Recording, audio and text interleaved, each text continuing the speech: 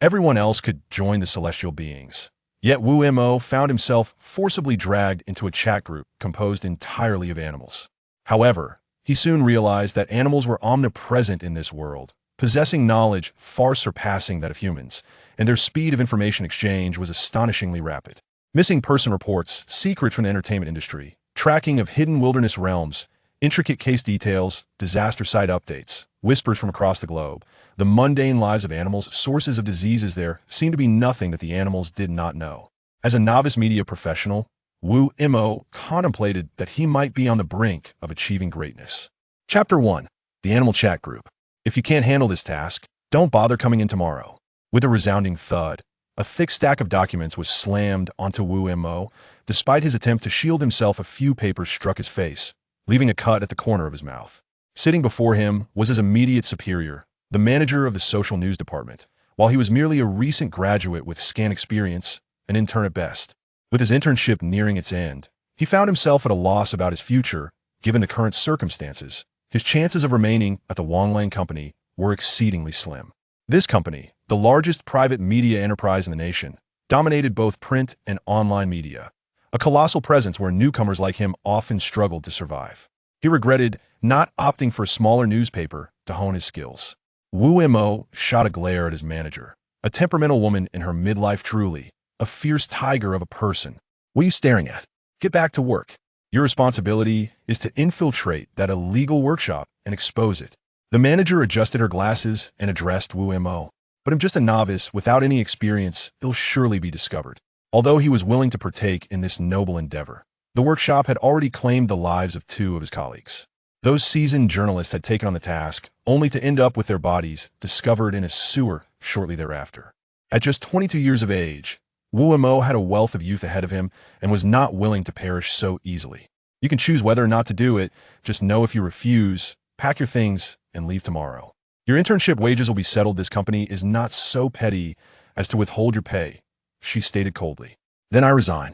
My life is more valuable than this job.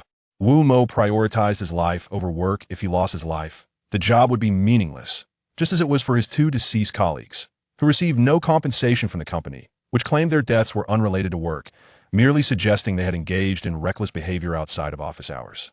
Such covert assignments were shrouded in secrecy, and the families of his colleagues were none the wiser, unable to contest the company's narrative.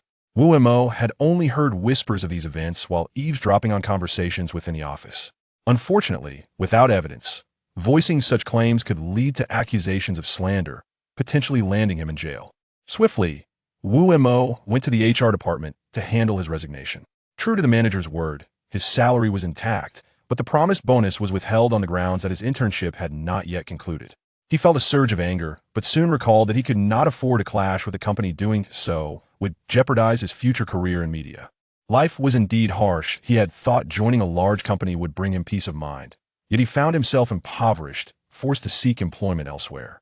As he lay there asleep, a fly landed on his computer and inadvertently touched an exposed wire, causing a minor electrical shock. While the shock did not harm the fly, it triggered an extraordinary event. Wu Mo's QQ account was forcibly drawn into a group chat without his consent. The fly buzzed away, leaving behind a chat group filled with unknown members. Typically, chat groups display user counts and names, but this one was peculiar. Only those who spoke appeared, while lurkers remained hidden. Naturally, new member notifications were active. Passionate Youth for Justice has joined the group. Welcome. Who is this? No idea, but judging by the IP, they're from high-has city folk, perhaps a stray cat or dog. Could they be someone's pet? Hey, I'm talking to you. Why are you lurking right after joining? If you don't speak up, you're getting kicked out. That's not possible. There's no admin here. We all got dragged in, right? Ah, too many lurkers. Your lives must be dull. He'll stop talking now. I need to say goodbye to a brother. What happened to him? What else? He's being sent off to become fried chicken. They'll likely meet the same fate if one day I stop speaking. It means I become fried chicken too. Let's not dwell on such a grim topic. Let's discuss something more cheerful. Cheerful? Well, my brother is ill, and it's quite serious. How is that cheerful? Why not? After he becomes fried chicken, he'll be served to humans, and if they eat that tainted meat, they'll surely face consequences. Enough of that. I'm off to watch some TV. That Ice Age show is quite entertaining. Gradually, the group fell silent, and eventually, no one spoke. Wu Mo slept for a full 3 hours before being awakened by a knock from the neighboring room. He resided in a mid-range apartment complex in Haihe known as Joyful Garden. Each floor contained 4 rooms, 2 were owned, and 1 was rented out to single occupants. Unlike Wu Mo's room, which, albeit spacious at over 100 square meters, housed 3 people, each with a mere 20 square meters of personal space. The only silver lining for Wu Mo was that the other 2 tenants were young, attractive women. Regrettably, aside from occasional greetings, they had little interaction. Although he was somewhat disgruntled by the interruption, Wu Mo realized it was already past 4 in the afternoon, it was time to prepare for dinner, and afterward, he needed to diligently search for a new job online. What's this? As he revived his computer, which had gone into sleep mode due to inactivity, he noticed a new chat window had appeared. It was evidently a group chat. Perusing the conversation, Wu Mo found the exchanges rather absurd. These individuals seemed to be role-playing as animals online. Unsure of how he had been added to this group, he attempted to exit, only to discover that there was no exit button after searching for quite some time.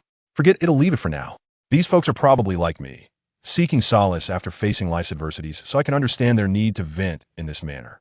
Leaving the computer on, he stepped away to freshen up, only to be greeted by a faint scent of gas. Oh no, a message popped up on the computer screen. I'm doomed. My owner wants to commit suicide. The gas is turned on. What on earth? Wu Mo gazed at the message in astonishment, utterly unable to discern whether the individual was jesting or speaking earnestly. Well, you're in trouble. Our chat group can only be perceived by animals, not by humans. Why don't you attempt to call the police using your owner's phone? I cannot do that. Then, where do you reside? Room 2204, floor 22, building 8, Happy Garden Community, Haihe City, China. Huh. This eccentric individual actually is the little star from room 2204. The reason for Wu Mo's surprise lies in the fact that the location mentioned in the chat message is precisely the room he rents in that building. Chapter 2. The cat named Fan Air. Wu Mo typed a line in the chat group. I reside in the Happy Garden Community. I'm calling the police and the ambulance right now. However, Fan Air, please hurry and open the window to prevent further inhalation of natural gas. Regardless of whether the Fan Air in the chat group was indeed an animal, Wu Mo intended to lend a hand. After all, saving lives is something that any empathetic individual would strive to do. Wow, a passionate young hero. Are you also a pet from the Happy Garden Community? But how do you communicate with humans over the phone? Fan Air quickly replied, I have already opened the window. Don't worry about that. I have my ways. How is your owner doing? Sighing, Wu Mo replied, it seems rather serious. Humph, it's all that damned Wen Chao's fault. Is Wen Chao the one who just won the Best Actor award? Wu Mo inquired, his curiosity piqued, though all exchanges were conducted through text. Who else could it be? Before he won the award, he was so good to my owner. Now that he has received the accolade, he claims he must break up with my owner to avoid negative repercussions. In a moment of despair, my owner chose to take her own life. Wu Mo sighed again. Such occurrences must be quite common in the entertainment industry. It seemed this woman did not value her life enough. After exchanging a few more messages, he suddenly heard the sounds of an ambulance, police cars, and fire trucks outside. Wu Mo understood that merely having an ambulance was insufficient. It was the firefighters who were the true warriors in such situations. Thus, he decided to call the fire department as well. Ah, they're here. Thank you, passionate young hero. If you ever need anything, feel free to reach out to me. I am Fan Air, the pet cat from room 2204. Wu Mo watched the message flicker on his computer screen, his heart in turmoil. Outside, he could hear the firefighters rescuing people, and he realized he could not be of much help. His thoughts were entirely consumed by the chat group. Fan Air, the pet cat from room 2204? Could it be that this was indeed an animal chat group? Wu Mo felt his mind momentarily stall. Never mind. He decided not to dwell on it further and returned to his job search instead. The Hate television station's satellite channel was hiring. With that thought, he sent his resume, which he had kept in his email as a backup. His alma mater was a prestigious institution, well regarded nationally, although not as renowned as Tsinghua or Peking University. Nonetheless, the journalism program was quite impressive, and coupled with his work experience, he believed passing the initial screening would be manageable. The real challenge lay in the upcoming interview. As he had heard tales of bizarre questions posed during the selection process, he needed to prepare thoroughly. The sounds of the ambulance faded into the distance, and Wu Mo felt a sense of relief. Regardless of whether the young celebrity valued her life, he had done a good deed. Ding. Another message popped up in the chat group. Thank you, passionate young hero. My owner has been taken to the hospital, but I am in trouble now.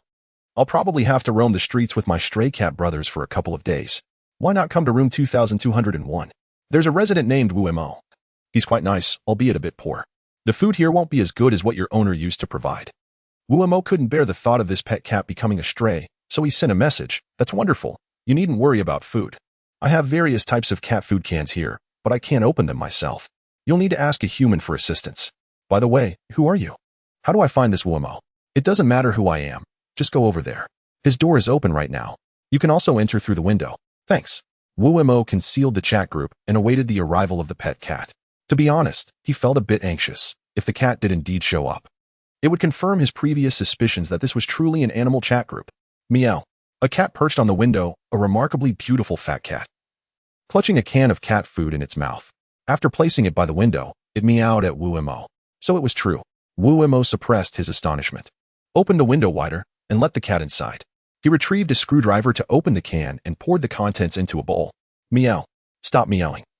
I can't understand you. Just eat quickly. Your owner is in trouble. You can always come here in the future. Just don't rummage through my belongings. Wu Mo said with a smile. To his surprise, the cat seemed to comprehend his words, meowing again before starting to eat from the bowl. Listen up, everyone. The passionate young hero has helped me immensely. Although Wu Mo isn't particularly handsome, he is genuinely kind. He may not understand my words of thanks, but he treats me well. Could it be that these animals communicate through thoughts rather than tools? That would certainly ease their worries. Given that roaming the streets these days was unsafe, with several of their companions having been struck by cars, it was best to remain indoors as much as possible. Understood. You all must be cautious as well. Congratulations. You have passed our selection. Please come for an interview tomorrow at the Human Resources Department of Haith Television. The message was straightforward but brought a sense of relief to Wu Mo. Despite having felt confident earlier, he had experienced a twinge of anxiety until receiving this notification. The next morning, Wu Mo set out early, determined to make a good impression on his potential future employer and ensure he did not arrive late. As he walked down the street, he spotted several stray cats rummaging through a dumpster in an alley. A peculiar feeling washed over him. Could these little creatures be the same strays that had conversed with Fan Air in the chat group yesterday? Had he chosen to ignore Fan Air? Perhaps the outcome would have been the same. Meow. Just as he was about to head to the bus stop, a horrifying cat scream pierced the air. Fan Air turned to see a stray cat soaring through the air, about to land on the road. With heavy traffic flowing, should the cat hit the ground, it would undoubtedly face fatal consequences.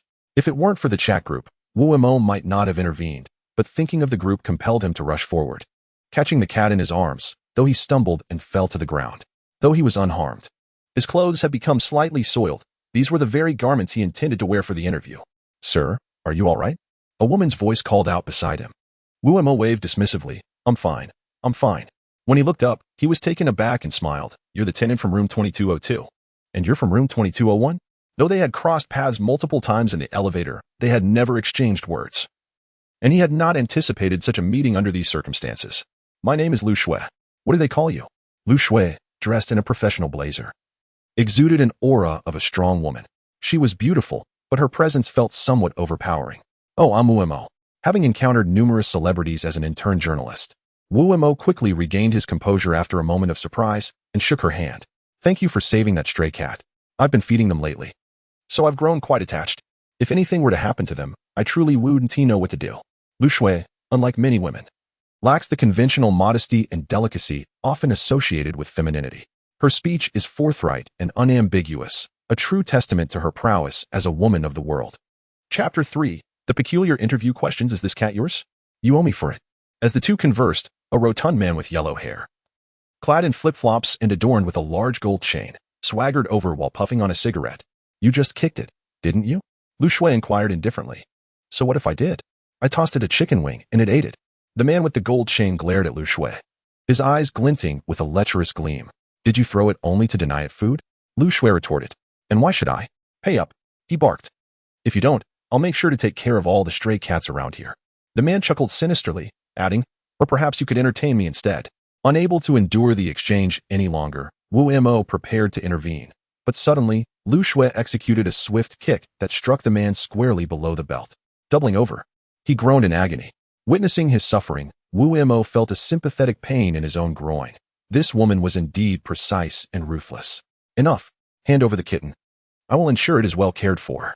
You seem preoccupied, so be on your way. Do not linger, Lu Shui stated, clapping her hands as if the incident had never occurred, flashing Wu Mo a smile. Thank you for your assistance, he replied, initially apprehensive about Lu Shui. But after witnessing her decisive action, he felt reassured. As long as others did not provoke her, who could possibly intimidate her?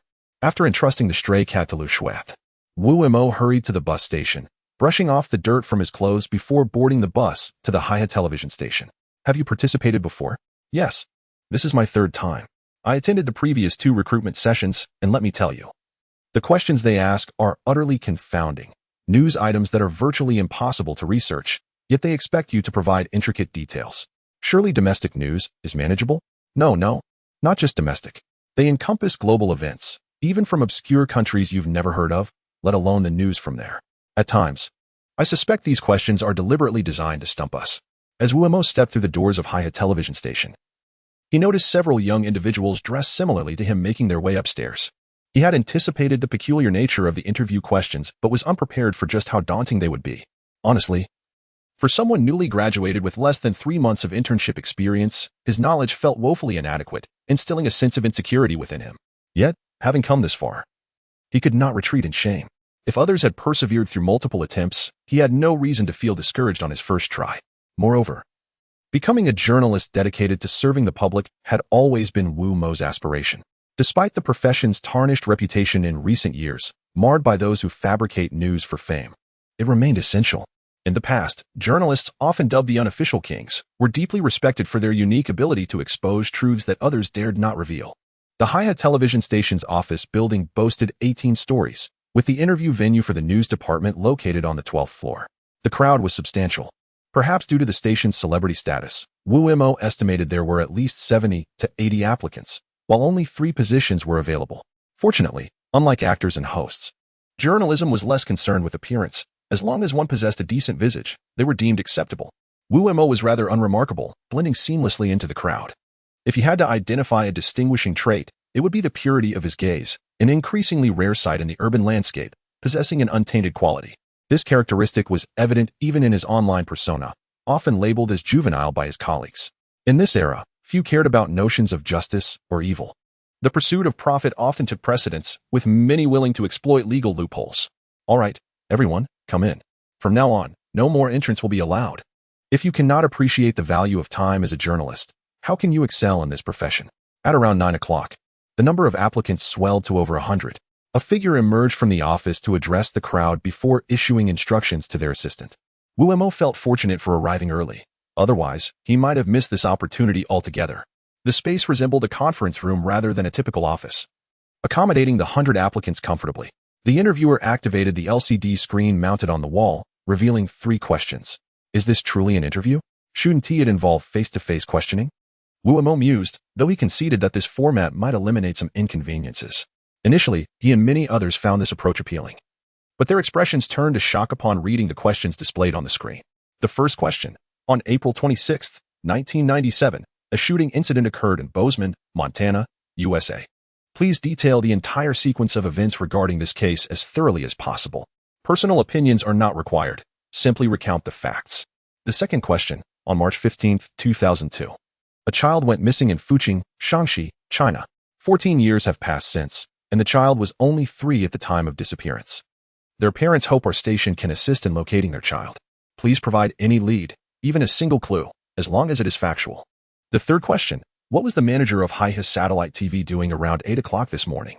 The incredulity stemmed from the bizarre nature of these questions. The first question would stump anyone unfamiliar with American news, particularly if they had not closely followed events in the United States. While this was arguably the simplest of the 3, the true challenge lay in the third question. The manager had only been appointed 3 days prior, leaving everyone in the room unaware of their name, gender, or activities that morning. As journalists, they could certainly investigate, and the station had generously allotted a week for responses.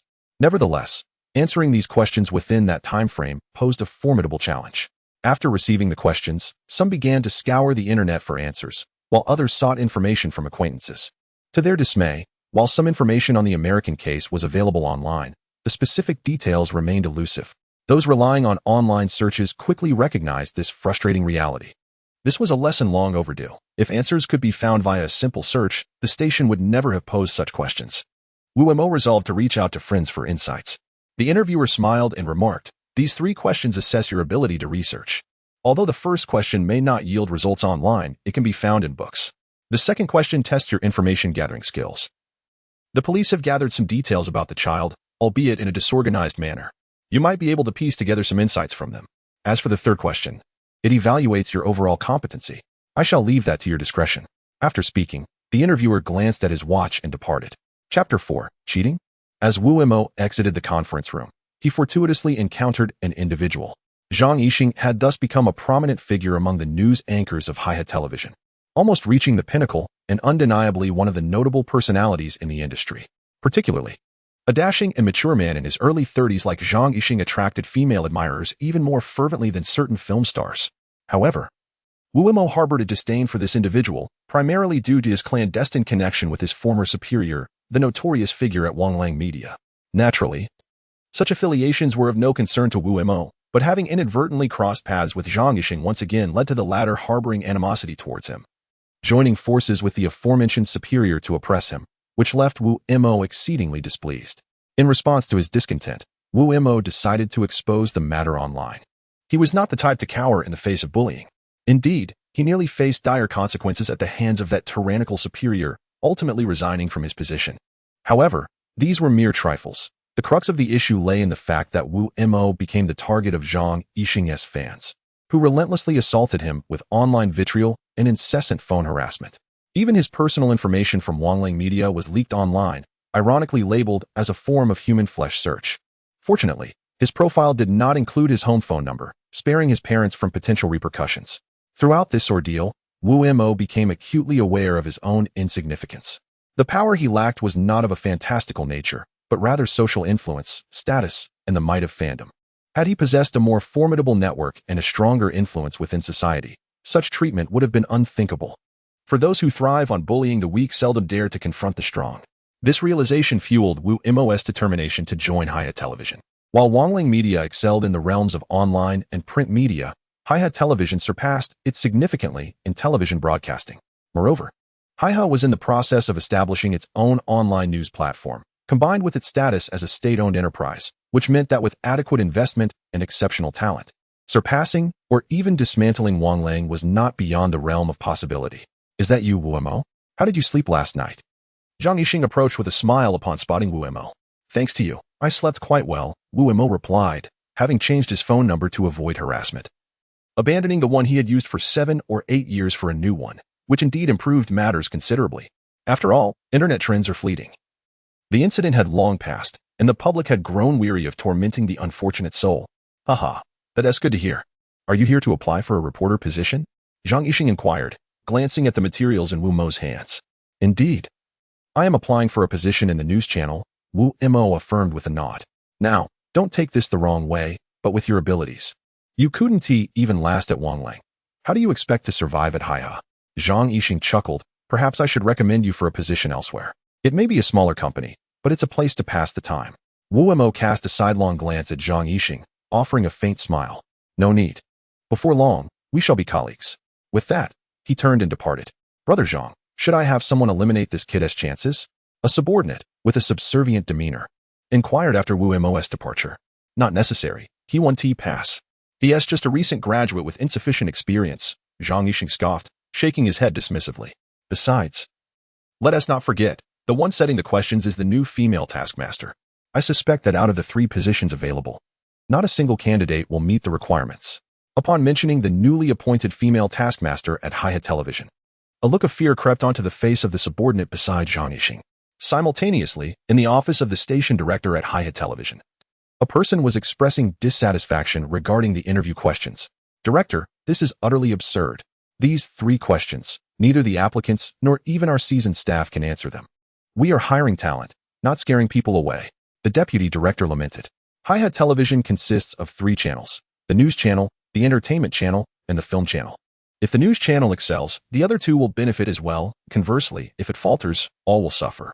Thus, the deputy director's concern stemmed from a desire for the station's success. Old Lu, let her have her chance. A new leader often ignites fresh energy. We may indeed discover outstanding talent, Director He Qianjin responded with a smile. Director, are you aware of what everyone calls her? The female taskmaster. Just a few days in. And the news channel is already in a state of panic, Deputy Director Lu sighed. A bit of strictness can be beneficial.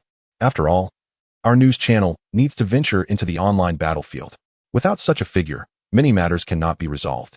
The recently retired old Shao was far too lenient. He had good rapport, yet failed to elevate the ratings of the news channel beyond mere maintenance. Director He Qianjin stated excitedly. We must aim to surpass CCTV and outshine Wan Lang. That will be true success. Director, I believe you have been influenced by her. Is defeating CCTV truly feasible? Wan Lang is formidable as well, Deputy Director Lu remarked with a wry smile. One must have aspirations. I am nearing retirement and wish to elevate Haida television before I depart. Please indulge my whims. Director He Qianjin replied with a chuckle. Very well, I shall not argue further. I hope that within a week, someone will be able to answer those 3 questions, Deputy Director Lu sighed, finally sinking into the sofa in resignation. Suddenly, the office door burst open, and a breathless individual rushed in. Director, what is with all the commotion? You've been here for years. You're usually not so frantic, Director He Qianjin remarked, frowning at his secretary, a middle-aged man in his 40s. Apologies, Director, but this matter is astounding. The 3 interview questions for the news channel have been answered. The middle-aged man took a deep breath. What? Both Director He Qianjin and Deputy Director Lu sprang to their feet, their eyes widening in disbelief. They were well aware of the difficulty of those questions. To have someone answer them within mere minutes was astonishing. Exchanging glances, their first thought was of cheating, for no other explanation seemed plausible. Chapter 5. The all-knowing creature in truth. The 2 directors of Haida television were not entirely incorrect in their assumptions. Wu Mo indeed resorted to cheating, albeit in a manner divergent from their expectations. Initially, he harbored no serious intentions. It was merely an experiment for amusement. To his surprise, once the questions were shared, the animals in the group began a fervent discussion, with a particularly enthusiastic feline named Fan Air leading the charge. Though unaware of the answers, the sheer number of animals in the group ensured that some possessed the knowledge needed. In 1997, I am aware of that case in America. Oh, I almost forgot to introduce myself. I am a turtle. When that incident occurred, I was inside a fish tank, observing the entire process with clarity. And I still remember it vividly. I am a yellow dog from a village in Los Angeles. I know that child. He is currently in our village. At that time, when he first arrived, I was just a puppy. Now, my days are numbered, but my memory remains sharp. Fan Air, a passionate and righteous youth. I am a stray dog outside the Joy Garden community. This morning at 8 o'clock, I was rescued by 2 individuals. One was Wu Mo, who assisted you, Fan Air, and the other was Lu Shui, the manager of the Haida satellite TV channel. She is temporarily residing in the Joy Garden community and has been very kind to us. Upon reading these 3 messages, Wu Mo was astonished, realizing he had underestimated this animal chat group. The information for the other 2 questions was already available. But for the first question, which required a recounting of the entire incident, Wu Mo hastily typed the line. Old Turtle, do you have a way to help me narrate the events of that case? That is simple, my fervent youth. The group has a video function. Anything we have seen can be shared as a video. I will send it to you now. Video? How splendid. Although he couldn't quite grasp how it worked. He was thrilled at the prospect. As someone trained in journalism, he felt confident that after watching the video, recounting the entire incident would be straightforward. The video was brief, lasting only 4 minutes, yet it was exceptionally detailed. This time, he was not greeted by a single interviewer, but by 5. The director of Haida TV, He Qianjin, the deputy director Lu Yuwei, news channel manager Lu Shui, deputy manager Zhang Nan, and surprisingly, the host of 3 people with interesting stories, Zhang Yixing. He was a man concerned with appearances. He had just called the notorious figure from the internet, mocking Wu Mo, proclaiming that as long as he was around, Wu Mo would never gain entry to the television station. If Wu Mo succeeded, where would that leave his reputation? Hello, esteemed teachers. Upon seeing these individuals, Wu Mo felt a twinge of nervousness, particularly at the realization that Lu Shui was the manager of the news channel. However, Lu Shui, seated as an interviewer, appeared not to recognize him at all, maintaining a stoic expression devoid of any emotional response. He felt a bit disappointed, but quickly reminded himself that he was merely a recently dismissed media novice, while the others were already prominent figures in the industry. It's said that the rich often forget. It was only natural that she wouldn't remember him. My name is Wu Mo. Wu Mo intended to introduce himself briefly, but Zhang Yixing interrupted him. All right, we know who you are. You are the intern reporter recently dismissed by the internet platform. No need to put on a fade. Tell us, how did you cheat, and who provided you with the answers? Zhang Yixing's approach was accusatory, leaving no room for Wu Mo to defend himself. Hearing such hostility, Wu Mo replied with a cold smile. Oh, who might you be? Is this not the renowned Zhang Yixing, whose heart lies with the internet platform? How's your relationship with that notorious figure? I believe it is quite cordial. I seem to recall her mentioning that you often sell news from the television station to the internet platform. One cannot assume that everyone in the world is a thief just because you are. He would not have ordinarily made such remarks. But Zhang Yixing's antagonism was too much for him to ignore. He felt no need to be polite. He Qianjin and Lu Yuwei exchanged glances, their expressions revealing displeasure. Yet they remained silent. After all, this was a scandal within the television station, and given Zhang Yixing's prominence as one of Haihe TV's leading hosts, he likely wouldn't face repercussions unless someone could replace him. However, Zhang Yixing fell silent, his face darkened, pondering his next move. Lu Yuwei cleared his throat and said, Wu Mo, do not take Zhang's hostility personally. The 3 interview questions are quite challenging. It is questionable whether anyone could answer them within a week. Yet you claim to know the answers in mere minutes. This inevitably raises suspicions. Well then, why not reveal the correct answers? If they match mine exactly, I will forfeit this interview opportunity. Wu Mo smiled. Manager Lu, please disclose the answers. Can't you see? He is quite confident, Zhang Yixing asserted, believing that Lu Shui had provided Wu Mo with the answers, as only she could have known them. Lu Shui glanced at Wu Mo and, deep down, felt a favorable impression of this young man. However, let it not be misconstrued. It was not the kind of affection that arises between men and women, but rather an appreciation for his character, as he had selflessly rescued a stray cat, demonstrating a commendable moral compass. Such integrity was rare in today's world. Nonetheless, caught in a difficult position, she had no choice but to reveal the answers to the 3 questions. The first question pertained to an American shooting incident, the general details of which were relatively easy to find. However, there was a significant aspect that could easily lead to confusion. The public announcement stated that the female homeowner accidentally shot her husband. In reality, it was their 10-year-old son who had fired the fatal shot. Most individuals would likely misinterpret this detail. When the answer was revealed, He Qianjin and Lu Yuwei exchanged knowing glances, instantly comprehending each other's thoughts. If Wu Mo had correctly identified this crucial point without error, it strongly suggested that someone had conveyed the information to him. Zhang Yixing wore a smug smile. He too had misinterpreted the matter. Although he had researched the case for about 10 minutes, he had overlooked this critical detail. He believed there was no way Wu Mo could be more astute than he was. If Wu Mo had indeed gotten it right, then he must have received the answer from someone. Zhang Nan, the deputy manager of the news channel, addressed Wu Mo. The answer to the first question has been revealed. You may now provide your response. Wu Mo smiled and recounted the correct answer given by Lu Shui. Haha, did you see that, director, deputy director? This kid indeed received the answers in advance. Zhang Yixing interjected before Wu Mo could finish, eagerly laughing as if he had caught someone in a trap. Of course, the individual he truly aimed to implicate was not Wu Mo, but Lu Shui. As long as she remained, he could not continue profiting on the side. Chapter 6. The key to establishing oneself in the media industry. With a cold gaze fixed on Zhang Yixing's mockery, Wu Mo simply remarked, your correct answer, in fact, contains an error. I merely reiterated what you provided. There was no need for such excitement. Was there? An error? What error? Lu Shui was now agitated. The reason she had dared to pose this question was that she had heard locals discuss it during a business trip to America, leading her to feel quite knowledgeable about the matter. Now, Wu Mo's assertion that her correct answer was flawed was understandably infuriating. He Qianjin and Lu Yuwei's expressions soured further. They had mentally condemned Wu Mo to a harsh fate. From the expressions of several interviewers, Wu Mo discerned their inner thoughts. However, he remained unperturbed. He placed greater trust in the video sent to him by the old turtle, Bozeman, than in the so-called correct answers. This video faithfully documented everything the old turtle had witnessed, presenting the entire case with remarkable clarity. There was no error to speak of. May I present my answer? Wu Mo inquired, glancing at Lu Shui. Go ahead, Lu Shui replied, her expression impassive. Despite her dissatisfaction with Wu Mo's challenge to her answer, she recognized his fairness and was curious to discover what he had to say. Most of the correct answers you provided are not wrong. This is why I reiterate them. Unfortunately, this correct answer overlooks a critical detail, one that entirely alters the nature of the case. As Wu Mo articulated this, he successfully piqued the curiosity of several interviewers. Zhang Yixing, however, remained disdainful, believing Wu Mo was merely posturing. Ignoring him, Wu Mo continued. The crux of this case lies in the fact that a 10-year-old son killed his father.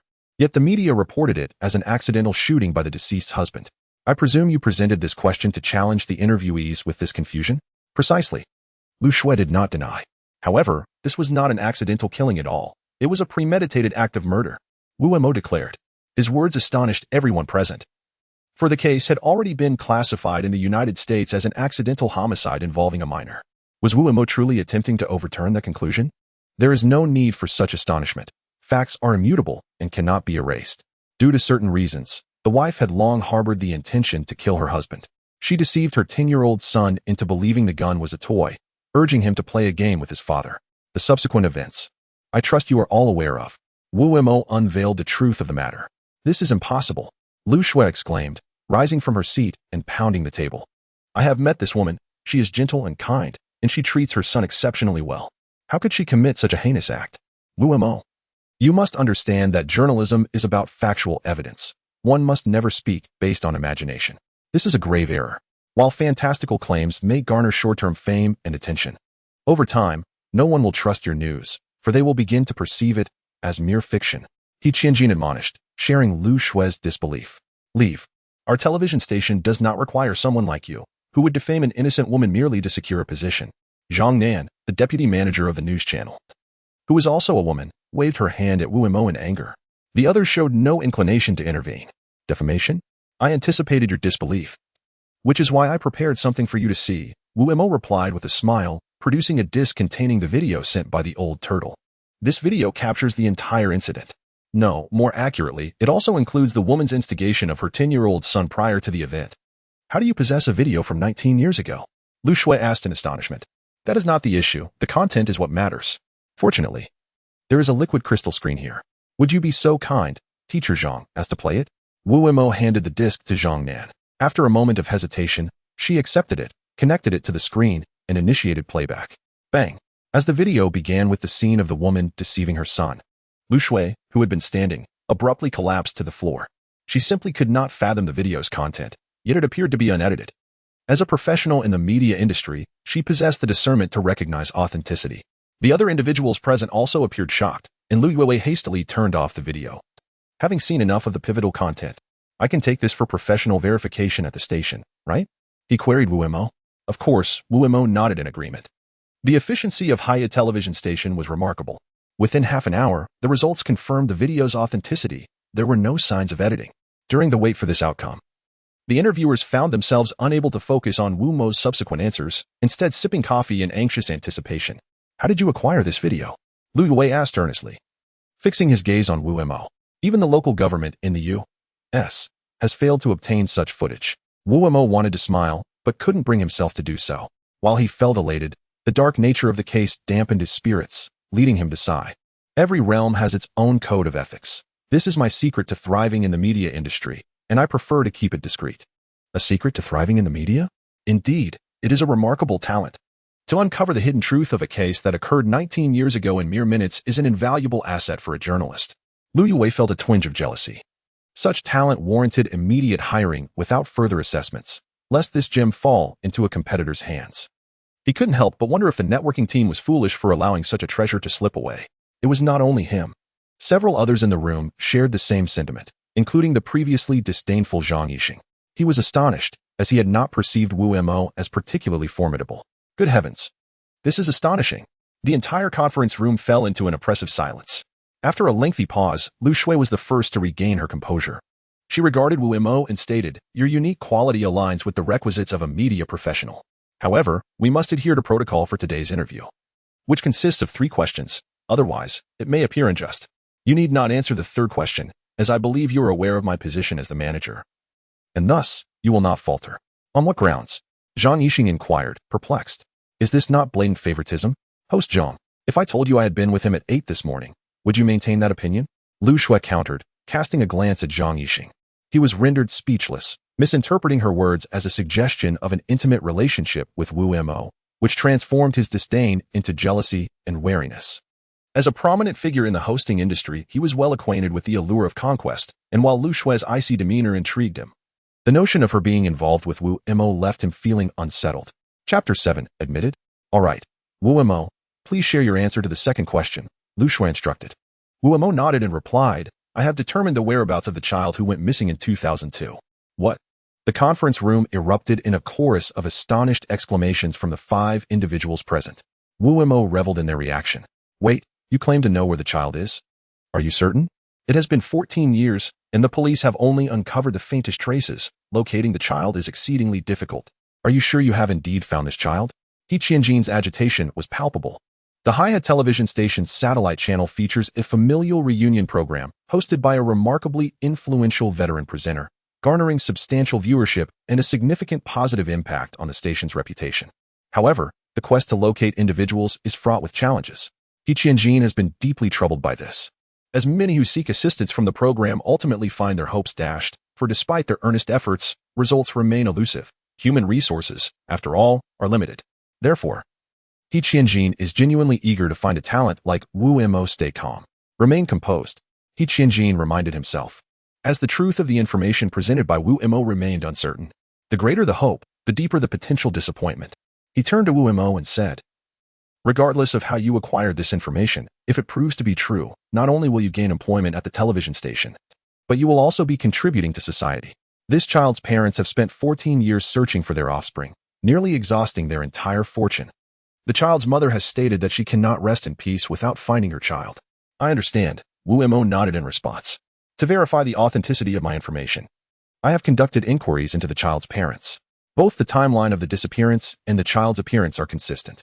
Of course, final confirmation will require scientific validation. Since you comprehend this, I must caution you, false information can inflict harm not only on a single family but potentially on many others. Therefore, I ask you once more, are you certain that the information you possess is both authentic and reliable?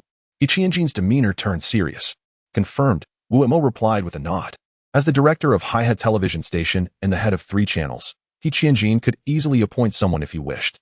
Wu Mo provided the detailed address to He Qianjin, who promptly contacted the Family, Friendship, and Love Awaiting Me program team, instructing them to liaise with local law enforcement and nearby residents. Could this individual truly be the legendary news prodigy? Although reluctant to admit it, such talents indeed exist in reality. While wearing a wry smile, Wu Mo felt no bitterness. With such an extraordinary chat group, his life was bound to become immensely interesting. And he need not worry about employment in the future. If necessary, he could simply borrow some funds to establish a website, initially leveraging platforms like Weibo to amplify his influence, subsequently increasing website traffic as well. Admittedly, this path would be arduous due to his lack of experience, which might lead to further complications.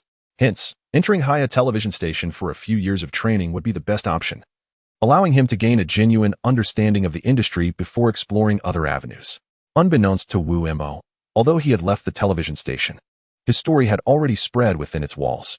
Programs such as News Discussion, Family, Friendship, and Love Awaiting Me, Mystery Tracking, Case Unraveling, World News Decoding, Daily Global News, and News Focus were all clamoring to recruit him from Lu Shui. Manager Lu, our Case Unraveling program is currently in dire need of such talent. If he can obtain confidential videos, we must secure him. I believe this young Wu possesses more than just this skill. His instinctive sensitivity to news is astonishing. We absolutely must have him for our News Focus segment. As Lu Shui watched the fervent discussions unfold, she felt torn between laughter and tears. Deep down, she had already decided to hire Wu Mo. However, certain procedures still needed to be followed. Moreover, once Wu Mo was hired, how to utilize him effectively was another concern. Yet, these issues were merely delightful dilemmas.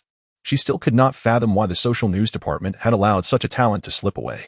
At that moment, in the office of the chief editor of Wang Lang, the head of the social news department, Chu Xiao, wore an expression of helplessness and grievance. Chief editor. This Wu Mo did not exhibit such capabilities while he was with us at Wang Lang. Could it be that he has undergone some transformation due to external pressures? Chu Xiao sighed. Chu Xiao, you have been with us for quite some time. How could you let this gem slip through your fingers? Did he truly lack such talents? The real question is, did you ever give him a chance? I have investigated, and since Wu Mo joined us, you relegated him to menial tasks, cleaning, printing documents, and so forth, never allowing him to engage in meaningful work. Ultimately, you even assigned him the dangerous investigation of that illicit workshop without any experience. Wasn't that an obvious attempt to push him out? Chief editor, the person has already left. Discussing this now seems futile, Chu Xiao retorted. I am under pressure from above to find Wu Mo and bring him back. If you fail, your future benefits will be halved, including bonuses and salary. This is me advocating for you. Otherwise, given the gravity of the situation, they might even consider letting you go for allowing such talent to be lost. The chief editor lamented. Is it really just about one Wu Mo? If it comes to that, there are those who seek to undermine you and expose your past misdeeds. The chief editor sighed. Chu Xiao's face turned pale. Unlike Wu Mo, who was merely a junior employee and could seek work elsewhere after dismissal, She was a core member of Wang Lang. Transitioning to another company would present complications, particularly given her past. Very well, I shall find that young man. Chapter 8. Talent is not something you can simply acquire after leaving the company. Wu Mo sent a message to his animal chat group using his phone. Thank you all for your assistance. Your answers have been immensely helpful. As for his family, he had not dared to call them. Following his dismissal from Wang Lang, he had not informed them. As the only child, he did not wish to burden his family. Thus, he had always shared good news while concealing his troubles.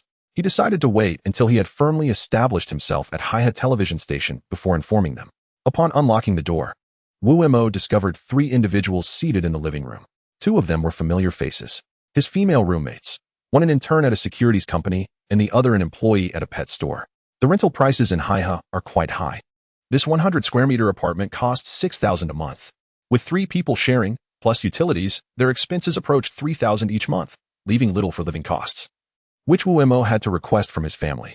Wu Mo was uncertain how others felt, but he found it quite embarrassing. Since the start of his internship, he had limited his daily food expenses to a maximum of 20 yuan. Unsurprisingly, instant noodles became his staple due to their affordability and variety. Sour and spicy shredded pork noodles, large bone soup noodles, shrimp and seafood noodles, spicy beef noodles, and pickled vegetable pork noodles, among others. In a sense, his daily diet was rather colorful. The pain and joy of being a newcomer to the workforce encapsulated his experience. His youthful fervor remained intact, untainted by the murky haze of society. He relished this feeling. Moreover, sharing a home with 2 charming young women felt like a stroke of luck. Even if he had hardly exchanged more than a few words with them over the past 3 months, primarily due to his shyness. In the living room, alongside the 2 young women, was a person he wished to avoid seeing, Chu Xiao, whom he referred to as a formidable figure. Wu Mo, look who has come. Chu Xiao, a big name online with over 100,000 followers. She's amazing, one roommate exclaimed. She brought a lot of delicious treats, including imported chocolates from abroad. Would you like to try one? The speaker is a young girl named Qiu Lingling, who works at a pet store. Her character is innocent and naive, perhaps even a bit foolish, and she is an unabashed foodie, with a particular fondness for snacks. She dreams of being swept away by a Prince Charming in a luxurious car. Her close friend, Guanju, is a true goody two-shoes, wearing glasses and exuding a cultured demeanor. Speaking softly and working diligently, often lacking time for leisure or socializing. Guanju impressively endures a grueling 16-hour workday, earning the admiration of Wu Mo, who is taken aback by such dedication from a petite girl. Apologies, Mr. Chu, Wu Mo said, but you arrived too late. I have already been accepted by Hi-Hat television station after the interview and should be starting soon. This statement, made in the presence of 2 lovely ladies, was rather polite, as he wished to avoid being too harsh. Chu Xiao regarded Wu Mo with a hint of disdain, fully aware that impoverished students are often the most susceptible to the allure of wealth. However, Wu Mo was no longer the same, having joined the animal chatting group. His worth had undoubtedly increased. You've gone too far, Chu Xiao exclaimed, rising abruptly, her face flushed with indignation. Listening to Wu Mo's rendition of Love for Sale, her expression soured further than that of a discolored liver. She pointed an accusatory finger at him, intending to speak, but ultimately silencing herself, perhaps overwhelmed by her anger. As she stormed out of the room, she finally shouted, Wu Mo, you truly have no shame. Do you think joining Hi-Hat television station means you can rest easy? Not a chance. Just as she was about to leave, something hurled from the room startled her. Take these worthless trinkets. If you want to return the money my friend spent on chocolates, I can do that, but do not show your face here again. Wu Mo felt a surge of exhilaration. In the past, working under the strict mistress, he had always tread carefully, never daring to retort. Today, however, he had finally released the pent-up frustration from those earlier days. Just as Qiu Lingling attempted to intervene, she was stopped by Guanju, who, being both obedient and astute, understood that any attempt to mediate at this moment would only exacerbate the situation. Chu Xiao collected the discarded items and tossed them into the hallway trash bin. Though those gifts had cost her a fair sum, totaling around 200 yuan, she could not afford to be seen taking them back. Wu Mo, remember this. Chu Xiao intended to further reprimand him, but suddenly, a cat leapt out, hissing and clawing at her, prompting her to flee. In her panic, she broke a heel and had to remove her shoes to dash into the elevator. Fan Air, come here, Wu Mo called to the cat. And perhaps due to his connection with the animal chatting group, he now felt a profound curiosity and affection for these creatures. Meow. Fan Air jumped onto his shoulder, their bond resembling that of brothers. Wu Mo, you truly got accepted by Hi-Hat television station? Qiu Lingling quickly forgot the recent altercation, but the news of Wu Mo's acceptance remained fresh in her mind. Sort of. The station asked me to await further instructions, but I feel quite confident. Wu Mo replied with a smile, addressing Fan Air. This is Sister Lingling, and that is Sister Guanju. If I am not home, come to them for treats. They adore little animals. Meow. Fan Air, the traitorous creature, leapt into the midst of the two lovely ladies, reveling in the fragrant air. Lingling, don't say that. Until we receive a call, there is still hope. Although our time with Wu Mo has been brief, I can see he is consistently diligent. Guanju, though skeptical about Wu Mo's acceptance, offered this as mere consolation. After all, Haya television station is renowned for its eccentric interview questions. And even seasoned professionals often fail to gain entry. Chapter 9. Disaster Forecast. Wu Mo heard his phone ring and swiped to check. It was an unfamiliar number. Who is this? Hello, is this Mr. Wu Mo? This is Haya Satellite Channel, and congratulations. You have been accepted. Please remember to come to the station on Monday to complete your employment paperwork. What? Could you repeat that? Wu Mo could hardly believe his ears, especially since he thought the second interview question had yet to be resolved and expected to wait several more days. In truth, he had worried unnecessarily. After Wu Mo left the station, Lu Shui had planned to wait for the outcome of the second question before issuing acceptance notifications. However, Lu Shui never anticipated that both the variety show and film channels would come to poach talent. Such chaos was unnecessary. They had no choice but to hastily inform Wu Mo of his acceptance, as even if he had answered the second question incorrectly, his response to the first question alone demonstrated sufficient capability to enter the station. The representative was very cordial and reiterated the information. Thank you. I truly appreciate this. I will be there on Monday to complete the paperwork. Thank you. Wu Mo, somewhat tongue-tied, expressed his gratitude repeatedly before hanging up. Is it true, Wu Mo? You really got in? It seems even the heavens have opened their eyes for once. Could it be that us underdogs finally have a chance to rise? Qiu Lingling's eyes widened like two light bulbs. Although the voice on the other end was unclear, Wu Mo's expression and tone revealed the joyous news. Congratulations, Wu Mo. Guanju was equally surprised, though her response lacked the dramatic flair of Qiu Lingling's. Thank you, beautiful ladies. Wu Mo's mind had already soared into the future, envisioning scenes of his fame. For instance, if he were to enter the film industry, he could rival the likes of Zhang Yixing, who is considered a top-tier talent. Though he had merely been accepted by Haihe Satellite Channel, without yet reaping any tangible rewards, it was a small step in the long journey ahead. Yet, he was undeterred. As long as he nurtured the animal chatting group and exerted further effort, becoming a star in the news industry was not beyond reach. These animals possessed an astounding wealth of knowledge, surpassing all human technological understanding combined. After all, animals exist in every corner of the earth, from single-celled organisms to highly intelligent beings. This success in the Haihe television station interview, facilitated by the animal chatting group, was merely the beginning. The future held immense promise. He envisioned becoming a major player in the news industry and the broader media landscape. Regarding fame, he was determined that his future renown would not trail behind that of Zhang Yixing. While he might not be conventionally handsome, with a little grooming, he could certainly be a sophisticated gentleman. As for housing, the current abode was pleasant, but he would soon aspire to grander accommodations, European villas or traditional Chinese gardens. Now that would be impressive, requiring at least 1,000 acres. And what of cars? A multi-million-dollar Bugatti? No, in due time, cars would be trivial. He would aspire to own a plane, perhaps a multi-million-dollar aircraft, styled like Air Force One, for what if missiles were to be encountered? As for a girlfriend, he had modest expectations, desiring only a genuinely loving beauty. Well, Guanju was quite appealing, and although Qiu Lingling was a bit naive, she possessed a certain charm. As for Lu Shui, conquering an ice queen like her would be quite the accomplishment. Without dreams, how is one different from a mere fish? Especially someone endowed with an advantage. Wu Mo's thoughts drifted, and a slightly mischievous smile crept onto his face. Wu Mo, Qiu Lingling's voice broke through, startling him back to reality. What is it? Such a momentous occasion deserves more than mere gratitude.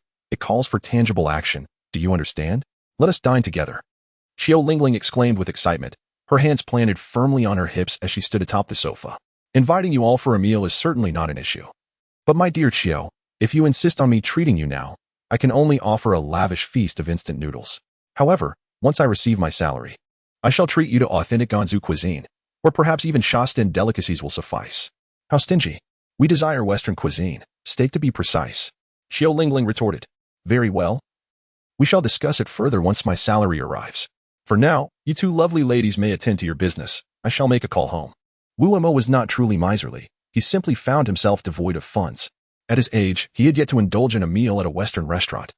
Upon returning to his room, he placed a call to his family, merely to assure them that he was thriving in Haiha, yet he refrained from mentioning his job situation, as he had only just begun and was uncertain of what lay ahead.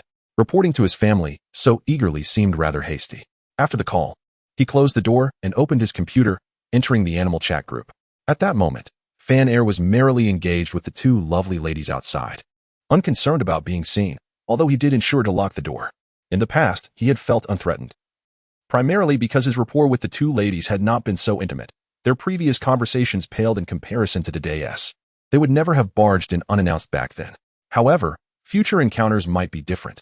With Qiu Lingling's bold nature, it was entirely plausible she could burst in without hesitation. Hot-blooded righteous youth. Are you capable of communicating with humans? Upon opening the chat group, such a message popped up. What's the matter? Wu Imo typed in a brief response, followed by a questioning emoji. It would be wonderful if we could communicate. There are many matters we wish to discuss with humans that could benefit both parties, the message continued. That could be arranged. Wu Imo hesitated but ultimately opted for candor, understanding he might have inquiries in the future that would be easier to pose under the guise of communication with humans. Fantastic. Hot-blooded righteous youth. Do you remember me? I am Fan Air. Isn't it obvious? Haven't you been mingling with Wu Imo recently? Yes, that's me. Since you're at the amusement park, it's perfect. A friend informed me that one of the elevators there has issues. You need to alert someone to rectify it. Lest I fear for Wu Imo and the two lovely ladies in his apartment. Is that true? Absolutely. My friend set up a web above the elevator and assured me of its validity. Your friend is Spider-Man? Not Spider-Man, just a spider. All right. I'll find a way to notify Wu Imo and have him inform others. An elevator malfunction is indeed perilous. With that, Wu Imo exited the chat group. He wholeheartedly believed the animal's words, as they had proven reliable on multiple occasions.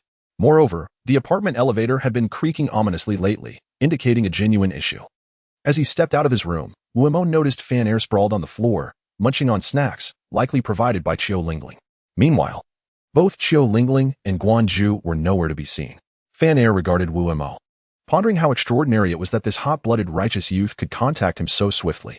There was something rather enigmatic about him. Was he a fly, a mosquito, a parasite, or perhaps a flea? Do not fault him for such whimsical thoughts. Wu Imo's room indeed housed no other creatures. Unaware of Fan Air's musings, Wu Imo decided to descend and notify the property management in person, reasoning that a phone call would likely be dismissed, given that he was merely a tenant and not an owner. However, addressing them face-to-face would undoubtedly yield better results. Chapter 10. The chat group also features a live broadcast function. Inside the elevator stood a young woman, approximately 20 years old, dressed in a remarkably trendy manner. Wu Imo was not well versed in fashion labels, but merely assessing the fabric and style indicated they were certainly not from a street vendor. Most notably, the young lady sported an oversized ruby ring. If it were genuine, she must possess considerable wealth. She was relatively petite, standing around 5 feet 5 inches tall. Yet her fair and alluring appearance made Wu Imo feel somewhat awkward sharing the confined space of the elevator with such a beauty. Are you a resident of the 22nd floor? The young lady inquired, lowering her sunglasses and chewing gum as she spoke. Yes, he replied. I'm the owner of 2203. Chu Xiao Xiao. Surely, you're not the type to become tongue-tied in the presence of a beautiful woman? She teased with a smile. Wu Imo felt a hint of embarrassment wash over him. Not at all. I'm Wu Imo. By the way, I must inform you that this elevator has issues. It's best to avoid using it for now. He took a deep breath, attempting to maintain composure despite her perceptive gaze. He had always been introverted, having never dated in college, only harboring secret affections. After entering the workforce, opportunities had dwindled further. In a sense, at the age of 22, he had already entered a realm of magic without even realizing it. Suddenly addressed by this enchanting young lady, he felt a rush of nerves and awkwardness, exacerbated by the elevator's confined quarters, which amplified his anxiety. Seriously? Chu Xiaoxiao exclaimed just as the elevator lurched to a sudden halt with a loud thud, the lights flickering ominously. Though they didn't extinguish, the scene was undeniably alarming. Talk about bad luck. Chu Xiaoxiao glanced at Wu Imo, exasperated by her misfortune. She had moved to this mid-range community to prove her capabilities to her father, forsaking a perfectly good villa, only to encounter such a predicament. Wu Imo, too, felt unfortunate. He hadn't even reported the issue to property management before this occurred. He hurriedly pressed the emergency button, a standard feature in elevators. While he wished to call property management, he lacked their contact number, having only moved in 3 months prior and not yet familiarized himself with the locals. He did not possess the phone numbers of Guanju or Qiu Lingling either. Who could he contact? Call 110? Or 119. Wait. The animal chat group. Wuemo suddenly had an epiphany. He opened his phone, grateful for the technological marvels of modern communication, as he still had full signal strength even within the elevator. Wuemo is trapped in the elevator on the 22nd floor of the amusement park. Does anyone have a way to contact the property management? Please expedite their rescue. What the heck? Fanair replied. We should help. This Wuemo has saved our companion. These were the stray cats from the community. Outside the monitoring room, the security guard was engrossed in a lively conversation with a female resident, entirely oblivious to the elevator mishap. Suddenly, a flurry of cats dashed towards him, scratching at his clothing before sprinting toward the monitoring room. Naturally, the guard was incensed and chased after them, threatening, I'll teach you stray cats a lesson. As he burst into the monitoring room, he was about to reprimand the felines when the elevator alarm blared. Turning to the monitor, he saw a man and a woman in the elevator, desperately gesturing for help. Oh no, this is bad. In that moment, the guard's priorities shifted. He hastily contacted the property manager to address the emergency. Upon receiving his call, the property management did not dare to be negligent, promptly contacting the elevator company. Such matters were beyond their capacity to resolve. They required the expertise of professionals. However, they did begin the process of comforting the individuals trapped inside, communicating through the elevator intercom, reassuring them that help was on the way. Hearing this, Wuemo felt a sense of relief. Yet the sudden jolt of the elevator caused his heart to race once more. In an unexpected moment, he felt a hand clasping his. It was the charming girl, Chu Xiao. The previously carefree beauty now resembled a startled kitten, her complexion pale with fright. Do not fear. We will surely be rescued, Wuemo reassured her, instinctively intertwining his fingers with hers to provide some semblance of courage and security. It's your fault for speaking such ominous words. Had you not said anything? This wouldn't have happened, she said, her voice tinged with grievance. All right. It's all my fault, Wuemo conceded, recognizing her desire for psychological comfort rather than an argument. The elevator began to sway more violently, prompting Wuemo to recall a scene he had watched on television. He moved to press all the buttons for the floors below, as it was said this could provide a glimmer of hope during a rapid descent, since each floor offered a chance to halt. Nevertheless, he was reluctant to entrust his life to the elevator company, who knew when they would arrive. He continued to send messages in the group chat seeking assistance. The elevator is shaking violently. It may not hold much longer. Fanair, do you have any means to rescue Wuemo? This is tricky. We animals may possess knowledge, but we are not human. Elevators are high-tech devices. We dare not meddle. What are you doing, Wuemo? Chu Xiaoxiao inquired, curiosity evident in her gaze. I'm chatting. It's important to distract oneself at times like this. I just checked with my friends outside. They assured me that although the elevator is shaking, it should not plummet. So we should remain calm and await the elevator company's rescue. You can still chat during this? Honestly, who knows how long we will be stuck here? I was supposed to attend class, and now I'm uncertain how long this will delay me. I might not understand the lecture later. What class is it? Where is it being held? Wuemo asked. It's a course on company management and planning design, taught by a distinguished professor from Haihai University. The tuition is substantial, but missing out on his lecture would be a real shame, Chu Xiaoxiao lamented. Send me the address. I'll find a way for you to attend the class. Wuemo offered with a smile. Truly a spirited young man, she remarked, albeit with some skepticism. Regardless, she sent him the address.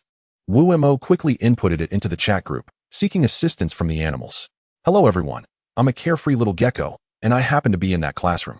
However, if you want my help, you'll need to send a red envelope. A red envelope? I almost forgot. As a newly joined member, you might not know, but in our chat group, there is a function for targeted red envelopes. What I need is quite simple: food.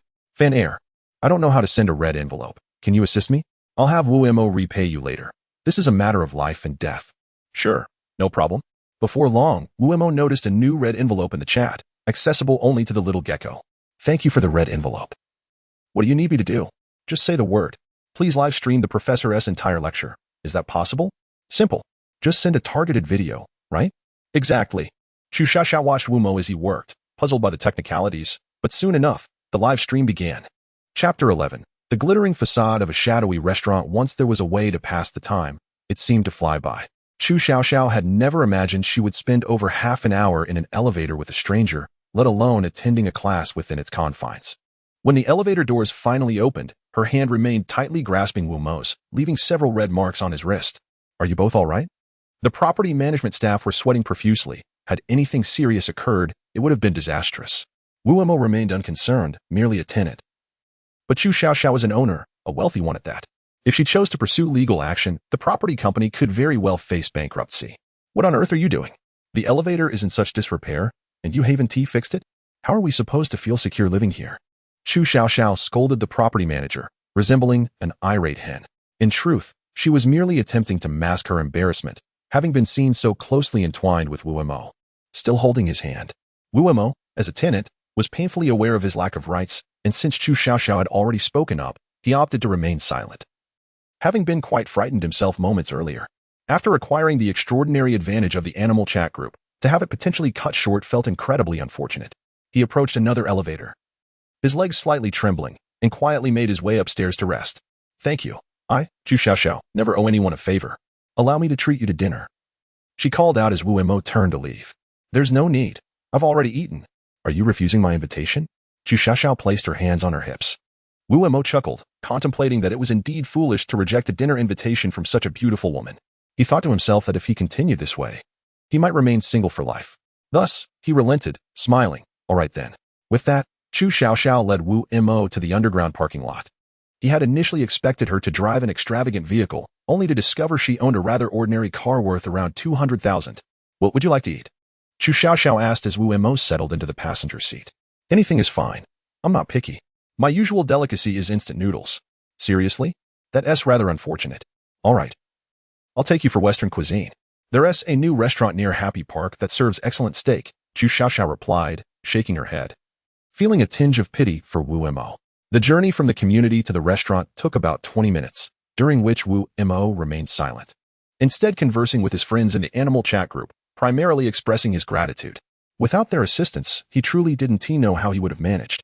We've arrived. The car came to a stop in the parking lot, and both Chu Xiaoxiao and Wu Mo stepped out. Fran Restaurant. Wu Mo was unsure what the name signified, perhaps related to Frankfurt or France, but he found the restaurant's decor quite upscale. Instinctively, he took a photo with his phone and posted it on social media. Ding. New message? As he walked inside, he casually glanced at his phone. Who would have thought that our righteous young man could take photographs? It was just a picture I posted, Wu Mo replied. Oh, is that so? However, you should inform Wu Mo to avoid this Fran restaurant. Why?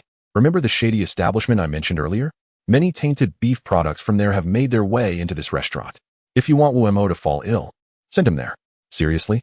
This restaurant seems newly opened, and the owner is a foreigner. The newly opened establishment, what of it? And what of the foreigners?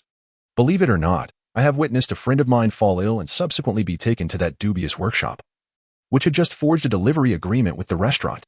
Upon realizing this, Wu Mo felt a palpable discomfort within. Before the advent of this chat group, he was blissfully unaware of such matters. He likely consumed tainted beef and pork without a second thought. However, now that he is privy to the truth, he feels an unsettling sense of nausea. Fortunately, his lack of funds means he seldom indulges in meat, thus sparing him from immediate retching. Miss Chu, let us not dine here, he suggested. Miss. She retorted, you're the one who is a miss. Your entire family is. Call me Xiao Xiao. Miss Chu.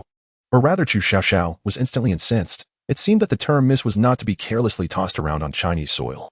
Xiao, this restaurant is not suitable. Let us find another place. I know a restaurant with exceptional flavors. Wu Mo had no desire to engage in a dispute with Chu Xiaoxiao over such matters. The steak here is quite good, she countered. Trust my judgment. I am a journalist, you understand? Wu Mo did not state it outright, but implied that Chu Xiaoxiao was astute enough to grasp his meaning. Very well, we shall go where you suggest. Chu Xiaoxiao's expression shifted slightly, hinting at a realization, yet she refrained from probing further, likely fearing the sleeplessness that knowledge of the truth might bring. Through the animal chat group, Wu Mo had learned of a restaurant known for its commendable cuisine. Friends in the group mentioned that this establishment possessed its own factory and farmland in the countryside, ensuring that their produce was genuinely organic, so much so that even the flies favored it. Regrettably, its sanitary conditions were so stringent that it was challenging to gain entry. Naturally, the prices were somewhat elevated. However, since this outing was on Chu Xiaoxiao's tab, Wu Mo felt no concern regarding the expense. Upon arriving at the restaurant, Chu Xiaoxiao could no longer contain her curiosity while waiting for their meal. Wu Mo, what issues do you perceive with that Western restaurant? Just refrain from dining there in the future. I am confident it will soon be exposed, Wu Mo replied, his sense of justice swelling. He intended to anonymously reveal the restaurant's transgressions, as well as those of the dubious workshop. The reason for his discretion was clear. He recognized his own vulnerability, lacking power, influence, and wealth. Should he confront the matter openly, he would undoubtedly face peril. The advantages of anonymity were manifold, for the time being. He did not seek fame through such endeavors. It was well known that reporters who exposed such establishments often did so under aliases to protect themselves. Not only reporters, but even law enforcement officers involved in similar operations required anonymity, given the rampant nature of crime today and the potential for retaliatory harm to their families. All right, I will heed your advice. Chu Xiaoxiao trusted that Wu Mo had sound reasoning behind his words. In truth, she had already conducted her own inquiries regarding the residents of the 22nd floor. Room 2201 housed 3 individuals: Wu Mo, a journalist; Qiu Lingling, a pet shop employee; and Guanzhu, an intern. Room 2202 was occupied by Lu Shui, the manager of Haihe Television's satellite news channel, a returnee who had studied in both the United States and Germany. Room 2203 belonged to a so-called rich second generation, or white rich beauty. Yet she held little status within her family, being one of several children from various unions. Although she had never wanted for basic needs, she aspired to be the queen of her family's enterprise rather than a mere canary, which was why she had embarked on her own entrepreneurial journey. Room 2204 was occupied by a minor celebrity, one lacking in both understanding and experience, who had faced severe repercussions for refusing to comply with a director's demands, ultimately jeopardizing her career. As a journalist, Wu Mo undoubtedly possessed insider knowledge. His reluctance to speak was likely due to a fear of information leakage. Chapter 12. Official employment. The encounter with Chu Xiaoxiao was but a simple luncheon, devoid of the cliché narrative of a wealthy woman falling for an unsophisticated man. Nor was it marked by any satirical undertones. Life continued as usual. After a weekend filled with tension and anticipation, Monday arrived. Wu Mo donned formal attire and braved the city's smog to reach his new workplace, Haihe Television.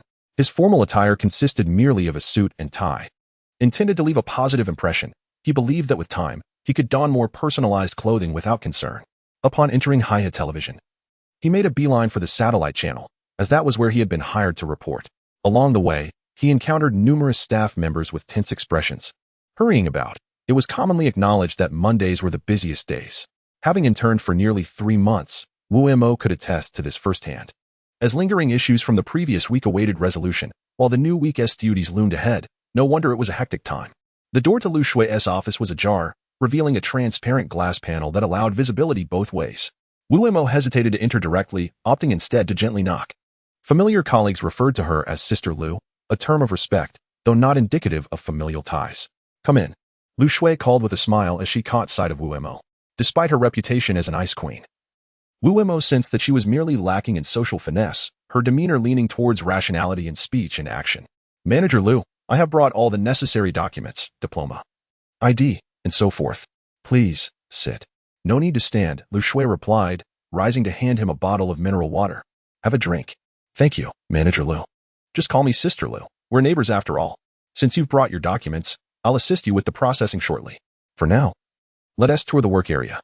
Our satellite channel encompasses a wide range of content, so it's essential for you to familiarize yourself with the layout. Otherwise, you may find yourself lost later.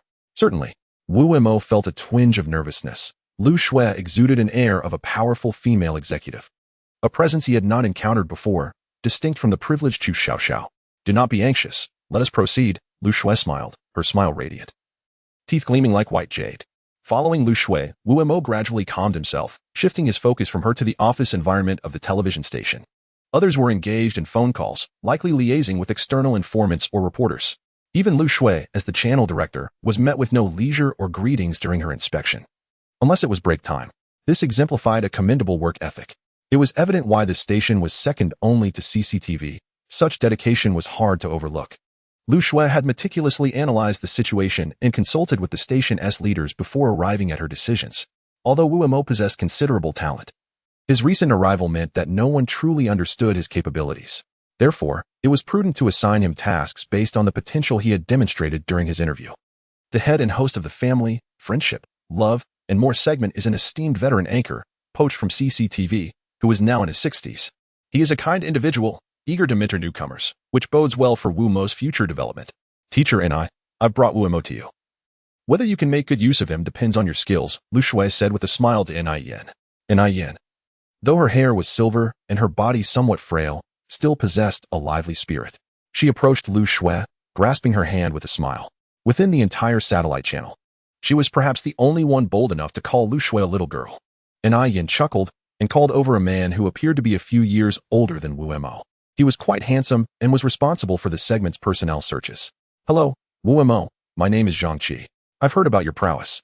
Let us learn from each other in the future, Zhang Qi said straightforwardly, leaving a very favorable first impression on Wu Mo. Thank you, brother Zhang. I'll be in your care from now on, Wu Mo replied as he shook Zhang Qi's extended hand. In reality, the differences between life and novels are vast. Unless one harbors deep-seated animosity, no one will target you from the outset. Naturally, expecting others to assist you as if they were family is unrealistic. Being offered occasional guidance is already quite generous. Chapter 13. The segment team encounters trouble after more than a decade. How could a child, who had already experienced trauma, possibly remember anything? Alas, what a pity. A child who could have grown up happily, perhaps even becoming a pillar of society, ended up trafficked to a mountain village, never attending a day of school, and instead became a mere laborer for that family. Yin lamented. If only there had been someone like Wu Mo over a decade ago. Teacher and I, let us not dwell on sadness. I brought Wu Mo here to familiarize him with the situation. He hasn't even completed his onboarding yet, Lu Shui replied, disliking such somber topics. As an orphan raised in a welfare institution, discussing these matters made her uncomfortable, prompting her to seek an excuse to leave. Thus, Wu Mo accompanied Lu Shui to complete the onboarding process, which was straightforward and took merely 10 minutes, as he had entered through a formal interview with outstanding scores. He had become a topic of discussion even before his arrival at the station. While this notoriety had its advantages, it also came with drawbacks. With everyone observing you, any minor misstep would likely lead to criticism and ridicule behind your back, a common occurrence in such environments. Once the formalities were completed, Wu Mo settled into his designated workspace, awaiting task assignments. At this moment, he realized he needed to start from scratch. He contemplated asking about his upcoming tasks, but deemed it impractical. Instead, he opened the animal chat group, wishing to share his good news about joining the station and simultaneously inquire about any recent happenings. As an aspiring star journalist, staying informed about significant domestic and international events was paramount. Friends, Wu Mo has started working at the television station. The atmosphere here is delightful. Let me share a few pictures with you. Passionate justice youth. What is your relationship with Wu Mo? You seem quite familiar. Haven't you read novels written by humans? Like my electric eel doppelganger or my ghost doppelganger? I am merely this lad's doppelganger. Come on, do you think we're foolish? Enough jokes. Passionate justice youth. I'm asking because I need a favor. A red envelope will surely follow. Don't mention the red envelope. Wu Mo will need everyone's assistance in the future.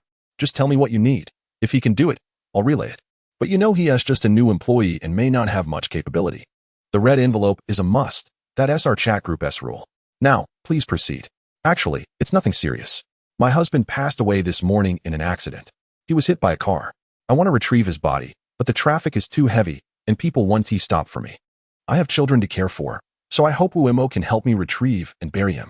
This is simple. Just provide the address and your situation.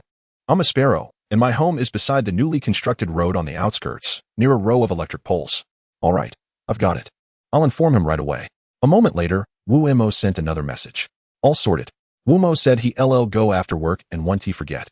Thank you so much. The directed red envelope has already been sent. Please help him out. We found him when we were building our nest. Upon opening the red envelope, Wu Mo heard a pleasant notification. Congratulations. You have received a gold ring worth 4,000. The item has been shipped. Please check for delivery. Wow, this is quite advanced. A gold ring worth 4,000? Even if sold at a discounted price, it should fetch over 1,000. Wu Mo was astonished that he received such a generous reward for merely agreeing to assist. He had been unaware of red envelopes before, but he was beginning to grasp their significance. After chatting for a while longer, it was time for lunch. Wu Mo experienced his first meal in the television station's cafeteria, which was significantly better than his college dining experience. There, he unexpectedly encountered a renowned journalist he had once admired, surnamed Wen, named Qing. The most remarkable aspect of Wen Qing was not only her beauty, but also her dedication to advocating for the public, earning her the affectionate title of the Iron Lady of the news industry among the populace. Hello, Sister One, I'm Wu Mo, and I'll also be a reporter for Haya television station from now on.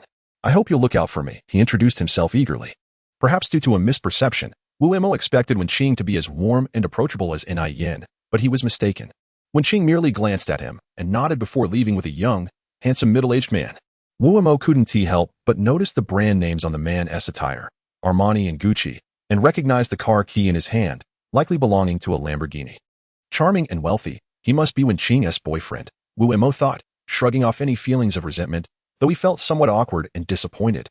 likely due to the disparity between his expectations and reality. Are you feeling a bit let down? Zhang Qi's voice interrupted his thoughts. Yes.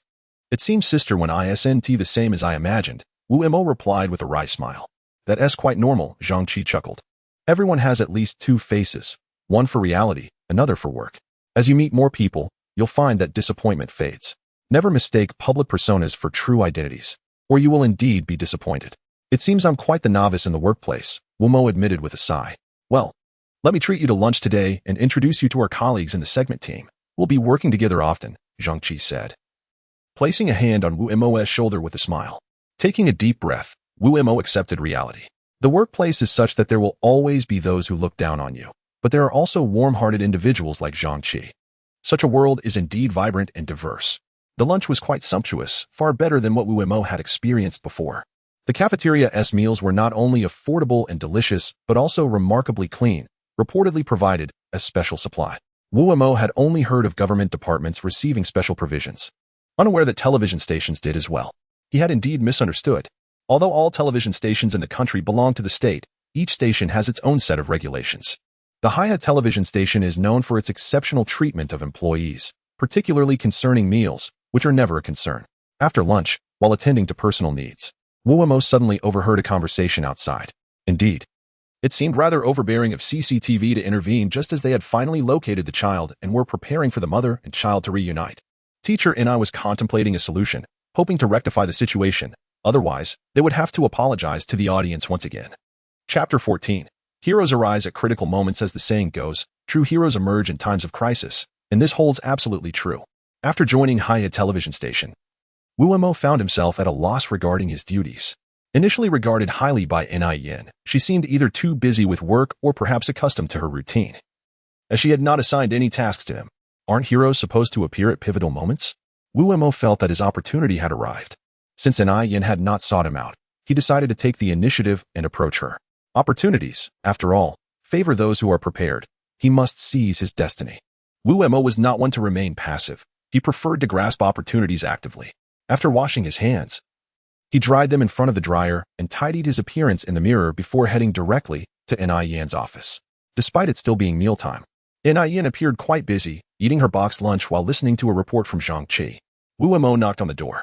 Upon seeing him, Yin's face lit up with recognition, and she exclaimed, it's you, Xiao Wu. Please, come in. As Wu Mo entered, Yin smiled apologetically, saying, I'm so sorry. I got caught up with some matters today and completely forgot about you. From now on, you will be working with Xiao Zhang, who will assign you tasks. Teacher and I've heard some rumors, Wu Mo stated. Who is spreading such nonsense? Zhang Qi interjected with irritation, though his frustration was not directed at Wu Mo. He merely wished to prevent such matters from affecting morale. It seems there is indeed a problem. Teacher and Brother Zhang, may I take on the responsibility of resolving this? Wu Mo boldly proposed. Hand over to you? Yin paused, smiling. Xiao Wu, while you are undoubtedly talented, you have just joined the team and have much to learn. What if I entrust such an important matter to you and it goes awry? Wu Mo grinned widely. How confident are you? Yin pondered for a moment before asking. 9 out of 10. The remaining one is merely to avoid sounding too arrogant. Wu Mo replied with conviction. Good lad. Very well. I shall entrust this matter to you. However, if you fail, you will lose your salary and bonus for this month. Are you still willing to proceed? Yin inquired. Absolutely. Wu Mo nodded, asserting. If I fail, not only will I forfeit this month's salary and bonus, but I shall also relinquish next month's as well. All right. The young man is ambitious. Yin was somewhat perplexed by Wu Mo's confidence, yet as he had indicated, the situation was already dire. It might be better to allow him a chance to try. Just then, Zhang Qi's phone rang. What? They want to take Huzi to the capital? They are preparing to leave right now? Zhang Qi glanced at Wu Mo, managing a wry smile. Brother, it seems you may not even get the chance to attempt this. CCTV truly provides no opportunities. Not necessarily, Wu Mo replied, betraying a hint of tension but still resolved to give it a go. After clarifying Huzi's location, he turned to leave. Teacher and Brother Zhang, await my good news. If I succeed, I expect a bonus. Not a problem. Came Yin's cheerful laughter from the room. Yeah, are you really entrusting this matter to him? If he fails, it could undermine his confidence. Zhang Qi remarked after Wu Mo had departed. You saw it yourself. I mentioned the loss of salary and bonuses. And he still refused to back down, Yin sighed. I've encountered such audacious young men before. They possess potential but have yet to face setbacks. which leaves them unaware of the complexities involved. After this experience, he will surely temper his arrogance. It will serve as a valuable lesson for his growth. Nigeria, your intentions are indeed commendable, Zhang Qi sighed, but he shook his head. CCTV has truly overstepped this time. Regrettably, we are powerless to intervene. Oblivious to Yin and Zhang Qi's conversation, Wu Mo hurriedly exited her office and opened his phone, entering the animal chat group. Friends, I have an urgent request. There is a 24-hour inn located on by Miao Road in Shangpu District, Haihe City, with CCTV vehicles parked outside, clearly marked. Who is there? I am. I'm with Huzi. Preparing to head to the capital. Are you that big yellow dog? Yes. I can't believe you still remember me. That's wonderful. Could you help deflate the tires of those vehicles? Huh? Why would I do that? Of course, to prevent Huzi from going to the capital. Don't forget. Huzi doesn't recall being abducted, and it will be difficult for him to recognize his mother. However, I can facilitate that reunion. Don't you want Huzi to meet his mother? Of course. All right, I understand. I'll take care of it. The goal is to prevent CCTV from taking Huzi away. Right? Wu Mo is a decent fellow. I've gathered some information about him. A few friends here will assist me. Just make sure Wu Mo arrives quickly, or else we won't be able to stop them in time. Understood. He is already in a taxi. Wu Mo tucked his phone into his pocket and informed the driver of the destination, and the taxi sped off. It was only in the car that he realized how foolish he had been, as an employee of Haihe television station. Arranging for a vehicle through Yin would have been an effortless task. Inside the 24-hour inn on by Miao Road, Huzi looked at the amiable older sister before him. Feeling somewhat nervous, Dong Lan, the host and director of CCTV's Finding Relatives, was around 40 years old and still possessed a remarkable charm. With a bit of makeup, she could easily be deemed one of the beauties of the hosting world, exuding an air of sophistication.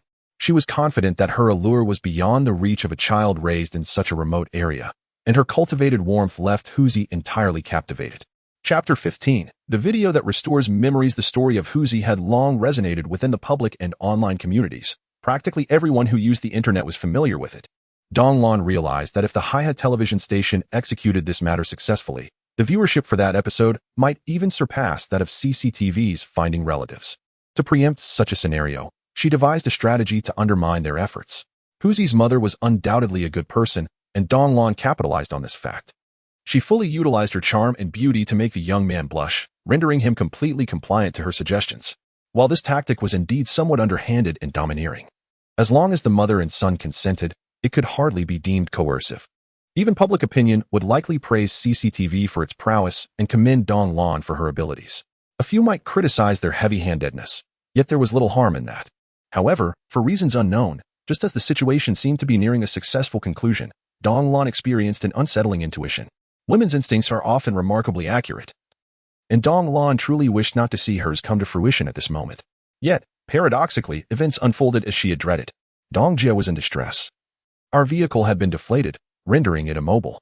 Just a moment ago, everything was perfectly fine. Who could have done this? It must be the people from Haihe television. Enough. Without evidence, let's refrain from making baseless accusations. They are media professionals, and if they seize this opportunity to tarnish our reputation, we will be at a disadvantage. Dong Lan felt a gnawing discomfort, but in an effort to appear gentle and considerate before Huzi, she spoke softly. Why don't you go find an air pump? It's just a minor issue. Huzi, there's no need to rush. I've purchased some delicious ice cream for you to try, to put Huzi at ease. Dong Lan instructed someone to fetch an ice cream. However, before it could reach Huzi, a large yellow dog snatched it away. Dong Lan's face darkened in anger, and her unsettling intuition grew stronger. Sister, you're quite frightening. Though Huzi had matured into a young man, his sheltered upbringing in the mountains had rendered him somewhat naive. Coupled with the trauma of his childhood, he was easily intimidated, and Dong Lan's fierce expression genuinely frightened him. It's nothing, really. Sister just needs to touch up her makeup. You stay here in the room. Seeking to regain her composure, Dong Lan entered the restroom. In her agitated state, she failed to notice that the toilet paper had run out, and the tissues she had in her handbag had been pilfered by a furry paw. Meanwhile, the crew from CCTV's Finding Relatives had refilled the vehicle's tires and sought out Dong Lan, but they could not locate her. When they attempted to call her, her phone was engaged. In the ensuing half-hour, Wu Mo had arrived at the hotel. With the guidance of the large yellow dog, Wu Mo found Huzi. Huzi, I have something delightful for you to hear. Wu Mo believed he possessed a certain charm, but the credit primarily belonged to the yellow dog. Huzi had a strong bond with the dog, and seeing its friendly demeanor towards Wu Mo reassured him that Wu Mo was not a threat. Thus, He followed Wu Mo out to the public restroom on the first floor, entering the men's room. The hotel's restroom was quite clean, devoid of unpleasant odors aside from a faint camphor scent. The adjacent women's restroom had someone on the phone. If they were not to recognize each other, they could simply act. After all, it was for their own good. The audience craves emotional resonance. Rest assured, director, this is within my capabilities. As for that woman, she truly believes I brought her to the capital to educate more mothers not to easily let go of their children. In truth, our motives are far less noble. We merely seek to boost our ratings. How foolish she is. What good is mere talk? Can you help me recall my past? Hu Zi, upon hearing Donglan's words, began to harbor doubts about Wu Mo, thinking that all media personnel were alike. Wu Mo could not deny this. Indeed, media professionals, like all individuals in society, encompass both the virtuous and the unscrupulous. However, he possessed his own trump card. Indeed, I can help you remember your past, even the moments of your childhood with your biological parents. Wu Mo nodded affirmatively. Really? This was indeed a powerful weapon, and it instantly dispelled Hu Zi's earlier misgivings, filling him with eager anticipation as he gazed at Wu Mo. Here, watch this video first. It depicts the scene from the year of your birth. But what if there were videos from that time? Everything would change entirely. Wu Mo handed his phone to Hu Zi, and the video began to play. A woman lay in bed with a child, the woman having just given birth and suffering a severe hemorrhage, teetering on the brink of death and thus unconscious. The child slept soundly. Beside the bed sat a man, the child's father, gazing lovingly at his wife and child, his face a mixture of concern and joy. Although the scene was simple and the video brief, it profoundly impacted Hu Zi, unlocking long-sealed memories within him. Chapter 16. The Brave Yellow Dog. Hi-Hat Television. As for whether Wu Mo could resolve the issue, Ai Yin was not particularly concerned. She merely regarded this as an opportunity for Wu Mo to gain experience. Even if he failed, she had no authority to withhold his salary or bonuses. It was merely a means of applying some pressure. As a senior and soon-to-retire host, Ai Yin held high hopes for Wu Mo, wishing for him to withstand this trial and return to work with humility. Suddenly, a phone call came through. Ai Yin glanced at the unfamiliar number and chose not to answer, a habit she had long adhered to. After a brief moment, her phone fell silent. But Zhang Qi's phone rang. Without a glance, he pressed the answer button, showcasing the differences in habits among individuals. Brother Zhang, it's me, Wu Mo. Oh, it's you. Let us talk later. I'm swamped right now, Zhang Qi responded, ready to hang up. Don't hang up. I've accomplished what I set out to do. What matter? Zhang Qi paused, momentarily unable to recall what Wu Mo had been up to that day. Clatter. The stack of materials Zhang Qi held slipped from his grasp, but he didn't bother to pick them up. Instead, he spoke with a mix of excitement and urgency. Wu Mo, you're not joking, right? You really sorted that out. The voice on the other end, though tinged with nervousness, conveyed assurance, causing Zhang Qi, who was half convinced, to nearly drop his phone in excitement. Wu Mo, you've done brilliantly. Just tell me what you need me to do. Zhang Qi exclaimed.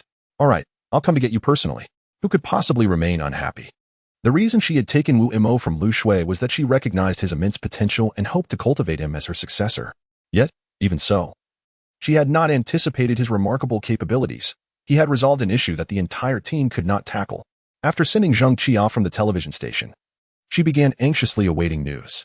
Meanwhile, at the hotel, Dong Lan, having run out of toilet paper, had no choice but to call her subordinates, causing a significant delay. Consequently, when she finally encountered Hu Zi again, his demeanor had undergone a complete transformation, an astonishing 180. Observing Wu Mo standing beside Hu Zi, Dong Lan realized that this man must have orchestrated something, yet she could not fathom how, in such a brief span of time, he had managed to accomplish it. Could he possibly possess magical powers? Infuriated and humiliated, Dong Lan attempted to forcibly take Hu Zi away, only to be nearly bitten by the yellow dog. Sister Dong, you are a well-known host. Are you not afraid of the consequences of such actions? Wu Mo waved his phone, stating, there's a police station not far from here. What do you think would happen if I called the authorities? Gritting her teeth, Dong Lan had no choice but to relent. She was aware of the legal ramifications of forcibly taking someone away. Let us go. Enraged, Dong Lan departed the hotel with her entourage, while Wu Mo remained unfazed. In the media industry, one inevitably ruffles feathers, and seeking to offend no one is simply unattainable. Thus, those who enter this field must not be timid, otherwise they will never achieve greatness. As Wu Mo watched Dong Lan and her companions depart, he took Hu Zi to meet his mother, who resided in the same inn, albeit on a different floor. The reunion between mother and child was marked by a torrent of heart-wrenching sobs, yet Wu Mo felt a profound joy within. for he had facilitated this poignant reconnection. This was the very essence of his aspirations as a journalist, to gain recognition for himself while simultaneously aiding others. Achieving a harmonious balance of self-interest and altruism. Huzi's mother had previously encountered him, but at that time, Huzi had been terrified and unwilling to acknowledge her, even resisting her touch. To Wumo's astonishment, just a day later, Huzi's demeanor had transformed dramatically. Though Huzi's mother was perplexed by this sudden change, she refrained from inquiring further, eventually discovering that it was the seemingly youthful individual before her who had rendered such invaluable assistance. Shortly thereafter, Zhang Qi's vehicle arrived, and they all climbed aboard, accompanied by the faithful yellow dog. De Huang, the person who came to pick you up, is Zhang Qi. He is quite fond of Wu Mo, so there is no need to be apprehensive. In the animal chat group, Wu Mo continued to engage De Huang in a playful manner, employing a persona he had fabricated. Understood, I shall not be afraid. I am indeed curious. But is it appropriate for me? De Huang expressed a hint of shyness. That incident was quite real. I narrowly escaped being mauled by a wolf, but fortunately, help arrived from the village. Before long, Wu Mo discovered a new video on his phone, approximately 5 minutes in length. Although brief, it left a profound emotional impact upon viewing. Chapter 17.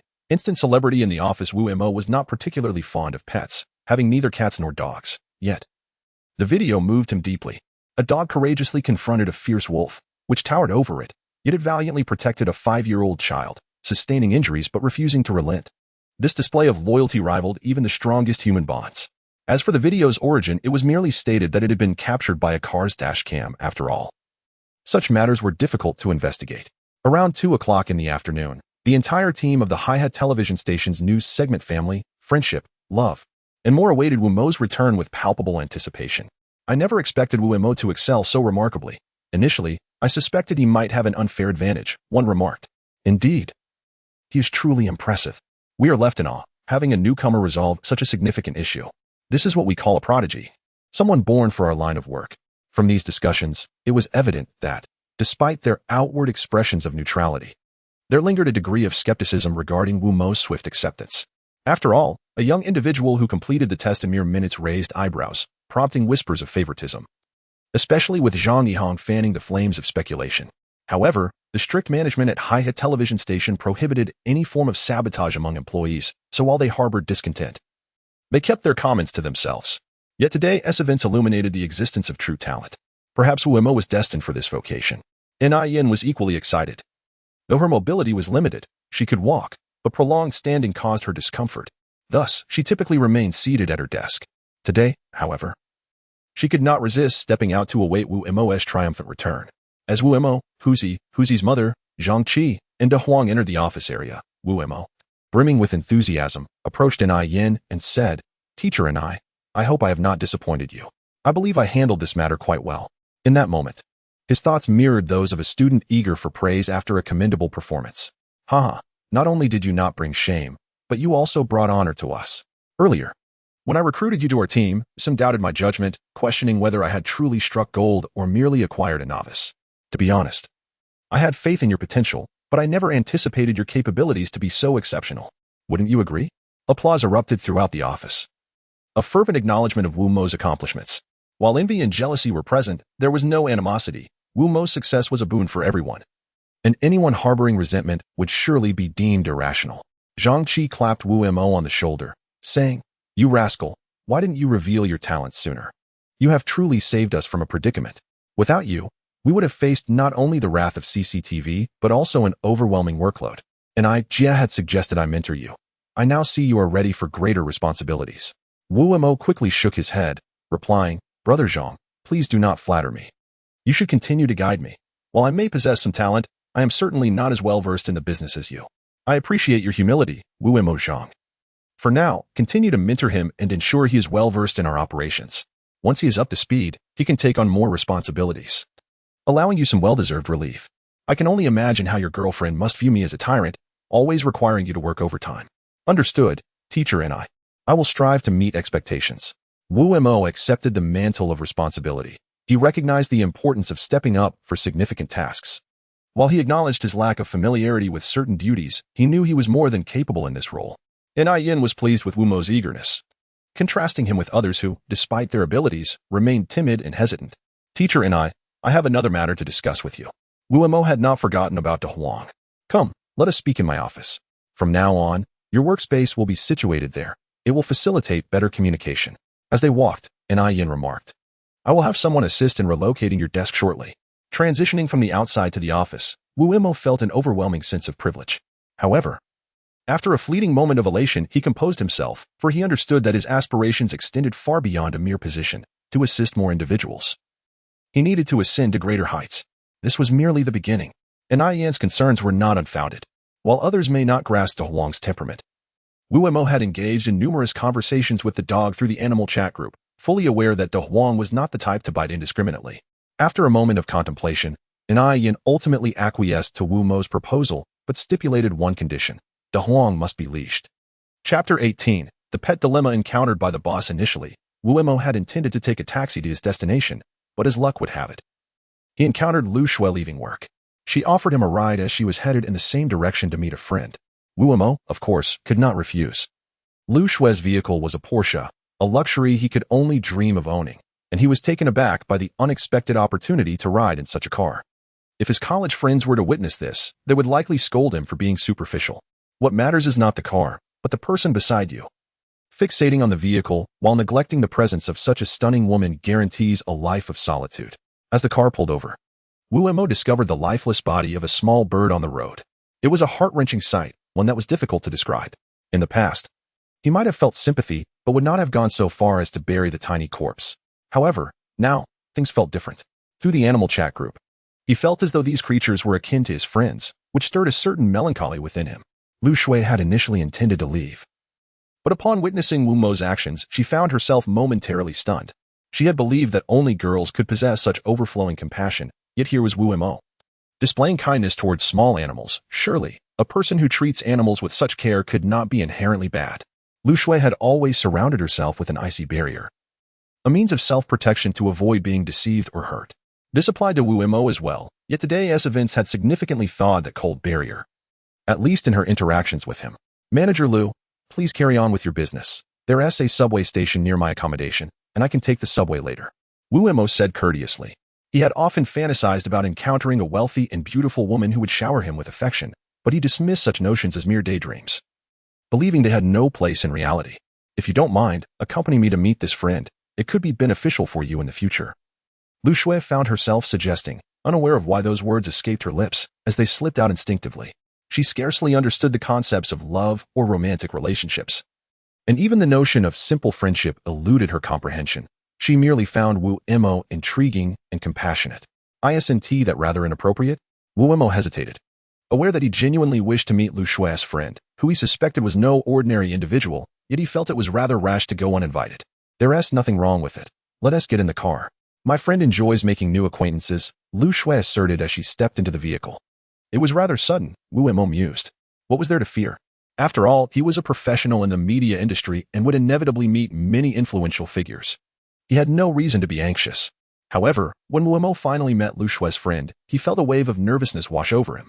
He never imagined that her friend would be the CEO of a Fortune 500 company, recently crowned the richest person in Asia, consistently ranking among the top 10 on the Forbes list. Truly an impressive figure. Allow me to introduce my new subordinate and neighbor, Wu Mo. This is Mr. Tan Ren. Lu Shui introduced him with poise. Tan Ren merely glanced at Wu Mo and nodded politely, refraining from shaking hands, leaving Wu Mo's outstretched hand awkwardly suspended. Don't take it personally, young Wu. It's not that I don't want to shake your hand, but I've just handled something dirty, and it would be disrespectful to you, the CEO explained, discerning Wu Mo's unspoken thoughts. Regardless of the truth behind his words, Wu Mo felt a sense of relief. Old Tan, you seem a bit down today, Lu Shui inquired with a smile. Tan Ren sighed as he washed his hands at the sink. As you know, I have a few dogs and cats at home, but 2 of them have died recently, and we cannot ascertain the cause. It's quite troubling. I'm afraid I can't assist you with that. I have no expertise in pets, Lu Shui replied apologetically. I know. Come on, young Wu should join us. I just procured some fine wine from outside, so consider yourselves fortunate, Tan Ren said, exuding an aura that Wu Mo found enviable. The man was confident and formidable, his words laced with an undeniable authority, truly befitting of Asia's wealthiest individual, and he appeared relatively young, probably in his 40s. Yet, Wu Mo was less concerned with Tan Ren's commanding presence, and more with the matter of the animal deaths. Perhaps it was due to his involvement in the animal chat group that he became particularly sensitive to such issues.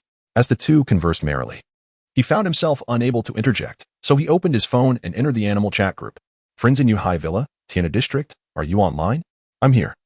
I'm Danny, a pure white pet cat, a passionate and righteous youth. You've been quite active in the group lately, haven't you? I'm so glad to finally share this. I've been on the verge of bursting. Danny added an emoticon of crying. Mr. Tan, my owner's new girlfriend dislikes cats and dogs and wants Mr. Tan to abandon us, but Mr. Tan refuses. Consequently, she has resorted to malicious tactics and is poisoning us. Poisoning? That is outrageous. Wu-Mo read Danny's message utterly stunned. He had never even considered such a thing before. Only a villain would resort to poisoning animals, wouldn't they? What Danny said is true. We can all testify. If you don't believe us, have that Wu-Mo inform our owner to conduct a professional examination on the deceased pets' bodies. There's definitely something amiss. Suddenly, several animals joined the conversation. All right, I understand.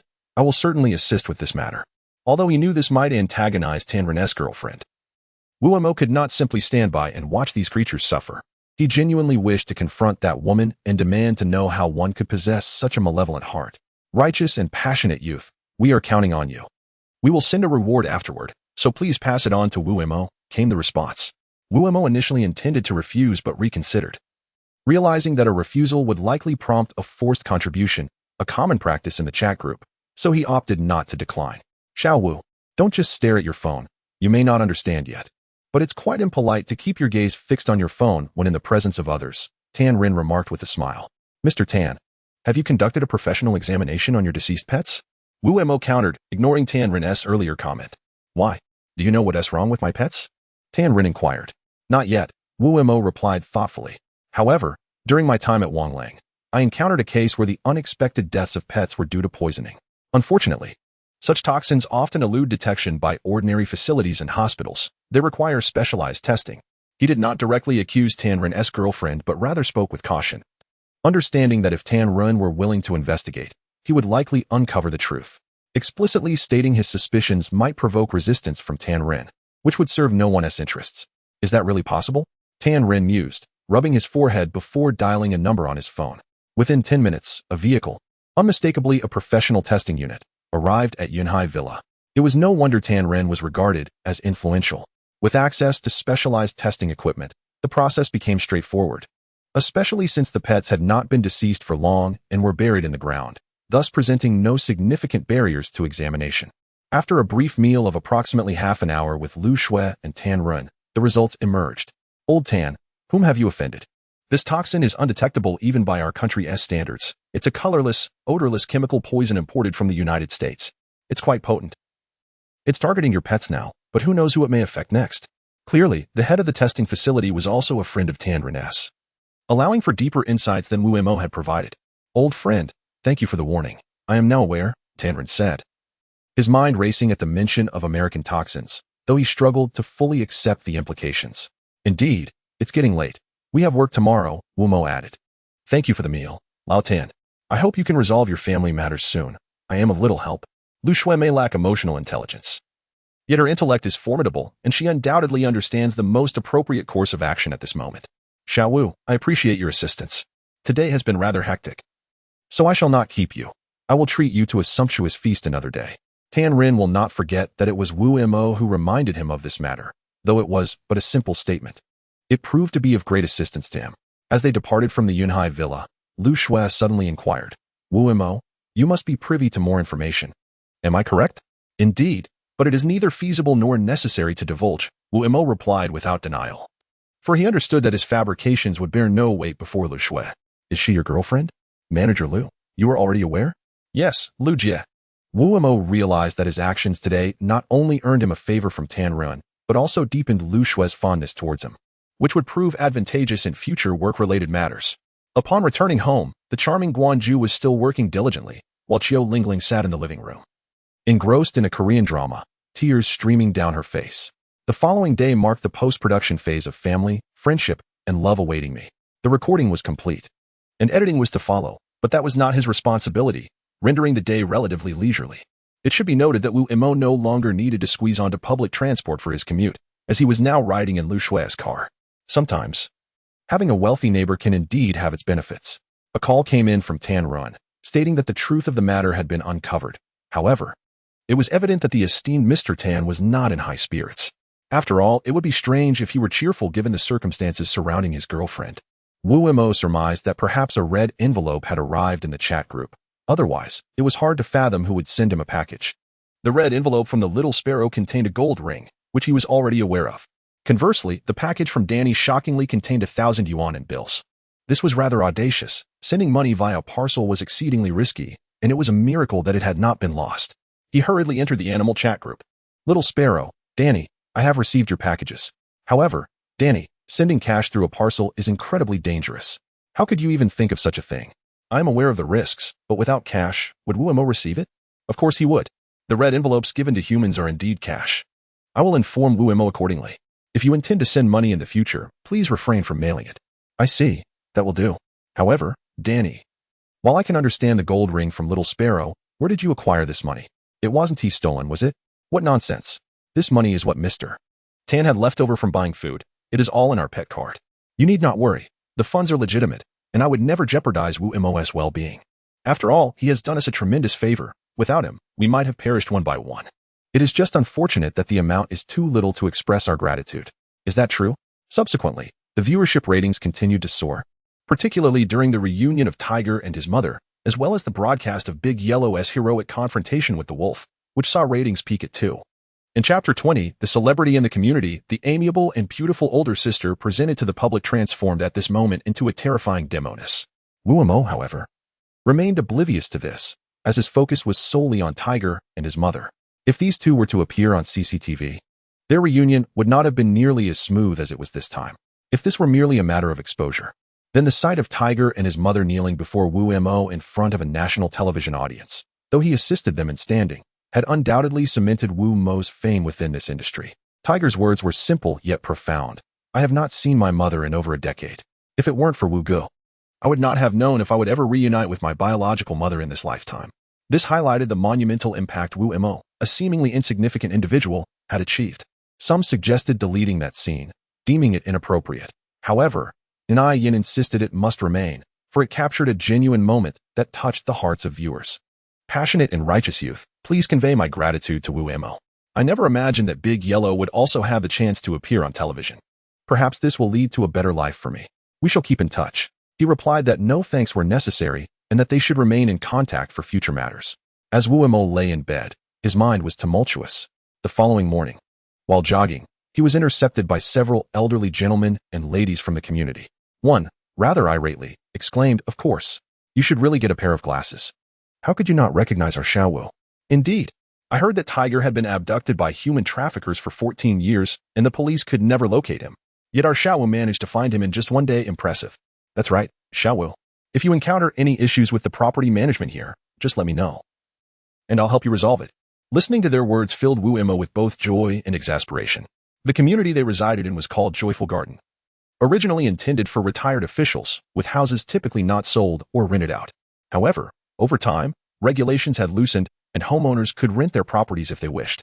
Previously, these retired officials may not have openly disdained Wu Mo, but they certainly did not welcome him. He had overheard the property management lamenting on multiple occasions, with some retirees questioning how someone like him could be allowed to reside there, expressing concerns over potential dangers. Did he harbor resentment? Indeed, he had at one point. But now his thoughts were elsewhere. In the reality of society, most people are quite pragmatic. While they might not target you directly, there are countless unintentional hurts. If he were to harbor hatred over every slight, he would surely be overwhelmed with rage, especially for those in the media. Being criticized is commonplace. Even when reporting news devoid of personal opinions, one can still attract ire. Hence, most newcomers in the media industry are advised by their seniors with the 3 words, "Do not get angry." Chu Xiaoxiao had been elusive lately, coming and going at odd hours, leaving Wu Mo curious about her activities. As for the little star from room 2204, she remained hospitalized, with Fan Air frequently lamenting to Wu Mo about the poor girl's plight. Congratulations, Wu Mo. You have successfully transitioned from a newcomer to a full-fledged employee. We will handle your paperwork today. You have passed the internship assessment. After getting into the car, Lu Shui bestowed upon Wu Mo the finest gift. It is worth noting that a full-time employee's salary is nearly double that of an intern. Has it not even been a week? Wu Mo felt somewhat dazed. The purpose of the internship is to determine whether a person can effectively fulfill the role, and you have proven yourself. There is no need for further internship. To be honest, I was concerned that you might be poached by another television station during your internship period. Lu Shui's apprehension was not unfounded, indeed. CCTV had already dispatched personnel to investigate Wu Mo, intending to recruit him to work alongside Dong Lan. Had she hesitated even slightly, Wu Mo might have left for a higher salary elsewhere. As a channel director, Lu Shui's instincts were remarkably sharp. Upon arriving at the company, Lu Shui parked in the garage while Wu Mo alighted and made his way to the nearby Baozi shop. Ah, it's reporter Wu. The usual today. 2 Baozi and a cup of soy milk? The Baozi shop owner had long memorized Wu Mo's order. Still the usual? Wu Mo patted his stomach and shook his head. What a jest. Although I have become somewhat of a celebrity now, I must admit that, despite not having received my salary for this month, I have already been gifted 1,000 yuan in red envelopes. Shouldn't I indulge myself a little? In the past, I would settle for just 2 steamed buns due to financial constraints, but now that I am more affluent, can I still enjoy such humble fare? Given my current status and identity, certainly, I must dine on delicacies befitting my social standing and economic means. With this thought in mind, Wu Mo gathered his courage and addressed the Baozi shop owner, declaring, "No, I shall have 3 Baozi and a cup of soy milk." Chapter 21. A mother's message. The Baozi shop owner was tempted to scold him for his foolishness. After all that internal deliberation, he merely decided to add 1 more bun. Very well, 1 bun cost a yuan today. I shall charge you an extra yuan. Wu Mo squatted near the shop and devoured the 3 Baozi, finishing the soy milk before making his way to the television station. For a 22-year-old, 3 Baozi were hardly a significant meal. He could easily consume 5 of those little buns. However, he resolved to wait until payday to truly indulge. Upon entering the office area, Wu Mo had anticipated accolades from his colleagues, only to find the space eerily empty. He had arrived too early. But wait, there was a palpable tension in the air. Congratulations, Wu Mo. Zhang Qi clapped him on the shoulder with a grin. In that moment, Wu Mo was so overwhelmed that he shouted, "I need to use the restroom," and promptly fled. It was understandable. He had always been somewhat introverted, and despite his passionate nature, he had never been the center of such attention, whether at school or his previous job at Wangling Company. The unexpected praise left him speechless, compelling him to escape. What to do? This young man has been celebrated by his colleagues, yet he has retreated to the restroom. I've experienced this too, replied De Huang. Indeed. I was terrified when Wu Mo mentioned going on television and hid away as well. Didn't he, you know? Ah, I recall now. Tell Wu Mo that even dogs are not afraid. Why should he be? De Huang's encouraging words, though clumsily phrased, proved to be quite effective. Wu Mo smiled at the thought. As a journalist, such timidity was unacceptable. If De Huang could manage it, surely he could not allow himself to be ridiculed by others. With newfound resolve, Wu Mo emerged from the restroom, ready to face the congratulations and praise from his colleagues. Xiaowu, you shall take the lead in finding people from now on. After the celebration, Nin bestowed upon Wu Mo significant benefits. To take the lead meant to be entrusted with important tasks, a recognition not only of one's work capabilities but also linked to bonuses and salary. Mr. Wu, you are simply remarkable. Indeed, Wu Gu, you cannot imagine how the online community is reacting. Our Haya television station has finally triumphed in a showdown with CCTV. Mr. Wu, you are the hero of our station. Manager Liu has truly struck gold with you. I heard you used to work at Wangling, which is quite perplexing as to why they let you go. Everyone, please, do not call me Mr. Wu. I cannot bear such a title. I have merely done my job. It hardly warrants such accolades. Wu Mo humbly gestured. Being referred to as Mr. Wu was quite common. The title served merely as a mark of respect, devoid of any special connotation, especially in the media industry where such terms are frequently exchanged. Once one earns the recognition of their peers, they are entitled to such honorifics. Wu Mo simply felt a bit unaccustomed to it. With time, he would surely grow accustomed to it. Wu Mo, are you aware of our program's official blog, Xinhua? Yin suddenly inquired. Xinhua? Wu Mo paused, puzzled. When did the station launch such a program? After a brief moment, he realized it was merely the abbreviation for family, friendship, and love awaiting me. However, the abbreviation was rather ambiguous. It would sound rather improper outside the station. Yes, I know, an teacher. What about it? Wu Mo replied. Take a look. Many netizens have left messages for you. Yin smiled. I read a few, and most were supportive and encouraging. Of course, there were some unkind remarks, but do not let them trouble you. Just remember those 3 words. Do not be angry. It suffices to ignore such individuals. Wu Mo nodded and accessed the Xinhua blog, discovering a plethora of comments awaiting him. The latest message was from a parent who had once lost a child. Mr. Wu, I do not know if you will see my message, but I truly want to say well done. I do not know how to navigate the internet. My son typed these words for me. I once had a daughter who was abducted at the age of 7, over 20 years ago. Recently, the police informed me they found her. But she was already a cold corpse, having endured years of torment in a filthy environment. She sought help but was brutally slain. To this day, we do not know who the murderer is. Perhaps overwhelmed with emotion, the commenter's message abruptly halted, only to continue in a second message. I once believed that there was no hope for children who were abducted and that the killer of my daughter would go unpunished. However, your emergence has given me hope. I know you are just a journalist, and I hesitate to trouble you, but I hope that if you have the time, you might assist this grieving mother. I only wish for justice against the one who took my daughter from me. Reading this, Wu trembled, not from fear, but from sorrow. A daughter missing for 2 decades, only to be confirmed dead. Dear mother, I deeply empathize with your pain. Thank you for your support of my work, and I extend my heartfelt condolences for your suffering. Rest assured, I will do my utmost to assist the police in solving this case. However, I kindly ask that you refrain from disclosing this matter. I do not wish to attract the attention of those vile individuals. Chapter 22.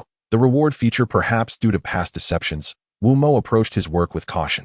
There were certainly matters he would assist with, but he preferred to keep them private. He exhaled softly and perused a few more messages. So handsome, Mr. Wu. I admire you. You relate so well with unfamiliar animals. As Yin had mentioned, the majority of comments were filled with encouragement and support. A few were trivial provocations that Wu chose to ignore, such as life. Some individuals cannot bear to see others thrive and will cause disturbances. It is best not to dwell on them. In addition to these 2 types of comments, there was another category that piqued his interest, messages akin to that of the aforementioned mother, requesting Wu's assistance in locating missing persons or pets. Mr. Wu, my pet cat has run away. Can you help me find it? Mr. Wu, you are incredible. I had a crush on a girl in elementary school whom I lost contact with. Can you help me find her? These messages elicited a grin from Wu. After aiding others, one may not always seek material rewards. A simple thank you or acknowledgement of one's efforts can bring immense satisfaction. The majority of the comments were supportive, with over 90% encouraging him. As for the few troublemakers, the blog's moderators would handle them, and he felt no need to concern himself with them. Upon reflection, it is indeed exhausting for the administrators of official accounts, who must endure a barrage of distasteful comments each day. Their burdens likely surpass those of the individuals they oversee. It would be prudent to first resolve the matter concerning that mother. With this thought in mind, he accessed the animal chat group and shared the situation, utilizing the group's reward feature. This reward function essentially involves tasks that offer compensation, with a limit set at 500 yuan, which could be used for cat food, dog food, or other necessities, depending on the recipient's needs. He found this feature commendable, as animals, much like humans, have various requirements in their lives, particularly wild animals for whom food is crucial. In instances of scarcity, they might resort to accepting reward tasks, thereby alleviating their dilemmas. Furthermore, no one is a saint. While friends or amiable creatures might lend a helping hand, those with less agreeable temperaments or strangers may not. The reward feature adeptly addresses this challenge. Discussions regarding this matter had occurred multiple times at the station, though Wu remained unaware, being a newcomer who had just completed his probation and officially joined the Hiha television station. Here it comes. The ratings are out. At that moment, Zhang Qi dashed down from upstairs, exclaiming with palpable excitement. Ah, Xiao Wuxi, I told you not to underestimate a woman's intuition. And Yin perused 3 ratings reports and couldn't help but smile, though she shook her head and remarked, however, I must say, this is indeed somewhat beyond my expectations. Wu dared not look. Indeed, he felt a twinge of nervousness, wanting to glance yet unable to, his eyes wandering elsewhere. Upon hearing their dialogue, he exhaled in relief. Just as he was about to look, Yin handed the 3 reports to Zhang Qi, saying, do read them aloud, let everyone share in the joy. Although everyone was aware of the impressive ratings, their hearts remained suspended until they heard the final figure. Chapter 23. A surge in ratings. Mr. Zhang, we are all aware of this. Please just announce the results, so we aren't left in suspense, one remarked. Their eagerness was understandable, given the context. Yet, Zhang Qi seemed to relish the suspense, deliberately withholding the comparative ratings and instead reading from the news channel's ratings list. Next, the 4th place in ratings goes to Case Investigation. He paused dramatically, a knowing smile crossing his face. Could it be? The meaning behind Zhang Qi's smile was not lost on the gathered staff, prompting an astonished exclamation from someone in the crowd. The identity of the voice was indiscernible due to the station's excellent soundproofing, yet it echoed the collective astonishment of all Hiha satellite channel employees. Meanwhile, in the director's office, He Qianjin, the head of Hiha television station, beamed at the ratings report laid out before him. Old He, stop grinning like a fool. It's merely 5th place in the ratings. Such occurrences are rare, especially since this involves a 14-year-old missing persons case that has garnered significant attention, Vice Director Lu Wei remarked. Somewhat exasperated by the childlike exuberance of his superior. Isn't it worth celebrating? Wu Mo was personally recruited by us. He Qianjin replied with a smile. Lu Wei maintained a more tempered demeanor. Although pleased, he remained focused on the station's overall performance. Old Lu, you're being overly pessimistic. Wu Mo's talents extend beyond mere locating. To be frank, he may be underutilized here. Let us allow him to acclimate to our demanding environment before gradually increasing his responsibilities. After all, those capable should bear more load. I hope under his leadership. Our station continues to thrive, He Qianjin stated, embodying the qualities expected of a director. As He Qianjin and Lu Wei exchanged views, Zhang Qi completed reading from his report. At that moment, Lu Shui and Zhang Nen approached, both wearing smiles. Lu Shui's grin was somewhat stiff, yet the fact that this icy demeanor had thawed was commendable. Hello, Manager Lu. Hello, Deputy Director Zhang. Lu Shui greeted. The verbal commendations have concluded. Let Deputy Director Zhang relay the material rewards. Regardless of the setting, tangible rewards are always the most meaningful. After all, the team is no longer composed of elementary school students who can be appeased with mere certificates or badges. The sum of 10,000 yuan may not seem substantial, but considering that the Kiss Me production team consists of fewer than 10 members, each could receive a significant share, quite a generous amount, especially with an additional day off, which would be an immense boon for these young professionals. Zhang Qi, you'll collect the bonuses from finance later. All right, I want to interrupt your work any further, Lu Shui and Zhang Nen announced before departing. Chapter 24. New challenges not far from their exit, jubilant cheers erupted from the Kiss Me office. Seeing everyone so jubilant, I shall share one last piece of good news. Zhang Qi chuckled. You all know that Kiss Me has reached 5th place on our news channel's ratings chart, but do you have any idea how close we are? Zhang Qi beamed with joy. Although it was merely a 0.01 lead, a lead is still a lead. Hence the channel's management came to bestow rewards. Ambitious indeed. Speak up, since everyone is here. If your remarks are fitting, we shall proceed as you suggest. And Yin encouraged Wu Mo with a smile, refraining from contradicting him. Wu Mo felt immensely fortunate to have departed from the internet realm and to have someone like Yin as a mentor in life.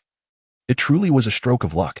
He gathered his thoughts and stated, recently, a certain news story has captured widespread attention. It concerns a girl abandoned in her childhood who was adopted by an American couple. As she matured, she sought to find her biological parents, leading to over 50 couples rushing to claim her as their own. Ultimately, none matched upon verification. I have heard of this. Such individuals are utterly disgraceful, willing to demean themselves for the sake of American connection. Another interjected. While I am aware of this, I hold a different perspective. These couples must have known verification would occur, yet pursued the connection. I believe they did not seek to cling to Americans, but genuinely believed the girl to be their daughter, perhaps attempting to repent for their past actions. However, it remains tragic that over 50 couples abandoned their daughters. These individuals ought to face legal consequences. It seems everyone is familiar with this. It indicates the significant impact of the situation. I read the follow-up report yesterday, and the girl still has not located her biological parents.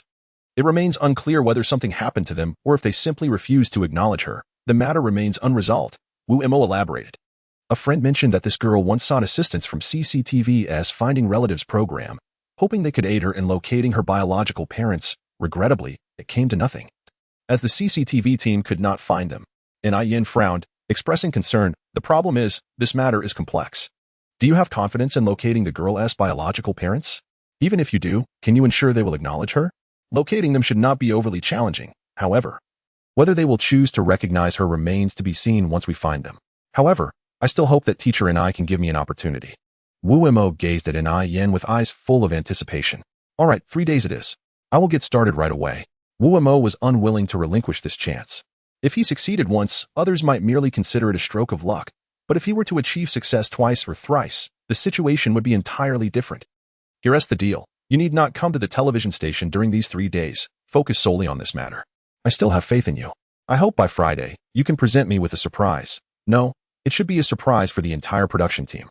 And Yin contemplated for a moment and said, if you require assistance from the team, feel free to call either me or Xiao Zhang. We will certainly lend a helping hand. As Wu Mo exited the television station, he was spotted by Zhang Yixing. Zhang Yixing was the star host of the satellite channel, and thus, it was relatively easy for him to inquire about happenings within the station.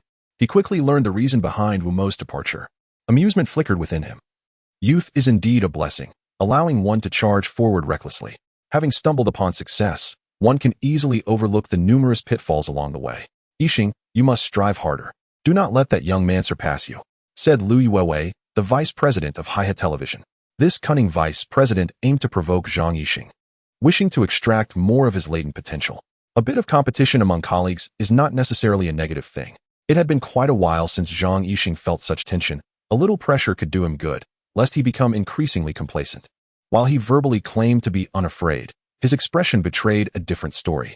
Truth be told, Wu Mo's audacious nature, akin to walking into the jaws of a tiger, was a source of considerable stress for him. Chapter 25. The rat friend in the trash heap. Wu Mo was perplexed by the man. For the tenant of room 2204 was a woman, a young starlet. Although Wu Mo had never spoken to her, he had seen her. She was quite young, perhaps in her early 20s, even younger than Chu Xiao. Perhaps he was her boyfriend? Wu Mo shook his head, unwilling to meddle in matters that did not concern him, and entered his room. Upon entering the animal chat group, he was greeted with a frantic message from Fan Air. Help. A hot-blooded, righteous youth. Please let Wu Mo know to call the police. That guy is harassing my master again. This message was time-stamped just before he entered his home. Why doesn't your master call the police? Wu Mo inquired, puzzled. My master's phone is broken and has been replaced yet? And there is no landline in this room, Fan Air replied, using an eye-catching shade of crimson and adding a fire emoji for emphasis. All right, I'll call the police. Wu Mo thought for a moment, but reconsidered. What would he even report? That there was a suspect? Hence, he decided to call the property management instead. After the harrowing elevator incident, he had memorized their number for emergencies. The property management responded promptly, arriving at the 22nd floor in no time. Wu Mo peered through the peephole and observed the unfamiliar man being escorted away by the security staff. Such instances could occur in any community, as strangers often infiltrate, like those distributing flyers. While the security personnel were diligent, they were not infallible. Just like during the previous elevator incident, the security had been rather unreliable. Thank you. Righteous hot-blooded youth. By the way, please inform Wu Mo that my master wishes to extend her gratitude. The young starlet wanted to come over? Wu Mo scratched his head. Although he had dealt with people from the entertainment industry before, the encounters had been brief, and he felt a twinge of nervousness. Ding dong. Just as he was pondering, the doorbell rang. Wu Mo approached the door and peered through the peephole. Indeed, it was the young star from room 2204, though she appeared quite haggard. He opened the door to let her in and hurriedly poured her a glass of water. Mr. Wu, thank you for taking care of Fan Air these past few days. I have no friends or family here in Haihe, and Fan Air is like family to me. This small gift is a token of my appreciation. You must accept it. The young starlet handed Wu Mo a box containing a brand new Razer mouse and keyboard. He recalled having complained to Fan Air about the inadequacy of his computer peripherals and needing to purchase new ones, and he was surprised that this little cat had remembered. While the items were not particularly expensive, they represented a heartfelt gesture, and Wu Mo graciously accepted them. In truth, he would have hesitated to accept something overly extravagant. After exchanging pleasantries, she exited, yet the shadow of melancholy lingered in her expression, which did not escape Wu Mo's notice. He wanted to inquire but ultimately refrained. He was merely a small journalist, overwhelmed with his own affairs. Perhaps it was best to avoid entangling himself in the complexities of the entertainment world. One should act within their capacity. Without the proper skills, one should refrain from undertaking delicate tasks. Closing the door, Wu Mo unboxed the new keyboard and mouse, connecting them to his computer before rejoining the animal chat group. Is the righteous hot-blooded youth present? I am the rat in the trash heap, ready to accept your bounty. I witnessed everything that transpired that day and can provide you with video evidence, as well as disclose the locations of some key evidence. However, I must confirm that the promised reward is indeed real. I would rather not feast on garbage any longer. As long as you fulfill the bounty, the reward shall certainly be yours, Wu Mo typed, subsequently posting a second bounty. Again offering a reward of 500 yuan for information regarding the biological parents of the American-born Chinese girl, Rose. Since the first bounty had already attracted interest from the animals, it indicated that the bounty system was indeed functional. It was unrealistic to expect creatures like the rat in the trash heap to assist without compensation. However, a reward could entice them, as food was their primary need. 500 yuan's worth of food was substantial. As for the method of sending the reward, Wu Mo had already inquired with Fan Air. It was quite straightforward. Capture an image of the items intended for the reward using a mobile phone, select them, and they would receive it directly. It was rather different from receiving a package. Of course, the process for animals sending rewards differed from his own, though as long as it functioned, he was satisfied. Knowing more would be pointless. Thank you. You are a man of integrity. I hope we can collaborate again in the future. This cheese tastes delightful. It was a pleasant collaboration. The words were few. Accomplishing the task was what mattered. However, the police had their own police dogs, and some officers also enjoyed keeping pets. Once contact was established with these animals, matters would be much easier. Moreover, there was no need to announce a bounty, as the police were equally eager to obtain leads on this case. Fang Bingyu was the deputy captain of the Haihe City Criminal Investigation Unit. As a woman, her ascent to this position spoke volumes about her capabilities. Within the entire unit, her marksmanship was the finest, and her combat skills were second only to their captain. She diligently reviewed the emails in her inbox daily, deleting any that were irrelevant. As a police officer, particularly in criminal investigation, her approach to work was marked by seriousness. An email from an unfamiliar address caught her attention, particularly as it pertained to the case of the female corpse. Fang Bingyu felt a surge of excitement. She had been nearly driven to despair over this case, with online insults and the anguished cries of the girl's parents weighing heavily upon her. The higher-ups had issued strict orders for a swift resolution, yet no leads had surfaced thus far. Unexpectedly, just as she was nodding off, someone had delivered a potential lead. Was this genuine?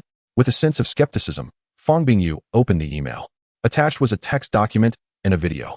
After downloading both and scanning for viruses, she first clicked on the video. Chapter 26, a glitch story with a unique twist bang. The scenes in the video were utterly appalling, causing Fang Bingyu to slam her hand on the table, her eyes nearly ablaze with fury. Upon finishing the video, she turned her attention to the accompanying text document, which contained straightforward evidence and clues regarding a gruesome murder and dismemberment case. Though it was a day off, Fang Bingyu opted to change her attire and head out. She could hardly contain her urgency. Although she was unaware of the identity of the well-meaning individual who had sent the video, if the matter proved to be true, she felt compelled to take action, not solely to silence the internet trolls criticizing the police, nor merely to appease the girl's mother, but more importantly, to find peace within herself. As a police officer, her disdain for such criminals was profound. Her master had already left, presumably to handle the case. In the chat group, Wu Mo noticed a message sent by Fang Bingyu's dog, named Chief. Chief was a professionally trained police dog and also Fang Bingyu's pet. After Wu Mo showed the video to Chief, the dog agreed to assist. After all, as a dog of justice, Chief would never turn a blind eye to such matters. Thank you, Chief. Let's keep in touch, Wu Mo typed in the chat box, taking a deep breath as he finally completed this task. The subsequent proceedings were now in the hands of the police, leaving him free from further involvement. Initially, Wu Mo had feared potential communication issues, but it appeared to be less complicated than anticipated. Thus, the crux of the problem lay with Rose's biological parents. In his line of work, he could be called to duty at any moment, making it essential to rest and recharge during downtime, as he might need to travel at night. He dozed off for an hour, and upon awakening, the chat group was rife with new messages, including some about Rose's parents. Hey, passionate young defender of justice. Where have you been? Are you not logging in? This is so irresponsible. We've been waiting for nearly an hour. What is going on? The frantic messages were from the same dog, identifiable by its avatar. I'm here. What is the matter? Finally, you're online. It's about the reward. I don't care about your 500 yuan red envelope, but you need to ask Wu Mo how to avoid being neutered by humans. What trouble did you get into? Is your owner going to neuter you? Oh, it's nothing much, just teasing a little flirt in the neighborhood. Nothing much. No wonder your owner wants to neuter you. Wu Mo said he can't help with this. You'll have to change that bad habit yourself.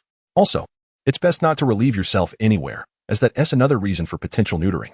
If I can't tease those little flirts, I'd rather be neutered. How can you tease after being neutered? That would make you a castrated dog. Sighing, the dog realized it truly needed to curb its behavior.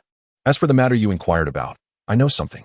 Rose's biological mother is likely my owner, as I've seen a picture of a little girl in my owner's room who bears a striking resemblance to Rose. Additionally, there's a diary detailing the events of the day Rose was abandoned. You're quite the brother. Who is your owner? Wu Mo asked eagerly. My owner's identity is quite special.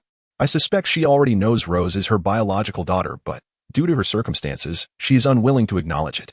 After all, Rose is living a good life now. Your owner isn't some wealthy lady or a rich single female CEO, is she? Wu Mo inquired curiously, as such narratives frequently appeared in novels and television dramas. Not at all. My owner is, in fact, a sanitation worker, commonly known as a street sweeper. Her story is rather typical. She chose the wrong person in her youth, resulting in a child that was abandoned.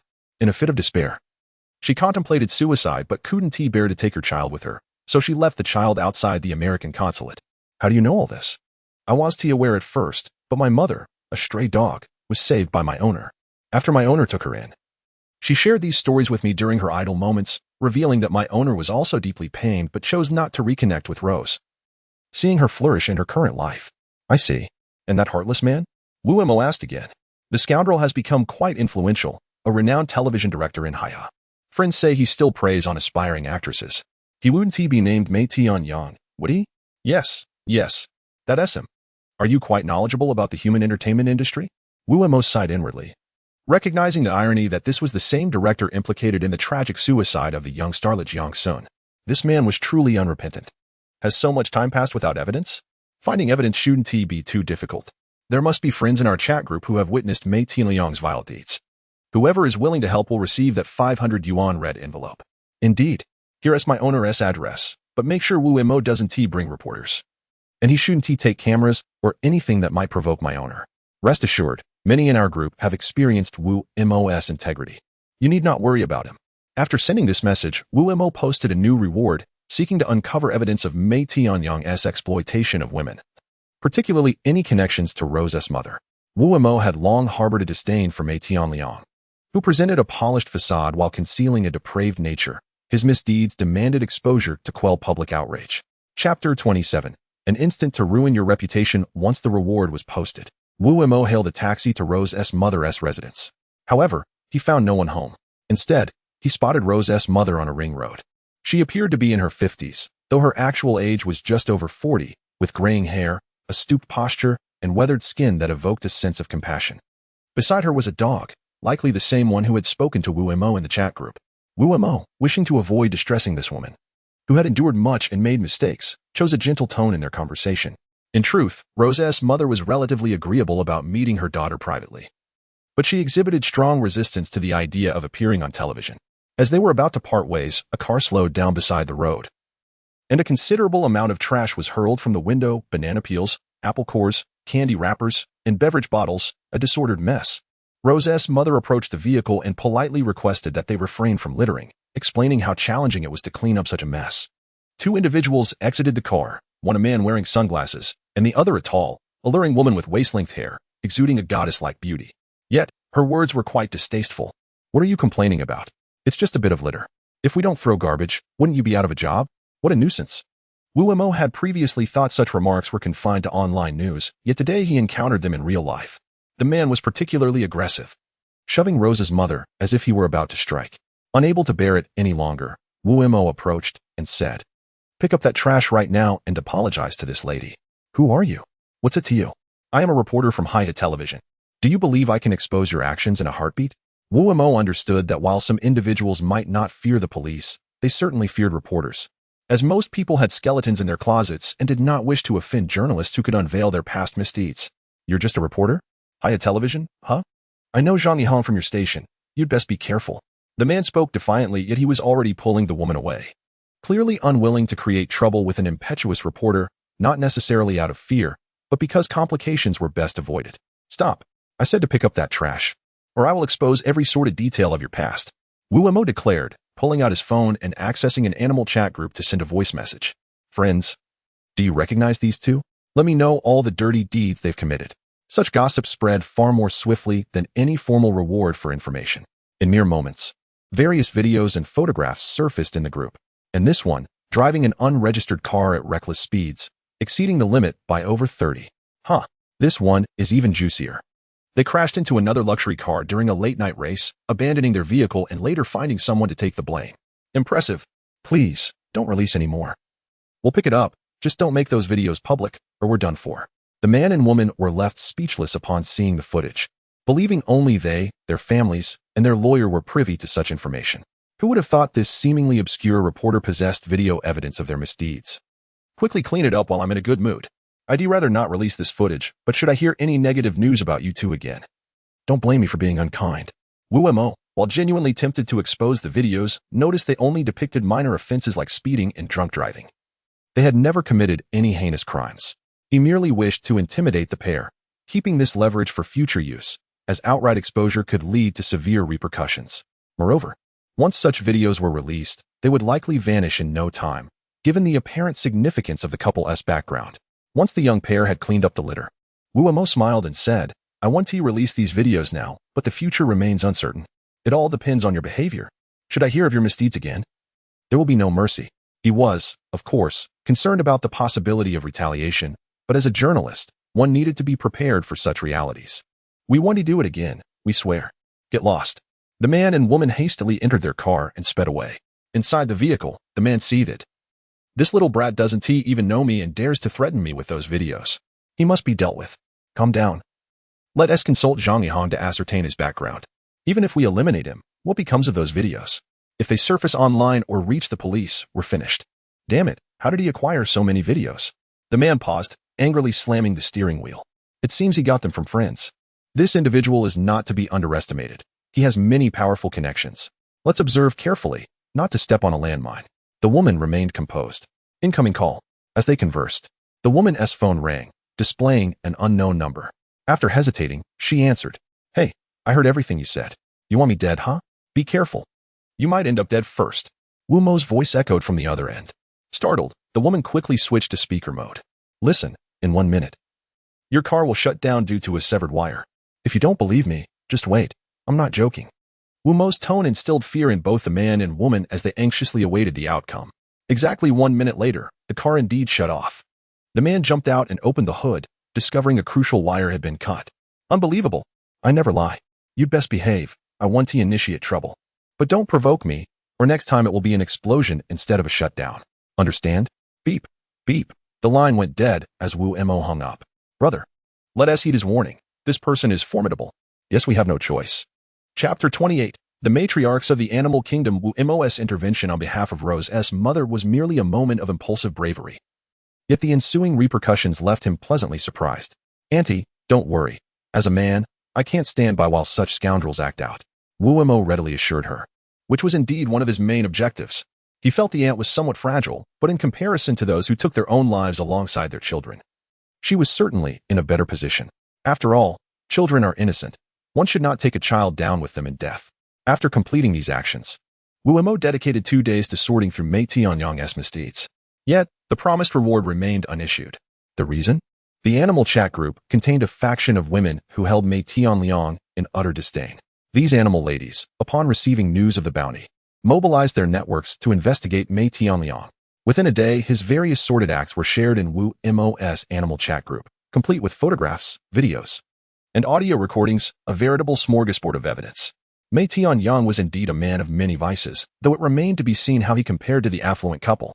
Some of the footage was truly inappropriate for younger audiences, causing even the 22-year-old Wu Mo, newly inducted into the realm of magic, to blush. Such content was unsuitable for television, so he selected only the clips devoid of explicit material that nevertheless proved Mei Tianyang's wrongdoing and saved them to his drive. The righteous youth declared that such filth must be dealt with harshly.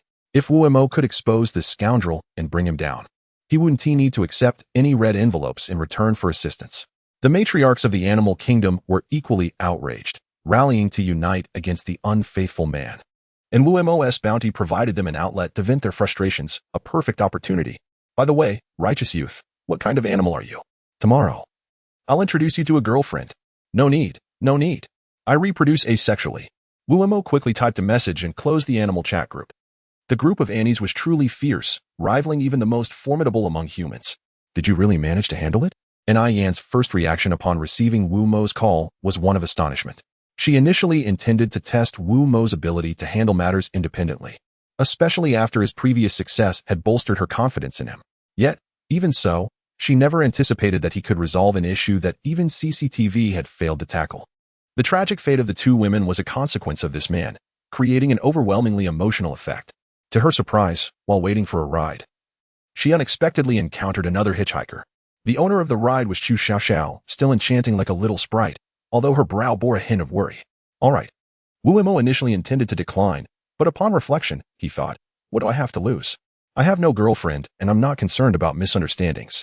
After getting into the car, he casually asked, out of concern, Xiao Chu, you seem a bit down. Have you encountered some difficulties? Yes. Do you speak German? Chu Xiaoxiao gazed ahead, casually posing the question. German? Spare me. I can manage a bit of English, but German? It knows me, but I certainly do not know it. Wu Mo quickly shook his head. Oh dear, then it seems I must abandon this client. Ugh, it's so frustrating. Chu Xiaoxiao's voice was sharp, causing Wu Mo's ears to buzz. What on earth has happened? Wu Mo inquired with curiosity. Chu Xiaoxiao sighed. 2 million isn't much these days. I've managed to establish my company and even secured a project through an old friend. The problem is that the partner for this project is a German company, and all their documentation is in German. Why not hire a German translator? Wu Mo asked, puzzled, as he thought that should be feasible. Actually, that's not the main issue. I can speak German. I studied in Germany and the United States, so I can manage a few phrases in German, English, and French. The problem lies in the fact that the materials are too specialized. I truly cannot comprehend them. Then I don't understand. What did you spend the 2 million on? Wu Mo, lacking experience in business, remained confused. In short, someone wants to invest in my company, and this German client was introduced by him. However, he has one requirement. I must present a viable cooperation plan that he can at least accept, Chu Xiaoxiao explained. Knowing that Wu Mo was not well versed in such matters but needed someone to listen to her troubles, Wu Mo now comprehended the situation, but he felt helpless. He couldn't possibly consult the animal chat group for a domineering CEO animal that understood business operations. Afterward, Chu Xiaoxiao continued to murmur incessantly, revealing her immense pressure. Wu Mo wished he could assist her, but regrettably, he could only play the role of an attentive listener. He had developed a habit of bidding good night to the animals before sleep, and with Saturday off, he figured he could chat a bit longer. However, inexplicably, his first message upon entering the chat group was, I have a question. Is there anyone in our group knowledgeable about business operations? Do you remember me? The righteous, passionate youth? It's Danny. Oh, of course, I remember. The little cat from General Tan's family, Wu Mo replied with a smile. As the little cat left a deep impression on him. Are you serious about your earlier inquiry? Danny responded with a questioning expression. What inquiry? Wu Mo was taken aback. The one about who understands business operations. No way you understand? Wu Mo was astonished. Was there really such talent in the animal kingdom? No, it must be a cat. No, I don't understand and have no interest in learning, but I know someone who does. General Tan has a macaw in his office. And it seems to know quite a bit, Danny hurriedly clarified. A macaw understands economics? Wu Mo felt a bit bewildered, suddenly feeling inadequate compared to a macaw. However, upon reflection, considering that a macaw could live for up to 65 years and had likely been around a brilliant person like Tan Rin for quite some time, it might have learned enough to assist Chu Xiaoxiao. With this thought, he felt somewhat reassured and tight. Could you please contact the macaw? I would like to request its help. That's fine, but I must warn you, this fellow is quite the money lover. Be careful not to let it demand too much. Danny cautioned. Understood. Wu Mo thought to himself that he was merely seeking help for Chu Xiaoxiao. If she was unwilling to pay, that was her concern. He could not bear the burden of footing the bill for her favor. Moments later, a character with a professor title and a parrot avatar logged on and directly addressed Wu Mo. The righteous, passionate youth. That's a fine name. If you want my assistance, it's not difficult. I not only understand business operations and plan design, but also speak 6 languages including English, German, and Spanish. You've come to the right place. However, my services do come at a premium. What is your fee? Wu Mo inquired. My owner set up an account for me. For this favor, I would require 50,000 yuan. That's quite a bargain, considering I heard your owner, Wu Mo, is a decent person who helped my friends last time. Wu Mo gasped at the amount. After careful consideration, he thought that for a plan's design, 50,000 yuan was indeed reasonable, yet he still had to voice his concerns. All right, I'll give you a discount, 30,000 yuan. Not a penny less. If it were anyone else, I wouldn't even bother to help, the macaw, named Professor, stated. Wu Mo could tell that it had already made considerable concessions. Although he did not understand why a macaw would demand so much, he saw it as a normal request and felt no grounds to criticize. Let me consult Wu Mo. Please hold on. No problem. Wu Mo slipped on his slippers and walked to Chu Xiaoxiao's door, ringing the bell. Who is it at this hour? Chu Xiaoxiao, looking weary, opened the door. Dressed in pajamas, she appeared drowsy yet alluring, prompting Wu Mo to almost impulsively embrace her.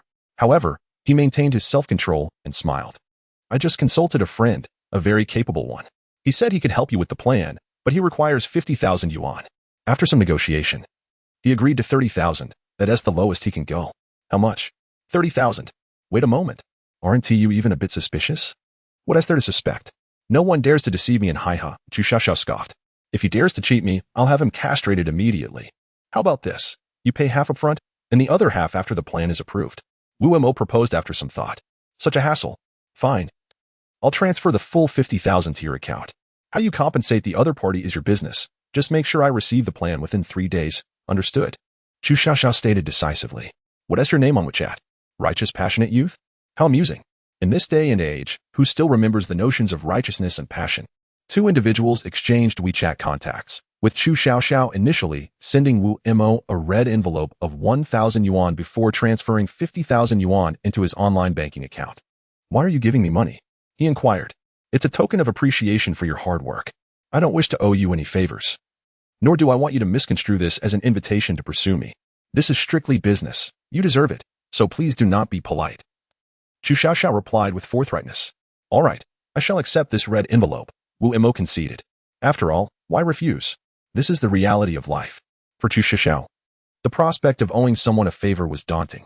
Thus, she preferred to settle matters with money whenever possible. Chapter 30. Foolishness. Unaware of impending disaster, Wu Mo, holding the information provided by Chu Xiaoxiao in photographic form, sent it to a macaw named Professor. Concerning the financial aspect, Wu Mo found himself in a quandary. The temptation of 20,000 yuan was particularly significant for him at this juncture. The professor requested 30,000, yet Chu Xiaoxiao had generously provided 50,000. What a headache. The reasoning was straightforward. If he were to indulge in the temptation of those 20,000 yuan now, what would prevent others from silencing him with money in the future, thereby hindering his ability to report on certain matters? Over time, he would be indistinguishable from those journalists who accept bribes. He understood that if that day arrived, even the animals in their chat group would likely abandon him. I will only accept 3,000, as stated. I will prepare a project proposal and send it to you on Monday, so please keep an eye out for it. The macaw professor shared Chu Xiaoxiao's peculiar temperament and adamantly refused the additional 20,000. This left Wu Mo perplexed. After careful consideration, he resolved to return the 20,000 yuan to Chu Xiaoxiao once the proposal was completed. He understood that setting such a precedent could lead to an uncontrollable situation. He was well aware of the proverb regarding a dam collapsing from an ant's nest. He would take what was rightfully his, such as the 1,000 yuan red envelope. But he would not accept a single extra cent that did not belong to him. This was a matter of principle, especially as a media professional. If he could not uphold this principle, he would be no different from the majority who engage in corrupt practices. On Saturday morning, Wu Mo maintained his routine of going for a run. As a journalist, it was imperative to be physically fit for the demanding fieldwork that often required traversing challenging terrains. The cat, Fan Air, was agitated, fur bristling in anger. Suddenly, Wu Mo recalled the identity of Mei Tianyang, the despicable man he intended to expose. It seemed he was unaware that his sordid deeds were about to be unveiled and dared to confront Jiang soon, having driven her to a suicide attempt. The audacity was truly shameless. Who are you? Mei Tianyang shot Wu Mo a puzzled glance, not recognizing the ordinary-looking young man. Oh, I reside on the 22nd floor. In apartment 2201. Is there something you need? Wu Mo refrained from calling the property management, as it would be futile. Mei Tianyang was a public figure. Unlike the individual who had been there previously, the management would not dare confront him unless the police were involved. But what grounds could he use to call the authorities? A flurry of thoughts raced through Wu Mo's mind, yet he ultimately decided to inquire about Mei Tianyang's intentions before determining his course of action. What shall I call you? Young man? Mei Tianyang, sporting a bulging stomach and sunglasses, exuded an air of arrogance, clad in designer attire. Wu Mo, as a journalist, recognized the labels. Those shoes were likely Gucci, and the outfit Prada. He was clearly affluent. Xiao Wu, he replied. Could you do me a favor and deliver this to Miss Jiang's son in apartment 2204? Mei Tianyang gestured to the bag he held. Ah, that bag must be worth at least 10,000 yuan, Wu Mo thought disdainfully. This man had driven someone to the brink of suicide. Yet he believed a mere gift could win her back. How base. It was no wonder Jiang Sun had barred him from entry. This bag is worth 50,000. Mei Tianyang proclaimed proudly. Oh, you might as well give it to her yourself. I'm not acquainted with Miss Jiang, Wu Mo replied, unwilling to involve himself in such matters. Don't be hasty, Xiao Wu. This is for you. A token of appreciation for your efforts, Mei Tianyang said, slipping 2 bills into Wu Mo's pocket and smiling. Wu Mo thought to himself, just yesterday he had pondered how to handle potential bribery, and now someone was attempting to bribe him. However, 200 yuan felt rather stingy. He disdainfully returned the money, saying, you should keep this for yourself, perhaps by some betting or something. Mei Tianyang cursed inwardly. What a pretentious act. Is it merely because he thinks 200 is too little? Yet, he was reluctant to offer Wu Mo more. This man, who generously lavished gifts upon women, was miserly when it came to men. So, Xiao Wu, have you started working? He queried. Yes, Wu Mo replied. Would you be interested in acting in a film? We are currently casting for a television series, and I could offer you a supporting role with significant screen time. You might even achieve fame, earning more than you do now. Mei Tianliang grinned. While some might seize such an opportunity to curry favor, Wu Mo would not stoop to assist a man who toyed with women. Meow. Fan Air seemed to resonate with Wu Mo's sentiments, displaying a fiercer demeanor as if ready to pounce on Mei Tianliang. Mei Tianliang shot Wu Mo a menacing glare. Young man, do not overstep your bounds. My influence in the Haiha area is considerable, and it would be easy to discover where you work. Do you believe I could have you dismissed by tomorrow? Oh, I'm so scared, Wu Mo retorted sarcastically. I truly don't believe you. He was taken aback by how quickly Mei Tianliang had dropped his facade. So he ceased pretending, allowing a sneer to replace his smile. You'll regret this, Mei Tianliang scoffed, then called out to Jiang Sun in apartment 2204. I didn't expect you to find a protector so quickly. Impressive, but don't worry, I've encountered many like him. And soon he will understand the consequences of crossing me. As he finished speaking, Mei Tianliang turned to enter the elevator, only to collide with someone exiting at that moment, causing a bottle of cola to explode all over him. I'm so sorry. I didn't mean to. It was Qiu Lingling who had just emerged from the elevator. Such a lack of manners. Truly a den of snakes and rats. Mei Tianliang grumbled as he hurried into the elevator, fleeing the scene. Was that intentional? Wu Mo asked Qiu Lingling with a smile. Yes. Although I didn't catch everything you two said, I heard the last part clearly. I know this Mei Tianliang. He is utterly vile. Do you think my cola would have spilled otherwise? I was shaking it for quite a while, Qiu Lingling exclaimed, making a victory sign and smiling. You, don't you have any classes today? Wu Mo inquired, knowing she had been attending a pet care training course on weekends, demonstrating her genuine passion for animals and her work. Chapter 31. The cat squad. Upon returning to his room, Wu Mo took a shower, ordered takeout, and turned on the television while eating in the living room. Qiu Lingling had already changed and left. He suspected she had encountered a Prince Charming and was off to pursue him. Youth was indeed blissful. He wished he could possess the same fearless spirit as Qiu Lingling. According to police reports, the successful apprehension of the suspect was made possible by a heartfelt email from an anonymous citizen. While we do not know this individual's name, we are profoundly grateful for their assistance, which expedited the resolution of the case, bringing justice to the deceased girl. We will continue to monitor the developments of this case. And if our viewers have any inquiries, they may leave messages on our official blog or website. Upon reading this, Wu Mo found himself unable to swallow the food in his mouth. Finally, there was a resolution to the case, and he hoped the girl could find peace in the afterlife, along with her mother and family, who could now also find solace. Hastily finishing his meal, Wu Mo opened his computer and logged into Weibo, discovering that the girl's mother had sent him a private message. Dear Teacher Wu, we are aware that it was your help that led to the resolution of this case, and our family is immensely grateful to you. We assure you that we will not disclose any of your information as per your wishes. Thank you, and should you face any difficulties in the future, please feel free to message me. I will do my utmost to assist you. Wu Mo took a deep breath. The family had indeed kept their promise and had not revealed his identity. Teacher Wu, you are a good person. May good people enjoy a lifetime of peace. While he may not appreciate other accolades, this particular commendation filled Wu Mo with genuine pride, as helping such a family was the very reason he aspired to become a media professional, a goal that remained unchanged. To reward himself, he decided to indulge in a few games. As a single man, Wu Mo found little in the way of entertainment and had no desire to go out. So he exited Weibo and intended to play a game instead. Having been introduced to the most popular competitive game during his freshman year, he had played for 4 years. Although he had not abandoned it, his enthusiasm had cooled significantly. Previously, he had treated gaming as a primary pursuit, but now he played only occasionally to unwind. Consequently, he had long ceased participating in ranked matches, opting instead for casual play, free from the pressures of scoring. Is anyone there? Wu Mo's message, initially intended for his classmates, had mistakenly been sent to an animal chat group. I am. The first response came from Fan Air. Wu Mo stared in disbelief. Since being added to the animal chat group, he had witnessed numerous eccentricities, but this was truly astonishing. Animals playing games? How do you play? Wu Mo typed. Of course. Not only can I play, but I am also a diamond level player. If you don't believe me, we can duel. Fan Air responded with great pride, adding a smug emoji. Forget it. I'm merely a bronze level player and can't compete with you. I don't play ranked matches anyway. How about free play? Free play is so dull. Let us do ranked instead. If you can't play well, don't worry, I'll call some friends to help you out. They're all diamond level players and will carry you. Just don't feed the enemy. Fan Air replied confidently. Is that really okay? Wu Mo felt a flicker of interest.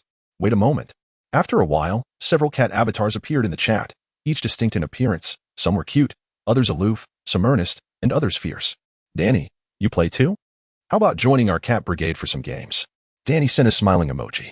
I can play, but I must warn you, my skills are lacking. And I rarely have time. I can only play on weekends, Wu Mo replied with a wry smile. Not a problem. We can team up on weekends. We have plenty of time every day. If it comes down to it, just share your account with us, and we'll help you level up, no charge. Fanner added. That sounds fair. Let us start with a free match? Sure. Approximately 20 minutes later, Wu Mo gazed at the screen, astonished as the opposing base crumbled. The battle could have been resolved in 10 minutes. However, the cats, perhaps inheriting their playful instincts, delayed the inevitable until the enemy surrendered after 20 minutes. Wu Mo had initially doubted Fanner's claims, but now it seemed that cats truly could play games. How do you even register an account? Shaking his head. He decided not to dwell on it and provided Fanner with his account details for him and his feline companions to help him out. As the weekend approached, Wu Mo, with no girlfriend to occupy his time, found himself spending most of his days on the computer, not just gaming, but also indulging in various activities such as watching videos, catching up on news, and chatting. Engaging in casual conversations with the animals led to many amusing tales.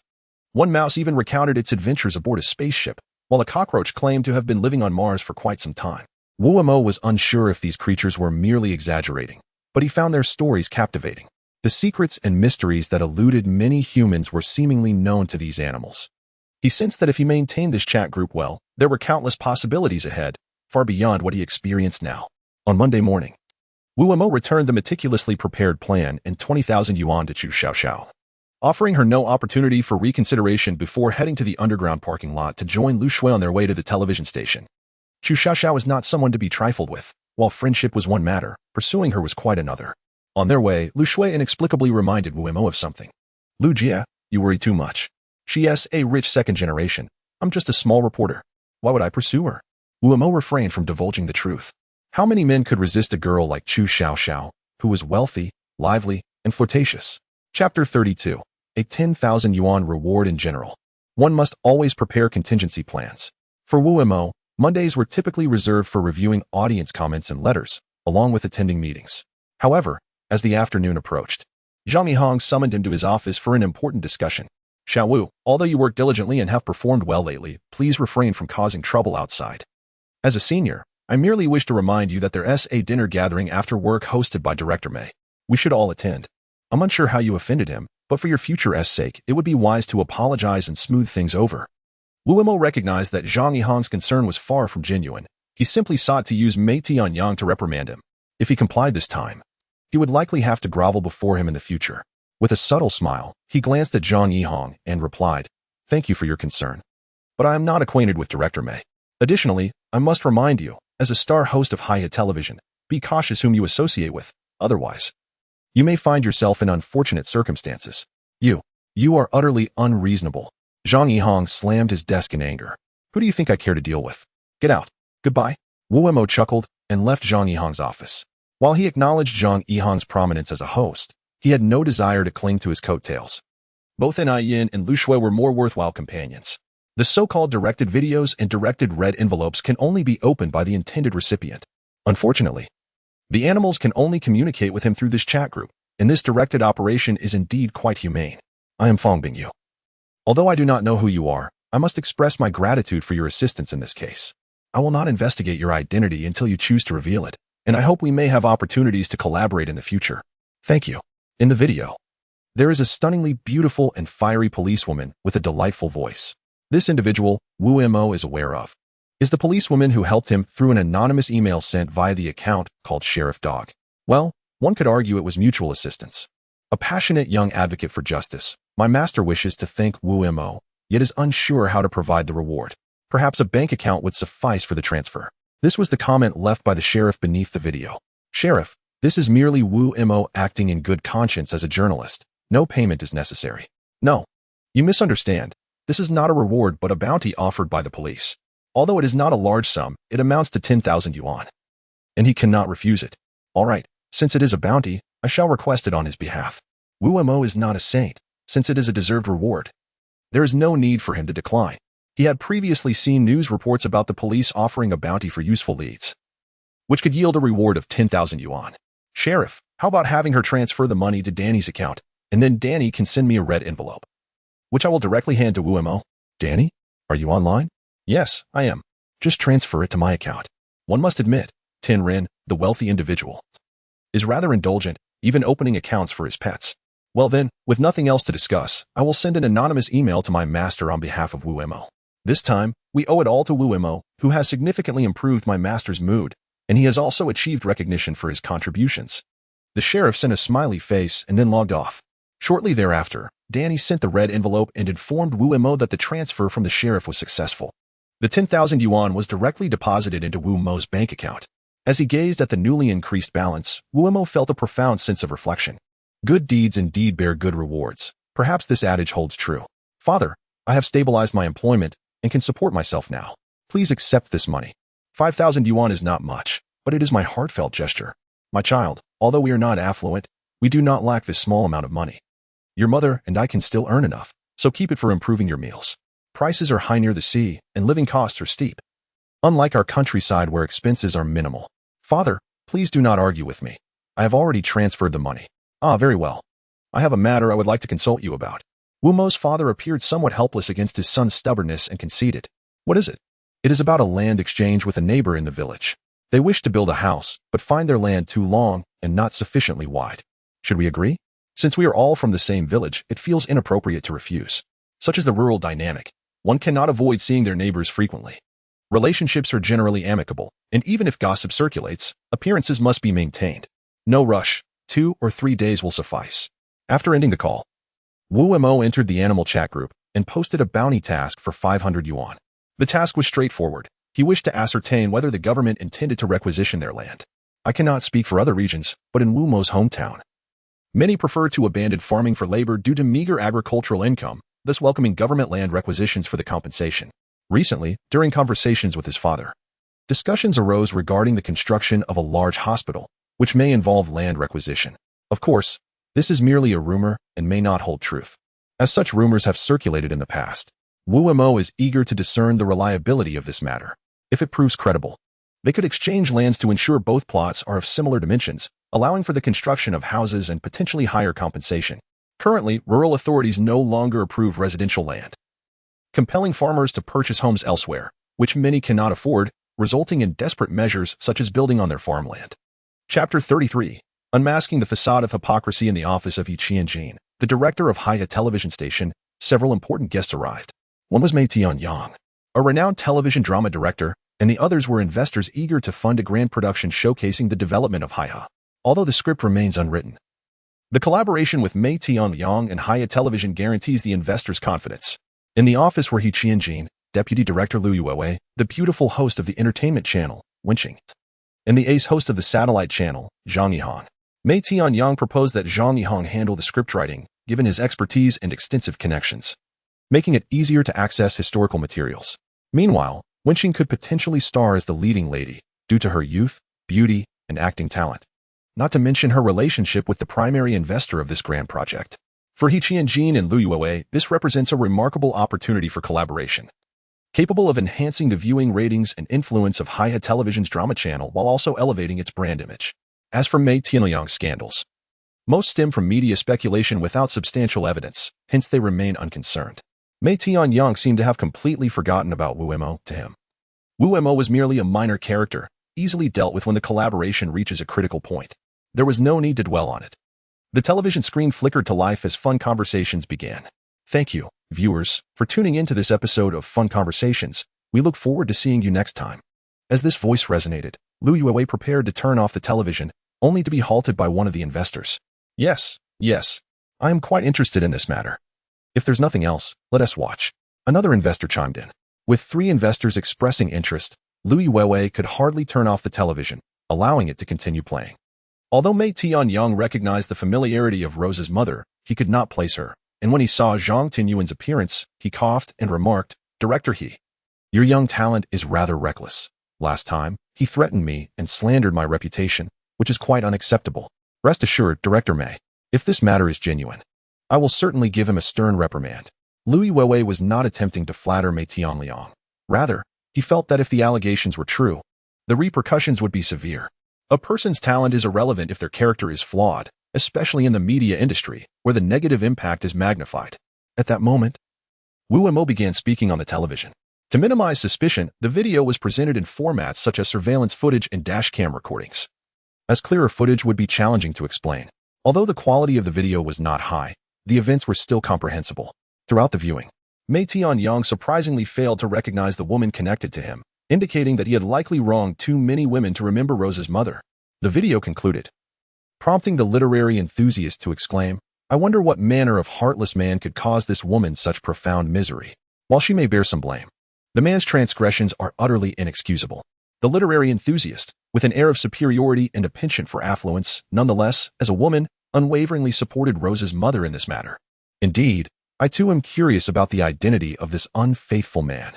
Mei Tianliang, with tears akin to crocodile tears, expressed his outrage, declaring, "If I uncover this person's identity, I shall ensure his utter disgrace." Just as he voiced his indignation, an Yin on the television began to speak. I trust that after viewing the video, the audience is left with a singular question. Who is the unfaithful man responsible for the plight of these two unfortunate women? We shall now reveal the answer. Fear not. Ladies, speak freely. Whatever has transpired, the television station will advocate for you, and the vast audience will stand by you. Rose's mother, with tears in her eyes, nodded and produced an old photograph. This photograph was, in fact, a gift from Wu Mo to Rose. In her despair, Rose had long since burned all her pictures with Mei Tianliang. Yet this particular photo, taken on their wedding day, had somehow found its way to Wu Mo. However, it was undoubtedly authentic, for she retained a vivid memory of it. Her name is Mei Tianyang, indeed, the renowned television director of Haihe. Upon uttering this, the office of He Qianjin, the station director, erupted in chaos. Mei Tianliang, who had been sipping tea, dropped his cup, and had it not been for the carpet, the fine purple clay cup would have shattered. "This is preposterous." Mei Tianyang roared, "He Qianjin, you must immediately halt the defamation of my character, or I shall resort to legal action." Wu Mo nodded, and soon clearer photographs and videos were unveiled. Mei Tianyang finally lost his composure, pointing an accusatory finger at He Qianjin and bellowing, "He Qianjin, you shall be held accountable for today's events. We shall meet in court. If you have done nothing wrong, why fear, Director Mei?" Chapter 34. Crisis may indeed be the greatest opportunity. Fuming, Mei Tianliang departed the television station, not to seek trouble, but rather to consult his public relations team. In the face of such turmoil, the first course of action was naturally to manage the situation and mitigate the impact. Even if his reputation suffered, there was a possibility of resurgence. However, should the backlash overwhelm him, it would spell utter ruin. After speaking, he exited. The remaining investors, while not attributing blame to the television station, were merely followers of the literary enthusiast's boyfriend. With the boyfriend having withdrawn his investment, they too had no choice but to follow suit. This was not merely an issue concerning a television drama. It would be increasingly difficult to secure their investment again in the future. Lu Wei, a seasoned negotiator, weighed the pros and cons and concluded that even if the Kiss Me segment were a tremendous success, it paled in comparison to the immediate financial gains. Presently, in Haihe, there existed two television stations, Haihe Television and Donghai Television. Donghai Television, a municipal station, had recently experienced rapid growth, seemingly on the cusp of rivaling Haihe Television. Although Haihe Television aspired to compete with CCTV, such ambition was somewhat impractical. In the short term, surpassing CCTV would prove exceedingly challenging. Therefore, the television station strategy was clear: to dominate Haihe and emerge as the preeminent regional station, reigning above all others. This necessitated the complete suppression of Donghai Television. However, with the shift in national policy, television stations could now accept private or foreign investments, while the core structure remained unchanged. The alteration in investment strategies allowed numerous stations to distinguish themselves. Donghai Television was a prime example, featuring 3 channels that appeared almost identical to those of Haihe Television. The sole distinction was that Donghai's satellite channel was termed the Comprehensive Satellite Channel, rather than the News Satellite Channel. Even on a national scale, their Comprehensive Satellite Channel ranked among the top 5, making it feasible to rival Haihe's satellite channel. Lu Yuewei's willingness to approach the literary enthusiast to persuade Mr. Wang, her boyfriend, stemmed from the potential risk that if Mr. Wang withdrew his investment from Haihe Television, he might pivot to invest in Donghai Television, a scenario fraught with complications. Having concluded his remarks, the literary enthusiast rose and gracefully departed. "Yixing, could you assist us in persuading Director Mei Tianliang?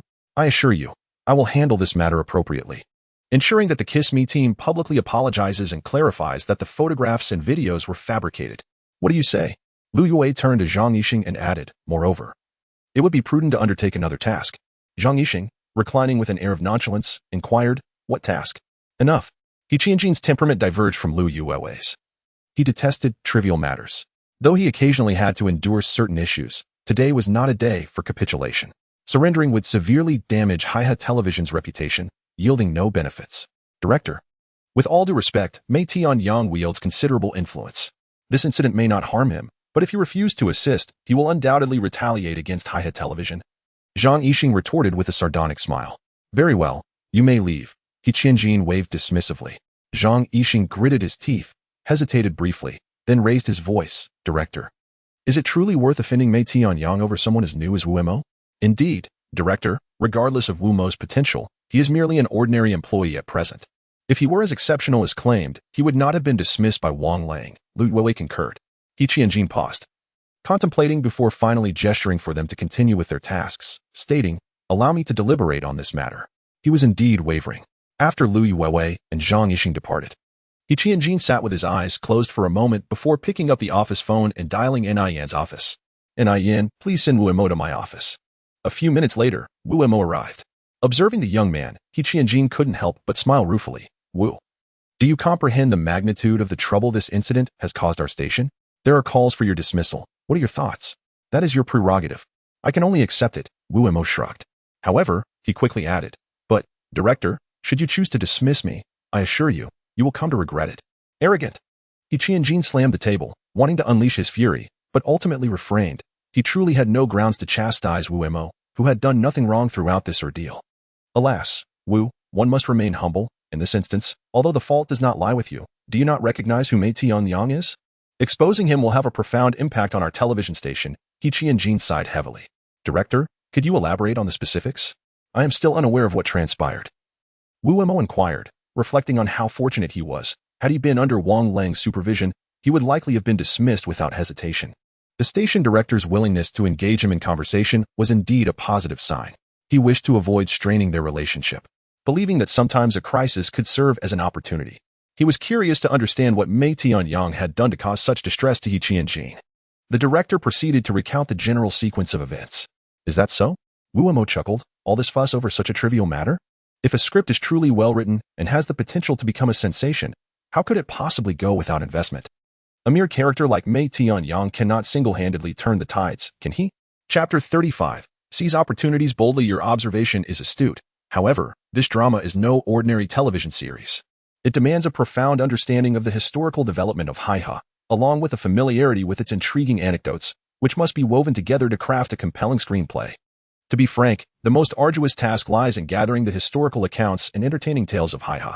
Everything else is relatively straightforward. He Qianjin sighed, acknowledging that. At this juncture, only Zhang Yihong and Mei Tianyang could excel at this endeavor. As soon as He Qianjin's words faded, Wu Mo pointed to himself and exclaimed, if your only concern is this matter, allow me to handle it. I shall collect all necessary materials. As for the script writing once the research is complete, that too will be my responsibility. You? He Qianjin regarded Wu Mo with skepticism. I understand your doubt, Wu Mo replied with a smile. Yet surely you can allow me a chance to prove myself? That's out of the question. This production is not solely ours. I suspect Mr. Wang will seek additional collaborators as well. The comparison with similar dramas will be glaring. If our script is subpar, or if we air too late, we will encounter viewership issues. Do you comprehend? He Qianjin shook his head. Moreover, you are from the news channel, while this drama will air on the drama channel. Will Lu Shui allow you to participate? Director, I am indeed from the news channel, but foremost, I am a member of Haihe Television Station. Wu Mo smiled. As for the timing, here is my proposal. Within a week, I will endeavor to produce 2 episodes of the script while simultaneously gathering satisfactory materials. If you find them to your liking, allow me to continue. If not, I shall depart immediately and not utter another word. Depart? Who's sending you away? He Qianjin scoffed. What a jest. Am I to dismiss someone I personally recruited over a mere Mei Tianyang? If I let you go today, who will I dismiss tomorrow? I'm nearing retirement. I've spent my life being the nice guy. Before I retire, I might as well take a gamble. Just don't let me down. Observing Wu Mo's confidence and fervor, He Qianjin felt a twinge of embarrassment. He realized he was outdone by a recent graduate. A significant shift occurred within him. He resolved to place his bets on Wu Mo. Should he lose, he would retire early. If he won, It would be a grand accomplishment to celebrate before his retirement. Director, your audacity is commendable. In truth, you need not worry. Mei Tianliang has already sealed his fate. His actions transcend mere ethical concerns and encroach upon criminality. Some of his deeds have indeed breached the law. The visuals were simply too controversial for broadcast. I have already reported it to the police. Wu Mo remarked with a grin. He still seeks public relations? Let him attempt that from prison. Is that true? Whether true or not, the truth would soon surface. By the way, let us ensure our reporters are vigilant. We must be the first to broadcast this breaking news. Wu Mo chuckled before standing to leave. Wu Mo was right. Mei Tianliang's actions had crossed moral boundaries and constituted criminal offenses, not mere infractions. The events captured on video could land him in prison for over a decade. Murder. Moreover, it was premeditated murder. Wu Mo had never anticipated that this individual would go so far as to push his ex-wife off a building for a mistress. Of course, this ex-wife was not the mother of Rose. Mei Tianliang had been married 4 times. Once the police thoroughly investigated, Mei Tianliang would find it impossible to redeem himself. Teacher and I, what are you saying? There's no need for concern, Director, he reassured, displaying no signs of cowardice. The situation was already set in motion. Our team would not be held accountable. Our primary focus should be on the viewership ratings, which I suspect may even surpass the last episode. Wu Mo refrained from mentioning his wager with He Qianjin, not wishing to cause undue worry for An Yin. Life cannot be perpetually shrouded in misfortune. He had encountered subpar superiors like Wang Lang and supportive figures like An Yin. Life encompasses both trials and joys. An Yin sought to protect him, and he would not allow her to bear the brunt of his troubles. If a choice had to be made, he would willingly step aside. As for future matters, they could be addressed later. He must ensure that those who shielded and aided him remained unscathed. Though this woman spoke little, her words always seemed to hold profound significance.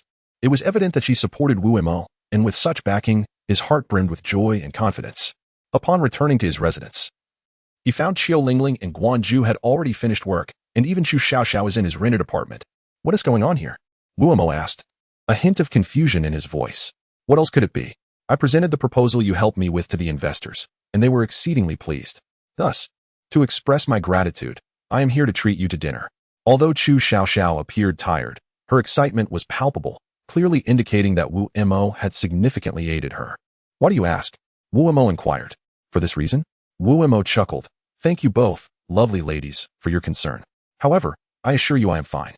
Since we're celebrating, why not extend the invitation to everyone?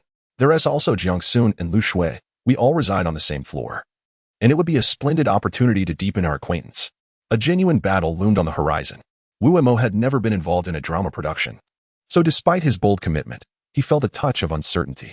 Today, he merely wished to seize the opportunity for a bit of revelry before dedicating himself entirely to this endeavor. Certainly, though I wonder if they would be willing. Chu Xiaoxiao replied nonchalantly, apparently not intending to spend time alone with Wu Mo.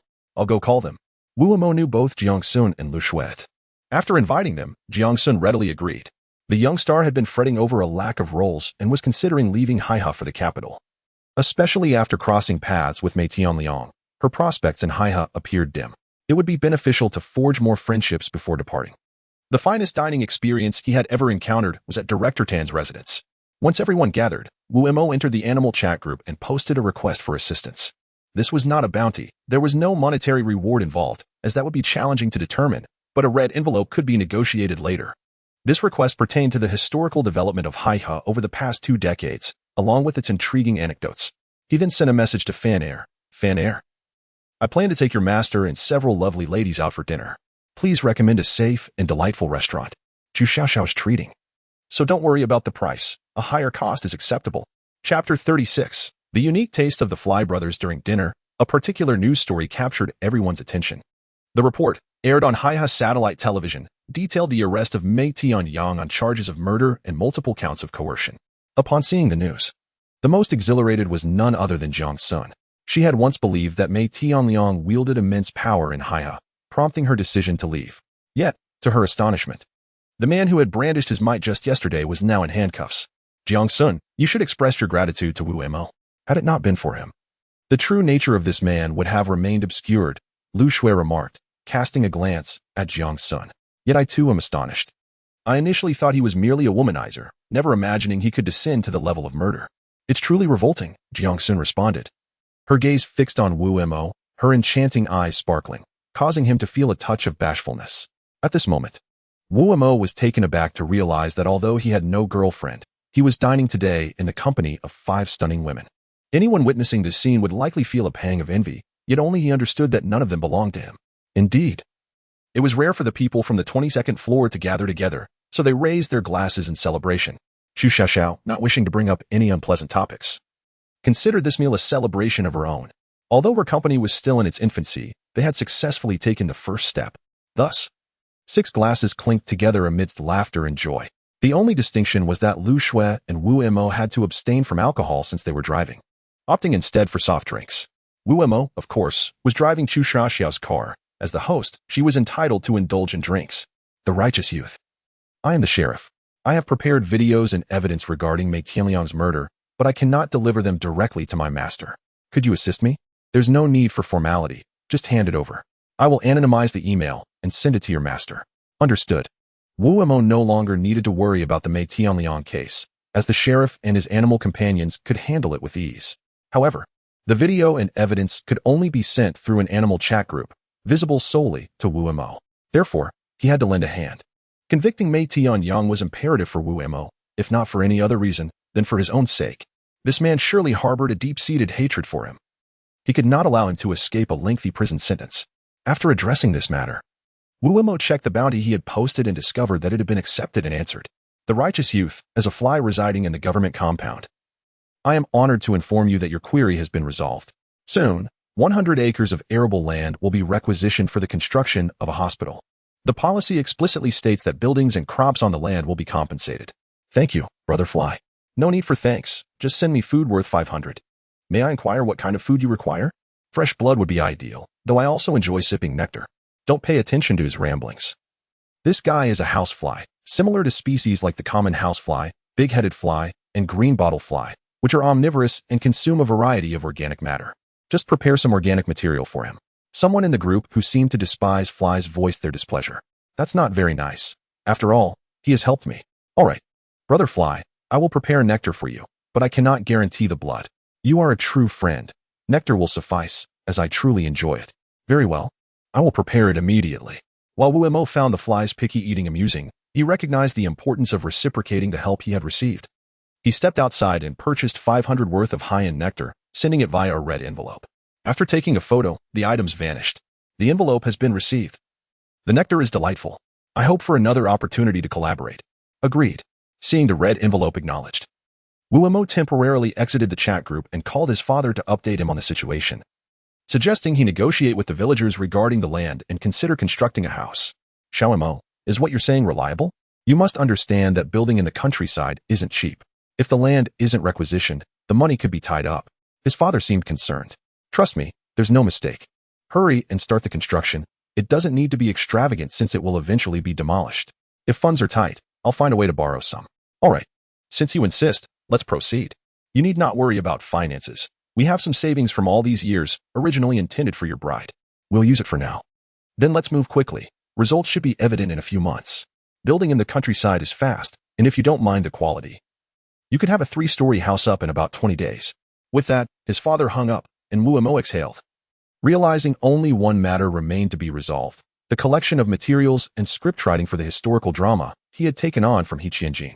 He slept soundly until dawn, and upon arriving at the Haihe television station in Lu Shui's car, he immediately opened the official Weibo and his personal account to check for messages. Generally, insignificant matters. The majority of online commentators maintained a sound moral compass, offering support. Of course, there were some unpleasant comments, but those had likely been deleted or silenced by the Weibo administrators. Chapter 37. Establishing a firm footing at the television station, Wu Mo glanced at Zhang Qi's computer screen and found that indeed, he had received significant recognition. This notable figure was Lin Xingyu, a very popular domestic film and television star with tens of millions of followers. Although she had yet to break into the top 10 on Weibo, she was undeniably the hottest actress in the country at present. Her endorsement of Wu Mo was truly a rare privilege. The Weibo post read, with over 10 million followers, although many may be fake accounts, the sheer number is significant. Now that Lin Xingyu has spoken up for Wu Mo, many fans are bound to rally in support. Support our Xingyu, and support this little Wu. Anyone who dares to expose him will regret it. It's shameless for Mei Tianliang's fans to back him after he committed murder. Reading these comments filled Wu Mo with joy, akin to savoring honey. He was unaware that he had become a target of online harassment, as his phone was typically off at night, preventing anyone from disturbing him. Regardless, having the support of an idol made him feel content, even if he was being targeted. Nevertheless, he decided to prepare some countermeasures. If anyone dared to harass his family, he would ensure that person had sleepless nights and struggled to work. The perpetrator had been identified as quite arrogant, but with Lin Xingyu's fans having traced his identity, his address had been exposed, making it unlikely he would continue his antics. Just one person? All right, give me his address, Wu Mo instructed. Why do you want his address? You aren't planning revenge, are you? He is currently in America, Zhang Qi replied with a wry smile. America? Wu Mo paused, then asserted. I don't care if he's in America or here. He needs to learn a lesson about fear. Please don't do anything rash. Rest assured, Brother Zhang. I'm merely planning to send him an email outlining the consequences. No need for concern. Outline the consequences? Wu Mo's intentions were far from benign. He intended to execute a precise retaliatory strike through the animal chat group.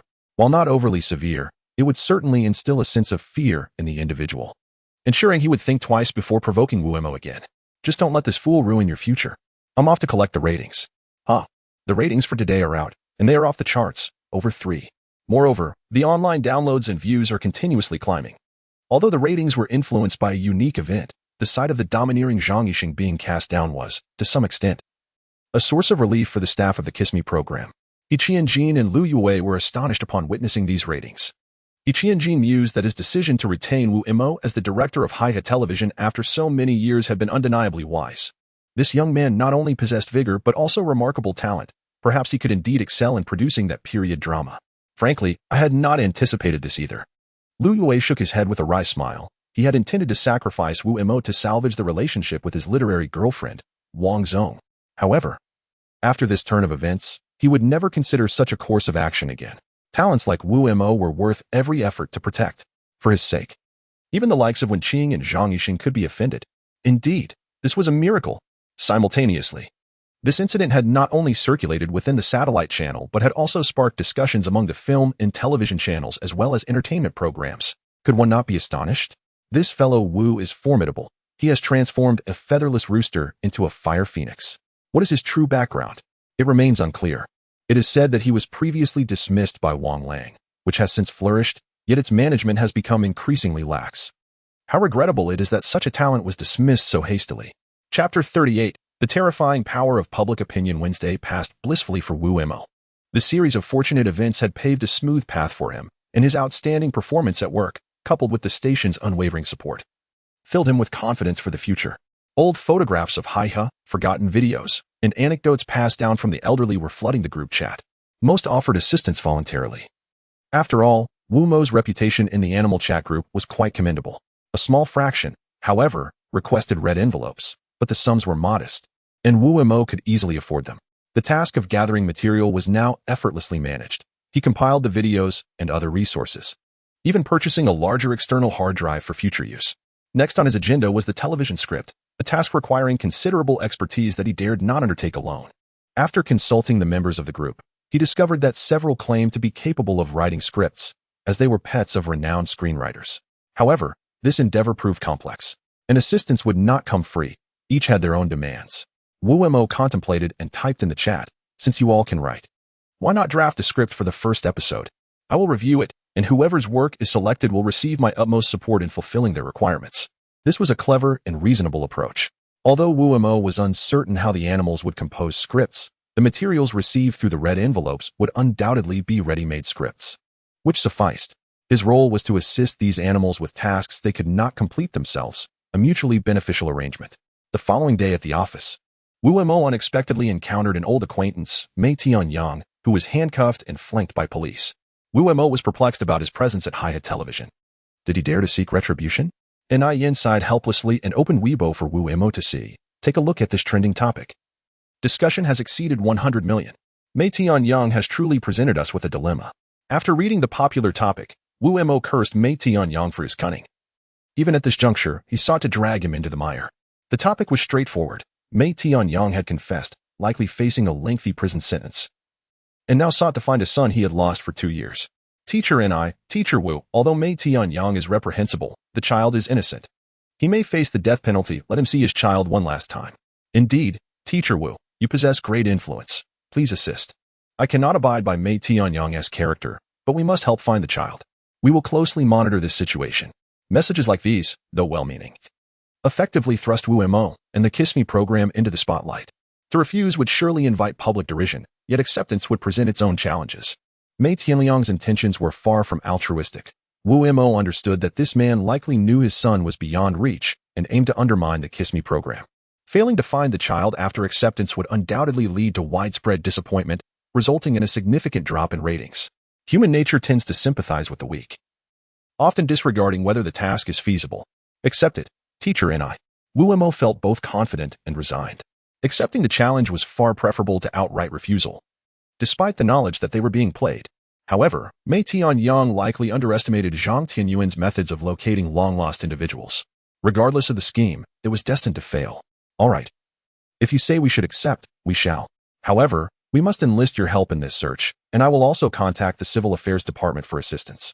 Let us all work together to resolve this matter, Wu Mo stated, igniting an unexpected fire of confidence in an Yan. An Jia, Xiao Wu. This Mei fellow is clearly intent on causing us trouble. Why are you still considering this? Zhang Qi entered, puzzled. Brother Zhang, whether we accept or decline. We have no choice. Public sentiment is formidable, Wu Mo replied. Indeed, I will resolve this promptly. Wu Mo felt a sense of urgency, acutely aware that Mei Tianyang harbored ill intentions. By leveraging public relations to sensationalize this topic, he was forcing the Kiss Me program into a corner.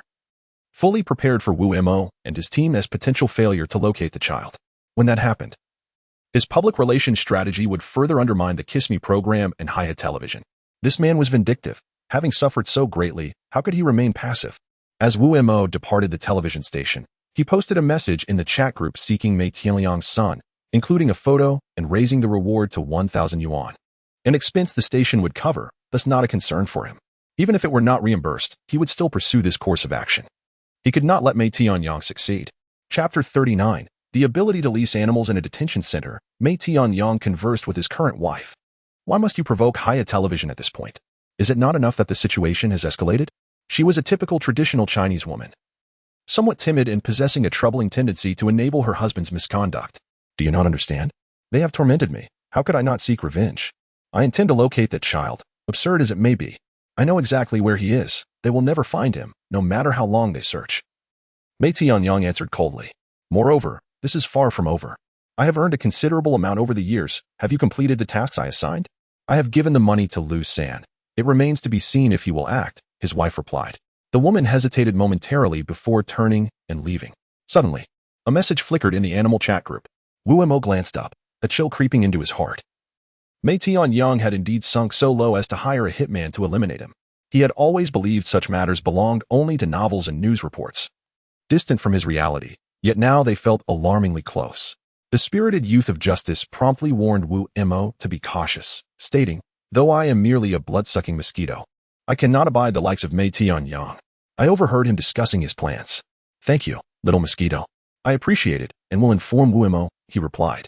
Leaning back in his seat, Wu Mo remained silent for a long time, having never encountered such a situation before, a tinge of fear settling within him. I am Fan Air, the righteous youth. Did you know about the ability leasing? He inquired. What is that? Wu Mo asked. Through the animal chat group.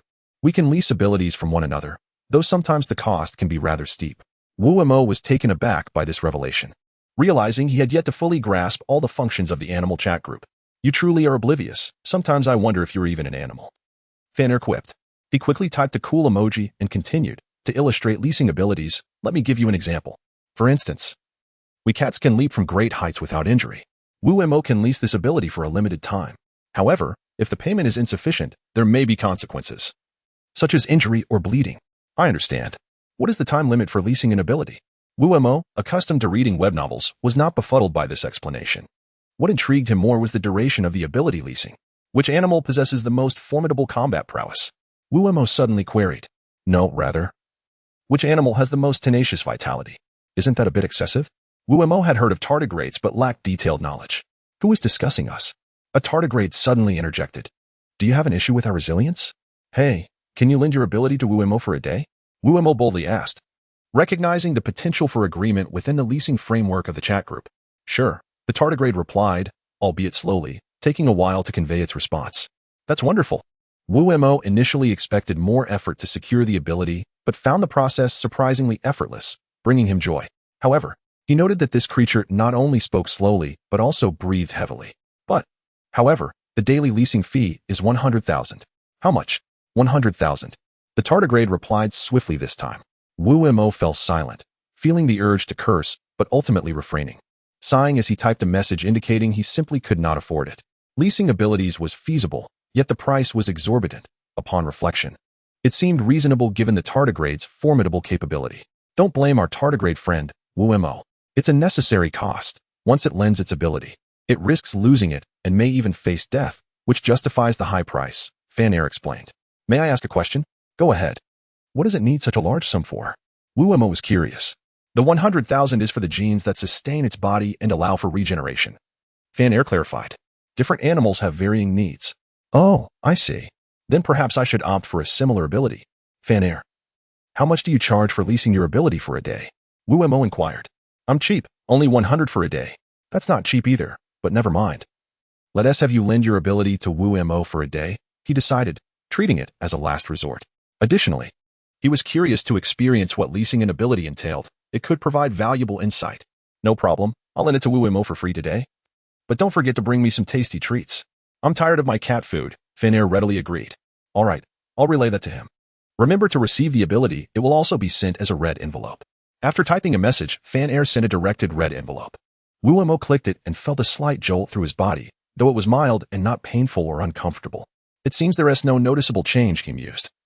Scratching his head, he decided not to dwell on it, reminding himself it was only for a day and that Fanair had generously offered it for free, so he could venture out and test it. He knew someone was after his life, and he had received the assailant's photo and information, thanks to the little mosquito's efforts. He forwarded the details to the sheriff, asking him to pass it on to Fong Bingyu. Wu Mo only knew one police officer, Fong Bingyu, and hoped she could apprehend this Lu San before anything dire occurred. Chapter 40. Cat Leap. Where is Lu San? Wu Mo was not one to remain passive. He did not intend to anxiously await Lu San's attempt on his life, so he decided to take the initiative. The search function in the animal chat group was remarkably effective, nearly able to pinpoint Lu San's location at any given moment, far superior to any existing location tracking system. Is he still asleep? Based on the schedule, he will act at night. Does Wu Mo have a habit of going out for late-night snacks? The valiant little mosquito asked. Yes, there's a decent barbecue place nearby that's quite clean. I often go there, Wu Mo replied. Thank you, little mosquito.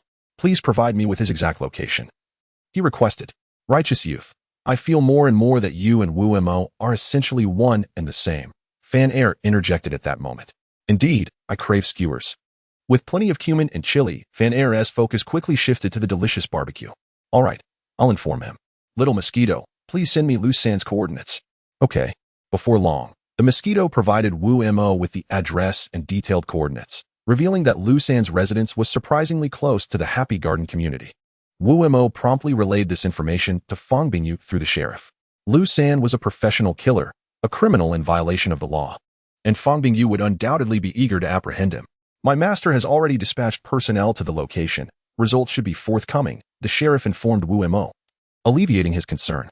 As it was still early, Wu Mo decided to settle into a nearby CAF, ordering a cup of coffee while waiting for updates. Though no news had yet arrived from Fong Bingyu, a message regarding Mei Tianliang's son came through. Righteous youth, I am a spider from the City Art Museum.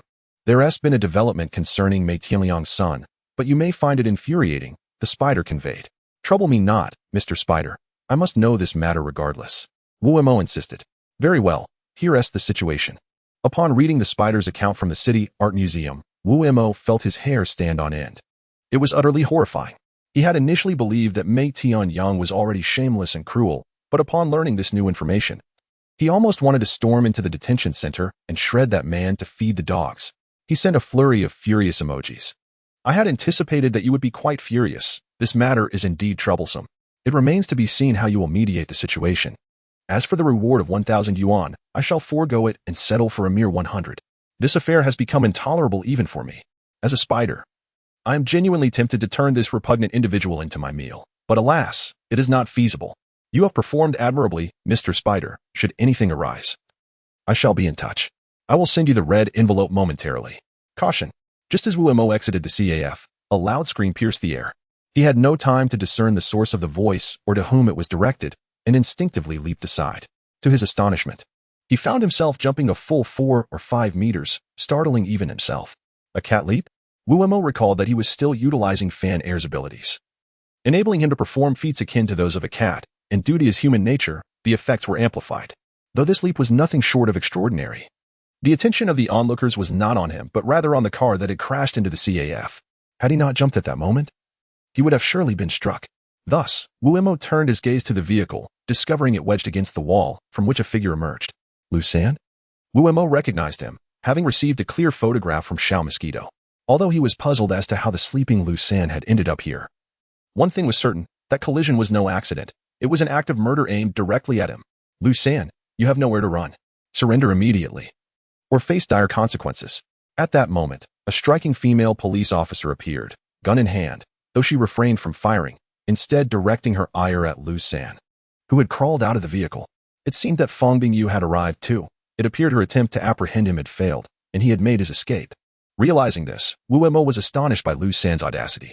Even while being pursued by the police, he had not abandoned his mission, truly a professional. Wretched woman. If you approach any closer, I will kill this child. Lu-san had emerged from the car, clutching a baby who appeared to be less than a month old. Fong Bingyu furrowed her brow. Do not act rashly. You are merely suspected of involvement in murder. However, should you harm that child, you would be guilty of true homicide. Stop trying to fool me. Do you take me for a fool? Everyone stay back. Put your gun on the ground, now. Lu-san was more sinister and cunning than expected. He had not demanded the police prepare a vehicle or helicopter, for such notions were foolish. His plan was to use the baby and Fong Bingyu as hostages, thereby gaining leverage against the police. Fong Bingyu hesitated. As an experienced officer, she understood the consequences of relinquishing her weapon, yet what choice did she have? Could she stand idly by and watch the child perish? I will count to 3. If you do not comply, do not blame me for my actions. This infant's skin is delicate, and its body is fragile. It could be easily harmed. And I need not elaborate on my methods of killing, Lu-san warned coldly. 3, 2. Fong Bingyu, with no other option, reluctantly tossed her gun aside. Kick the gun over, Lu-san ordered. That is out of the question. If I kick it over, both the child and I will die. Fong Bingyu shook her head, her resolve firm. Wu-Mo, come here. You are the principal journalist, are you not? Look, the citizens are recording this. It is your chance for fame. Exchange your life for that of the baby. What do you say? Seeing that Fong Bingyu was not falling for his ploy, Lu-san turned his attention towards Wu-Mo, believing him to be more easily manipulated. Chapter 41. The Hornet Strike Team. Lu-san may be a cunning veteran, but his miscalculation in targeting Wu-Mo was a grave error. From the moment Lu-san engaged Fong Bingyu in conversation, Wu-Mo had not been idle. Concealed behind cover, he swiftly accessed his phone and entered the animal chat group. Brothers, I need help. A criminal is holding a baby hostage at the CAF entrance. Can anyone assist? The Hornet Strike Team is en route. The Hornet Strike Team? We are valiant guardians, dedicated to reprimanding those who threaten our nest. Such individuals must not be spared. Regardless of the outcome, Wu-Mo was grateful. Although he was unfamiliar with this Hornet Strike Team, he understood what hornets were. Hornets, also known as wasps, are widespread, diverse, and swift-flying insects. The female hornet possesses a powerful stinger, and when threatened, they will attack en masse, capable of causing allergic reactions and, in severe cases, death. In his mind, the Hornet Strike Team must consist of a considerable number of hornets. If they indeed appeared, Lu-san would be in for a rude awakening. Sure enough, as Wu-Mo exited the chat group, intending to buy some time, he suddenly heard a buzzing sound emanating from a nearby tree. Moments later, a swarm of hornets flew out in formation, descending upon Lu-san. Lu-san began to scream in agony as his weapon fell to the ground, along with the baby. In that instant, the infant was but a meter from the ground, and Fong Bingyu, being too far away, could not reach the child in time. Though Wu-Mo was also at a distance, he remembered that he still possessed Fan Air's feline abilities. The moment the Hornet Strike Team made their entrance, he leaped forward with remarkable agility. To avoid causing a commotion, Wu-Mo caught the baby and placed it atop a nearby car before swiftly climbing a tree, disappearing in a matter of moments. Though the cat's abilities appeared trivial in everyday life, when he rented them for use, they became extraordinarily potent. If he could exercise caution, he ought to make every effort to avoid revealing his true nature. Once he found a secluded spot, Wu-Mo sent a message of gratitude to the heroes of the Hornet Strike Team. Thank you. You have saved a child's life. Hornet Team Leader, it was our pleasure. Saving lives is our choice.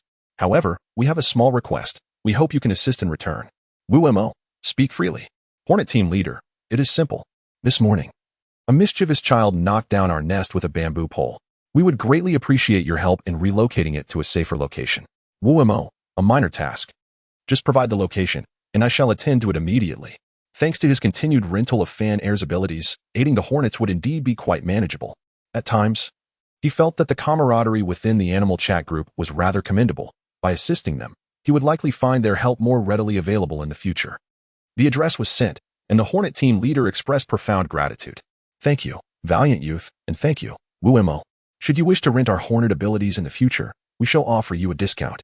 WMO sent a smiley face emoji, glanced at the address and coordinates, and called for a taxi. Fortunately, he arrived in time. The hornet's nest had fallen beside a tree, with hornets still buzzing around it, while some official-looking individuals approached, seemingly intending to spray it with poison. WMO hurriedly grabbed the wasp's nest and fled, his speed unparalleled, were he to participate in the Olympics. Even Bolt might struggle to rival him. Yet such prowess should remain concealed, for who knows if he might be mistaken for a lab rat and subjected to dissection. A discreet application was all that was warranted. Upon reaching the outskirts, far from the city, WMO ascended a tall tree, carefully placing the wasp's nest atop it before hailing a taxi to Hi-Hat television station. Despite Lusan's unexpected delay, he remained focused on his primary concern. The shocking discovery made by the spider at the City Art Museum was of utmost significance. He felt compelled to report this matter to Yin at the earliest opportunity. Upon sharing his findings with her, Yin astonishingly rose from her wheelchair, shattering her precious purple clay teacup in a fit of rage. Though confined to a wheelchair, her legs were not entirely incapacitated. She could stand and walk for brief periods. The teacup, a bespoke creation costing her a fortune, underscored the intensity of her fury. Calm down, sister and I. There's no need to let anger over someone else's mistake torment you, Zhang Qi advised gently. I understand, but I must confer with Lu Shui about this matter. Xiaowu, assist me. We need to consult her, as this situation is of great importance. Yin sighed. The two approached Lu Shui, finding no obstacles in their path. On the contrary, Lu Shui offered her robust support, asserting her responsibility for the situation. Despite their differing educational backgrounds and life philosophies, they shared a unified perspective on right and wrong. Thank you, Lu Jia. I feel rather guilty for frequently relying on your transportation and causing you trouble, Wu Mo admitted. No, it's no trouble at all, Lu Shui replied, shaking her head. However, you might find yourself under considerable pressure. Pressure breeds motivation, Wu Mo smiled.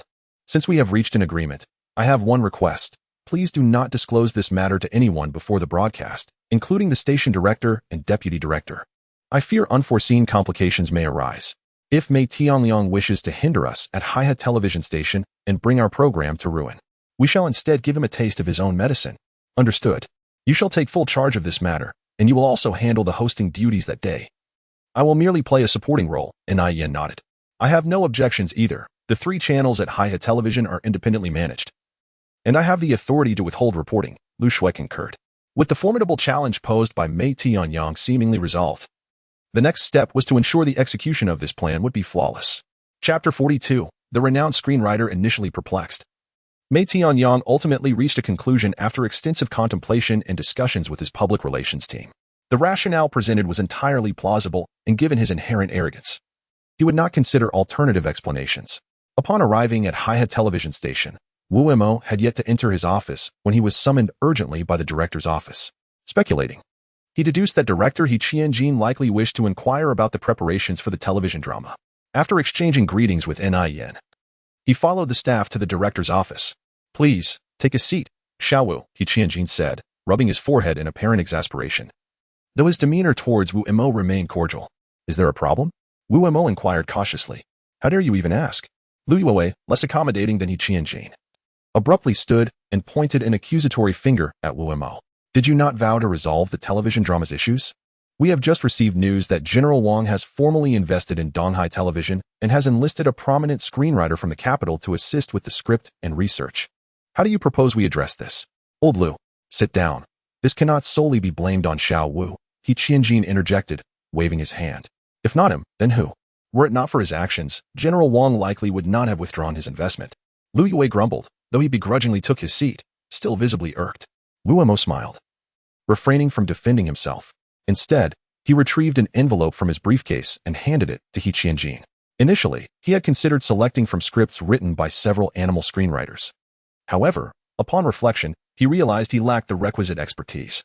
Consequently, he decided to present all 6 drafts for selection by knowledgeable individuals at the station, thereby broadening the options and likely increasing He-Chian-jin's satisfaction. Let us expedite this, director. These screenwriters are well regarded in the industry, while we can afford to wait. They may not be as accommodating, Wu Imo chuckled, rising to depart. Such arrogance. Does he truly believe he can persuade renowned screenwriters to assist him? Several of them? Lu Yue scoffed, unable to fathom Wu Mo's claims. Old Lu, that's where you err. While I, too, harbor doubts, let us first review the scripts, He-Chian-jin suggested. Please gather a few experts from the film and television channel in the small conference room. 10 minutes later, 3 script experts and an instructor from the Haihe Historical Archives had assembled in the small conference room. Their primary task was to verify the authenticity of the historical materials Wu Imo had uncovered, as any inaccuracies would render the drama a laughingstock upon its release. Let us review. There are 6 opening drafts to consider. Professor Ming, please assess the credibility of the historical sources, He-Chian-jin proposed, including himself and Lu Yuewei in the review process to ensure a more comprehensive evaluation. Isn't this the style of screenwriter Wang Xingdong? The prose and flair are unmistakable. Director, did you manage to recruit him? One expert exclaimed after reading a few hundred words of the script. This script resembles the work of screenwriter Zhang Yongchen. I've studied his scripts before. Director, you truly have a knack for attracting such illustrious talents, and you've managed to secure 2. Not just 2. This is also a major work by one of the top 10 screenwriters in the country. The writing and concepts are exquisite, undoubtedly beyond the capabilities of an ordinary screenwriter. Another expert chimed in. He-Chian-jin and Lu Yue exchanged astonished glances, recognizing the undeniable quality of the scripts they held. However, their prolonged absence from the screenwriting scene left them somewhat unfamiliar with the styles of renowned writers, making it difficult for them to identify the authors. Is it possible that he truly managed to enlist renowned screenwriters for this? Where did he acquire such influence? Lu Yue was utterly dumbfounded. Such an achievement seemed unprecedented in the country. Though the 6th script remained unread, it was likely also a masterpiece. I share your astonishment, everyone. Let us finish reviewing them first. Once we've read all 6, we can select the best, He-Chian-jin said, equally astonished. But he recognized that a reasonable conclusion could not yet be drawn. The priority was to complete their tasks. About half an hour later, the 5 script reviewers all furrowed their brows. Director, you have posed us a formidable challenge. To be frank, all 6 scripts begin with great promise, each showcasing unique characteristics. And they are all works of top-tier domestic screenwriters. Selecting just one from this selection seems an insurmountable task. After a prolonged silence, one individual finally spoke up. He, too, was pondering the matter, and upon hearing the voice, he remarked, while the caliber of these writers is indeed comparable, they each possess their own strengths and weaknesses. Our script must align with the realities of Haihe, ensuring it garners viewership while maintaining a level of rigor. It should strike a balance between historical drama and commercial production. In that case, I recommend the works of screenwriter Wang Xingdong, as his creations perfectly meet your requirements. I concur. Yes. The group expressed their excitement in discussing the scripts, completely oblivious to the fact that the so-called renowned works were merely the creations of their beloved pets. Chapter 43. The ailing guinea pig, though perplexed by how Wu Imo managed to enlist the help of so many esteemed screenwriters. The matter of the script ultimately reached a resolution. The experts decided that the pet cat of the famous screenwriter Wang Xingdong would take on the role of scriptwriter for this project. This decision alleviated a significant burden for Wu Imo. Otherwise, given his level of expertise, selecting a script would surely have caused him considerable distress. With the decision made regarding the script's authorship, the focus shifted to the accuracy of the materials. Professor Ming from the Haihe Historical Archives was meticulously reviewing the documents, which included a wealth of precious video materials. He and his colleagues were fortunate enough to join in the examination. I've never heard of that, Lu Yue interjected, feeling slightly embarrassed. You're just uninformed. Not many are aware of this, but coincidentally, I know, as my father experienced it firsthand. Professor Ming suddenly cast an annoyed glance at Lu Yue. Lu Yue, momentarily at a loss for words, had not anticipated such a lack of courtesy, especially considering his position as the deputy director of Haihe Television. Who is this Wu Imo? Professor Ming inquired abruptly. Professor Ming, Wu is a staff member at our station. His research is quite accurate, isn't it? Hesitantly, He-Chian-jin asked. Indeed, it is accurate, and much of it is quite valuable, especially these video materials, which were surprisingly captured by foreigners using vintage cameras. Remarkable. Professor Ming nodded in agreement. I have heard that Donghai Television is also preparing a similar drama. Regardless of who ultimately produces it better, I believe your series will resonate more authentically with the sentiments of the Haihe people. Does that mean we can utilize the materials? He-Chian-jin asked eagerly. Of course, they must be used. Your station is fortunate to have such employees, Professor Ming replied with a smile. If possible, once the drama is completed, please provide me with a copy of these precious video materials, as many of them are not even available at the historical archives. Certainly. No problem at all, He Qianjin assured him. After bidding farewell to Professor Ming and the film and television channel experts, He Qianjin began to rub his hands together. Initially viewing Wu Mo's involvement as a gamble. If it paid off, it would be a cause for celebration. If it failed, it would spell disaster. However, he no longer perceived it as a mere gamble, but rather as a promising long-term investment. He summoned Wu Mo, entrusting him with the entire process from script preparation to direction, assuring him that he would secure the necessary funding. His seasoned face still held some weight. Director, perhaps we should reconsider the directing aspect. Do you truly wish for Wu Mo to take on this role? Is he capable of it? After Wu Mo departed, Lu Gui couldn't help but voice his concerns. Though Lu held some bias against Wu Mo, his argument was valid. Assigning someone with no directorial experience to such a task seemed rather unreliable. Old Lu, how could you be so short-sighted? If Wu Mo can engage those prominent screenwriters, surely he can enlist a notable director as well, He Qianjin replied with a chuckle. I hadn't considered that, Lu Yue exclaimed, finally grasping He Qianjin's true intention.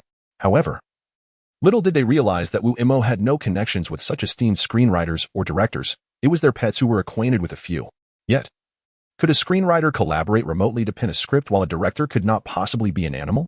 There were always ways to procure talent. Even if an animal director existed, one could simply hire its directing prowess. After all, humans could always find a way. After work on Friday, the weekend arrived once more. However, for Wu Mo, there was little distinction. He remained committed to his work, recognizing this as a crucial time to demonstrate his abilities. He could not afford to slacken his efforts. After assigning the script to the cat from Wang Xingdong's household, Wu Mo inquired about the status of Lu San and Mei Tianliang. The chief informed him that Lu San had been apprehended with irrefutable evidence. As for Mei Tianliang, Lu San's failed assassination attempt had incited his wrath, rendering him too preoccupied to deal with Wu Mo. As his own troubles were pressing, he was still occupied with resolving the Lu San situation. If Lu San implicated him, all his prior public relations efforts and various endeavors would be in vain. Upon hearing that Mei was no longer fixated on him, Wu Mo felt a sense of relief and chose to dismiss the matter. Wu Mo, Brother Wu, I need your help. On Saturday morning, while Wu Mo was still asleep, a frantic knocking echoed at his door. He opened it to find Qiu Lingling standing there, visibly anxious. She grasped his arm and implored, Wu Mo, you must help me. I heard you have a special bond with animals, right? Jiangsun's cat has been quite attached to you, hasn't it? Calm down, let us sit down and discuss this. If I can assist, I will certainly do so, Wu Mo reassured her.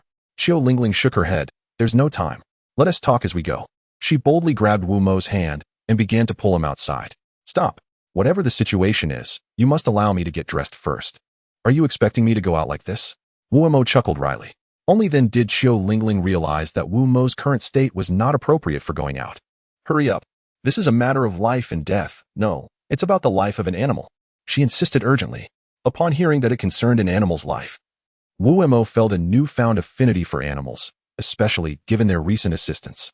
He hesitated no longer, quickly washed up, changed his clothes, and accompanied Qiu Lingling downstairs. Fortuitously, Chu Xiaoxiao was also heading out and offered them a ride to the pet shop where Qiu Lingling worked. Though referred to as a pet shop, Wu Mo felt it resembled a pet sanctuary, beautifully adorned with a variety of animals living in spacious, comfortable environments rather than confined to cages. The quality of their care was excellent, indicating that the owner must be quite affluent, as transforming a pet shop into such a haven would incur substantial costs. Wu Mo, we have a Dutch pig, guinea pig, at our shop that hasn't eaten in days. We had the pet doctor examine it, but no one can determine the issue. It's deteriorating rapidly. And it's truly distressing, Qiu Lingling explained as they walked. Upon hearing this, Wu Mo sent a photo of the little creature to the animal chat group, hoping that some animal might provide insight into what was ailing it, for he believed that only animals could truly understand the plight of their kind. Chapter 44. Live broadcast. Wu Mo is not a doctor, yet he possesses a unique advantage. Unlike pet doctors, who cannot communicate with animals, Wu Mo has the ability to understand their thoughts and feelings. This skill allows him to discern the issues troubling them. In the animal chat group, a new message quickly appeared, sent by the little guinea pig in front of him. A righteous and passionate youth. I am but a mere guinea pig. Where are you? I cannot see you. Are you with Wu Mo? Forget where I am. Do you have a problem? Why aren't you eating? It's not that I refuse to eat. The food procured in recent days has been problematic, with pesticide residues present. Although the amounts are minimal, as you know, we guinea pigs are highly sensitive to such things. A trace of pesticide that might not affect other animals could indeed be fatal for us. Wu Mo was not particularly knowledgeable about guinea pigs, but his companion Xiao Lingling was well versed in such matters. He turned to her for insights regarding the guinea pig's food choices. Xiao Lingling pondered for a moment and explained. Guinea pigs possess acute senses of smell and hearing, and they exhibit heightened responses to various stimuli, such as sound, odor, and temperature fluctuations. They are especially sensitive to spoiled feed, often leading them to reduce or refuse food intake. Exactly. The issue lies not with the guinea pig, but rather with the food you have been purchasing. Urgently investigate the matter and procure some clean food for the guinea pig. If it continues to refuse nourishment, it may starve. Upon hearing Xiao Lingling's words, coupled with the guinea pig's message, Wu Imo immediately grasped the crux of the issue. All right. I will call the owner right away and inform him to conduct a thorough investigation. As for the guinea pig's food, rest assured, I will return to the original supplier. Thank you immensely for your help today. Xiao Lingling was visibly excited, her affection for the little creature evident. Seeing the guinea pig in distress had surely weighed heavily on her heart, but now that the problem was identified, she likely felt a sense of relief. I must take my leave now, as I have other matters to attend to, Wu Imo said. His visit to assist Xiao Lingling stemmed from a shared concern for animals. And since he had some time to spare, it was now time to return to his own responsibilities. Thank you. Once this situation is resolved, I will treat you to a meal. Xiao Lingling eagerly bid him farewell as he left. The cat scriptwriter was solely responsible for writing the script, but the tasks of reviewing and proofreading fell squarely on his shoulders. This was not unfamiliar territory. He had often proofed news articles for superiors during his time at Wanglang. On Saturday and Sunday, aside from morning runs and meals, he spent most of his time at home. He felt a bit weary and busy, but there was a comforting sense of accomplishment. If he were to remain idle, it would surely cause him distress, thanks to his meticulous proofreading. The cat scriptwriter completed 3 episodes within 2 days. On Monday, he submitted the scripts to He Qianjin for review, receiving encouragement and praise once more, which made his efforts feel worthwhile. The pet shop owner was financially secure, but when someone sought to undermine his interests, that was unacceptable. Consequently, the head of the procurement department was dismissed. Xiao Lingling, having made a significant contribution, was unexpectedly promoted to the procurement department, temporarily filling the role of procurement manager. If she performed well, she would be officially appointed. If not, there would be no recourse. This was a momentous occasion for Xiao Lingling, who recognized that her success was largely due to Wu Mo's assistance, prompting her desire to reward him appropriately. However, Wu Mo was genuinely fatigued from his day and preferred to order takeout instead of going out. Xiao Lingling did not press him, but this overly enthusiastic girl surprisingly decided to cook a meal for Wu Mo for the first time. Life was filled with unexpected events, challenges, and surprises alike. Wu Mo felt that ever since he had been drawn into this world, his days had become increasingly vibrant. At the City Art Museum, 2 police officers escorted Mei Tianliang, where Wu Mo, Ni Yin, and Zhang Qi were also present, alongside camera operators, makeup artists, and other staff. Although it was their first outdoor live broadcast, the experienced crew faced no challenges. The program commenced smoothly, with Ni Yin sharing a poignant story about a father and son that moved many to tears. Subsequently, Mei Tianliang wiped his tears and made a heartfelt request for the Kiss Me program to help find his missing son, which was his final plea before incarceration. It is said that a person's last words are often sincere. Although Mei Tianliang was unlikely to receive a death sentence, he would be imprisoned, and his request evoked tears from many viewers. The audience and netizens were inherently kind-hearted. At that moment, the real-time viewership surged to 230, matching the rating level since Wu Mo joined the program. One could only imagine the number of people invested in the situation. Liu was perplexed to discover that Wu Mo, who had just been on camera, had inexplicably vanished. Chapter 45, not for ratings, but for Justice Teacher and I won't blame you for not finding me, but I do deserve an answer. I have been waiting in the detention center for several days, simply yearning to know my son's whereabouts. Mei Tianliang lamented, tears streaming down his face. This man possessed a talent for directing, suggesting he would not falter in acting either. After all, that renowned director Feng had even won an acting award. It seemed that a director's ability to perform was not an uncommon phenomenon. Simultaneously, online influencers began to mobilize. Where's that Wu? Could he have fled? Netizens are easily swayed. They can adore you fervently, yet turn to scorn just as quickly. A few influential voices can incite a wave of online outrage, leading even trending topics on Weibo to shift to family, friendship, love, waiting for me? Perhaps it was all a facade. The implication was clear. One could only wonder how much Mei Tianliang's PR team had paid to propagate such topics for trending. Of course, A segment of Wu Mo's supporters was anxiously awaiting his return, hoping he would clarify his absence. 5 minutes later, Wu Mo finally emerged. But instead of bringing Mei Tianliang's son, he presented a dog, a well-trained police dog. Officer Fang Bingyu's dog. Although Wu Mo had previously arranged to borrow the dog from Fang Bingyu, she had forgotten due to her busy schedule. Consequently, Wu Mo had to call her. Causing a delay that was unintentional on his part, he did not wish to keep the audience waiting. Once on stage, however, he could not express it that way. Because I am pained. Wu Mo's eyes seemed to glisten with unshed tears, a sight that captivated the audience at home. As they were eager to understand the significance of his words, did something grave transpire? After several days of meticulous investigation, leveraging nearly all my social connections and spending considerable resources, I finally uncovered the whereabouts of Mei Tianliang's son. Why? Yin inquired, though she was merely playing along, having already been informed. Because that unfortunate child is right here in this art museum. As he spoke, Wu Mo released the sheriff and implored, "Please, sheriff, find the poor child." The sheriff, unable to comprehend Wu Mo's words, nevertheless understood the gravity of the situation from their prior discussions in the chat group. He dashed outside, with the camera following closely, and soon lunged toward the glass case at the entrance of the art museum, within which resided a sculpture, a child-esque figure, standing just over a meter tall. This exquisite piece, crafted from plaster, drew visitors to the city's art museum, each eager to capture a photograph beside it. However, at the moment the sheriff knocked the sculpture to the ground, shattering it, gasps erupted from the television audience and the live scene. Thanks to thorough preparations, the production team employed a blurring technique to obscure the contents of the sculpture. Inside lay the lifeless body of a child, though encased in plaster and partially decayed. Its form remained discernible.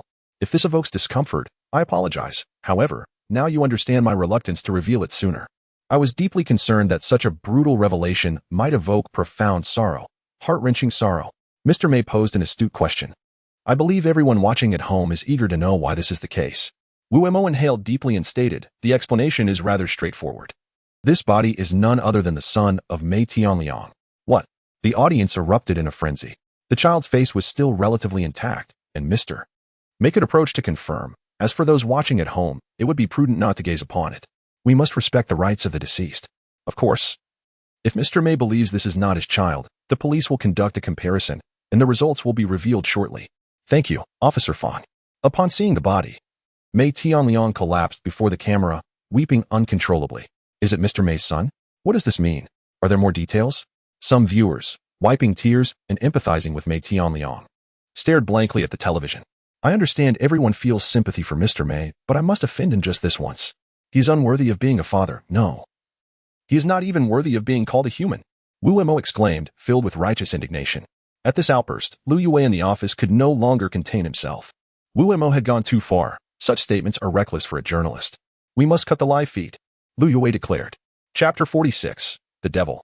The video's content was so shocking that viewers at home were left speechless and seething with anger.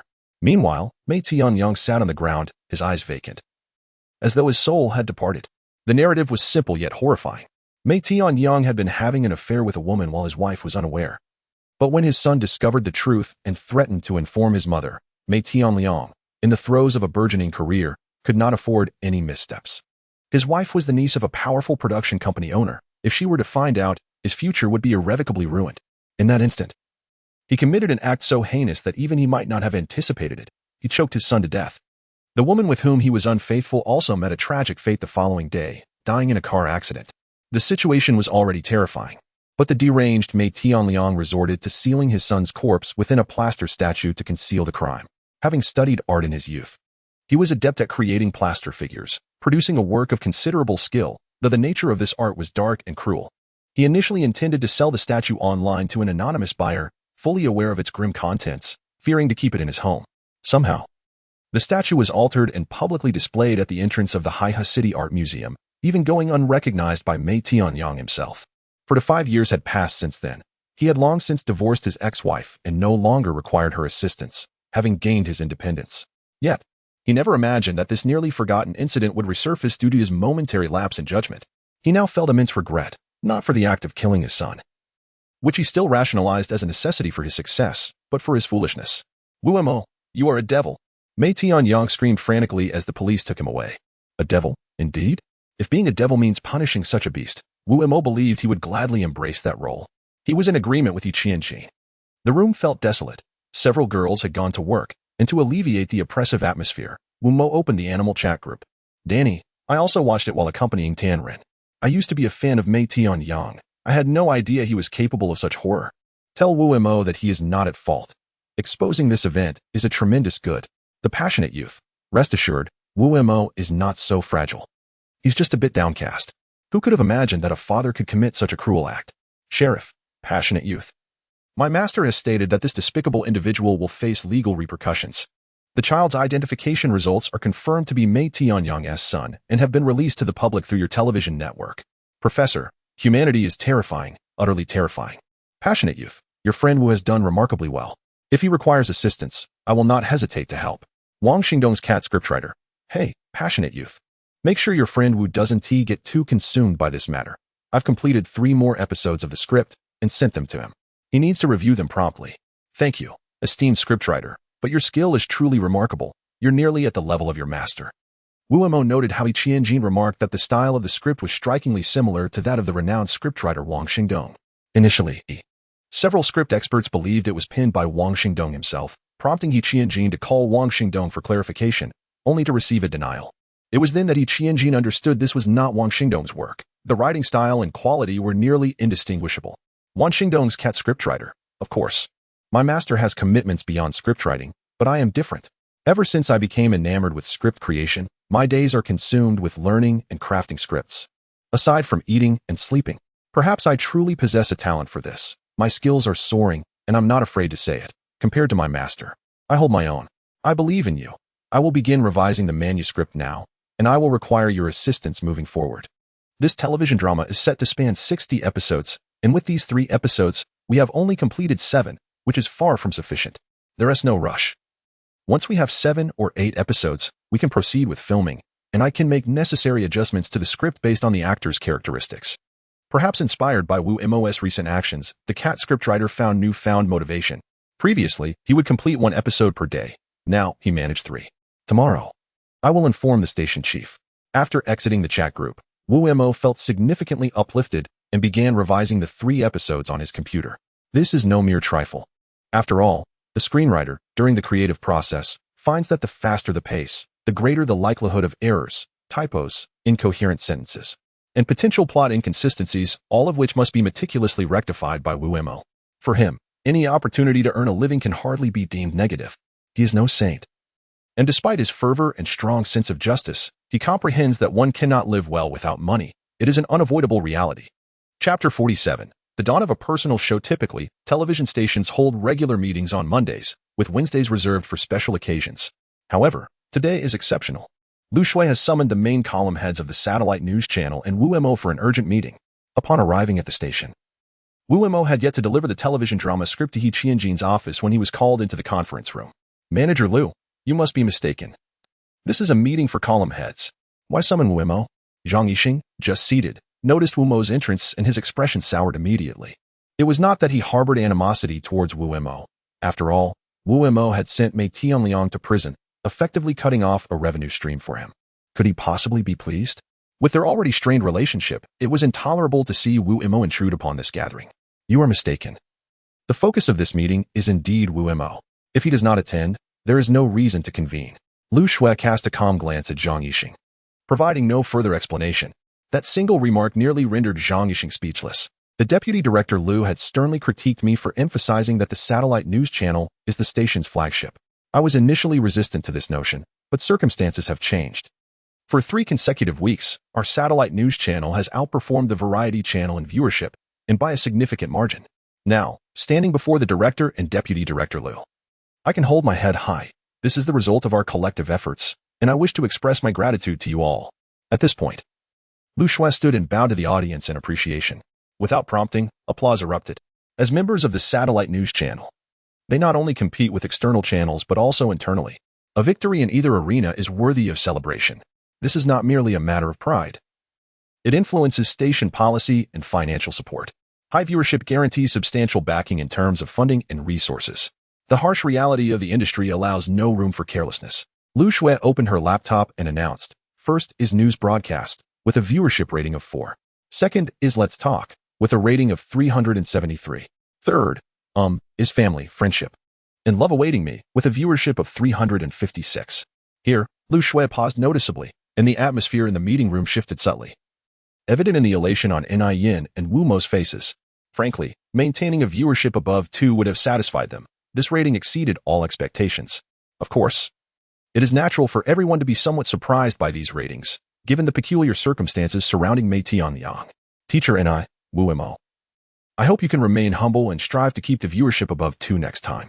Lu Shui understood well that extraordinary events require special handling, and her words were intended to temper Wu Mo's pride. Fourth is Fun 3-Way, with a viewership of 25. Fifth is Case Investigation, with a rating of 13. Wu Mo, brimming with excitement, stood and nodded. Understood, Sister Lu, I will strive to do better. Humph, shamelessly exploiting others' privacy to enhance one's fame, Zhang Yixing muttered under his breath. Zhang Yixing, mind your language, rebuked Ni Yin, who had been present. Zhang Yixing turned his head, unwilling to meet her gaze. He dared to target Wu Mo, but before Ni Yin, he was as submissive as a grandson. All right, the rest of you may disperse. Teacher Ni, Wu Mo, and Zhang Yixing, please stay. Lu Shui refrained from defending Wu Mo or chastising Zhang Yixing. As channel director, she preferred to avoid exacerbating tensions. However, seeing Zhang Yixing receive a scolding from Ni Yin brought her some satisfaction. He indeed required a firm reprimand. After dismissing the other heads, only the 3 remained. No objections. Zhang Yixing exclaimed, slamming his hand on the table when Lu Shui mentioned the 3rd item. No one can be a guest except this kid. Chapter 48. The search for actresses. Thus, when Lu Shui sought his opinion, he readily acquiesced. Opposing such a matter would be foolish. The decision had been forcibly made, with Lu Shui exuding the commanding presence of a resolute CEO, showing no regard for Zhang Yixing. Is that so? Wu Mo thought bitterly. Do I truly appear so striking that I could be a mere ornament? He intended to voice further sentiments, but Zhang Yixing had already exited. Wu Mo chuckled. Being a decorative figure was acceptable, but he aspired to be a speaking ornament, one that would astonish all. This was a rare opportunity for exposure and presence, and he would not relinquish it easily. Ni Yin waited at the conference room door for Wu Mo. Upon his emergence, she smiled and said, Little Wu, do not heed that Zhang fellow's nonsense. Young people should be eager to showcase their talents. There will always be those who appreciate it. A timid person will be scorned and bullied by all. Do you understand? Of course, Teacher Ni. By the way, I need to deliver something to the director shortly. Is that all right? Haha. Is that so? I will take a closer look then. Wu Mo was unaware of such a website, having only been at the station for less than 3 weeks. After handing the script to He Qianjin, he broached the topic of commencing the filming of the television drama, especially since Donghai Television had already begun production.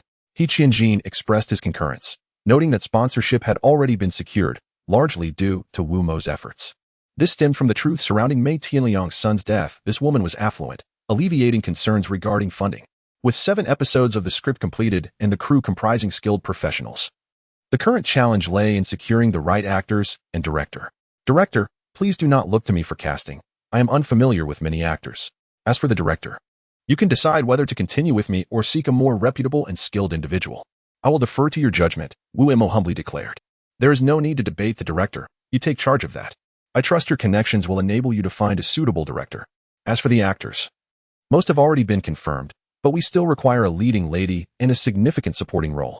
Please think of how we can bring them on board, He Qianjin advised, contemplating the necessity for collective effort. All right, director, what are the requirements for these 2 actors? Wu Mo inquired. If one continually shirks responsibilities assigned by leadership, it would hardly showcase their capabilities. Wu Mo believed that utilizing an animal chat group to locate 2 actresses should not pose a challenge, so he agreed. Seeking clarification on the specifics, the leading lady should ideally be a prominent actress in the country. Her acting skills need not be exceptional, but should not be subpar either. As this is not an idle drama, understood?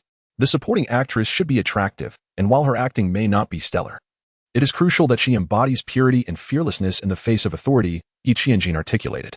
Upon his utterance, Wu Mo found himself in a quandary.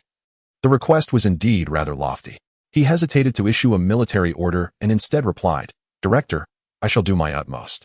If I find anyone, I will inform you. If not, there is little that can be done. Departing from the director's office, Wu Mo promptly messaged the chat group to convey He Qianjin's requirements for the 2 actresses. I remarked, as a fervent youth, has Wu Mo lost his mind? The supporting character described here bears an uncanny resemblance to our master. It's akin to searching for a donkey while riding one. Are you referring to Jiang Sun? Indeed. Is she not suitable? She is beautiful, rather innocent, and most importantly, possesses a tenacity that defies authority. Can you believe she was willing to risk her life rather than succumb to Mei Tianyang? Such determination is rare among actresses who have just embarked on their careers. That is true. However, after the recent turmoil, will Jiang Sun truly accept this role? For the time being, a candidate for the supporting role seemed to have emerged. Yet the information circulating in the animal chat group regarding the lead actress posed a dilemma for Wu Mo. The message was sent by Danny. I heard that the renowned star Lin Xingyu has publicly endorsed you, Wu Mo, on Weibo. It appears she has an open schedule. Wouldn't it be perfect to approach her? She fits the criteria for the lead role impeccably. Stunning, charismatic, a top-tier domestic star, and, most importantly, a commendable actress. But she is a major star, accustomed to films. Would she even consider participating in a television drama? Why fret over such matters? This is not your concern. Just inform Wu Mo. He will certainly make an attempt. It is unwise to retreat without trying. Chapter 49. Two mice. Wu Mo was taken aback by how readily Lin Xingyu agreed. Cautiously utilizing the animal chat group, he secured Lin Xingyu's phone number and, upon calling, was met with an unexpected display of excitement and surprise from her. Subsequently, Wu Mo briefed Lin Xingyu on the television drama and sent her a script for the first episode. Merely 10 minutes later, she affirmed her participation, stating it was no problem, as her schedule was indeed free, and she would promptly head to Haihe. Conversely, Jiang Sun encountered a minor hiccup. The young star expressed her eagerness to portray the character but requested a small favor from Wu Mo first. What favor? Wu Mo inquired as he sat amidst the fragrant ambience of her room, nearly entranced by the alluring scent. Catch mice, Jiang Sun said, a hint of embarrassment in her voice. Wu Mo glanced at Fan Air, who was lazily lounging nearby, and inquired, doesn't your family have a cat? Why would you think of me for this task? Jiang Sun chuckled, lightly tapping Fan Air's head. This fellow trembles in fear at the sight of a mouse. He is utterly useless. Wu Mo cast a disdainful glance at Fan Air. Do you even deserve the title of a cat? Have you forgotten the most basic of feline virtues? Fan Air ignored him, deliberately turning his gaze to the television, where a group of young and beautiful girls were energetically dancing. Well, Fan Air, I misjudged you. Who would have thought you were such a shut-in? Wu Mo ruffled Fan Air's hair and then turned to Jiang Sun. These are trivial matters, now that you've agreed to take on the role. I shall report it to the station. Thank you so much, Wu Mo, Jiang Sun replied with a smile and a nod. All right then. I shall stay here tonight and help you catch the mice. Perhaps it's because I'm sharing a residence with a girl that I find no impropriety in staying in your room. Jiang Sun paused, contemplating a protest, but ultimately relented. After all, she had requested his assistance in catching mice. To deny him a place to stay would be overly fastidious.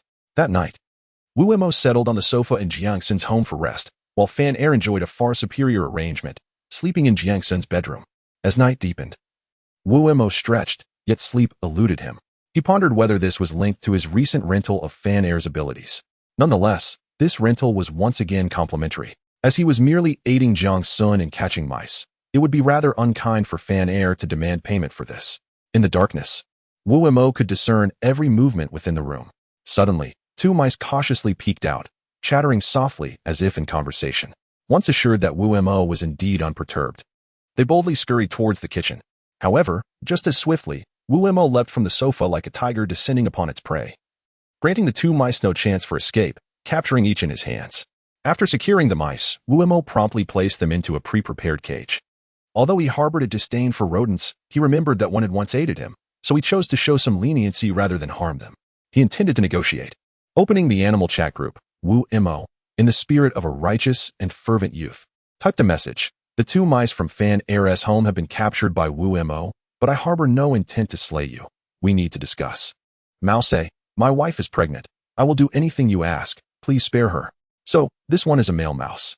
Mouse B, darling, do not plead with the humans. They are ruthless creatures. Mouse A, please, don't speak, my love.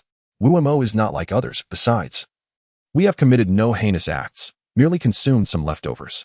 Fervent youth, if you let us go, we promise to vacate this joyful abode and never return. Is that true? Mouse A, of course. I assure you. Very well, I shall tentatively place my trust in you. But you must understand, Wu Mo is sparing you due to a prior favor rendered by a small mouse, not out of compassion. Should I encounter you again? I cannot guarantee your safety. Thank you so much. We are incredibly grateful. Wu Mo sighed. He was well aware of how bothersome mice could be. In his university days, a mouse had ruined a pair of expensive sneakers he had purchased, igniting a fervent desire within him to eradicate every mouse in existence. However, since the advent of the animal chat group, he had approached matters involving animals with greater caution, as it was his most potent ally, deserving of protection. At that moment, Mouse B interjected, "We owe no debt to humans. Fervent youth, please wait. We discovered something valuable in the sewer recently. Consider it a token of gratitude. Please release me." Wu Mo hesitated but ultimately decided to free the female mouse. Moments later, a notification appeared on his phone indicating he had received a red envelope. It was a diamond ring. After accepting the red envelope, Wu Mo found a diamond ring on his finger. From his perspective, it didn't seem overly valuable. The diamond was small, likely worth around 7,000 to 8,000 if new, and it would be even cheaper if sold secondhand. Perhaps not even 1,000 would entice a buyer. This was quite different from a gold ring. However, any gain, no matter how small, was welcome for Wu Mo, who was currently in dire need of funds. "Thank you for your gift. Now hurry and leave while Jiang Sun remains asleep. Otherwise, she might accuse Wu Mo of favoritism." After exiting the chat group, Wu Mo opened the mouse cage and released the two mice. Interestingly, as the two mice departed, they offered a respectful gesture towards Wu Mo, displaying such politeness that even he felt reluctant to doubt them. In truth, these two mice did indeed leave, not necessarily out of loyalty, but rather due to Wu Mo's formidable skills in catching them, which instilled a sense of fear. Even disregarding morality, one must still regard the value of their own lives. After bidding farewell to the mice, Wu Mo promptly listed the diamond ring on the second-hand market. The previous gold ring had already been sold for over 1,000 yuan. Thus, despite not having received his salary for the month, he encountered no significant hardships in life. The turning point began when he was invited to join the animal chat group.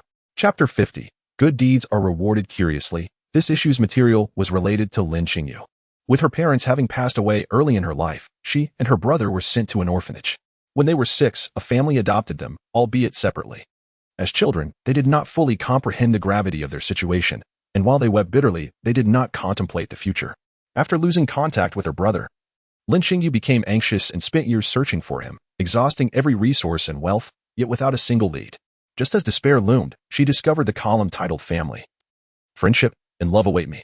This likely explains her eagerness to participate in the television production. This development resolved a significant dilemma for Wu Mo. The script was ready, the director appointed, funding secured, and actors confirmed, all thanks to Wu Mo's relentless efforts. When Wu Mo, accompanied by Kong Fan, Lin Qingyu, and Jiang Sun, met Qianjin, the latter was nearly beaming with joy.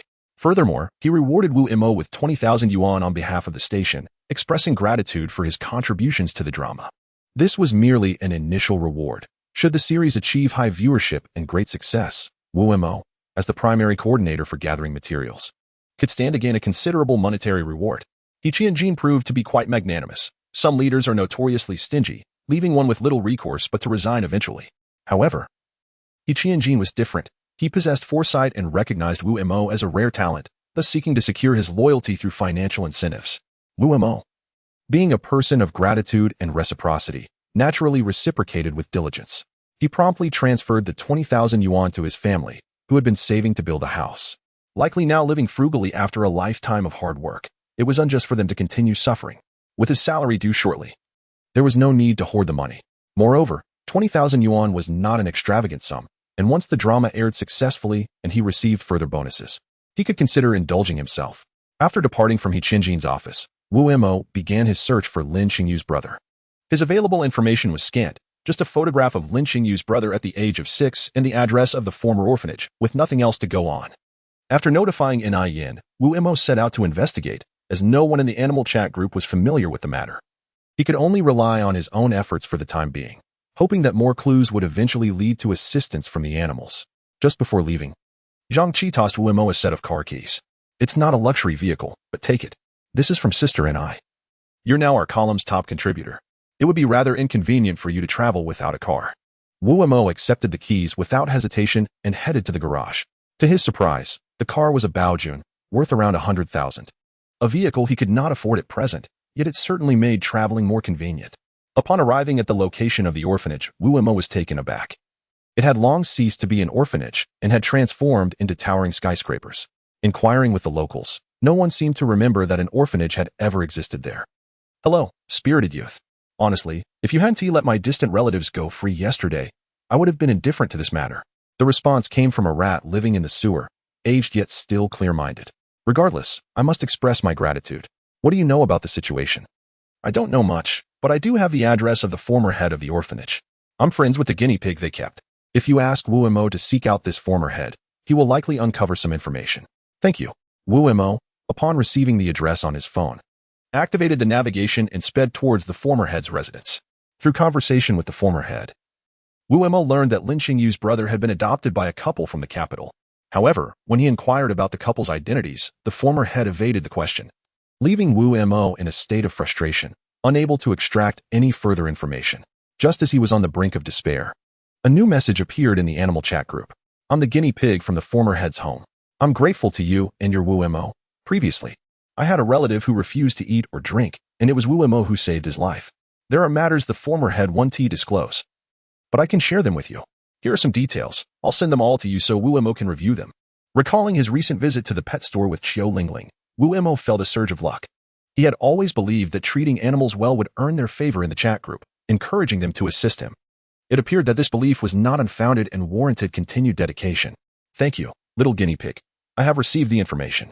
As Wu Mo left the former head's home, he carefully reviewed the materials and finally comprehended why the former head had been reluctant to reveal the truth. It turned out that Lin Qingyu's brother had been adopted by a couple unable to conceive, who had since moved to America, establishing a large ranch. Unfortunately, the wife fell ill and passed away, and the man remarried 3 years later, having 2 sons. This man wished to keep the adoption a secret, fearing complications during inheritance matters, and had even called the former head to request confidentiality. Upon reaching this point, Wu Mo hesitated. It might be best not to disclose this matter publicly, though he could inform Lin Qingyu and seek her brother's opinion. Chapter 51. The Curiosity Expert Inheritance? Would it be feasible for me to purchase their ranch and gift it to my brother? Wealthy individuals certainly possess a commanding presence. When Wu Mo shared his findings with Lin Qingyu, she did not even flinch, swiftly resolving the issue. Following this, he contacted the family who adopted Lin Qingyu's brother, briefly explaining the situation and seeking her brother's views. Both parties reached an agreement seamlessly. All the difficulties Wu Mo had anticipated evaporated in an instant. Lin Qingyu simply felt indebted to her brother and wished to acknowledge him publicly before the television audience. Additionally, there was the underlying concern that if this matter remained undisclosed, being seen with her brother could lead to unwanted rumors. Although Lin Qingyu's brother leads a reasonably comfortable life with a loving adoptive father, his stepmother and 2 younger brothers do not treat him well. He has long harbored the desire to venture out on his own. Over the years, he has managed the ranch single-handedly. Without him, it would have long since collapsed. His stepmother and younger brothers believe that without family ties and support, they can bully him. In truth, he feels quite lonely, so when his sister arrived, it was as if she were a timely blessing. After discussing matters with his sister, he advised her against purchasing the ranch, as it has been struggling in recent years. Instead, he hoped she could lend him some money to establish a fishing business in Australia, the details of which he has thoroughly investigated and is confident will be profitable. He possesses a sense of pride, unwilling to accept his sister's money without the pretense of a loan, promising to repay her once he earns a profit. Naturally, Lin Qingyu was more than willing to support her brother's ambitions.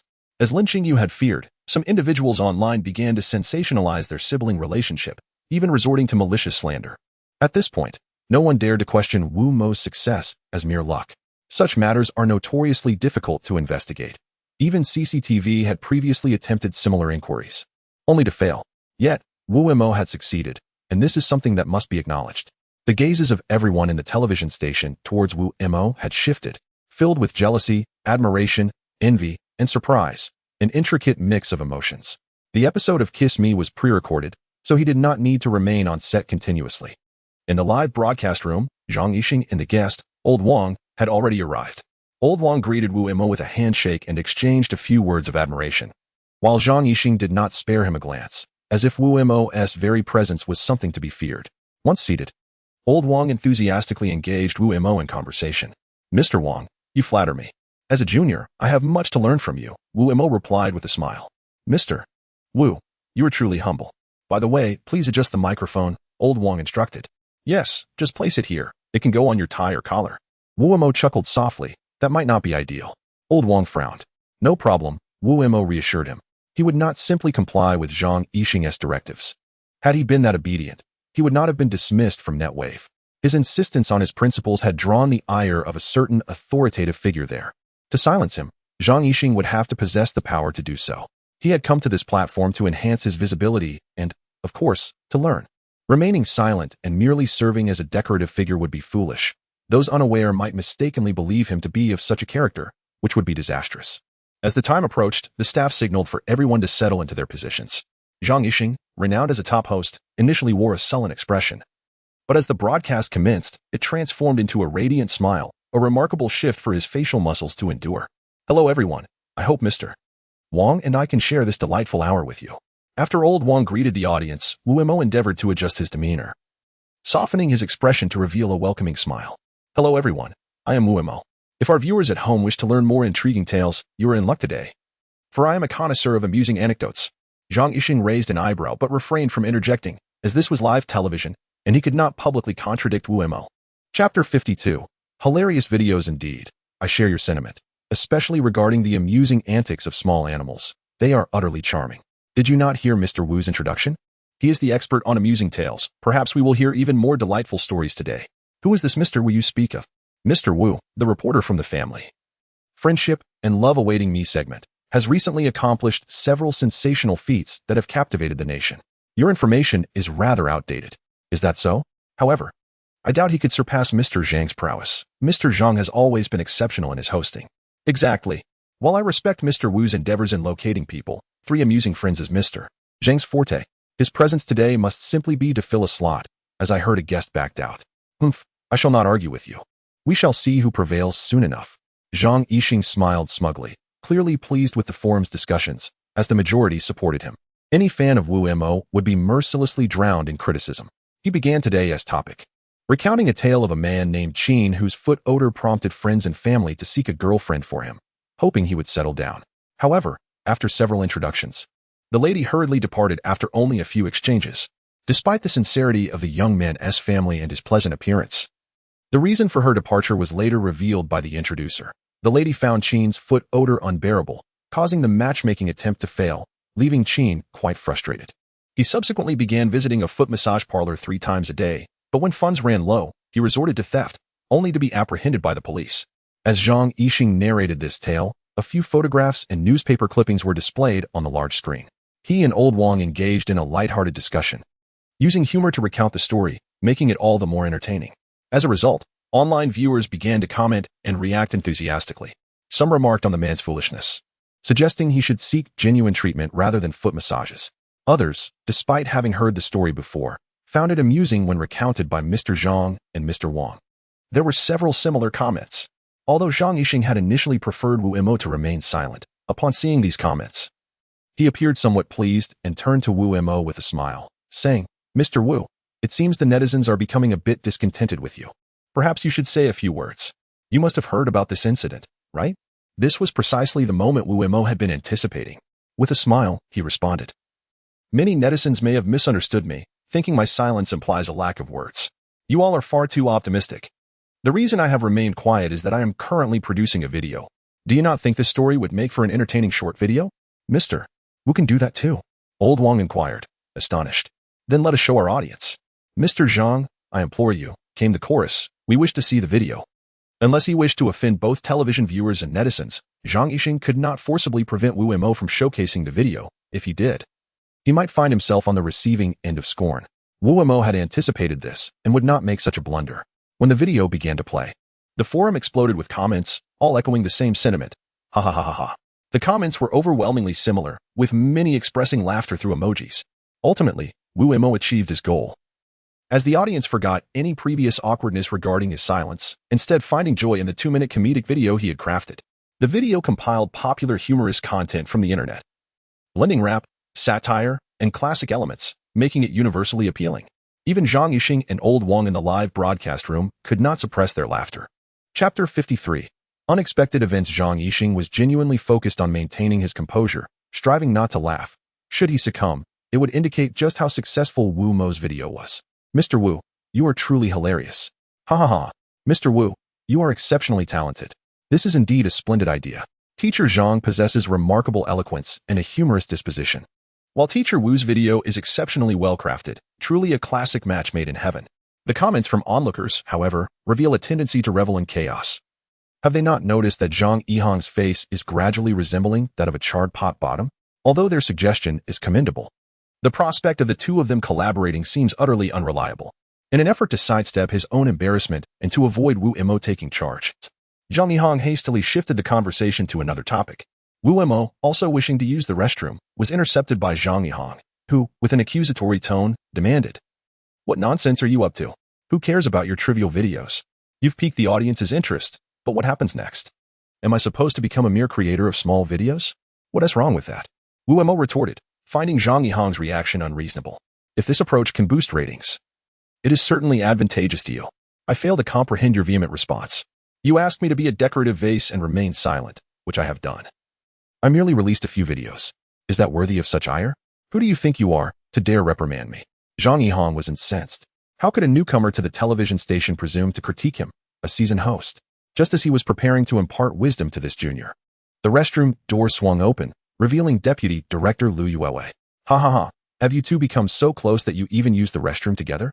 He jested, playfully patting both of their shoulders with his damp hands before departing with a laugh. Zhang Yihang was left ready to explode, but how could he proceed now? "Teacher Wu, your imagination is quite expansive. To edit our anecdotes into videos is no small feat. Where on earth did you acquire these videos?" Old Wang couldn't help but inquire. Of course, they were selected by the staff. Some content is not suitable for broadcast. Airing inappropriate material during a live show could lead to significant trouble. Zhang Yihang, while competent in his work, was plagued by jealousy, unable to see eye to eye with Wu Mo. Suddenly, the animal chat group buzzed with new messages. Curious, Wu Mo checked and was astonished to find a line of French text. "What the heck? I don't understand French. What does this mean?" he asked. The professor, a learned cockatoo, promptly translated. "We are a group of pigeons living nearby and have spotted armed individuals approaching, potentially posing a bomb threat. The live broadcaster is in increasing danger. He must be alerted to escape, or it may be too late. Is this for real? Don't joke around. There are so many people in this area according to the video," Wu Mo exclaimed, standing up in alarm, startling Zhang Yihang, who was baffled by this sudden outburst. Though the lives of others were not his direct concern, Wu Mo, as a passionate young man of justice, could not stand by idly while lives were at stake without alerting anyone. "Teacher Wu, what has come over you?" Old Wang was equally astonished, unable to comprehend Wu Mo's sudden shift in demeanor. "There is no time to explain. Did you hear what I just said? This news is reliable. My friend is in Paris and has witnessed armed assailants heading your way. Human lives are at stake, and I cannot waste time on explanations. Can you amplify your phone's volume? I need to contact someone who speaks French through your phone. You won't bear any responsibility," Wu Mo suggested, understanding the other's apprehension. After all, a bomb threat is no trivial matter. "No problem. Someone here has a speaker playing music. I can borrow it," came the reply. "All right, don't hang up. I'll find someone in the studio who can assist with the French translation." Wu Mo stood and rushed toward the broadcast room, only to be halted by Zhang Yihang. "Let me through." Wu Mo pushed past Zhang Yihang and dashed out. "Wow, Teacher Wu is quite the forceful one. But isn't this a bit too aggressive? Is this a publicity stunt? A publicity stunt? Does Teacher Wu really need to resort to such tactics? He must have received some credible information. The person on the line is Chinese, and there are likely many tourists there. Regardless of the truth behind it, we should notify the authorities. I support Teacher Wu. My daughter is still traveling in Paris. What should we do? I hope Teacher Wu's fears do not come to pass." He was in a state of frantic anxiety, deciding to take matters into his own hands. "Professor, help me translate. Run quickly. This area is being targeted by bombers. It needs to be a voice message. But that could expose me." "Don't worry, I won't shout. I'll imitate your tone," Wu Mo reassured the concerned cockatoo, aware that animals could be overly intelligent, causing humans to act in ways they might regret. "Young man, please amplify your phone. I'm about to shout." "It's all set." Just as Wu Mo was preparing to warn those in danger, Zhang Yihang called Lu Shui and Deputy Director Lu Yuewei, angrily denouncing Wu Mo's actions as sheer folly. Lu Shui was perplexed. Wu Mo shouted 3 times in Mandarin and then repeated it thrice in French, but unfortunately, only a handful of individuals, those who had experienced a previous bombing in Paris, hurried away. "Damn, these people are reckless. Young man, you should escape. I've done all I can from here. I'm too far away to assist further. If possible, please try to urge as many people to leave as you can. If you can, report this to the police. Their arrival could minimize casualties." Wu Mo felt powerless. This was all he could do, and those who left were the lives he had managed to save. Bang. "Wu Mo, what are you doing? Do you realize the immense losses your actions could inflict on the station? This is utter madness." Lu Yuewei's anger was palpable. He could only imagine how much discussion this incident was generating online. Many media outlets unfriendly to Haida Television took this opportunity to pounce, with reports circulating across the internet and television primarily criticizing the incident. A reporter from CCTV stationed in Paris bluntly stated, I'm in Paris and have not witnessed any bombing.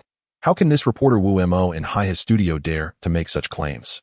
Are you desperate for fame? Another Weibo user, previously close to Mei Tianyang, remarked, some journalists have become the bane of the profession, making baseless claims without proper investigation. If there is no bombing, you have just incited panic, bringing shame upon our fellow Chinese. Yet, he failed to consider that if the situation were indeed real, the consequences would transcend mere embarrassment. It would lead to bloodshed and death, and he might find himself speechless when the time came. Moreover, a prominent star named Yao Jihua expressed her dissatisfaction with Wu Mo as he was favored by Mei Tianyang. She sarcastically remarked, Paris is the city of romance. A beautiful place, unlike the wretched blooms of evil. Although it has faced calamities, it is not a venue for the foul words of those with tainted souls. If any visitors in Paris see my Weibo, they must resolutely oppose Wu Mo, dismiss his slanders, and remain steadfast. Let him see that you are not fools who would believe such trivial rumors. Upon reading her Weibo post, many were enraged, deeming Wu Mo deserving of harsh punishment. And some who initially planned to leave the scene actually chose to stay. Chapter 55. Human life is paramount. Lu Yuwei sought out Wu Mo due to the rampant online discourse. This incident had completely tarnished Wu Mo's once stellar reputation, and the internet was flooded with denunciations against him. The involvement of major celebrities escalated the outrage against him. While a portion of the populace still believed in Wu Mo and wished to await the final outcome, their voices were drowned out by the overwhelming tide of vitriol. Wu. Pay no heed to those ignorant souls. They deserve their fate. Indeed, Wu, why endure such relentless scorn? Some sent private messages urging Wu Mo to disregard the chaos. However, Wu Mo was too distressed to engage with forums at that moment. Though he sometimes contemplated letting the matter resolve itself, he could not ignore the gravity of human life. His conscience would never allow him to turn a blind eye. Wu Mo smiled, a weary, disdainful smile. He addressed Lu Yuwei, saying, when I first embarked on this career, it was for fame and fortune, but more importantly, to benefit others, to reveal truths, and to help those in need. If I cannot fulfill this purpose, I would rather not be a media person at all. Observing Wu Mo, Zhang Yixing was filled with contempt and disdain. He perceived Wu Mo as naive, too young to grasp the complexities and unspoken rules of their profession. Frankly, Zhang Yixing had once harbored ideals akin to Wu Mo's, but he had ultimately succumbed to the corrupting influences of the industry. Now, when faced with such crises, his first instinct was self-preservation, distancing himself from the chaos. Indifferent to the loss of life, it was merely an incident occurring in Paris. Why should he care? Wu Mo understood that many in the media were driven by sensationalism, wealth, and the pursuit of exclusive news, willing to fabricate lies and distort truths, with no legal framework in place to curb such behavior. Consequently, the media landscape had become muddled, with even those who aimed to genuinely voice the concerns of the public being buried beneath the filth. This is why the journalism profession faced such criticism. As the saying goes, one bad apple spoils the bunch. But the media industry was not merely afflicted by one rogue entity. There were too many to count, tainting the whole. Yet, despite it all, Wu Mo remained resolute in his identity. He did not know what the future held, but at that moment, he could not bear to witness a terrorist attack unfold, to see lives extinguished. He owed no responsibility to anyone but himself, yet he had to answer to his conscience. Taking a deep breath, Wu Mo exited the live broadcast room, moving swiftly as he contemplated another way to alert those in danger. As for the online onslaught against him, he was indifferent. Once the truth emerged, the detractors would inevitably fall silent. In due time, he would not be vilified as the public enemy but rather gain even greater popularity. Thus, whether for the sake of lives or his own, he must strive to save as many as possible, for each life saved would bring him peace of mind. Wu Mo, can I trust you? Lu Shui suddenly inquired as he reached the door. Yes. Wu Mo nodded in affirmation. She intended to take a gamble. Should she lose, both he and the Haihe television station would become laughingstocks. If she won, the rewards would not only include ratings and accolades, but also the potential to save countless lives. Her motivation was singular. She wished to contribute to her homeland. A native of Haihe, though she had studied abroad, her roots remained firmly planted here, and she held deep affection for it. To her, Wu Mo represented a sharp sword. Wielded wisely, it could conquer all, but misused, it could inflict harm. Making such a decision was no small feat, yet she resolved to proceed. Lu Shui, you cannot indulge your subordinates like this. Lu Yuwei protested urgently. Lu Deputy Director. As the current head of the satellite channel, I possess this authority. If you wish to impede me, feel free to dismiss me from my position. If you cannot, please refrain from speaking. Lu Shui replied coolly, then turned to Wu Mo, stating, time is of the essence. I have resumed the live broadcast signal. You must do your utmost to save as many lives as possible. As for those who remain obstinate and refuse to believe in you, we cannot help them. So do not carry any psychological burden. Wu Mo nodded. He had already devised a plan. He contacted the individual from the earlier phone connection. No blame falls on you. My friend just took a risk to capture footage of the terrorists. I will utilize your phone for the live broadcast. Save as many as you can, Wu Mo sighed, acknowledging the gravity of the situation and his limited capacity to influence the outcome. Fantastic, as long as we have live video. Additionally, you might ask the celebrities on Weibo to share the footage. Many of our Chinese tourists are active on Weibo. Understood, I will do so. Wu Mo thought of lynching you. Although her Weibo following paled in comparison to Yao Zhihua's, her influence was substantial. As he transmitted the live footage from the French pigeons to the young man's phone, he also had Lu Shui contact Lin Qingyu to explain the situation. Grateful for Wu Mo's prior assistance and recognizing the low risk in merely sharing the video, she agreed. With a dual approach, the situation improved significantly. Initially, there were 3,000 to 4,000 people in that area, but after the intervention, over 1,000 had departed. Had there been more time? Even more could have been persuaded to leave, but time was short, compelling Wu Mo to urge the young man to escape swiftly. Chapter 56. The Bloodstained Weibo. The live broadcast consisted entirely of footage streamed directly from the pigeons in Paris to the animal chat group, subsequently aired by the television station. A small faction, however, exhibited a disturbing fixation. They wished to witness the deaths of those who ignored the warnings. To mitigate suspicion, Wu Mo staged a false phone call during the broadcast, suggesting that his friend place the live equipment at a height and then depart. Of course, this scenario was fabricated. The pigeons had merely perched atop a tall building, providing an aerial view of the unfolding terrorist attack. Over 2,000 individuals disregarded Wu Mo's warnings entirely. Then, a gunshot rang out, followed by 2 vehicles arriving on the scene, unleashing a barrage of gunfire without cause. Terrorism requires no justification, it seeks only death and fear. The brutality of the images prompted Wu Mo to cut the live feed, opting instead to relay the information through verbal announcements to all.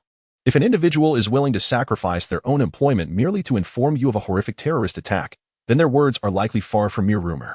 I implore you to remember that those who spread falsehoods typically hide in the shadows. Unlike myself, I shall refrain from elaborating on today's tragedy, as it weighs heavily on my heart. With that, Wu Mo exited the live broadcast room, offering no mockery towards Zhang Yihong or Lu Wei. Nor did he take any pleasure in the situation, for his mood was profoundly somber. Do not worry, Sister Lu. I simply feel a bit fatigued. The recent events were rather abrupt, Wu Mo said with a wry smile. Unbeknownst to him, an Yin had also arrived outside the live broadcast room, accompanied by Zhang Qi. Indeed, given your current state, it seems unwise for you to drive. Thank you, Brother Zhang, she remarked, as Wu Mo and Zhang Qi departed. Lu Yue nearly collapsed in exhaustion, fortunately being supported by Zhang Yihong. The reality of the situation was undeniable.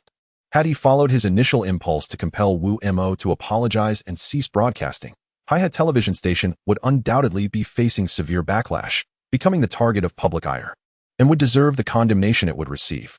While this was indeed a minor issue, the higher-ups were acutely aware of public sentiment. If public opinion turned hostile, his position as deputy director would be jeopardized, and the station itself might face demands for reform, having concealed the truth rather than reporting it, which was a terrifying prospect.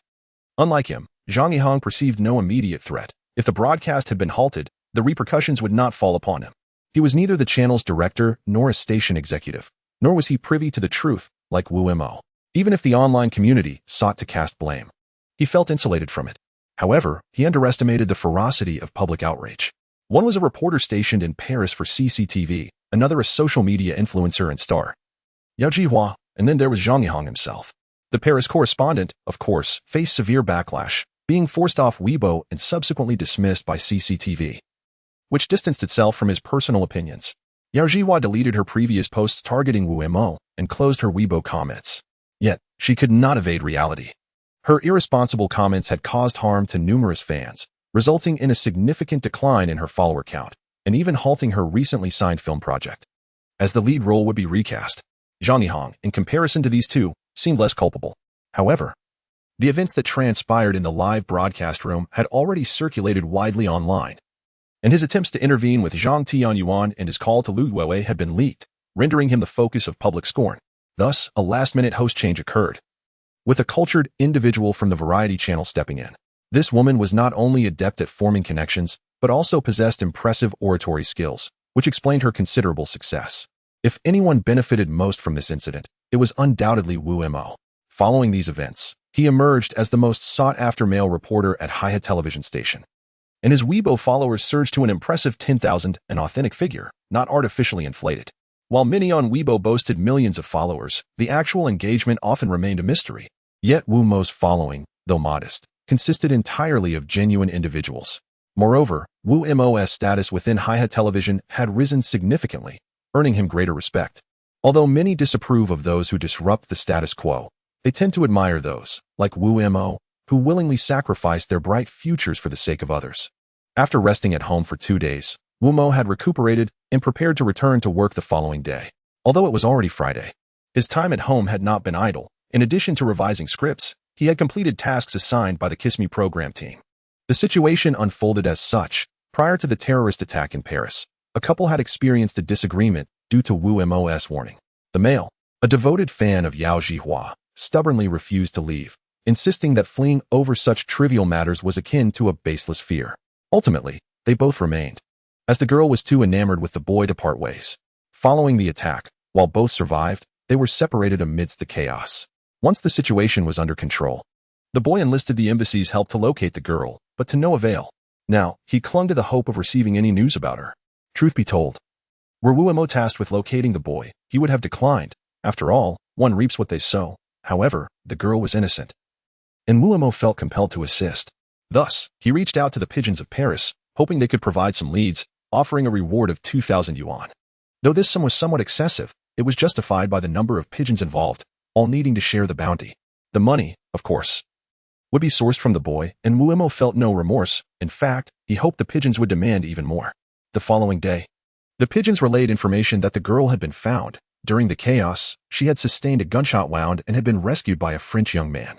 This individual, a surgeon, had operated on her, but she remained in a coma post-surgery, and her identity was still unknown. Her belongings had been lost in the turmoil, leaving no way to contact her. The Frenchman, caught up in concern for her, had neglected to inform the Chinese embassy, which led to the delay in finding her. Wu Mo promptly contacted the Chinese embassy in France, urging them to intervene.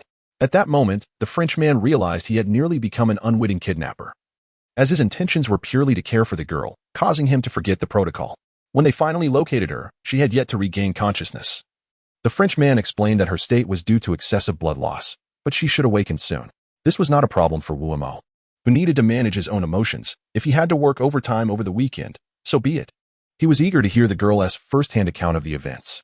However, he still had to return to work today, as 2 days of rest had accumulated a considerable backlog. Lu Shui had been visiting him almost daily, always bringing snacks. Yet, it seemed as though she had never purchased gifts before, consistently opting for treats like chocolates. Consequently, Wu Mo found himself unable to consume them all, instead feeding Qiu Lingling and Guanju. Now, in the eyes of these two young women, he was no longer merely a roommate but had gained a touch of admiration. After all, his warning had saved over 1,000 lives, a commendable act indeed. Yet, admiration aside, they were still consuming his snacks. And Wu Mo couldn't help but wonder why his relationship with these two charming ladies couldn't evolve in a manner akin to the romantic narratives found in countless novels.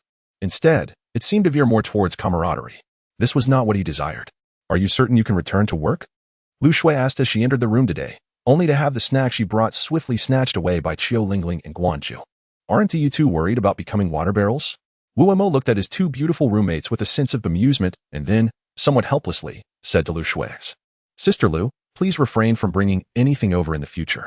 If you continue to indulge these two lovely ladies, they will surely conspire against me. I have to get to work today. I can't afford to linger."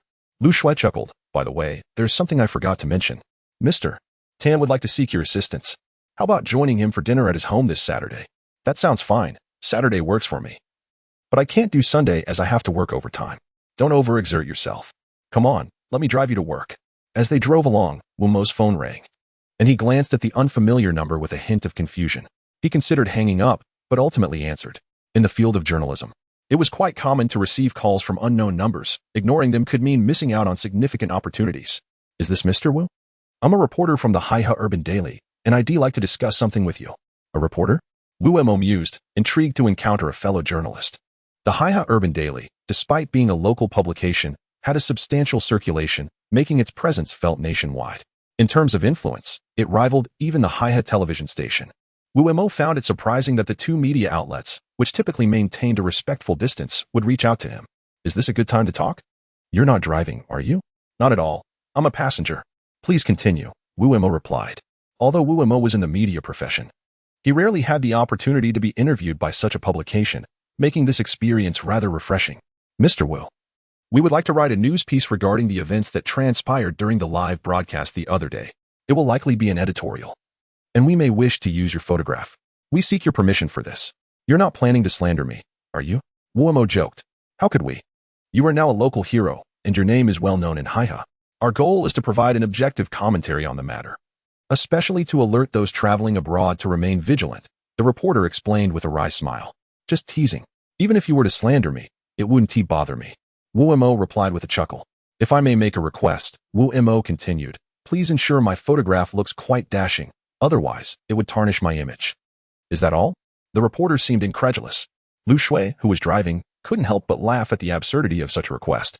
I've heard of people refusing to allow their photos to be used and of others demanding payment, but I've never encountered such a request before. Yes, just that. Do you think I would ask for money? As media professionals, we cannot profit from such matters. That would be unconscionable, Wu Mo added with a smile. If he had asked for money, the reporter would surely have complied, but that would contradict his principles. Moreover, accepting payment would provide leverage for the other party, which could lead to complications down the line. In this day and age, one must be wary of those who would take advantage of misfortune. Besides, how much could one earn from a single photograph?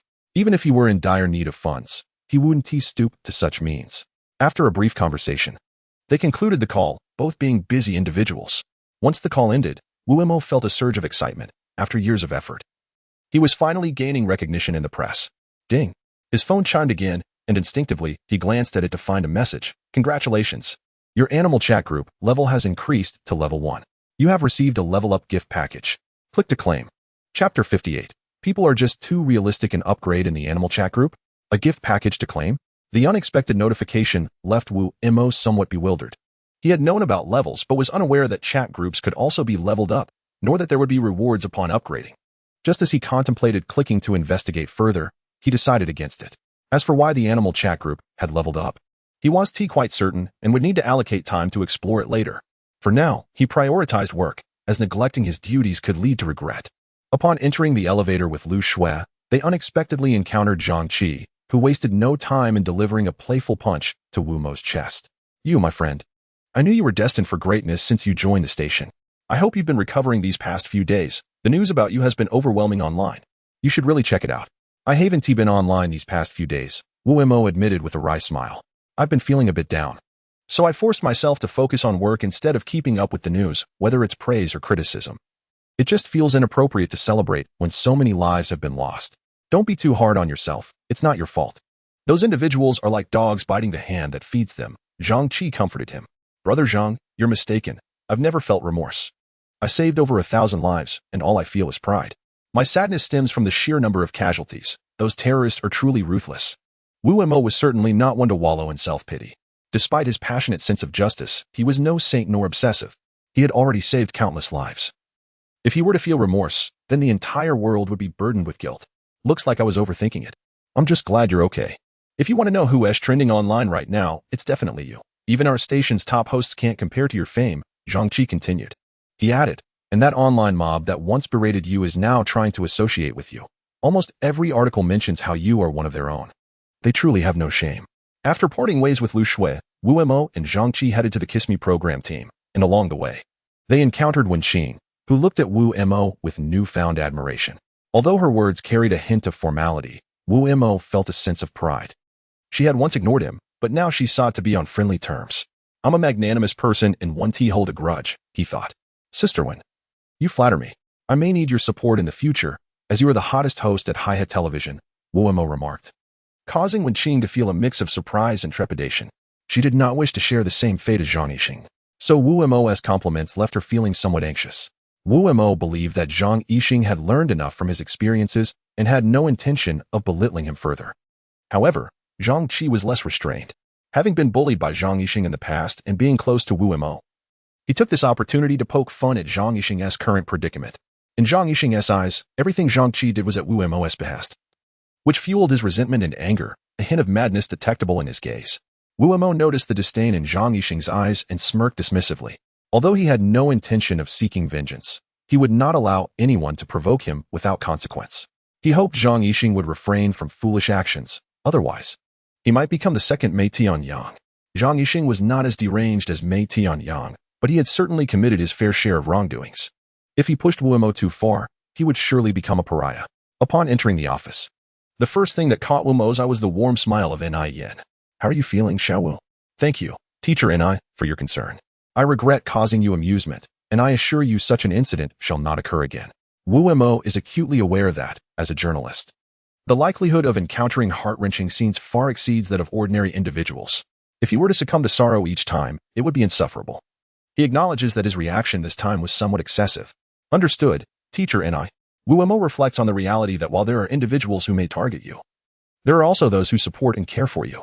It is unnecessary to feel as though the entire world is against you. That is simply exhausting. Upon checking his personal email, Wu Mo was taken aback to find it overflowing with messages. There were far too many to read in their entirety. So he opted to selectively peruse a few. Sensitive as he is, tears blurred his vision upon reading one particular email. His greatest fear is to undertake an action that the public misinterprets, leading to their scorn. That would be profoundly unjust. However, upon reading this email, he felt a sense of fulfillment, knowing that all he had done was worthwhile and just.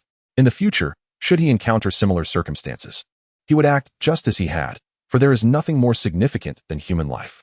Indeed, the media industry is fraught with unspoken rules, and he, as an individual, may find it challenging to instigate change or influence others. Nevertheless, he desires only to remain unaltered, to remain true to his original aspirations, to be a passionate and righteous youth. Whether seen as naive or foolish, this world requires individuals like him. That is sufficient. Chapter 59. Is someone out to get me? Upon opening Weibo, he was genuinely startled to discover that his follower count had soared to 100,000. How little time had passed. He never expected to find himself among the ranks of those with such a following. It's a relief that Teacher Wu is unharmed. There has been no news in the past few days. I was quite worried. To be candid, I previously held a strong disdain for Wu Mo, perceiving him as someone who exploited the suffering of others for self-promotion. Yet today, I must apologize. Teacher Wu risked his job to assist those in need. He is a hero in my eyes. The accolades from the masses cannot mask the pathological fixation of some individuals. Within the comments, Wu Mo still encountered numerous disparaging remarks aimed at him. Wu Mo, you imbecile. You are nothing but a fool. If you're so compassionate, why not save everyone yourself?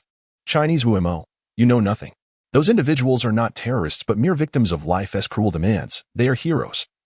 Champions for those of us in the lower strata. They target the wealthy, while the poor lack the means to travel. Such comments varied in reasoning. Some contained a semblance of logic while others were sheer vitriol, likely the work of fans of Mei Tianyang, Yao Zhihua, and others. Faced with such comments, Wu Mo, as a young man, could not remain indifferent, and he prepared to defend himself vociferously. However, before he could speak, others sprang to his defense, albeit in less than graceful terms.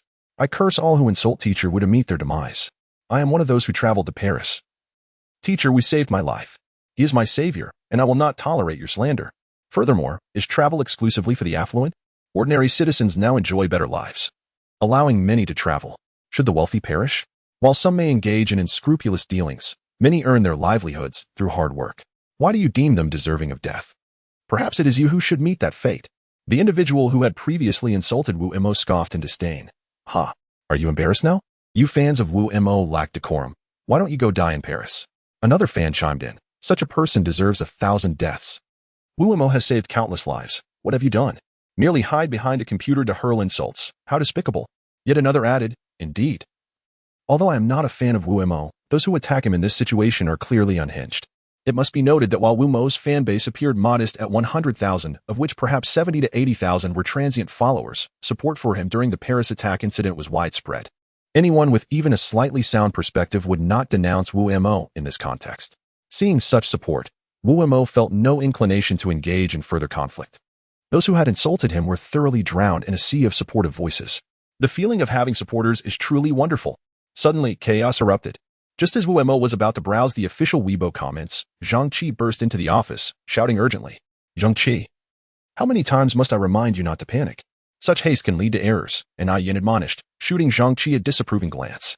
And I Jia, please spare me the lecture, we must hurry.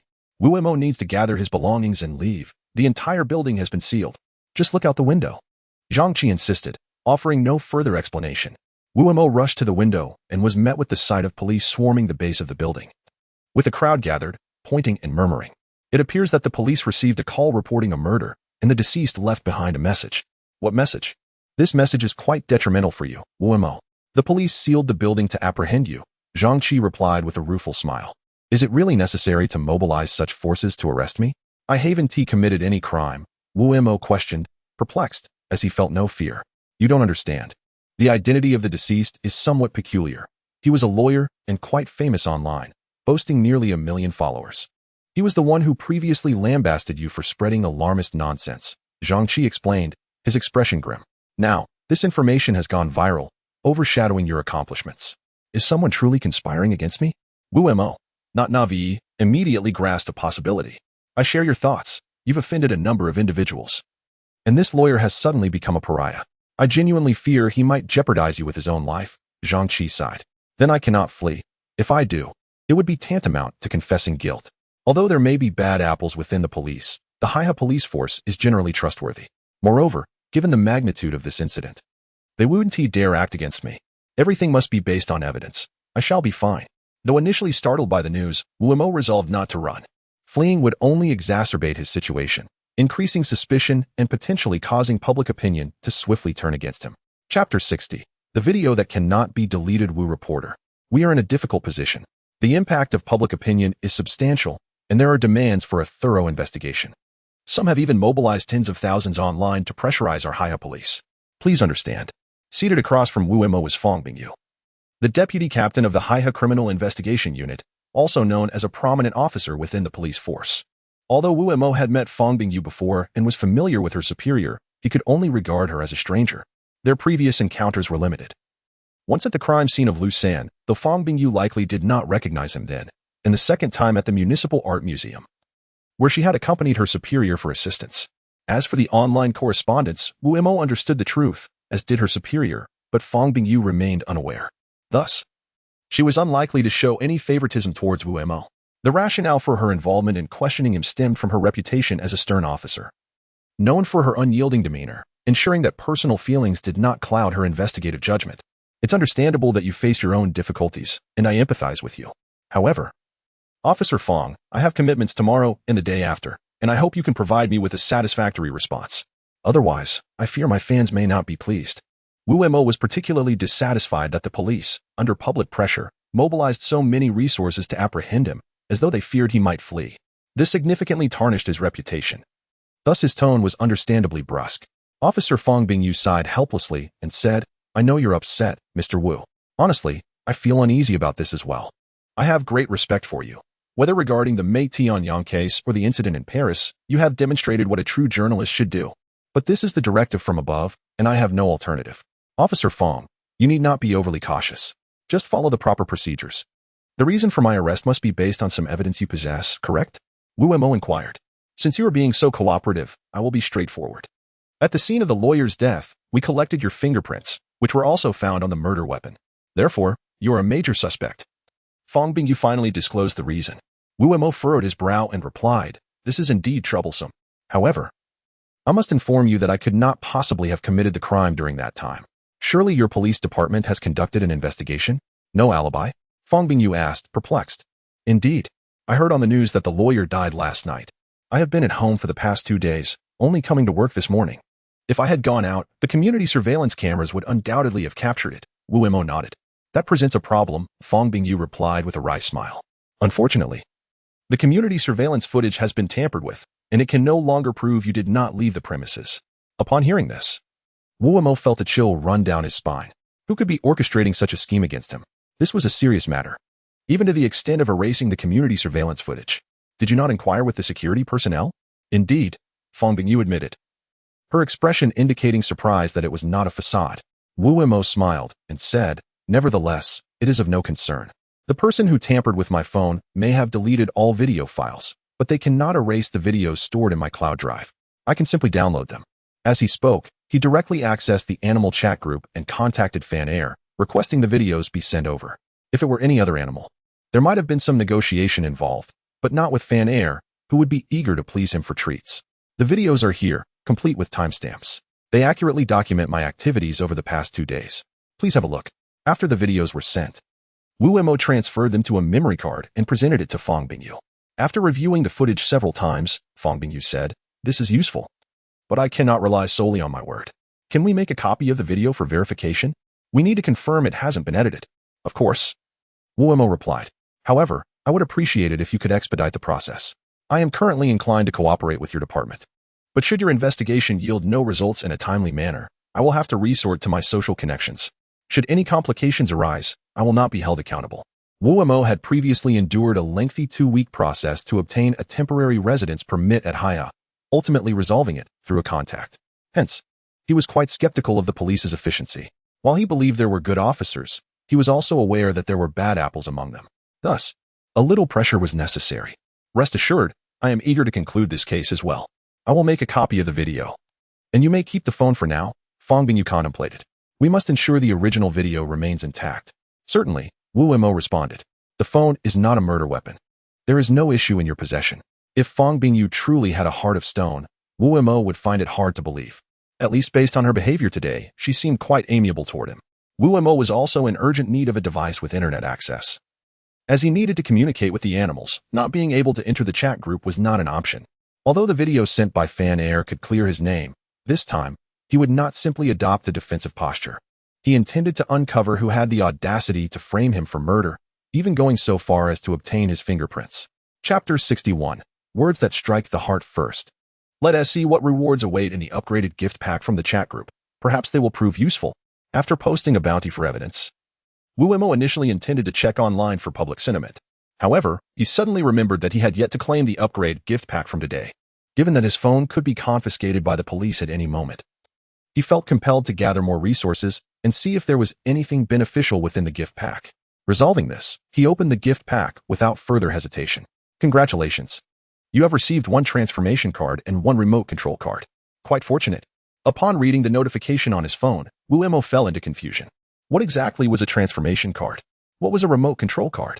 He was puzzled. However, the 2 cards were now in his possession, and there should be explanations accompanying them, so he was not overly concerned. Wu Mo first examined the transformation card, which indeed detailed its effects, duration, and method of use. The usage instructions were simple: hold the card and silently will its activation. The transformation card lasts for 24 hours, aligning with the duration of the rental abilities. It seemed that the animal chat group had set many functionalities to a 24-hour time frame. The reason for this was unclear to Wu Mo, and he had no desire to investigate further. Since acquiring this animal chat group, a series of bizarre occurrences had unfolded. If he were to delve into each one, he would surely be overwhelmed with exhaustion. The description was somewhat lengthy, but Wu Mo grasped the general concept. This transformation card would allow him to become a spider at any time within a 24-hour window. The spider icon in the upper right corner of the card likely indicated that the transformation card could also facilitate changes into other animals. After transforming, he could revert at will, as long as he remained within the 24-hour limit. Wu Mo found this setting agreeable. If the transformation were to persist for the entire 24 hours, it could be perilous, as he could easily fall prey to insecticides. The duration of another remote control card is also 24 hours, and its usage is similar to that of the transformation card. It is presumed that all cards operate in this manner. However, the effects of the remote control card are distinctly different. This particular card astonishingly allows for the long-distance control of animals to assist in various tasks, with no restrictions on distance. In other words, using this remote control card, Wu Mo can command any animal to act on his behalf within a 24-hour time frame. Nevertheless, there are some precautions to consider. This card operates on a singular effect. Each use is limited to 1 animal at a time, though it may be reused and any animal can be substituted within the 24 hours. Wu Mo had eagerly anticipated the substantial rewards from the animal chat group after its upgrade, yet he did not foresee such a peculiar prize, which is indeed intriguing. However, the contents of this reward are random, and the quality and quantity of what one receives depend solely on the user's fortune. Undoubtedly, Wu Mo's luck cannot be classified as exceptional, but it is not entirely poor either. It is merely adequate. Suddenly, a thought struck Wu Mo. Do humans count as animals? If humans are indeed classified as animals, the implications of the remote control card would be terrifying. However, upon further reflection, he deduced that within the framework of the animal chat group, humans should not be regarded as animals. Otherwise, why could he, as a human, not communicate directly with other animals through brainwaves, but only via the chat group? All of his interactions with animals are confined to this chat space. Of course, to ascertain the truth of this matter, an experiment would be necessary. Yet, Wu Mo is certainly not inclined to waste the remote control card on such trials, especially since these two cards could prove crucial in a critical moment. Carefully storing the cards away, Wu Mo felt no fear of the police monitoring his actions. These cards resemble mere children's playthings, and it is unlikely that the authorities would confiscate them. If they did, he might as well use them immediately, though the timing is not yet right. Once the two cards were safely tucked away, Wu Mo opened his phone to check the day's news. Weibo serves as a vast hub, with numerous media outlets maintaining official accounts, thus providing insight into public sentiment regarding his situation. Upon opening Weibo, Wu Mo finally understood the immense pressure faced by the police. The outcry was overwhelming. Various media outlets seemed to have coordinated their narratives, all essentially condemning Wu Mo. Though their phrasing differed, the underlying message remained consistent. Can a hero take a life? While Wu Mo did save innocent lives, we live in a society governed by law. He must face severe punishment for his crimes. A reporter has already uncovered that Wu Mo's fingerprints were found at the crime scene, confirming his involvement in the murder. Yet, what are the police doing? Why have they not apprehended Wu Mo, allowing him to freely use his phone? Wu Mo, you are a hero. But why did you harm my husband? He may have spoken wrongly, but he has apologized and endured public scorn. Why did you have to kill him? You wolf in sheep's clothing? A definitive claim has emerged. Wu Mo is actually in league with the perpetrators of the Paris attacks. But due to a dispute over the spoils, he staged this entire event.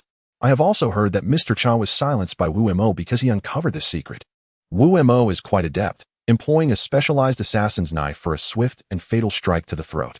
Such a person deserves to die. Indeed. What a disgraceful cohort of journalists.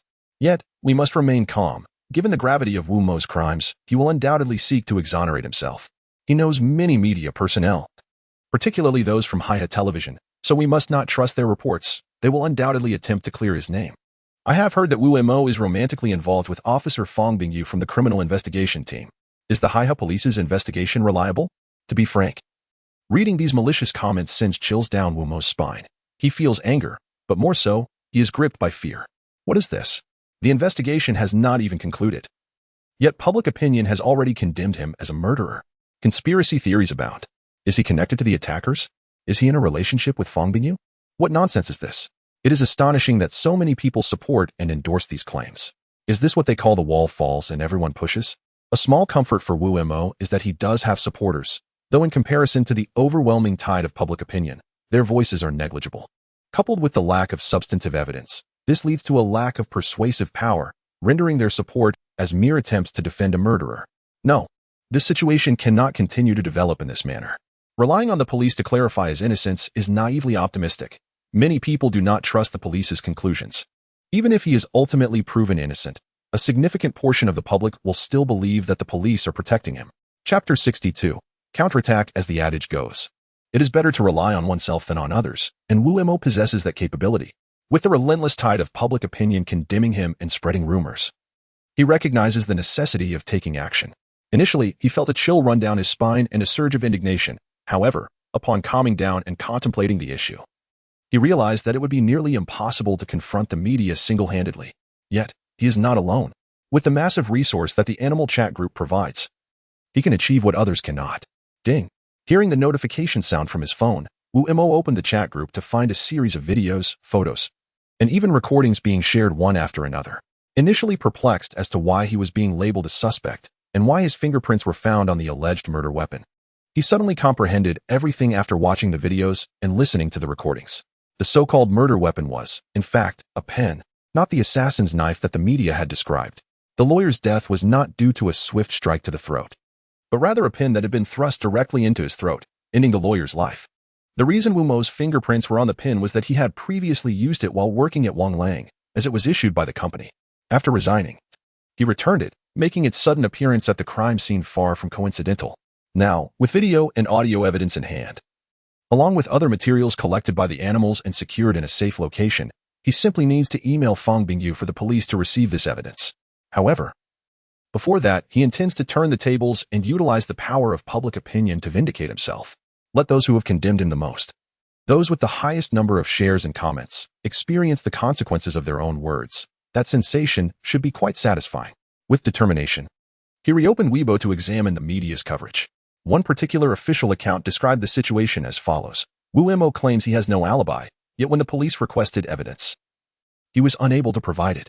The video from the Joy Park community has been automatically deleted.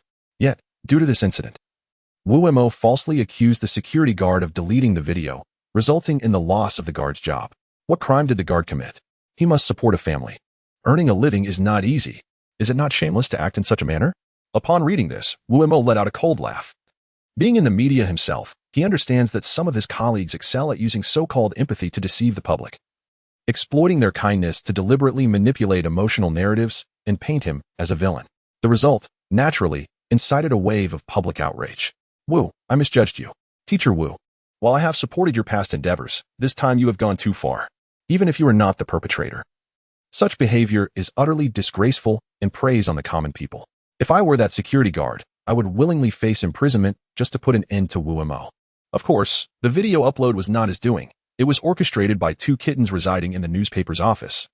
Seizing the opportunity when the official account administrator stepped away for a moment, the voices of animals cannot be communicated through conventional means, but they merely needed to navigate an additional step, sending the video back through Wu Mo in the form of a red envelope, allowing the animals to disseminate it through any avenue they desired.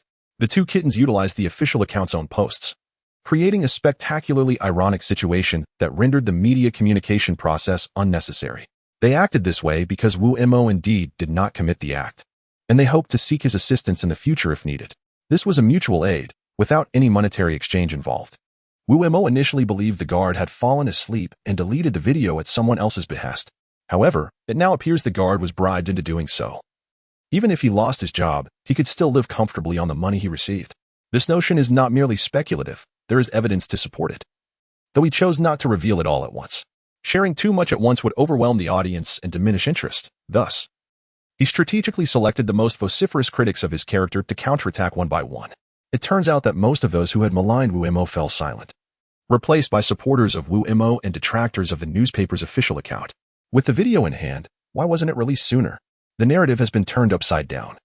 Had we known earlier that Teacher Wu was not that kind of person, goodness, that security guard is terrifying. He must have been paid off to delete the video. I suspect being dismissed is the least of his worries. He could very well be an accomplice to a criminal act, potentially facing imprisonment. Where have all those who condemned Teacher Wu gone? Did they not claim he had the opportunity to commit the crime? From the video, it is clear that Wu Mo was preoccupied at home. Even when he went for a morning jog, it was within the confines of the community. As the surveillance cameras captured, fool, you think deleting the video will spare you from backlash? Quickly, post on Weibo and change your tone. Claiming the video was just discovered and shared to prove Wu Mo's innocence, seeking the understanding of netizens. The newspaper has been dealt with, yet doubts remain, as many questions still linger unresolved. For instance, a lawyer, claiming to be a friend of the deceased and having been commissioned by the family to investigate the matter, stated directly on Weibo that the authenticity of the newspaper's video is yet to be confirmed. However, we can assert with certainty that Wu Mo's fingerprints were found on the murder weapon, which is indisputable. Thus, he is undoubtedly the culprit. The method employed to fabricate the false video remains unclear, but we will uncover the truth. This lawyer does not own pets. Thus, he must rely on wild animals for assistance. Chapter 63. To scheme against me comes at a price. It was at this moment that netizens truly comprehended that the so-called murder weapon was merely a pin. The rampant rumors circulating in the comments section were quickly dismissed. Once the video emerged, it caused a tremendous uproar. After all this time, Wu Mo's fingerprints on the pin were simply a result of his previous use. Hence, it could hardly be considered evidence. The death message was pinned by the deceased themselves, but it was written prior to the murder, while the victim was still unharmed. The video clearly indicates an attempt to frame Wu Mo. Nevertheless, this was merely a step toward clearing his name. Wu Mo intended not only to exonerate himself but also to seek vengeance. He aspired to embody a righteous and fervent youth, necessitating the cleansing of his unjust reputation before pursuing justice for himself, which is a manifestation of righteousness in its own right. However, he soon faced his fears when the police arrived and confiscated his phone. Though they paid little heed to the two cards in his possession, Wu Mo could easily deduce that the officers seizing his phone were either bribed or manipulated. Naturally, he was determined to unearth the mastermind behind this plot. After delivering sufficient retaliation, the true counterattack would commence. However, without his phone, Wu Mo could not access the chat group and thus could not communicate with the animals, presenting a considerable challenge. Yet, at this juncture, the gift package he had previously received proved to be of utmost importance. Within the Hiha police station, there was a staff member responsible for updating the official Weibo account. Ordinarily, this account had few followers, but today it was being refreshed incessantly, as many were eager to learn the police's explanation regarding the sudden appearance of those videos online. After all, there were still many who trusted the police. Though Wu lacked a phone and could not utilize the chat group, he possessed a remote control card.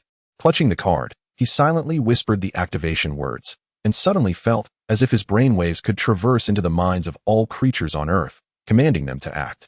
Yet, the immediate priority was to disseminate the video he wished to release via the official Weibo of the Hiha police. After searching for a while, he discovered a gecko in the editor's office that he could utilize, and he employed the powers of the remote control card to control the gecko. This sensation was extraordinary, as if his soul had split into two parts, one residing within his own body, while the other inhabited the geckos. Wu waited patiently, confirming that the editor was distracted, before swiftly maneuvering over and utilizing the gecko's body to upload the video stored in the minds of the animals. To be honest, upon viewing the video, Wu was somewhat astonished. The individual initially intended to stage a stabbing but, due to a lack of control, ended up fatally injuring themselves. To Wu, it felt as though the Grim Reaper had arrived, and the individual met a most undeserved fate. As soon as the video was released, it left many netizens dumbfounded, although they struggled to comprehend why the police's official Weibo would publish such a video. It was clear that it did not appear to be fabricated due to its extraordinary clarity. The actions of the deceased prior to their demise led viewers to only utter two words: deserved it. He would not hold back. After all, this matter could not be traced back to him, so he felt no compunction. Privacy? In Wumo's eyes, these individuals did not deserve such consideration. They had the audacity to insult him as if he were a pushover. Naturally, this was not entirely the case. He did extend some grace to certain individuals, as some who insulted him may have been genuinely misled by the media narrative. Observing the comments from netizens, Wu felt elated. You seek to bring me down. Wu? Very well. Let us see whose strength prevails. Through the gecko's eyes, he witnessed many rushing into the official Weibo editor's office, prompting him to swiftly conceal himself. The editor was well aware of their own plight, yet they had brought it upon themselves. Their previous remarks had been flagrant injustices, clearly targeting Wu as a spokesperson for the police. Let them suffer a little. Wu felt no psychological burden. Teacher Wu, you must be aware of the recent happenings online, right? What has occurred? My phone has been confiscated by you, making it impossible for me to know anything. Wu began to feign ignorance. He certainly did not wish for others to perceive him as a monster, although the entire situation was steeped in strangeness. As long as he did not expose himself, he had nothing to fear. Today's events, while somewhat vindicating for her, had nonetheless cast a shadow over the police department, making it inappropriate to display joy within the precinct. Fantastic. I knew the police would vindicate me. Thank you, Officer Fong. However, may I have my phone back? Wu stood up, smiling as he spoke. Chapter 64. The position of the station headstorms arrive swiftly and depart just as quickly. A grand spectacle culminated in a resounding failure for the media, an unprecedented occurrence.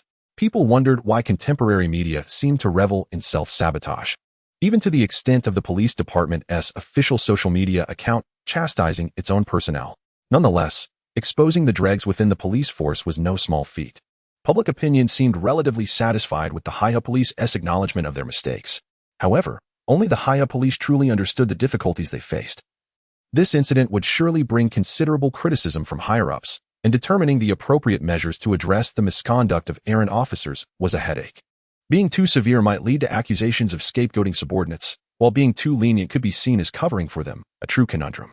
Yet, there was no remedy for their troubles. After all, they had acted excessively in apprehending a media figure without conducting any proper investigation.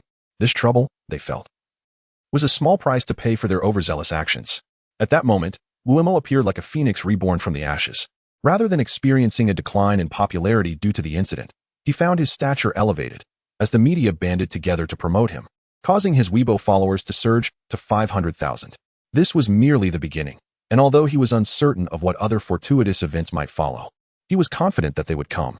Ultimately, he was both the greatest victim and the greatest beneficiary of this affair. Despite having entered a police station for the first time in over 20 years, he had garnered renewed prestige and renown. Should anyone attempt to frame him again, it would not be as easy. At the very least, the public would await the truth, rather than rushing to condemn him.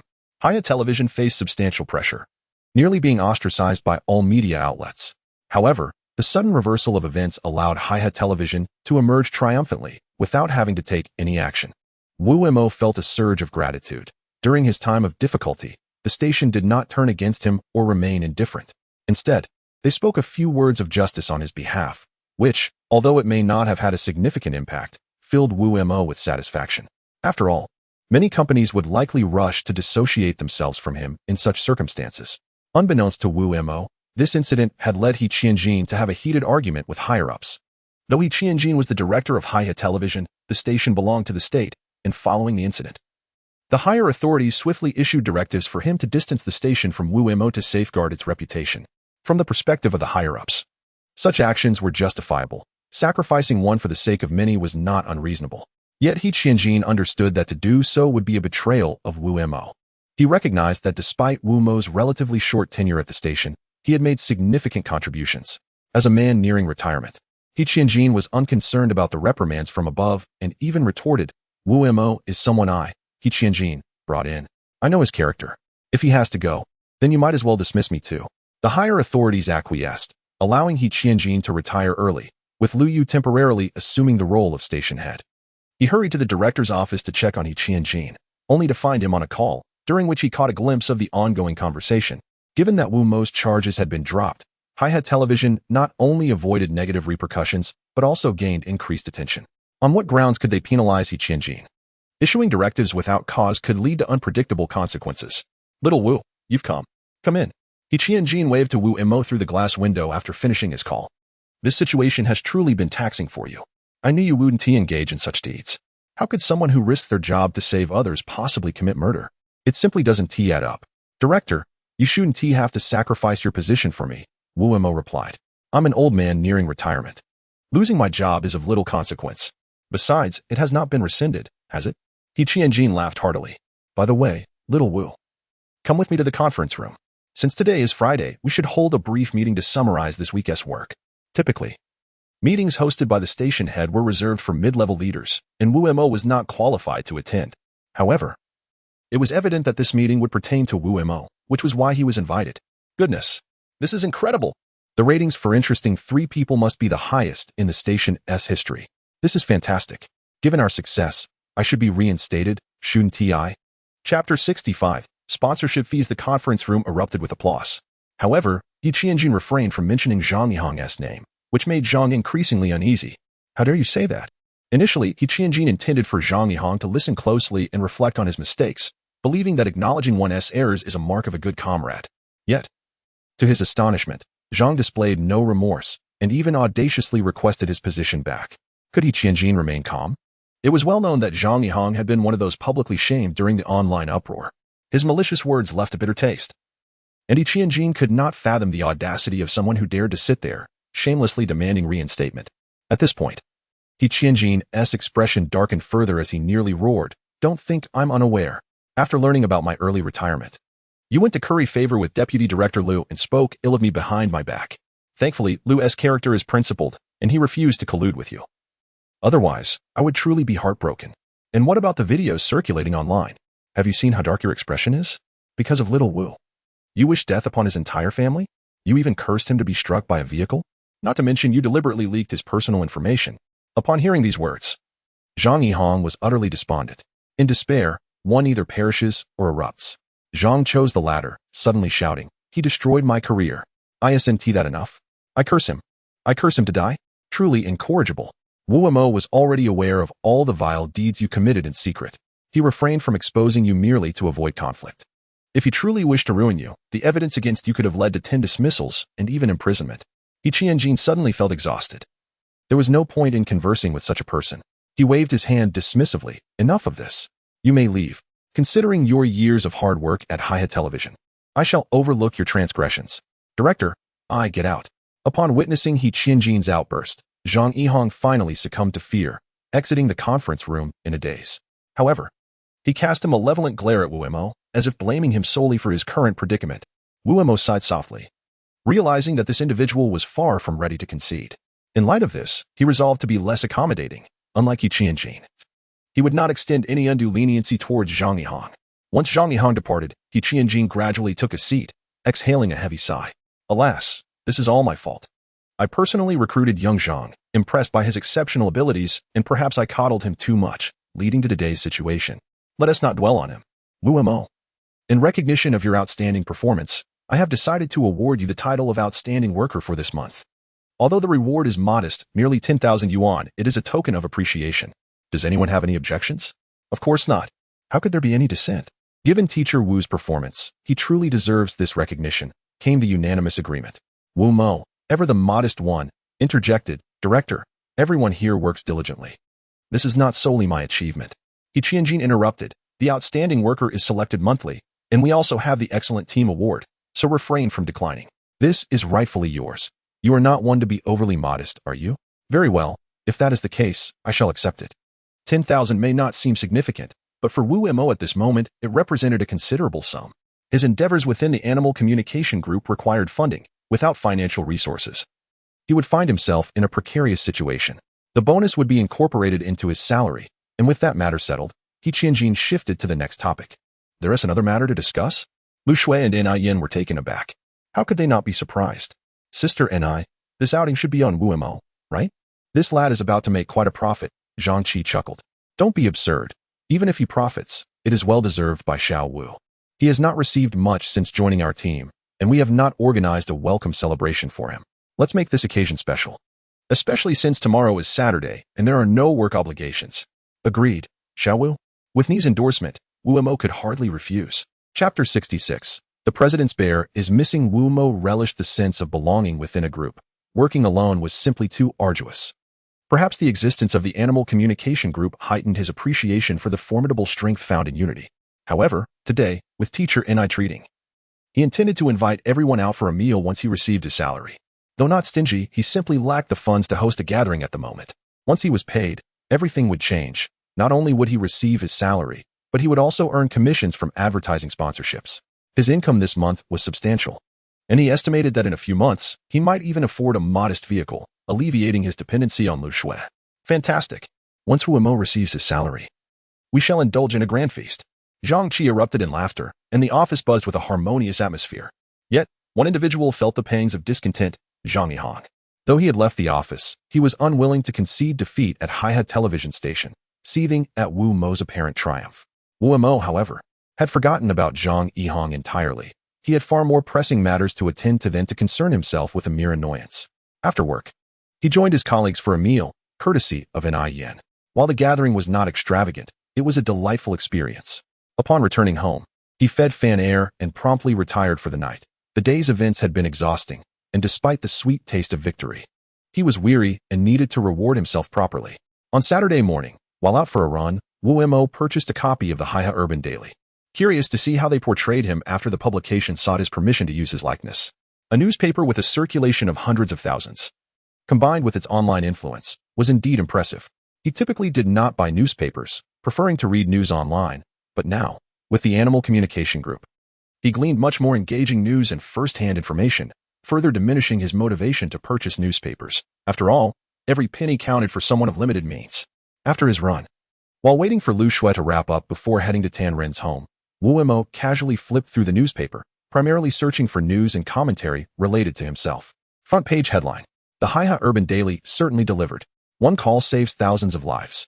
The subheading read, A Hero of the New Era, the Superhuman in the Live Broadcast. The article's structure was straightforward, initially recounting Wu Mo's life-saving efforts, albeit embellished with a touch of narrative flair that heightened the tension of the scene. It described how Zhang Yihang and Deputy Director Lu attempted to thwart Wu Mo's live broadcast, almost resorting to physical confrontation. However, these details were entirely fictional. Such is the state of contemporary journalism, where reporters weave narratives akin to storytelling. Simply stating the facts might yield a tale just as riveting. The latter part of the article lauded Wu Mo, and while he felt a surge of pride, he refrained from expressing it aloud. Such accolades felt hollow. He found himself slightly blushing at the praise. While he had indeed saved lives, without the Animal Communication Group, he might not have had the courage to act as he did. After all, an ordinary individual challenging societal norms could face dire consequences, potentially jeopardizing his own life. This reality only reinforced Zhang Tinyuan's appreciation for the Animal Communication Group's significance. He had discovered ways to cultivate goodwill with the animals in the group, primarily by rescuing those in distress or danger. This was a pursuit he had previously undertaken and intended to continue. striving to improve his efforts. A hero of the new era, he thought. Let us go see what Tin wants from you. Outside, Lu Shui, donned in a simple suit, stood with arms crossed, smiling as she called out to Wu Mo within the room. What hero of the new era? Xiao Lingling, seated on the sofa watching television and applying a facial mask, inquired curiously upon hearing Lu Shui's words. Guanju peeked out from the room as well. Did you not read today's Haiha Urban Daily? Our esteemed reporter Wu Mo has become a hero of the new era, a superhuman in the live broadcast, Lu Shui replied with a smile. Please. No need to mock me, Lu Jia. You know my worth all too well. It was merely luck, Wu Mo sheepishly responded, his thick-skinned demeanor now feeling quite warm under her teasing. I am not mocking you. Lu Shui shook her head. Truly, you deserve this title. Now, let us go. Time is of the essence, and we might just score some delightful treats. Under the eager gazes of Xiao Lingling and Guanju, Wu Mo bolted towards the elevator as if fleeing. Upon arriving at Tan Ren's residence, it was still early. Although Lu Shui, the assertive CEO, was unfamiliar with the roads in Haihe and often took longer routes, her driving skills were commendable. Otherwise, they might have never reached their destination. A journey that should have taken half an hour stretched to 2 hours, prompting Wu Mo to think that Lu Shui's navigation system desperately needed an upgrade. Haihe had developed rapidly in recent years, leaving many navigational tools outdated. Lu, Xiaowu, you've arrived. At times I wonder if you intentionally timed your arrival for mealtime. Tenrin greeted them with a smile, accompanied by a robust figure, clearly a prominent individual, exuding an air of authority as he walked. Oh, I forgot to introduce you. This is President's assistant, Polyanov. He primarily oversees the President's pets. Tenrin indicated the muscular man beside him and subsequently introduced Wu Mo and Lu Shui to the Russian individual in their native tongue. Wu Mo wiped the cold sweat from his forehead, initially believing that what he had seen on television was merely a fabrication. It turned out to be his assistant. The two parties exchanged amicable handshakes and entered the room together. Inside, Zhang Tianyuan encountered two individuals, one of whom was the last person he wished to see, Zhang Yihang. Their mutual animosity was palpable. Upon spotting Wu Mo, Zhang Yihang immediately leaped to his feet, his face contorted with rage, as if he could devour Wu Mo whole. Although Wu Mo was taken aback at first, he soon dismissed Zhang Yihang as if he were merely a figment of the air. During the meal, Tan Ren articulated the purpose of Borlanov's visit to Haihe.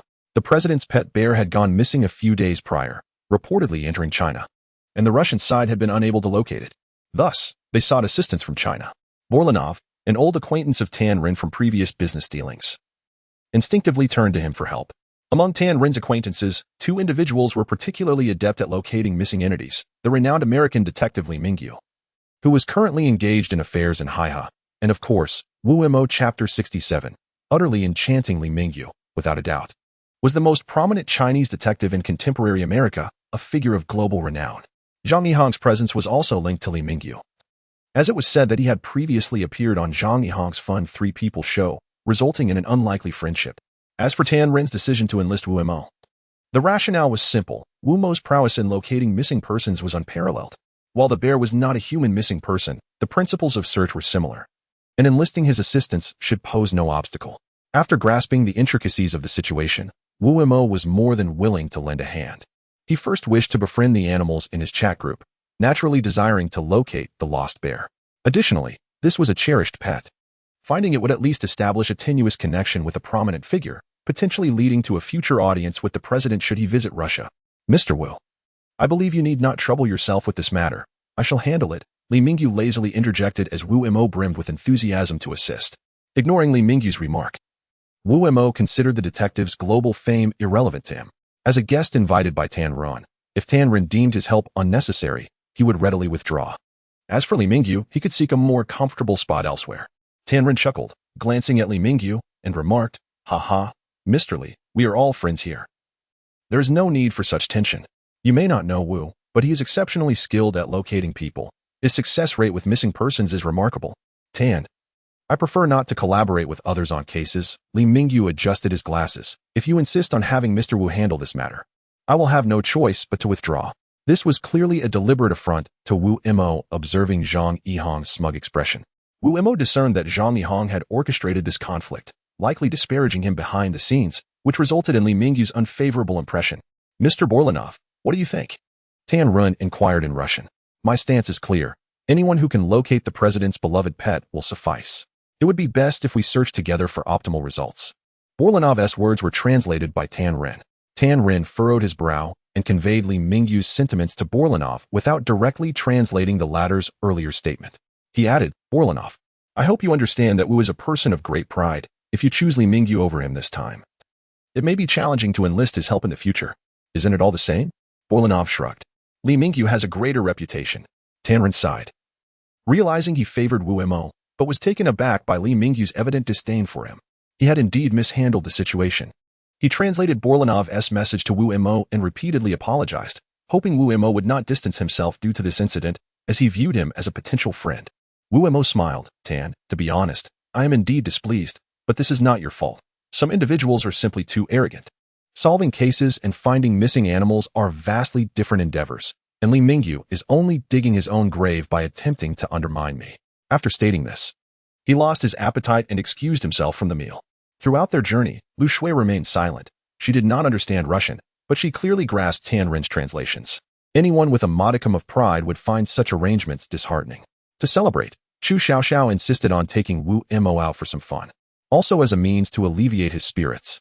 It would be disingenuous to claim that Wu Mo was entirely unaffected by the happenings at Tan Rin's household. However, he was not in a state of despair. Buddy, I may need your help with something. Chu Xiaoxiao, perhaps a bit tipsy, had fully shed her demure demeanor. It seemed she had never truly embodied that persona. She audaciously threw her arm around Wu Mo's shoulders, exclaiming, Buddy, what is it? Wu Mo, also slightly inebriated, was not bothered in the slightest, though he was somewhat entranced by the fragrance emanating from Chu Xiaoxiao. However, learning a foreign language was not a task that could be accomplished overnight. While her efforts were commendable, and she could manage simple conversations, articulating her thoughts directly in German posed a significant challenge, hence her peculiar request. Wu Mo, having indulged a bit too much, did not ponder deeply and readily acquiesced. Chu Xiaoxiao was thrilled and insisted they drink 2 more glasses together. Although they were consuming red wine, it was still alcohol, and both became significantly inebriated. Wu Mo felt merely a bit fatigued, while Chu Xiaoxiao danced wildly as if possessed. However, upon awakening the next morning, Wu Mo found himself beneath the weight of this wild girl. Panic surged through him as he wondered if they had engaged in something inappropriate the previous night. Drunken escapades of that nature were not uncommon. A glance at his clothes revealed they were in tatters. Damn it, Wu Mo lamented silently, devastated that after guarding his chastity for over 20 years, it had been so casually breached. When Chu Xiaoxiao woke, she bore an expression of indifference. I'm a woman, and I'm not the one complaining. What are you afraid of? It's the modern age. The matters between men and women are nothing to be ashamed of. Wu Mo could only smile bitterly. Chu Xiaoxiao was indeed true to her nature, her thoughts remarkably progressive. Nonetheless, he felt a sense of guilt, believing that having shared a bed with her, he ought to bear some responsibility. Yet, Chu Xiaoxiao seemed to read his mind and remarked, Don't think I'm going to hold you accountable. You are not my ideal Prince Charming. Just consider today's events as a beautiful dream. Chapter 68, Not for money what's wrong. Lu Jia? Tan, are you here at the TV station for something? As acquaintances, Wu Mo approached with courtesy. Get in the car. We're looking for you. Lu Shui firmly pulled Wu Mo towards the vehicle.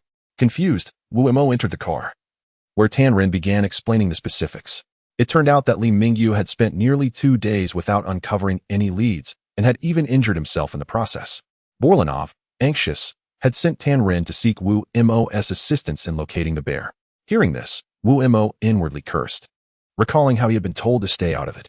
Now that the situation had deteriorated, they sought him out? Did they truly believe he had no temper? I refuse. 10,000 yuan. Tan Rin suddenly declared. What on earth is this 10,000 yuan for? Wu Mo inquired with curiosity.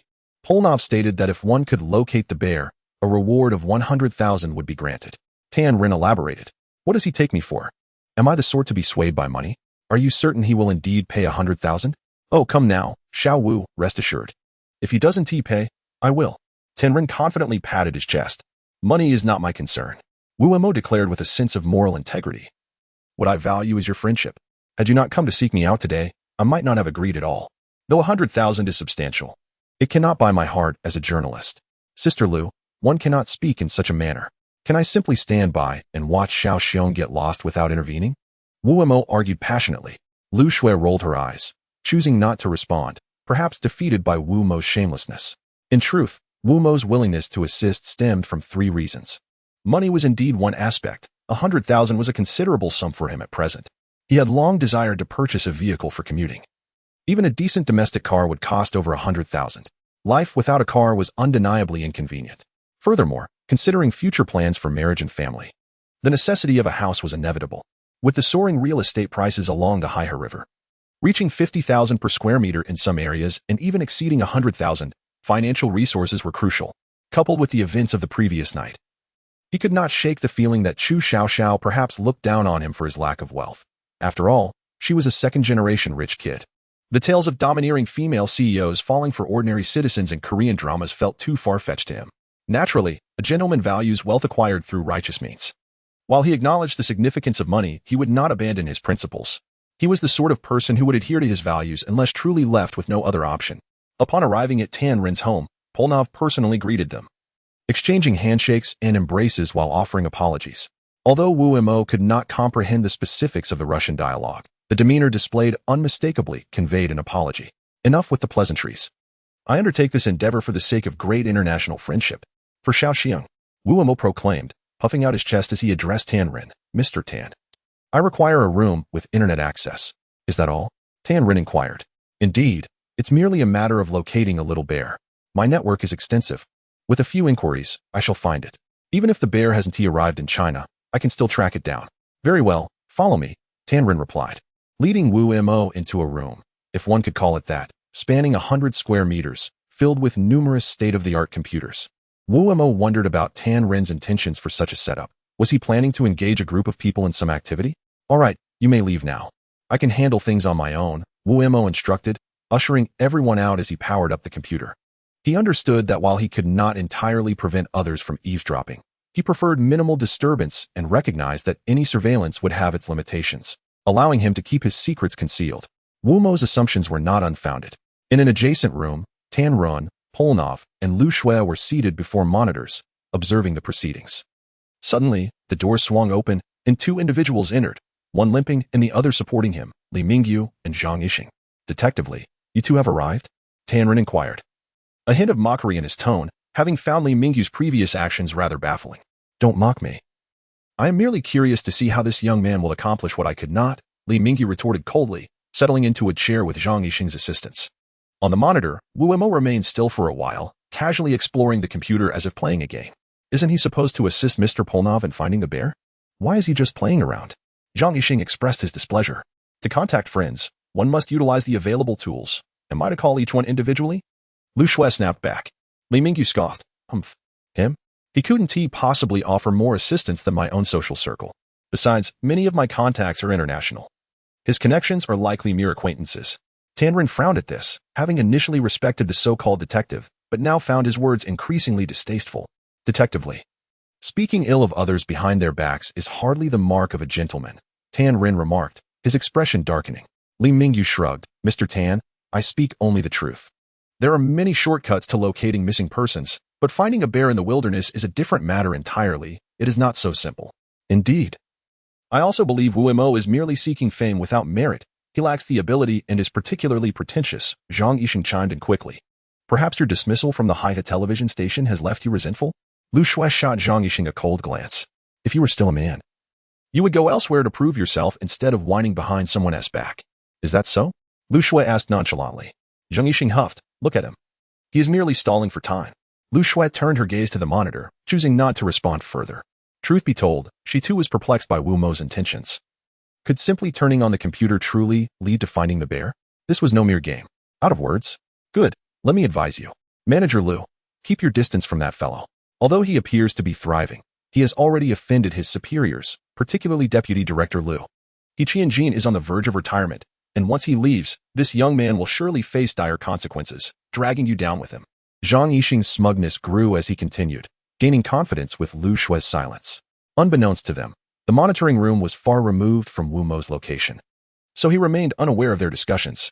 At that moment, Li Mingyu translated Zhang Yixing's remarks into Russian for Polnov, who, having always understood the language, feigned ignorance. Upon hearing Li Mingyu's words, Polnov grew anxious, feeling as though he were wasting precious time. Tan Rin, having finally calmed Polnov, quickly called Wu Mo Xiao Wu. Have you not yet begun the search? Can you truly locate the bear from within that room? Tan Rin found himself in a predicament. Needing to maintain Wu Mo's dignity, after all, he had personally invited him, while also pacifying Polnov, which left him feeling rather anxious. With an awkward smile, Tan Rin implored, Xiao Wu. Dear brother, please do me this favor. show some results so that those troublesome individuals might be silenced. Although Tan Ren was uncertain of how Wu Mo intended to tackle the situation, he remained confident based on his understanding of Wu Mo's capabilities. Zhang Yixing continued to scoff from the side, convinced that if Li Mingyu could not resolve the matter, then Wu Mo would certainly be incapable as well. He Qianjin? He dismissed the figure, seeing him as an old man on the brink of retirement. Any minor issue would likely lead to his early departure. Given the previous incident, He Qianjin had certainly offended his superiors irreparably. These words, Zhang Yihong dared not speak aloud, primarily out of fear of leaking information. At present, He Qianjin had been persuaded by Lu to refrain from formally dismissing Zhang Yihong. Should these words find their way outside, the consequences could be dire. Beside him, Li Mingyu wore a cold smile, eagerly awaiting Wu Mo's downfall. After all, his mind had been filled with Zhang Yihong's portrayal of Wu Mo as utterly reprehensible, leading to his profound disdain for him. Wu Mo originally intended to ascertain the precise location of the bear before notifying Polyanov. However, surprised by the Russian's urgency, he had no choice but to reveal a fragment of information to reassure Tan Ren. Mr. Tan, can you hear me? The bear is currently located in a forest in the northeast with coordinates at. However, it is on the move. Tan Ren hastily translated this for Polyanov, who was elated and immediately called his team to search based on Wu Mo's coordinates. Li Mingyu and Zhang Yihong were astonished. They had assumed Wu Mo was merely bluffing. But to their disbelief, he had indeed discovered the bear's location and provided accurate coordinates. No, it can't be true. He must be fabricating this.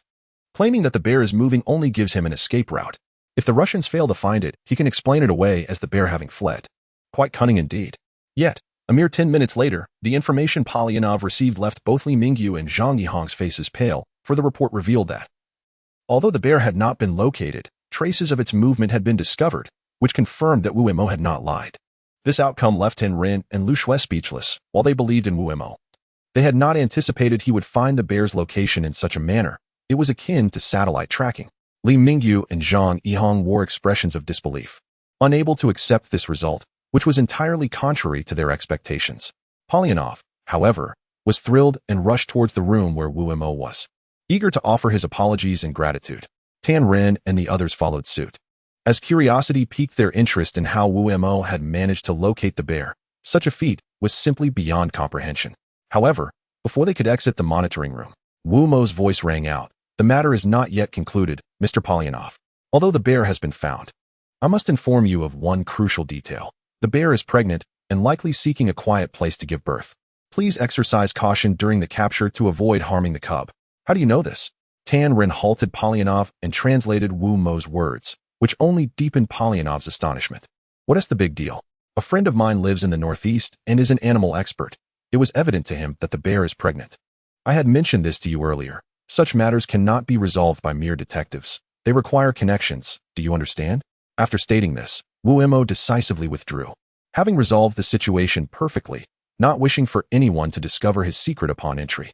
Chapter 70. Discounted Vehicles. Polyanov relayed the news of the bear's pregnancy to his team before rushing towards Wu Mo's room again, this time more curious to see if any satellite tracking equipment was present, as he found it difficult to fathom how Wu Mo had accomplished this. Li Mingyu and Zhang Yihong were equally intrigued, as this shattered their imagination. Could one really pinpoint a bear's location solely through a chat application? To be informed of a bear's pregnancy through acquaintances? It seemed utterly absurd. Yet, one aspect they had correctly surmised was that the chat group indeed consisted of acquaintances. And not just acquaintances, but various creatures as well. Upon entering the room, Polyanov found that the computer Wu Mo had used was already shut down, and the room appeared as it had upon their initial arrival, entirely devoid of any so-called satellite tracking system. Moreover, even if such a device existed, Tan Ren would not know how to operate it. Why would he require Wu Mo to do so? Since we're all here, Mr. Polyanov, you promised me $100,000. You cannot backtrack on that. Wu Mo had not forgotten the reason for his involvement. While he had intentions of assisting Tan Ren, the primary motivation remained that sum of money. Villagers tend to harbor a certain vanity. Wu Mo's parents were no exception. My child excels academically. My child earns a high salary. My child has married well. My child drives a car. My child has purchased a home in the city. My grandchild is clever and well-behaved. These were the sources of pride for parents, often compared during private conversations. Wu Mo was one of the few from their village to gain admission to a prestigious university, thus becoming a focal point of attention.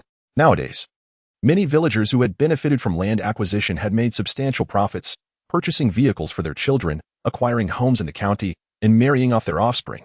When they encountered Wu Mo's parents, they would invariably inquire about Wu Mo's progress. How is your Wu Mo doing? Gaining admission to such a fine university, how is his job? Does he own a car? Is he married yet? The tone was rife with boastfulness, leaving Wu Mo's parents feeling somewhat discontented. Because of this, Wu Mo's decision to buy a car was not solely for transportation. It also catered to a small sense of vanity. A vehicle priced over 100,000 might not be extraordinary in Haihe, but in their village, it would undoubtedly be regarded as upscale. As the priciest car, there was little more than 200,000, belonging to the village chief. The villagers were well aware of the chief's situation. Hence no one would dare compare. As Wu Mo pondered how to impress his hometown with his success, Polyanov suddenly embraced him, repeatedly exclaiming, "Good brother! Good brother!" It took Tan Rin's translation for Wu Mo to realize this Russian was incessantly proclaiming their brotherhood. "You, so fair-skinned, are no brother of mine. Let's not get too familiar. Let us discuss the matter of money." Tan Rin mused that Polyanov owed him over $1 million. Although it was merely an investment, it still counted as a debt. Thus, what was $10,000 in comparison?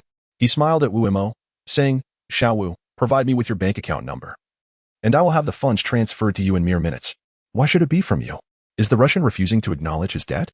Wu Mo felt a twinge of displeasure. Accepting Tan Rin's money was a matter of principle. "Don't misunderstand. I am merely acting on his behalf, and he will repay me." I neglected to mention that Mr. Polyanov is not only the pet caretaker for the Russian president, but also operates a soap factory, in which I hold shares. Tan Rin explained. "Oh, in that case, it's no problem." Wu Mo quickly provided his bank account number. Merely 5 minutes later, his phone buzzed with a notification indicating an additional 100,000 in his account. It appeared Tan Rin had even covered the transaction fees, as it was improbable for it to be an exact 100,000 otherwise, especially considering they were not with the same bank. As he gazed at the funds on his phone, a smile spread across his face, yet Li Mingyu and Zhang Yihong wore expressions akin to those of the deceased. They could not fathom how this individual had accomplished such a feat solely through the internet and a simple social tool. How could this be possible? It was as if he had been divinely assisted. Yet, no matter their disbelief, the harsh reality lay before them, believe it or not. They had no choice but to accept it. Lu Shui cast a proud glance at Zhang Yixing. Though she remained silent, her expression spoke volumes. Was Zhang Yixing brimming with confidence, claiming that Wu Mo was merely bluffing, putting on a faade? What could he possibly say now? Had he been so profoundly impacted that he had lost his wits? It was reasonable that Zhang Yixing and Li Mingyu couldn't comprehend the situation. As Wu Mo had indeed cheated, albeit in a manner so unconventional that no one could have anticipated it. After the prize was awarded, Bonolev announced his intention to head to the northeast immediately, having lingered too long at Haihe. Thus, Tan Rin escorted Lu Shui and Wu Mo to see him off. As for Li Mingyu and Zhang Yixing, they too found an excuse to depart. In such circumstances, even if Zhang Yixing were shameless, Li Mingyu still valued his reputation. For he was a world-renowned detective, and maintaining face was of utmost importance. Wu Mo and Lu Shui lingered at Tan Rin's home for a brief period, indulging in some exquisite tea purchased by Tan Rin before finally taking their leave, for the evening was drawing near, and Monday awaited with its obligations. As they were about to depart, Tan Rin smiled and suggested to Wu Mo, "If you intend to purchase a car, why not choose from our company? I can offer you a significant discount, half price, whether you prefer a joint venture vehicle or a domestic one. Our company consistently ranks among the top 3 in sales for cars priced between 100,000 and 200,000. Half price? So, what if I buy a car worth 200,000? Wu Mo replied with a grin. "You are quite the opportunist. No problem. I'll sell you a 200,000 vehicle for just 100,000, and I'll handle all the paperwork, delivering it right to your neighborhood." How does that sound? Tan Rin didn't voice his gratitude, yet he was genuinely appreciative of Wu Mo's support. Otherwise, his own reputation would have been severely compromised. After all, he was the head of a multinational corporation, and a blunder in this matter would not only tarnish his image but also that of his company. While he was indeed the largest shareholder, this was not a family business, and he could not wield absolute power. Some matters required a more prudent approach. A week later, Wu Mo acquired the vehicle he had long desired, a BMW 3 Series, the entry-level model. In Chapter 71, The Return in Glory. The base price for a BMW 3 Series was over 200,000, with additional costs for full payment and various fees likely adding several more thousand. Yet, Wu Mo managed to secure the keys for merely 100,000, as Tan Rin had not only provided a substantial discount, but also meticulously arranged all necessary documentation. The allure of the car for Wu Mo lay not in its performance or aesthetics, but in its prestige. In the countryside, A 30,000 yuan domestic car paled in comparison to a 20,000 yuan BMW. The latter was undoubtedly more impressive. In essence, it was a symbol of status. Of course, aside from its status, the car's performance was commendable, as the BMW brand was synonymous with quality. Simultaneously, Wu Mo received his first month's salary, amounting to over 30,000, with bonuses significantly exceeding his base pay. Eager to celebrate, he treated a few friends and colleagues from the program to dinner, spending over 2,000, perhaps extravagant, yet it felt gratifying. After all, building connections required such gestures, and one should not be overly stingy. Previously, boarding a bus would entail long waits. Now, he could drive wherever he pleased. As the pristine BMW rolled into the village along the concrete road, Wu Mo deliberately lowered the window and slowed down. Villagers, typically engaged in conversation when unhurried, gathered by the roadside, captivated by the sight of the BMW, pointing and murmuring in envy. Whose child has struck it rich? A BMW. Wow, the first BMW in our village. Impressive. It might not even belong to our village. It could be passing through. Many have struck it rich with the recent relocations, but not many have earned big bucks after attending university. Wu Mo, known for his academic prowess, had always been somewhat rigid. His parents encouraged him to pursue civil service, yet he insisted on becoming a journalist. Now, he could confidently declare that a college degree was no longer a guarantee of value. True worth lay in the ability to generate income. Listening to the chatter outside, Wu Mo couldn't help but smile. The village remained somewhat insular, unaware of his rising fame at Haiha.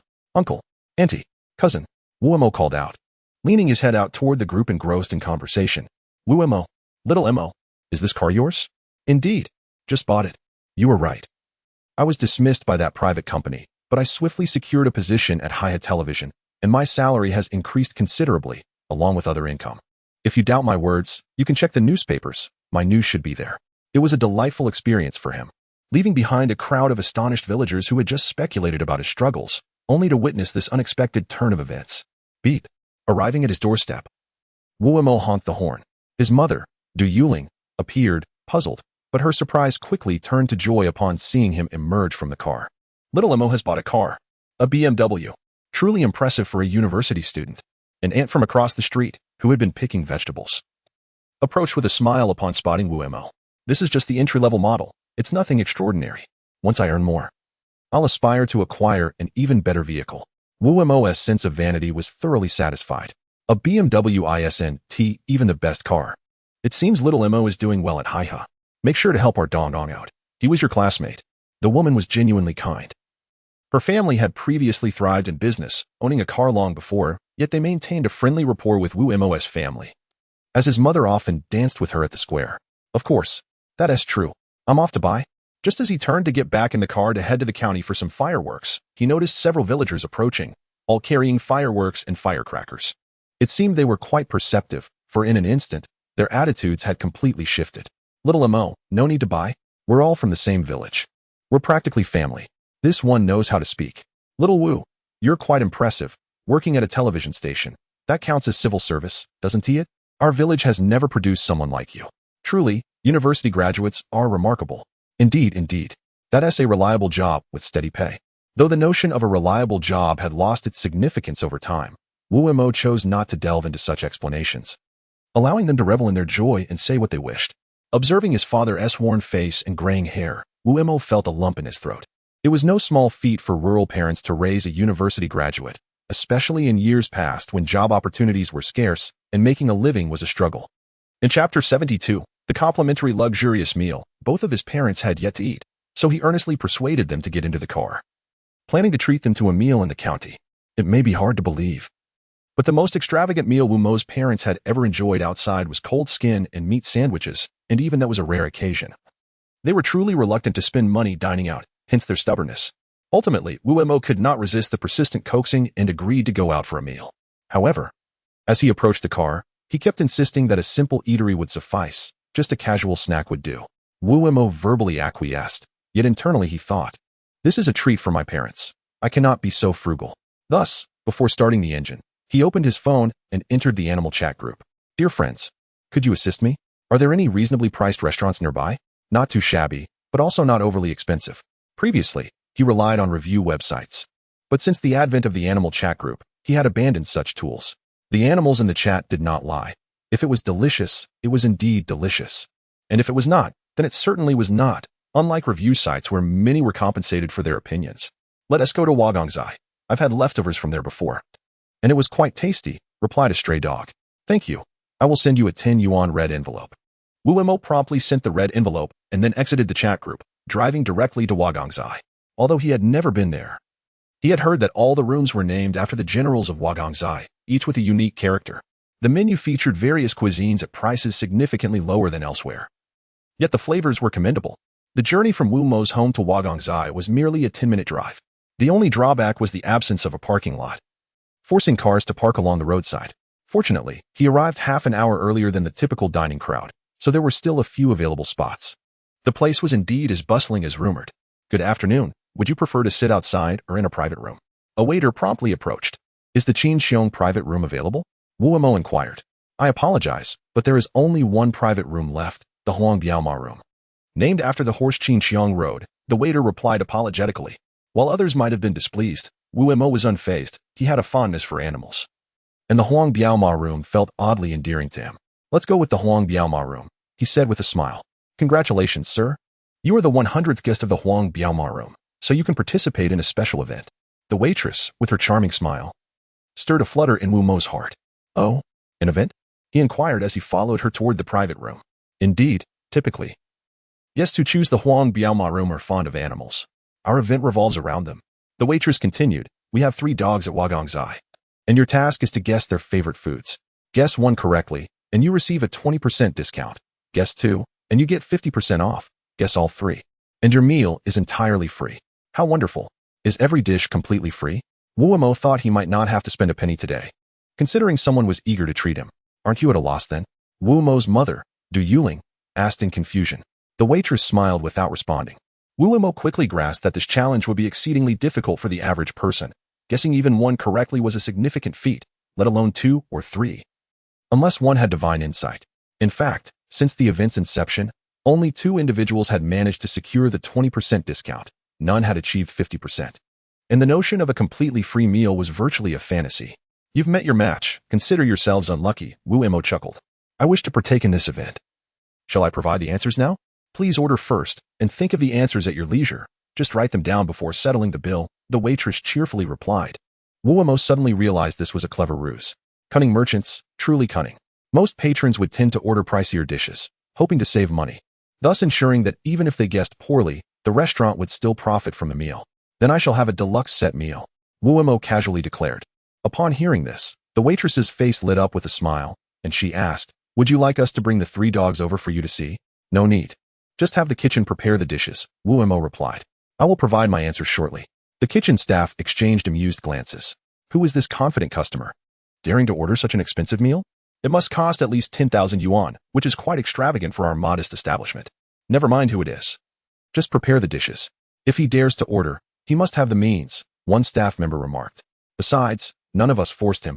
He chose to order, and should he be unable to pay, it is his own folly. The waitress had little patience for those who sought to cut corners, believing they deserved any misfortune that befell them. Very well, the dishes are not an issue. The deluxe set meal is costly due to its premium ingredients, meticulous preparation, and exquisite taste. In the private room, Du Yuling was advising Wu Mo, child, the deluxe set meal for 3 costs 10,000 yuan. Is it wise to spend so much? Indeed, Xiao Mo, while we appreciate the treat, there is no need for such extravagance, his father, Wu Haijun, added with a wry smile. Parents, fret not. This meal will not cost a single penny, Wu Mo replied with a mysterious grin. Pulling out his phone and entering the animal chat group, he utilized the nearby animal feature to locate the 3 dogs and began a private conversation with them. Initially, the 3 little creatures were tight-lipped about their preferences, but when Wu Mo promised to procure 3 large servings of their favorite delicacies, they quickly capitulated. As the first dish was served, Wu Mo called out to the waitress, Excuse me, could you take these 3 dishes and serve them in large portions for the dogs? The waitress, taken aback, stared at the 3 dishes he pointed to, her eyes nearly popping out. Longjing shrimp, sweet and sour pork, crispy fried chicken. These 3 dishes are precisely what the dogs love. Wu Mo asked with a smile, Did I guess correctly? Absolutely correct. The waitress, recovering from her astonishment, realized the significance of this revelation and felt compelled to inform her manager. After all, 10,000 yuan was no trifling matter, and she hesitated to offer a complimentary meal so readily. Since I was correct, let us proceed as I suggested. After all, you never stated this meal could not be gifted to the dogs, did you? Wu Mo inquired. The waitress could indeed see through his little scheme. Well then, that settles it. You may proceed. Wu Mo smiled and turned to his parents, saying, let us begin our meal. Wagong's eyes served dishes as they were prepared, allowing guests to enjoy their food while awaiting additional courses, ensuring that what reached their plates was always hot. After the waitress left, she hurried to inform the manager. Upon hearing the details, the manager was equally astonished and quickly contacted the owner. Although the owner was surprised, he was also quite generous, agreeing that since the patron guessed correctly, they should honor the promotion, albeit with a focus on marketing it effectively to demonstrate that the event was not merely a gimmick. The owner possessed a modicum of marketing acumen. Otherwise, Wagongzai would not have become the most sought-after restaurant in the small county. As a public figure, Wu Mo found no detriment in complying with such requests, and thus he acquiesced. Moreover, the cuisine here was indeed delectable and impeccably clean, even without the insistence of others. He would have eagerly recommended it to those around him. Little did he know that before his grand aspirations could materialize, he would soon encounter a troubling predicament. He had, astonishingly, struck someone. Whether he had genuinely collided with an individual remained unclear to Wu Mo himself. He was merely setting off in his vehicle at a modest speed of under 20 miles per hour when suddenly, a figure darted out from the side and collapsed onto the ground. He promptly halted his vehicle to assess the situation. Upon examining the person involved, he felt a slight sense of relief, as the individual seemed to be only slightly injured, with merely a scraped knee. Initially, he intended to transport the person to the hospital. Considering the age of the individual, should any complications arise after he departed, it would surely lead to complications. However, before he could utter a word, the elderly man clung to his leg, weeping profusely and demanding compensation for the supposed injury. It was then that Wu Mo comprehended the unfortunate reality. It appeared he had not merely struck someone but had fallen victim to a scam. Such as the trouble of driving a decent car. Typically, those engaging in scams target vehicles of notable brands, like BMW, Mercedes, or Audi. While his vehicle, though not extravagant, was indeed a BMW, it had attracted the attention of the scammer. The car was newly purchased. Despite having a navigation system installed, a dashcam had not been fitted. As he surveyed the vicinity, he noted the absence of any surveillance cameras, which explained the elderly man's audacity to attempt such a scam here, without evidence. One was left with no choice but to concede. Youth, you can afford a BMW. Just pay to settle this, they would say. Indeed, offering a sum of 1,000 or 2,000 to dismiss the matter seems reasonable, he mused, noting the elderly man's pitiable state. Wu Mo suspected that among the bystanders, some were aware of the elderly man's intentions, hence their encouragement for him to pay off the scam. Despite feeling a surge of righteous indignation, Wu Mo was not one to be easily taken advantage of. If he had genuinely struck someone, he would accept his responsibility without protest. However, if this was a ruse, he would not part with a single penny. What is a video to me? Do they truly believe I am powerless without surveillance cameras or a dashcam? Wu Mo quickly retrieved his phone, accessed a local animal chat group, and searched for nearby wildlife. Coincidentally, 2 birds had witnessed the incident, and for a nominal fee of 100 yuan, he obtained the video footage. After viewing the footage, it became abundantly clear the elderly man had orchestrated the entire scene, intending to extort him, but his acting skills left much to be desired. Let go at once, or I shall call the police. Considering your age, I wish to avoid further conflict, but if you expect to extort money from me, you are sorely mistaken. Although Wu Mo found the elderly man detestable, he preferred not to escalate the situation, recognizing the man's advanced years. To his astonishment, however, the elderly man seemed intent on clinging to him, refusing to release his grip on Wu Mo's leg. With no further words, Wu Mo instructed his parents to remain in the vehicle and promptly dialed the police. As he spoke on the phone, bystanders began recording the incident with their phones. Though he wished to avoid broadcasting the matter online, he could not prevent others from filming. After all, he was in the right and had nothing to fear. When the police arrived, Wu Mo shared the video with them, which he also presented to the elderly man. Perhaps realizing the jig was up, the elderly man fled with astonishing speed, far quicker than one would expect from someone of his frail appearance. In rural areas, working typically means laboring for others. Wu Mo's father was employed at a construction site, a skilled craftsman, while his mother engaged in landscaping tasks, such as planting trees. Despite Wu Mo's earnest entreaties for his parents to retire, as his earnings sufficed to support them, both resisted, insisting on making the most of their youth while they still had the vigor to earn, fearing that in their later years, they would lack the energy to do so. Wu Mo found himself unable to change their minds. Bored, he opened Weibo to catch up on the news, a daily necessity for someone in his profession. Oftentimes, Information disseminated by netizens arrived far ahead of reports from the media, even being pinned at the top of feeds. One video piqued his interest, featuring a news personality dining without paying, exhibiting an arrogant demeanor. Initially oblivious to its connection to himself, Wu Imo clicked to view, only to feel a surge of anger upon realizing it was about him. The comments beneath the video were rife with speculation, and having experienced the previous online uproar, he understood all too well how difficult it was for individuals on the internet to remain composed. They often jumped to conclusions.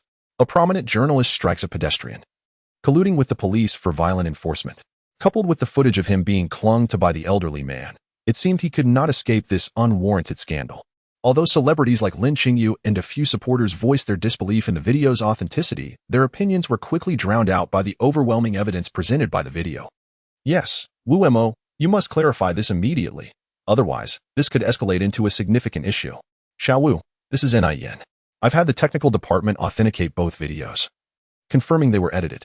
However, our official account's explanations fall on deaf ears. They accuse us of fabricating lies. These were messages from concerned individuals reaching out to Wu Mo. Do not worry. Dealing with such individuals requires cunning. We must retaliate in kind. There is no need for further investigation. This was orchestrated by Li Mingyu and Zhang Yixing. The idea was Zhang Yixing's, while Li Mingyu enlisted an expert, an adept detective skilled in video manipulation. How do you know this? Coincidentally, I am acquainted with the dog owned by Li Mingyu, and I learned of this through it. Upon discovering the original video online, Zhang Yixing immediately altered it and leveraged his connections to eliminate the original footage. Zhang Yixing. Very well. If he wishes to cross me, I shall show him the taste of being wronged.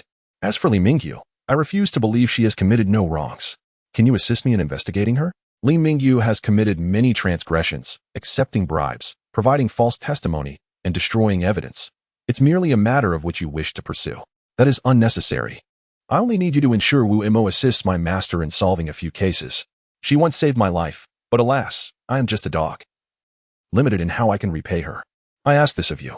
Brother, you need not be so formal. I trust Wu Imo will do his utmost to aid Fang Bingyu. Thank you. And is there anything else you require assistance with? The officer inquired.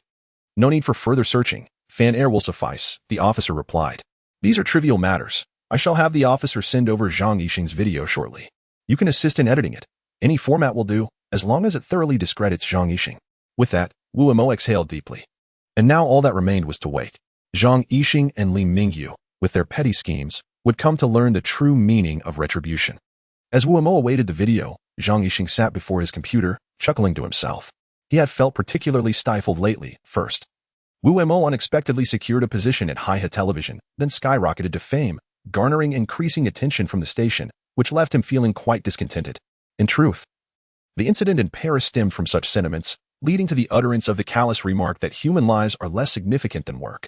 Following that event, during the pursuit of the bear, he believed he had dealt a blow to Wu Mo, only to discover that Li Mingyu had, unexpectedly, been bested by Wu Mo in this matter, igniting a fury within him that left him feeling unwell. He fixated on Wu Mo, almost obsessively searching for any behavior that he could use as ammunition against him. Observing the online vitriol directed at Wu Mo filled him with a sense of excitement. However, he was taken aback to find a considerable number of individuals expressing skepticism about the authenticity of the video, hoping for Wu Mo to provide a clear explanation.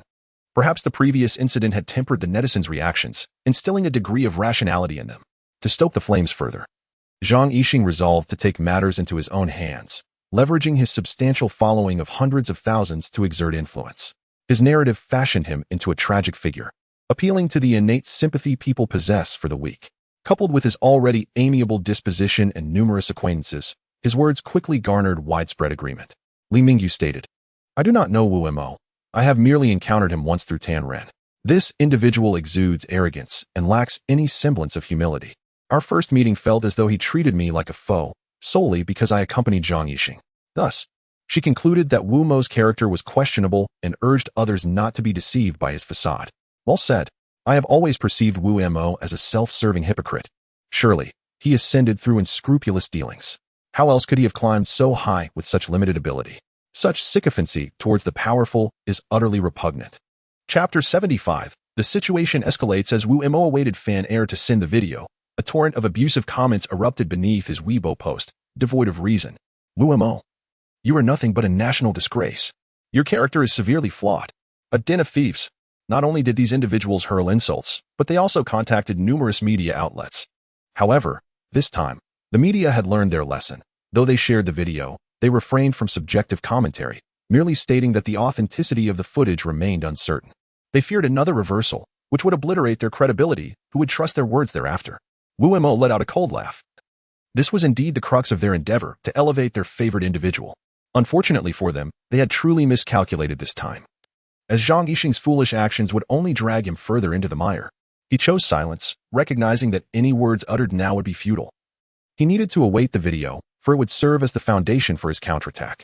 Nevertheless, he still possessed a considerable fan base, having gained many followers after the last incident. Although he subsequently lost a significant number, he now hovered around 100,000, still a social media influencer, undoubtedly drawing support from many. To attack a colleague before the situation was clarified is nothing but despicable. How hypocritical. Indeed, the rapid forgetting of the last incident was astonishing. How Zhang Yixing had lambasted our teacher Wu, only to be proven wrong in the end. I share your sentiment. Are Zhang Yixing's mindless followers devoid of reason? Merely inciting chaos?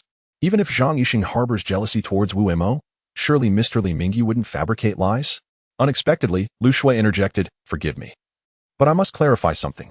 Just last week, Li Mingyu and Wu Mo engaged in a competition to assist the president of Russia in locating a bear, and Wu Mo emerged victorious. I find it difficult not to suspect that Li Mingyu harbors resentment. Both Tan Rin and Bolinov can attest to this." Following her statement, she directly tagged Tan Rin and Bolinov in her post. With so many rallying behind Wu Mo, both Zhang Yixing and Li Mingyu felt compelled to respond. Li Mingyu asserted, "Some individuals present themselves as noble heroes, while in reality, they are nothing but petty souls. Lu Shui, you must be accountable for your words. I indeed lost to him. But as a world-renowned detective, would I truly be so petty as to hold a grudge against a mere journalist?" Wu Mo realized that remaining silent was no longer an option. With so many voicing their support, he too had to speak out. "Zhang Yixing, Li Mingyu, you both present yourselves as paragons of virtue, yet you share the video without verifying its authenticity, and with subjective conviction that it is genuine, you dare to criticize me? Is this not the epitome of pettiness? Is this not an expression of your desperate desire to trample me beneath your feet?" Indeed, Teacher Wu is correct. Zhang Yixing and Li Mingyu are the true hypocrites. I fear you. What I say is merely the truth. Zhang Yixing attempted to maintain a facade of bravado, feigning knowledge of some secret Wu Mo possessed. Truth? It better be truth, or you'll find yourself sharing a cell with Mei Tianliang. I swear. This time I will not let you off lightly. Wu Mo retorted, his anger palpable. If I do not expose your sordid affairs, I will not bear the surname Wu. In this media age, information spreads rapidly, and this quarrel quickly became a trending topic on Weibo, with participation exceeding 2 million within a mere hour. And the numbers continued to rise. Thus, it was impossible for the leadership of Haihe Television to remain oblivious, especially with Lu Shui and Nian's involvement. As the commotion was simply too significant, these two individuals were indeed a source of chaos. Nian, could you not advise Wu Mo to cease this uproar? What a spectacle this has become. He Qianjin had gone to meet investors regarding a television drama, leaving Lu Yuewei in charge at the station, prompting him to seek out Nian immediately. Nian, please refrain from adding to the turmoil. I will call Zhang Yixing and ask him to halt this, all right? Let us all take a step back and put an end to this before our superiors catch wind of it. They would both face repercussions. Do you believe it? Lu Yuewei sighed. Very well, I will call Wu Mo. Nian pondered, realizing that it was not worth it to face disciplinary action over this matter. That is the spirit. I will call Zhang Yixing. Lu Yuewei stated, though he had no intention of making that call, in his view. As long as one party ceased the verbal onslaught, the other would naturally relent. Nian genuinely sought reconciliation, fully aware that while Wu Mo was in the right, should their superiors learn of this, it would ultimately result in mutual punishment, a common outcome in this nation, which often preferred to smooth over conflicts. As Wu Mo prepared to confront Zhang Yixing and Li Mingyu directly, he noticed Nian's call and had no choice but to answer. He held immense respect for Nian. Without her, he might not have achieved his current standing, as her care and support had been invaluable. What is it, Teacher I? Chapter 76, Assistance from the Animals. Wu Mo smiled. Teacher I am willing to listen to your words. However, please do not take offense. Even if I were to cease now, Zhang Yixing and Li Mingyu would undoubtedly continue their tirade. Just wait and see, they might escalate their antics further. I have come to see through it. Although Deputy Director Lu is typically impartial, he is overly protective of Zhang Yixing. I appreciate your sentiment. Very well. I shall refrain from engaging in further quarrels for now. I will momentarily lower the flag. This was not only to give Yin face, but also to provide him with a reason to counterattack. I knew you would prioritize the greater good. Yin, upon reaching this point, felt it futile to continue persuading. If Zhang Yixing and his fans could not cease their vitriol, then she would truly not concern herself with the matter. Let those who wish to intervene do so. Wu Mo halted his counterattack, poured himself a cup of tea, and rummaged through his home for some snacks. As he munched, he observed the trending topics on Weibo, watching Zhang Yixing's fans continue their tirade. It was evident that he had committed some nefarious act. Otherwise, why would he be silent? It appeared that both Zhang Yixing and Li Mingyu were correct. This individual harbored secrets, or why else would he refrain from speaking? I had heard that after being expelled from Wanglang, he swiftly secured a position at Haida Television. While nearly all his peers who interviewed alongside him were rejected, surely, there must be some underhanded dealings at play. Clearly, Wu Mo's character was questionable. Alas, in this day and age, virtuous individuals suffer, while the wicked thrive. Zhang Yixing, being too kind-hearted, was bullied as a result. Please, refrain from such remarks. I am not as admirable as you think. I merely misjudged character. When he first joined the television station, I believed we could become friends. But subsequent events left me disheartened. Enough said, discussing it only leads to despair. He has connections, after all. Seizing the opportunity, Zhang Yixing performed a heart-wrenching act, garnering sympathy from many oblivious netizens. Could it be that Wu Mo was the son of some influential figure? Even Yin and Lu Shui had come forth to defend him. Rumor had it that he Qianjin once had an illegitimate child, but that child supposedly perished. Whether this was true or not remains uncertain. It must indeed be he Qianjin's illegitimate son. Otherwise, why would he Qianjin protect him so fervently? I heard he nearly clashed with superiors in order to shield Wu Mo. Disgusting, truly. Indeed, what sort of people are these? With individuals like this at the helm of Haida Television, it is bound to face ruin. While there are certainly fans of Zhang Yixing among the critics, many are merely dissatisfied with their own lives, seizing this opportunity to vent their frustrations. They couldn't care less whether the video was authentic or if Wu Mo was wronged. They simply launched into a tirade, cursing indiscriminately. Moreover, Zhang Yixing's performance in his tragic act was commendable, winning the sympathy of many, and with the encouragement of certain individuals. The situation escalated dramatically. They did not fear Wu Mo, for if he were to retaliate, as a public figure, it would signify a dereliction of duty, reflecting poorly on his character, precisely what Zhang Yixing and his ilk sought. Conversely, if Wu Mo, mindful of his public persona, refrained from cursing them, then they could relish the thrill of their unrestrained insults. The exhilaration of trampling someone more accomplished than themselves invigorated them. Their assumptions were correct. Wu Mo would not stoop to cursing. Once he did, he would fall into Zhang Yixing's trap. Many public figures who openly cursed online ultimately faced dire consequences. He was well aware of this. Yet, what is cursing? It inflicts no real harm and only serves to vex oneself, wasting both energy and breath. Wu Mo sought a more direct, precise, and ruthless form of retribution. You who curse, only presume that hiding behind a screen shields you from repercussions. I shall expose each of your sordid deeds, one by one. In a lifetime, who can claim to have never engaged in a few disgraceful acts? Even the most virtuous among us have their transgressions. Previously, Wu Mo had shown these individuals leniency, refraining from revealing their misdeeds, but this time, he would extend no such courtesies. Cursing is amusing, is it? I shall ignite chaos in your backyard. I'll leave you scrambling, wondering if you'll have time to continue your tirades. Mutual insults online are futile. Reasoning proves ineffective. Doxing is indeed a rather ruthless approach. While somewhat unscrupulous and even illegal, it is undeniably effective. Yet, Wu Mo's methods would be even more savage. Of course, he would not disclose his plans via his Weibo account to avoid scrutiny from relevant authorities. With the trending topic gaining traction, he could simply post under an alias, pinning those videos and images for all participants to see. Currently, the topic garners millions of viewers. How lively! The more commotion, the better. The righteous and passionate youth have prepared the videos, including those of Li Mingyu and Zhang Yixing, and there was no need to edit their disgraceful actions. Upon searching, he was astounded by the sheer volume. In the animal chat group, Fan Air finally finalized the video. Yet, that was insufficient. He needed to rally everyone to assist Wu Mo. While they may not be able to post on Weibo, they could certainly see it. Those who cursed Wu Mo most vehemently let us uncover their disgraceful deeds on video. Should any of you face difficulties in the future, Wu Mo shall offer assistance. Free of charge. Wu Mo did not mention money, as the volume of videos required would far exceed his financial means. Thus, the debt of gratitude owed to the animals would only increase. If anyone doubts Wu Mo, there is little to be done. No proof can be provided.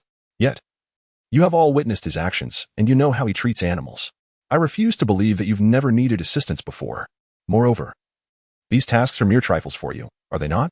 The dynamics in the animal chat group mirror real society. Many are willing to assist, while others are blinded by greed. However, all animals share one commonality. They can only connect with humans through this chat group, and currently, that human is Wu-Mo. Should you choose not to help him now, seeking assistance in the future will surely prove fruitless. Thus, whether out of goodwill or a desire to see Wu-Mo indebted to them, everyone began to take action. After all, it was merely a matter of videos, an effortless task for them. Chapter 77. Let chaos reign in your backyard on Weibo. The fanbase led by Zhang Yixing and Li Mingyu continued their vehement insults directed at Wu-Mo. Although Wu-Mo had his supporters, the combined follower count of the two amounted to millions, while he possessed merely 100,000, likely with 50,000 acting as spies. There was no way to match their vitriol. The comments section appeared uniformly against him, as if all were condemning Wu-Mo. The situation was dire. Huh, Wu-Mo? You cowardly turtle, dare not utter a word. And those supporting Wu-Mo, how could you support such a person? Your conscience must have been devoured by dogs. All are of the same ilk, colluding in their wickedness, not a single virtuous soul among them. Such remarks garnered numerous likes, quickly becoming popular comments, igniting fury among Wu-Mo's supporters. However, Wu-Mo appeared to watch the spectacle with amusement, sipping tea while registering alternate accounts, preparing to utilize these accounts to disseminate the videos. He had already granted Yin and Li the courtesy of silence for over 20 minutes. Yet the opposing side showed no signs of retreating. If he could endure this, he would truly become a coward. Finally, the clarifying video could be released. Wu-Mo sensed the timing was right and proceeded to upload the unedited video concerning his alleged refusal to pay for a meal and the incident with the elderly. To confront Zhang Yixing, he first needed to clear his own name, primarily to enlighten those who were misinformed about his innocence. As for those who would never believe him, he held no concern. What are you all clamoring about online? This is the original video. I am merely a server from Wagongzai. The events transpired not as you imagine. Watch the video. In the initial video, Wu-Mo exploited the guise of a service staff member at Wagongzai to lend credibility to his claims, albeit this identity was fabricated, as he had no time to locate the actual employee. The second video featured the voice of a bystander. I was present at the scene and filmed it myself. There was no police brutality, nor were there any reporters involved. That elderly woman is notorious for staging such incidents here. If you doubt me, feel free to investigate. I've provided the video for your scrutiny. I find it pitiful that journalist Wu is being wrongfully accused. The commentator expressed disbelief in Wu's character, asserting he would never act so maliciously. The person who edited the video is truly heartless, devoid of any sense of ethics. Do your family members know of your disgraceful actions? This video should have been released long ago. Zhang Yixing, you coward, speak up. Does your conscience not ache? At this critical moment, those who had remained silent suddenly chose to feign ignorance. Zhang Yixing, Li Mingyu, why are you silent? Enough of this, everyone. Let us not stoop to the level of those shameless individuals. I must extend my gratitude to those who released the original video. Without you, I would not have been able to clear my name, as there are always those who wish to bring me down. Truly, fame brings forth its share of controversies. Wu-Mo seized the opportunity to feign counsel. Mr. Wu, you are exceedingly magnanimous. Individuals like this should be pursued for their legal accountability. Zhang Yixing and Li Mingyu have already engaged in slander. Indeed, Mr. Wu, we stand by your decision to pursue legal action. These individuals have gone too far. Exactly. As Zhang said, how can we discern which video is authentic? It is utterly distasteful to use such material to cleanse one's reputation. Right? This scoundrel is adept at deception. I nearly fell for his tricks myself. I concur. The videos from those two newly registered Weibo accounts exhibit clear signs of editing, rendering them unreliable. Li Mingyu finally spoke up. Goodness, these two continue to resist at this juncture. Wu-Mo scoffed, subsequently releasing 2 more videos. One of these depicted Zhang Yixing in collusion with a notorious figure from Wanglang, selling crucial news from Hiya Television for profit. Initially, Wu-Mo wished to maintain a cordial relationship with Zhang, but as he persisted in provoking him, retaliation became inevitable. Upon the video's release, Wu-Mo promptly shared it, stating, regarding the veracity of the content in this video, I believe further investigation is warranted. However, this matter should be addressed by the television station and the police. So I shall refrain from further commentary and merely share. Yes, let us all share it and help Mr. Zhang gain recognition. What a noble individual. Sacrificing himself for a woman and exposing the secrets of Hiya Television. Truly commendable. Haha, you are all quite mischievous, but well done. I shall share this as well. In no time, this video became the most talked about topic. Then, another video surfaced, this one featuring Li Mingyu. In it, Li was seen accepting bribes while sabotaging evidence during an investigation, deceiving the victim, who happened to be a Chinese student abroad. This video amalgamated numerous factors. leading to considerable public interest. Wu Mo, not one to hold back, shared it with his own commentary. I personally believe in Mr. Li Mingyu's character. However, I hope he can clarify the content of this video. Moreover, I wonder if the victim's family is online or knows someone who is, so they can be informed. I'm online. Li Mingyu. I will kill you. Wow, I have always respected Li Mingyu, but I never imagined he could be such a person. How disgusting. The police must apprehend this scoundrel. How dare he accuse Mr. Wu? As the online war of words commenced, the relevant authorities took notice of the videos featuring Zhang Yixing and Li Mingyu, searching for the identity of the person who disseminated them. Zhang, in a fit of madness, typed a furious message, punctuated with multiple angry emojis. Who is it? Who is maliciously slandering me? This video is entirely fabricated. Nonsense. Zhang Yixing. There is no need for such haste. If you're innocent, you have nothing to fear. I support you in cooperating with the police to clear your name. Wu Mo remarked, relishing the unfolding drama. Ah, Mr. Wu, your magnanimity is commendable. Indeed, a person of such stature can weather any storm. Your admirable qualities are truly inspiring. Chapter 78. Targeting vulnerabilities, striking strategically. Wu Mo, you scoundrel, fabricating false videos to defame me. Someone alert the cyber police. This individual has lost his mind. Absolutely. Such a lack of decorum. How can one engage in such shameless acts, leaving us speechless? Indeed, Zhang and Li, do not fear. Promptly seek legal recourse. This scoundrel will surely back down. The fans of Zhang Yixing and Li Mingyu cared little whether the videos were produced by Wu Mo, as long as he shared them. He became their target for scorn. After all, insults bear no consequences, and the penalties for online defamation are minimal, at most, a visit to the police station, which amounts to nothing. They harbored no fear.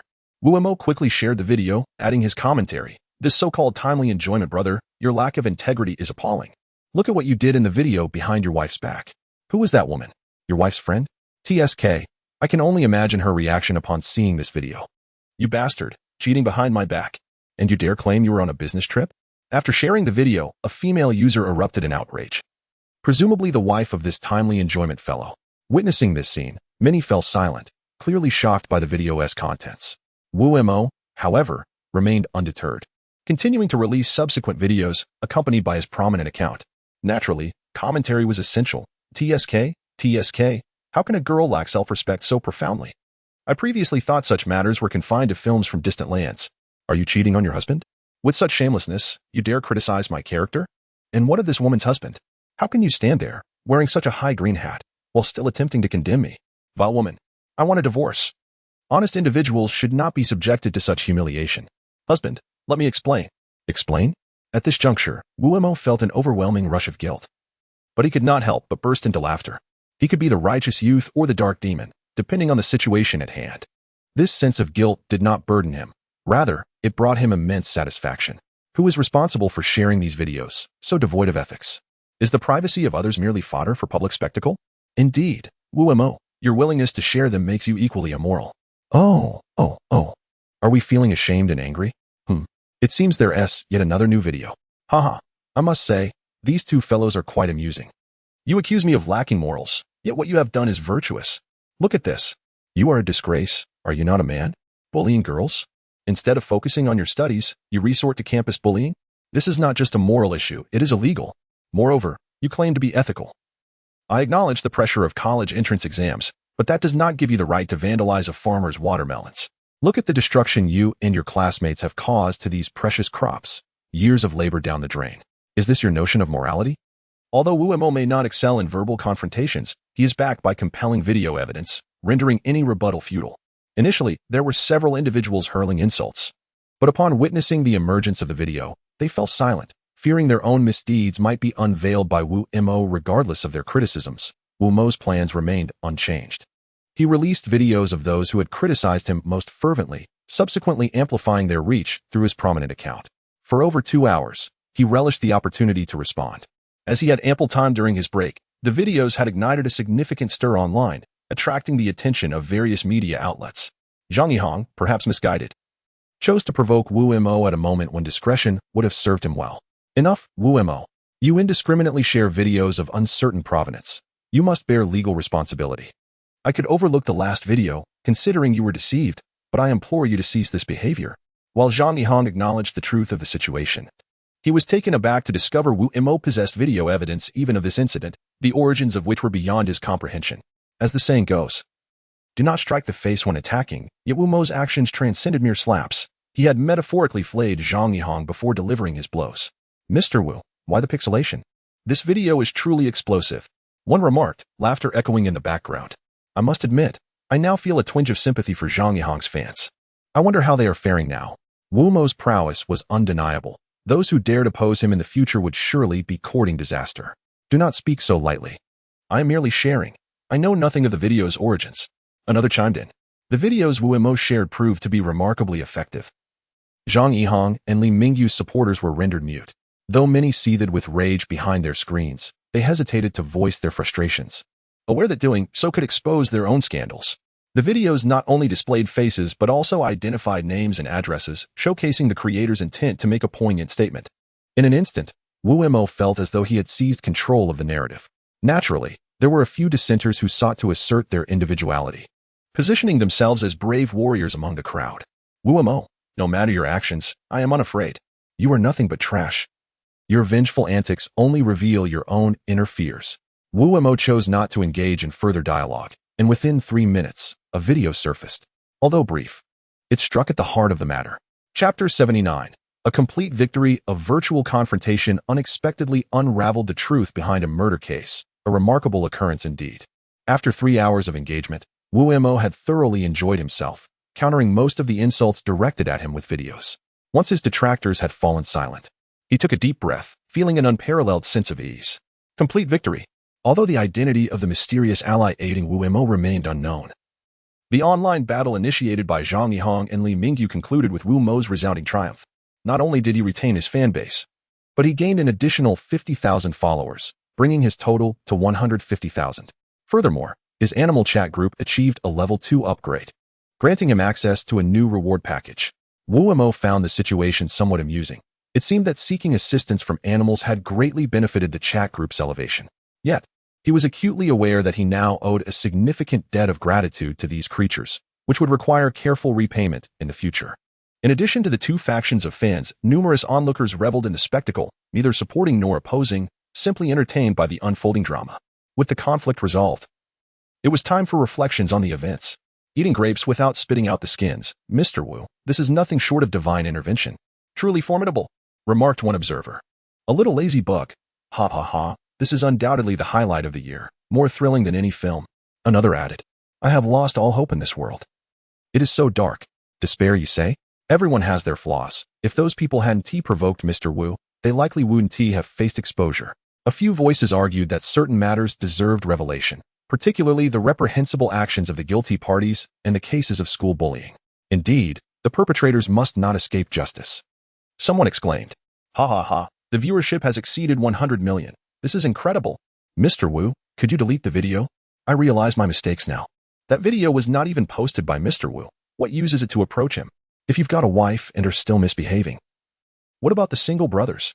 Wu Mo seized the opportunity to promote himself amidst the trending topic, recognizing that the moment was fleeting and publicity would soon wane. Since both he and Zhang Yihang utilized their personal Weibo accounts, the situation garnered significant attention from Hiya Television, leading many to be astonished by the videos. Although Wu Mo had merely shared them, denying any connection would be implausible. After all, those exposed were the very individuals who had derided him. Mr. Wu is quite capable, one commentator noted. Indeed, he must have remarkable connections to obtain such videos. Others cautioned, we must tread carefully. Let us not give Wu Mo any leverage. Pish posh. It seems Wu was merely compelled to seek assistance from friends. He had prior knowledge of Zhang Yihang's wrongdoings but chose not to expose them out of respect. Who would have thought Zhang would be so ungrateful? True, but this incident is still troubling. Deputy Director Liu is furious, and even higher-ups have called in. Wu Mo is in for it. What is there to worry about? Wu Mo did not utter any obscenities. He simply shared the videos. What can the leaders do? Fair point. But Zhang Yihang and Li Mingyu are undeniably in a precarious position. Why provoke Wu Mo of all people, especially after the recent murder allegations against him? Many have witnessed his capacity for retaliation. Sister and I, what if we convince Wu Mo to recruit that friend of his to our station? He is undoubtedly a talent. Understood. Sister and I, but it is truly a shame. TSK, indeed a rare find. As the team behind the Kiss Me segment engaged in conversation, the director's office secretary rushed in, visibly anxious. What is the matter that has you in such a hurry? Yin inquired. I must say, beautiful lady, your perspective is rather unjust. The provocateurs are Zhang Yihong and Li Mingyu. How can Wu Mo be blamed for retaliating? He remained silent for a good half hour following your advice, while those fools relentlessly pressed their advantage. Who is to blame? Zhang Qi was displeased by these words. The distinction between right and wrong is evident. This situation is not Wu Mo's fault. How can he be held accountable? Fine, I will not engage in further debate. I have relayed my message. You may handle it as you see fit. The secretary, aware that this was Wu Mo's stronghold and that most present were his supporters, refrained from further discussion and left. Chapter 80. I have become Spider-Man. As Wu Mo closed his computer, preparing to take a brief respite, his phone rang. Upon checking, he saw it was once again Yin. Although somewhat displeased, Wu Mo was reluctant to abandon his job, having worked hard to reach this point. To give it all up would render his efforts futile. Upon arriving at the Haiha, he had a meal, and as dusk approached, he decided not to venture out again. Finding driving rather exhausting, he closed the door to his room and indulged in a restful slumber until he was roused by a knock from the charming Guanju. What is it, Guan? It's past 8 and nearly dark. What brings you here? Wu Mo yawned as he inquired. Please, Wu Mo, I need a favor. Guanju anxiously grasped Wu Mo's hand. Calm down, take your time. We're roommates. If I can assist, I will certainly help. Wu Mo, now alert from Guanju's grip, listened intently. The situation is quite straightforward. You see, Guanju is interning at a foreign company, and due to her meticulous nature, the department manager entrusted her with a task to look after the boss's cat, which is reportedly quite valuable, worth tens of thousands. Those familiar with internships know that interns are often assigned unrelated tasks, and being the honest and obedient person she is, Guanju accepted without hesitation.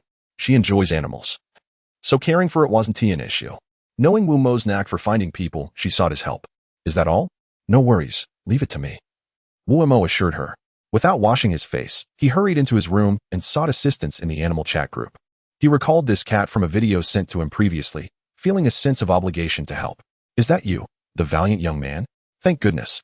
I'm stuck on an air conditioning bracket on the west side of your building, unable to go up or down. Don't worry, I'll send Wu Mo to rescue you.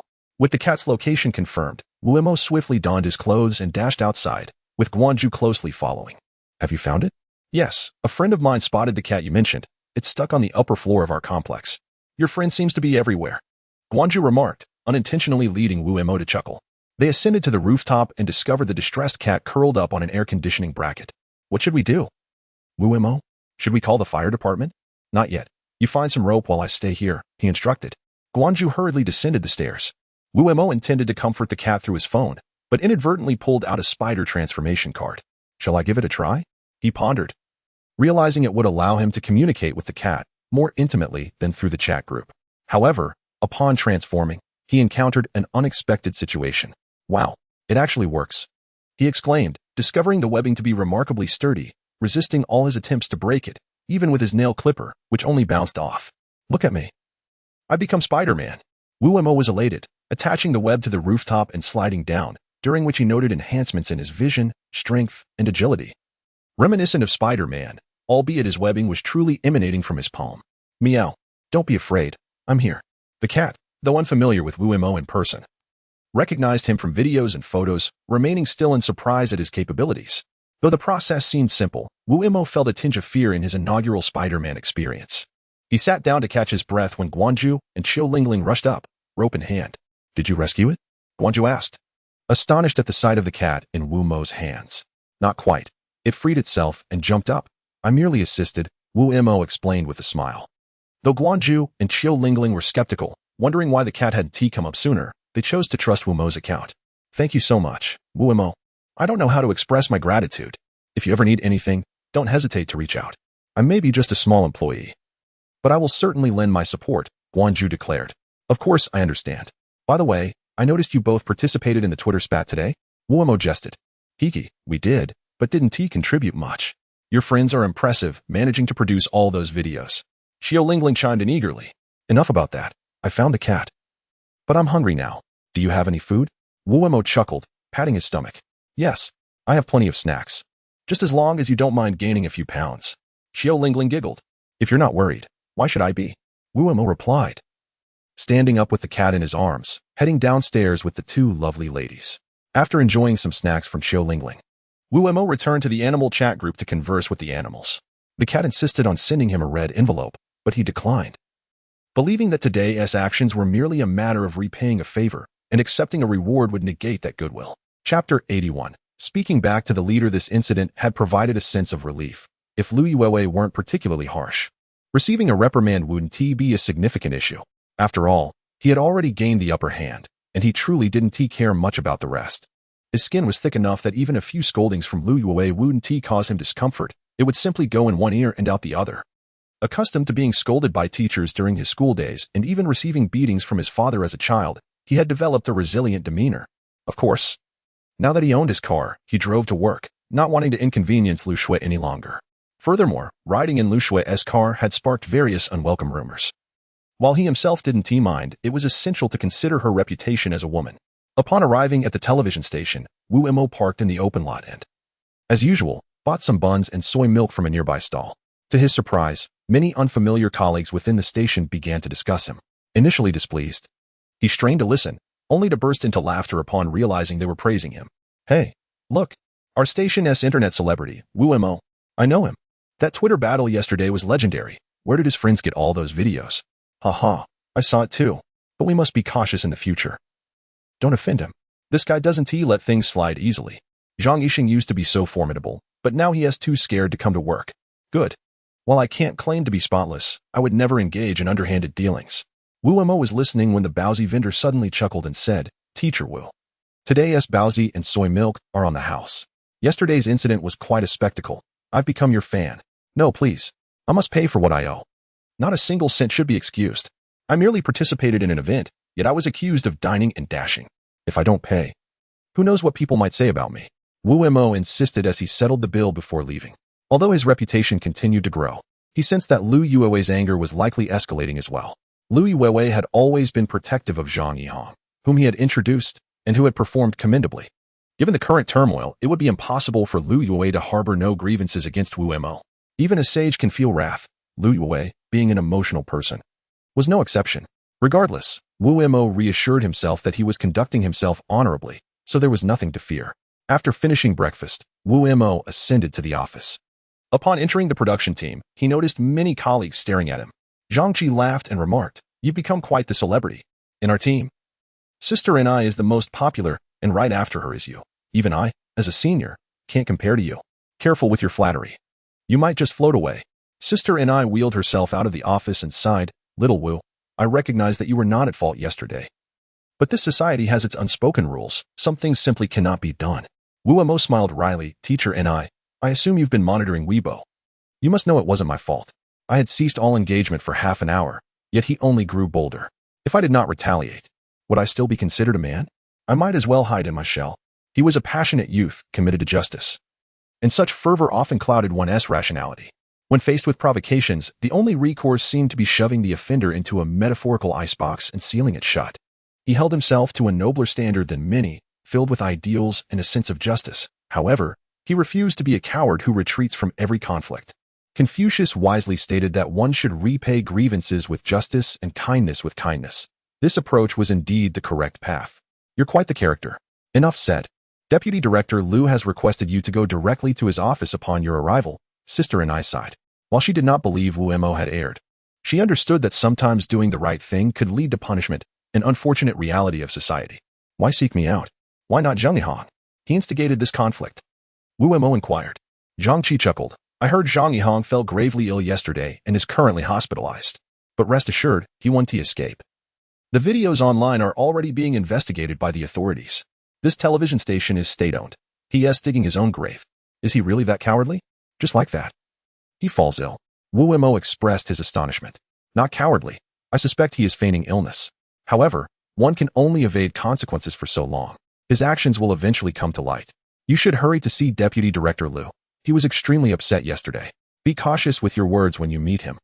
Don't lose your composure, Zhang Qi advised with a grin. Wu Mo sighed. It's absurd. I feel more wrong than Doi. Others slander me. And I merely clarified a situation and shared some videos. How does that make me guilty? I refuse to believe Deputy Director Lu can act irrationally, despite his displeasure. He prepared himself for a reprimand. If it was merely a standard critique, he would manage. However, if the matter escalated, he would not stand idly by. Waving goodbye to Sister Ni and Zhang Qi, he approached Deputy Director Lu's office with a sense of determination. Upon knocking, he called, "It's Wu Mo." Silence ensued. "Deputy Director Liu, if you're not looking for me, then I shall take my leave. My leave has concluded yet." And this is a personal approval from Director He. Ignored, Wu Mo felt his temper rising. Just a deputy director? When the tiger is away, the monkeys dance. You leave today, and don't bother returning. Came a voice from within. Reflect on your actions. Reflect? How dare you speak to me like that? Wu Mo challenged. What did I say? If you treat me with respect, I shall reciprocate.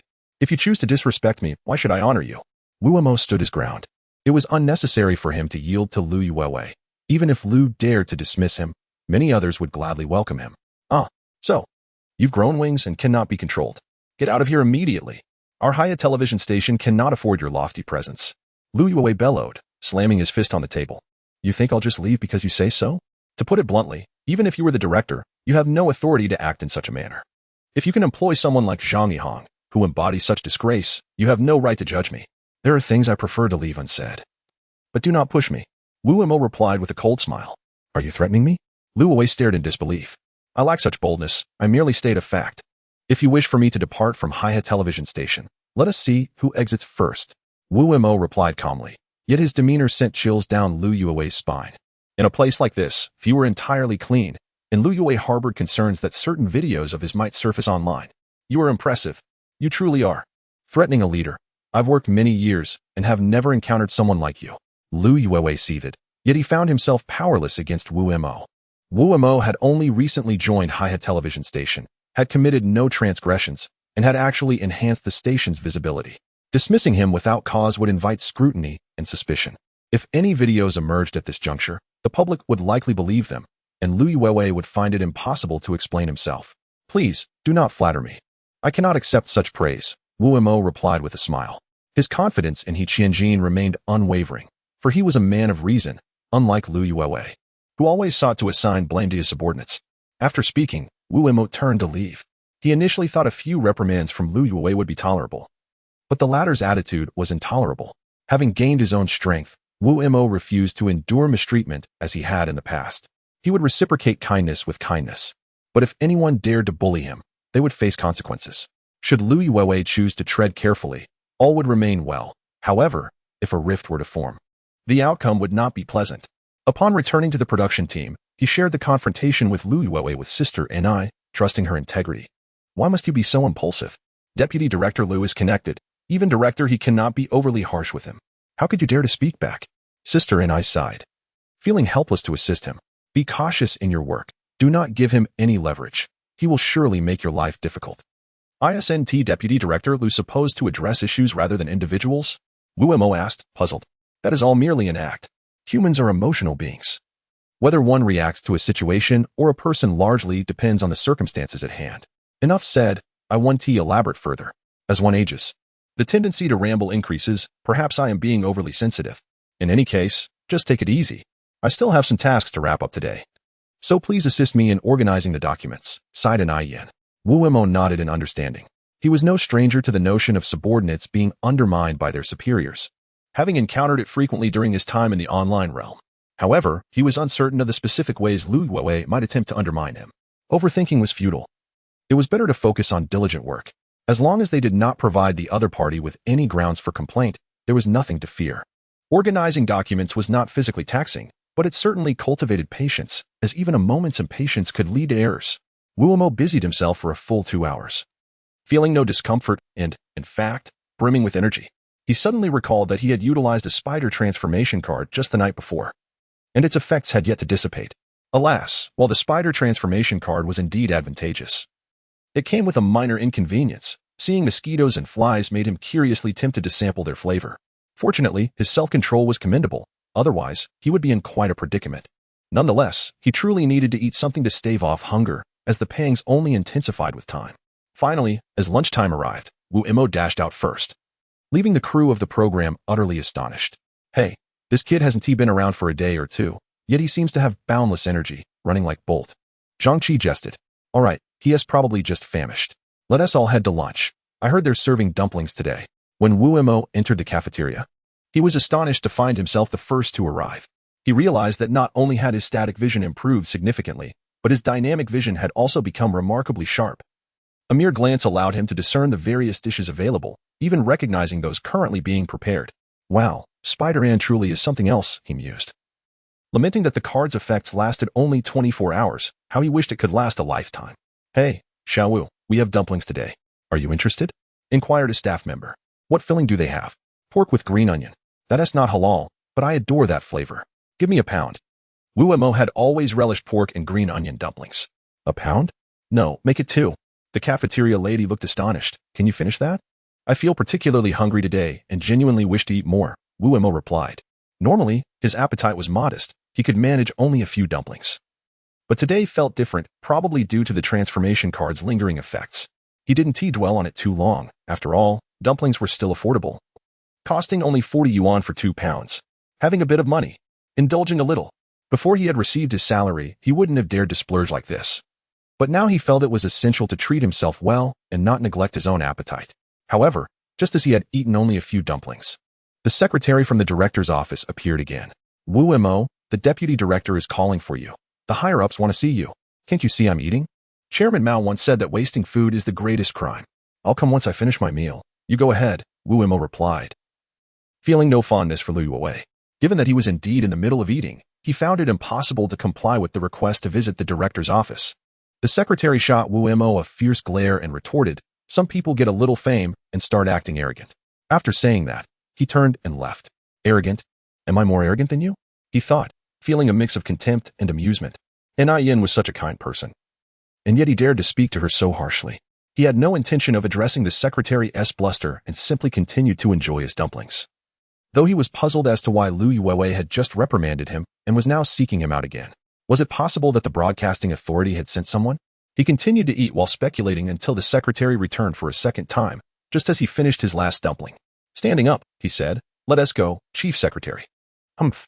The secretary dared not say more, merely snorting to express his displeasure. Wu Mo chuckled, how strange. Could it be that I just ate pork dumplings and now I hear pigs squealing? You, how dare you insult me? The secretary's face turned an ashen hue.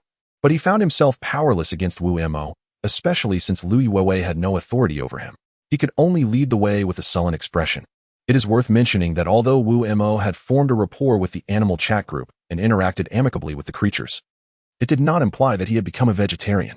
The natural order of life involves the strong preying upon the weak, and he had no intention of disrupting that balance. He would never engage in the wanton harm or slaughter of animals. Not in the past and certainly not in the future.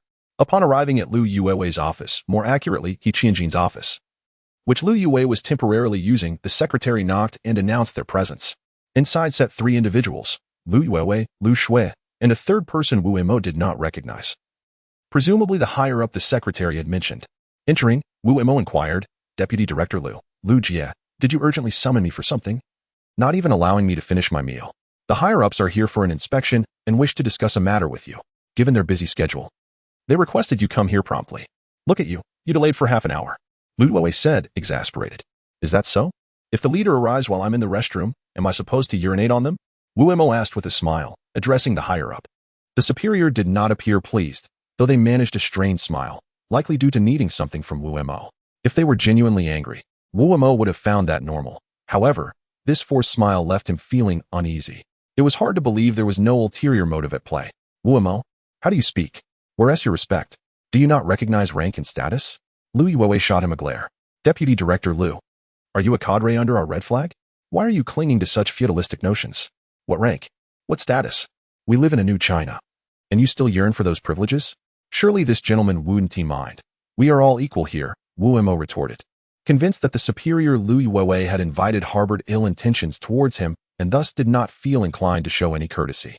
He was fully aware that those words were naive and simplistic, but reality was reality. One could not confuse dreams with truth. He said such things merely to provoke Lu Yuwei, who had no way to counter his remarks. Such individuals were hypocrites, disguising their true natures behind a facade of civility, while inwardly harboring unsavory thoughts. Of course, they would undoubtedly seek to undermine him behind the scenes. Enough, Deputy Director Lu. Let us skip the formalities and discuss the matter at hand. I did not come here to cause trouble. I merely wish for Xiao to assist with something. The higher-up leader, now evidently impatient, interjected. Lu Yuwei then remembered the main topic, glancing at Wu Mo as he said, Wu Mo, you usually rely on your friends for assistance, correct? Yes, so what? Wu Mo felt a sense of foreboding but could not pinpoint why. Do your friends wish to earn substantial profits? Lu Yue asked with a smile. Deputy Director Lu, please refrain from smiling. It unnerves me. Just state your business plainly. Wu Mo replied. Wu Mo looked at Lu Yue's hypocritical smile, feeling a shiver run down his spine. All right, I shall speak plainly. Lu Yue straightened his expression and said, the relative of this leader wishes to establish a missing persons search website. Could you possibly introduce him to your friends? I assure you, they will be well compensated for their involvement. Once the website is up and running, they shall be hailed as heroes. Upon hearing this, Wu Mo was taken aback and inquired, is this missing persons search website a charitable endeavor or a for-profit venture? Lu Yue chuckled, what are you saying? The government has already established a charitable website. There is no need for us to undertake such a task. Of course, it is for profit. And rest assured, if this matter is successfully resolved, you could receive a handsome sum of at least 20,000. Considering your current financial struggles, that is quite a substantial amount for you. What nonsense. Wu Mo nearly leapt up in indignation. 20,000? You think such a paltry sum can buy my network of contacts? I've dealt with businessmen before, but I've never encountered anyone quite like you. Impressive. What else with your attitude? Lu Yue, now displeased, looked at Wu Mo and earnestly advised. One must learn to be content. You are merely providing contact information for your friends. Even if you refuse, given this leader's connections, locating them would not prove difficult. In this monetary society, if one is willing to pay, they will surely assist the leader. As for you, not only will you receive nothing, but you might also lose your lifeline. Understand this, I shall not be a fool. Wu Mo retorted, if you possess the ability, then go ahead and find them. If you succeed, I shall genuinely congratulate you. In truth, Wu Mo had considered the creation of a missing persons search website, but he lacked funding and, given his character, he could not bring himself to profit from such morally dubious endeavors. He was a saint, yet the world consists of more than just saints and ordinary individuals. While he could not reach the level of a saint, he also had no desire to engage in unscrupulous dealings. Thus, he had consistently utilized the search website established by the television station in conjunction with the Civil Affairs Department to assist those seeking lost loved ones, doing so without charge. This approach brought him peace of mind, and the animals were willing to help. Most of the time, they did so for free. If he were to start profiting from this, the ensuing consequences were unfathomable. Why had the animal chat group sought him out? He had pondered this question repeatedly, although no definitive answer had emerged. He increasingly believed that his status as a righteous and passionate youth was what had led the chat group to invite him. If he became someone solely motivated by money, would the chat group cast him aside? He had no desire to test such waters, as there were no second chances in life. Losing access to the animal chat group could mean losing it forever. Chapter 84. Rebuking the leader, setting aside whether exploiting the animals for profit would lead to dire consequences. The mere offer of 20,000 from this superior was laughable. Good grief, that is hardly more than a beggar's allowance. While I, Wu Mo, may be financially strained, I still drive a BMW worth over 200,000. Do you truly believe I would settle for a mere 20,000? Dream on. This was no longer business. It was an outright attempt to leverage power over him. After dismantling a Zhang Yihang, now here came a Lu Yue, accompanied by a pompous superior leader. What did they intend to achieve? Lu Yue had reason to target him, having once nurtured Zhang Yihang. But this superior leader appeared to be under the delusion of being untouchable, expecting obedience and compliance. Yes, you may be my superior, capable of jeopardizing my career at Haiha. But I too possess the means to tarnish your reputation. I have no interest or obligation to engage in this task, Vice Director Lu. If you are so capable, then go find them yourself. If you succeed in undermining my livelihood, I might even admire you. Wu Mo couldn't help but chuckle coldly to himself, thinking, those friends of mine are all part of the animal chat group. Good luck trying to find them. Even if you do find them, how will you communicate with them? Turning to Lu Shui, he said, Director Lu, perhaps you should share your thoughts as well. Wu Mo is under your supervision. You cannot simply condone his behavior. Let me speak. Lu Shui smiled and replied, if I may, aside from his poor attitude, Wu Mo has committed no wrongdoing. Moreover, his attitude stems from your mishandling of the situation. Your bureaucratic demeanor is too severe. Lu Yue was incensed, reflecting on why he had consulted Lu Shui. Knowing her connection to Wu Mo as they lived in the same community and had previously commuted to work together, who could have predicted such a relationship? The superior leader's expression soured. To him, as a significant leader, being approached by him warranted deference and immediate compliance. The audacity of Wu Mo to retort was utterly unacceptable. Young man, do not nitpick every little detail. Do not lose sight of the bigger picture. I merely ask you to introduce a few individuals. Why does your attitude have to be so defiant, akin to a street thug? Where is your semblance of cultured behavior? What are you trying to do? Rebel? Wu Mo exploded at this remark, his temper volatile and unable to tolerate even the slightest slight. Perhaps this was why he had been dismissed from Wanglang. In some respects, he was ill-suited for corporate life, unable to abide by the unspoken rules. However, he was fortunate to possess the animal chat group, which allowed him to break free from convention. Previously, he might have endured such disrespect, but he was not one to quietly submit. Having never been the obedient child in school, often clashing with teachers and accumulating disciplinary actions, now, armed with the extraordinary advantage of the animal chat group, would he bow down? Listen well, leader, we cannot hurl unwarranted accusations. Wu Mo sneered. Firstly, I was dismissed from Wanglang. Yet I entered Hiha Television through a legitimate interview process, not because anyone took pity on me. Secondly, you hardly resemble a competent leader. You appear more akin to an archaic bureaucrat. If others do not act according to your desires, you deem them obstinate? What does that make your behavior? A bandit? I declare here and now, this matter is non-negotiable. Do as you wish, but I shall not comply. You dare speak to me in such a manner. Do you know who I am? With a mere flick of my finger, I could have you expelled from Hiha. The leader, realizing that no one in the Hiha broadcasting system had ever dared to speak to him this way, was infuriated and uttered words he should not have. Oh, pray tell me who you are. I am all ears. I hope you haven't engaged in any sordid deeds like Mei Tianyang, Zhang Yihong, or Li Mingyu. Otherwise, I cannot guarantee your position remains secure. We were never meant to cross paths, so do not provoke me. I, Wu Mo, am not a pushover and refuse to engage in losing ventures. Wu Mo felt compelled to issue this warning, signaling the leader not to oppose him. Lest they generate scandalous headlines, maintaining peace was preferable. The leader's expression shifted repeatedly before he slammed his fist on the table and stormed out. Lu Yue hurriedly followed suit, his apologies echoing along the way. Lu Shui stood up, playfully patting Wu Mo's shoulder, and remarked, "You're quite bold, aren't you? I've long wished to express those sentiments, but lacked your audacity to voice them outright. Tell me honestly, Lu Jie, will I face repercussions from the station for this?" Wu Mo inquired. Lu Shui sighed. Alas, if I were the station director, I would likely overlook it. However, with director he currently on a business trip and deputy director Lu fully in charge, he possesses the authority to make any staffing adjustments. While he may not have grounds for punitive measures, he can certainly manipulate your position, leaving you perpetually in a subordinate state. Chapter 85. The rule breaker. The two then exited the director's office. However, the events that transpired within had already spread like wildfire, and nearly everyone at the television station was aware of it. Zhang Qi, are you aware that Wu Mo from your team is in deep trouble? Nonsense. Xiao Wu is performing splendidly. How could he be in trouble? Don't spout such nonsense. We still need him in our team. Is this about his social media? Wu Mo, has he done anything wrong? What is Lu Yue's justification? Your information seems quite outdated. This is serious. I just heard that Wu Mo confronted a superior in the director's office and refused to comply with their demands, leaving them in a foul mood. If that superior so much as moves a finger, even director he would have to shift positions, let alone Wu Mo. Just wait. I bet Deputy Director Lu will announce a decision regarding Wu Mo shortly. What? He actually did that? Why on earth? Rumor has it that the superior wanted Wu Mo to introduce some friends who could help locate missing persons, aiming to establish a profitable search website. By obstructing their financial ambitions, how could they not be furious? Well said. Zhang Qi suddenly interjected. It's disgraceful to profit from such matters. That leader is no good. I wholeheartedly support Wu Mo. If Lu Yue dares to retaliate against him for this, I will be the first to object. Zhang Qi held a certain position at the station which afforded him some influence, and with the backing of Ni Yin and Lu Shui, Lu Yue would think twice before making an excessively harsh decision. While it's commendable to voice dissent, we both know that working in public service requires a degree of humility. This young man is far too brash. He is ill-suited for public service and is bound to be marginalized by society's unspoken rules. With such a persona, he would likely face censorship even in independent media, let alone at a television station.